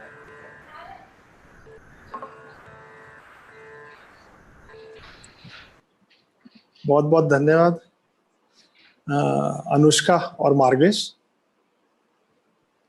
मेरी आवाज आ रही? अरे आ रही. Yes sir. अब कंक्लूड करने का टाइम आ गया सर. क्या टाइम हुआ? अभी 7 बज गया सर. 7:05. तो ठीक है बाबा. हाँ जी. अच्छा हो गया. हाँ जी. तो मैं धन्यवाद करना चाहूँगा दिल्ली टीम का, हमारे सारे टेक्निकल सपोर्ट्स और पूरी सहयोग. सारा दिन वो साथ में लगे भी रहे. पूरी फैमिली सर, खासकर शास्त्री फैमिली, इनका धन्यवाद करता हूँ नागपुर PSSM की तरफ से. कलकत्ता में पूनम पोद्दार मैडम, उन्होंने भी बहुत सपोर्ट किया. हमने जूम अकाउंट को भी काफी देर यूज किया बीच में. पुणे के हमारे राहुल और ऋषिकेश बेलसरे, ये फैमिली सर, पूरा हमारा प्रिंट का जो भी काम था एडवर्टाइजमेंट के लिए, सब इन्होंने तैयार करके दिया हमें. तो अच्छा. उनका भी बहुत बहुत धन्यवाद. PMC channels, pyramid valley, PMC Marathi, PMC Hindi और PMC ओरिजिनल, सभी ने इसको टेलीकास्ट किया लाइव. उनका बहुत बहुत थैंक यू. म्यूजिक का सर, हमारे पास 3 मास्टर्स आए थे. एक तो मार्गेश जो बांसुरी बजाई है, हमारे नागपुर से ही हैं. बहुत बढ़िया बजाए. हाँ, वो बहुत सुंदर बजाए उन्होंने, उनका भी धन्यवाद. ये अनुष्का मजूमदार, अभी जो संतूर हमने वो सुना है, संतूर, ये दिल्ली से हैं. और मेघा राउत जो पहले सितार बजाए थे दोपहर में, वो भी दिल्ली से. मुंबई से. अच्छा. मेघा राउत मुंबई से. मेघा राउत दिल्ली से है सर. वो दिल्ली से. अच्छा. हाँ, दिल्ली से है. तो उनका बहुत बहुत थैंक यू. ये सब अलेख्या वगैरह इनकी टीम के हैं सर ये. अरे वाह. हाँ, ये बहुत जोरदार टीम खड़ी हो गई है दिल्ली के. हाँ, हमें PSSM को गर्व है इस टीम पर. बिल्कुल बाबा. हाँ, सारे मास्टर्स का बहुत बहुत धन्यवाद, जितने भी आज आए हमारे पास, हमें गाइडेंस दिया. और कुछ मास्टर को तो बहुत ही शॉर्ट पीरियड में आना पड़ा. जीवन धर जी से रात को ही 11 बजे हमारा कनेक्शन हो पाया था और वो आ गए इतनी जल्दी. हमारे डागा जी भी 2 दिन पहले ही हम कनेक्ट हो पाए थे उनसे, तो उन्होंने भी सहमति दी. तो इनका सबका बहुत बहुत धन्यवाद, सारे विदेशी और देसी मास्टरों का. और अंत में सारे हमारे व्यूअर्स, जिन्होंने पेशेंटली, कई लोग सर सुबह से अभी तक लगातार लगे हुए हमारे साथ थे. कितने लोग बहुत बैठे से लोग थे. कितने लोग बैठे हैं? फिलहाल तो अभी 30 के आसपास थे. अच्छा. अभी सारा दिन काफी लोग रहे सर. अभी 31 है. और हाँ, सारा दिन 50+ ही थे. और चैनल्स पर बहुत थे सर. ये तो मैं जूम का बता रहा हूँ. और चैनल्स पर अलग अलग थे. तो ऑनलाइन 250-300 कुल मिला के इतने लोग थे ही है सारा दिन. तो अब पूरा YouTube पर भी रहेगा, तो बीच बीच में वो भी देखते रहेंगे सर. और सब आप पूरा का पूरा समय सुबह से लेकर शाम तक हमारे साथ रहे. आपको बहुत बहुत नमन, बहुत बहुत धन्यवाद. अभी मुझे हैदराबाद जाने का परमिशन दीजिए. अभी हैदराबाद जाने का परमिशन दीजिए. Yes sir. Thank you sir. Thank you. Jeevandhar ji आ गए हैं. जीवनधर जी नमस्कार. अच्छा हो गया बाबा. Yes sir. विवेक से बात करेंगे. विवेक जी. भैया, ఏం నాయనా సార్ బాజరిందా? చాలా బాగుంది sir. Sir thank you very much. Thank you. आप सुबह से लेके शाम तक थे. बहुत बहुत बहुत thank you sir. Thank you very much. अभी नेक्स्ट हमारे लिए आदेश बताइए, हम आगे उसके हिसाब से काम करेंगे सर. आई थिंक अगले संडे रायपुर का है. जी सर. उसमें शामिल हो जाइए. आप आपका संदेशा दीजिए. जी सर. Okay sir. ठीक है ना? जी sir. ఇంకేందైనా? Sir, wonderful sir. So moving on very well sir now. So nice to see you after so many days, Baba. Thank you so much sir. Thank you so much. And I've started working on the discussions what we have discussed. And second book complete అయిపోయింది sir. So I'll be sending it for the correction towards you. Okay. So adi మీరు okay అయిన తర్వాత then accordingly we'll go ahead with it. Yes. I'm waiting for it. Right sir. Okay, take rest now. अच्छा सो जाइए आप. खाना खाकर सो जाइए. Okay sir. Thank you sir. Thank you so much. Take full rest. Thank you sir. मैं भी rest में जा रहा हूँ. मुझे महेश सब ठीक है? महेश कैसा हुआ? अबे आया है? कैसा हुआ बाबा? सब ठीक हुआ? सर नमस्कार. अच्छा हुआ क्या? सर जस्ट एंजॉय कर रहे हैं सर. आज पूरा दिन आपने जो बोले थे कि एक सर्विस का पार्ट है, तो मैं उसी पार्ट को जस्ट एंजॉय कर रहा था सर. आज वो बहुत मज़ा आ रहा है सर. सभी लोग सर है, उनके मार्गदर्शन में थोड़ा काम कर रहे हैं सर, और जो हो रहा है वो बन पा रहा है वो कर रहे हैं. Thank you Chadda sir and Vivekananda sir. उनके गाइडेंस मिलते गए और जो हो रहा है सर हम just go with the flow, और मज़ा आ रहा है सर. Thank you. आपने काफ़ी कुछ सिखाया है सर, तो उसी के जस्ट सर्व कर रहे हैं, आगे बढ़ते जा रहे हैं sir. Thank you sir. Love you.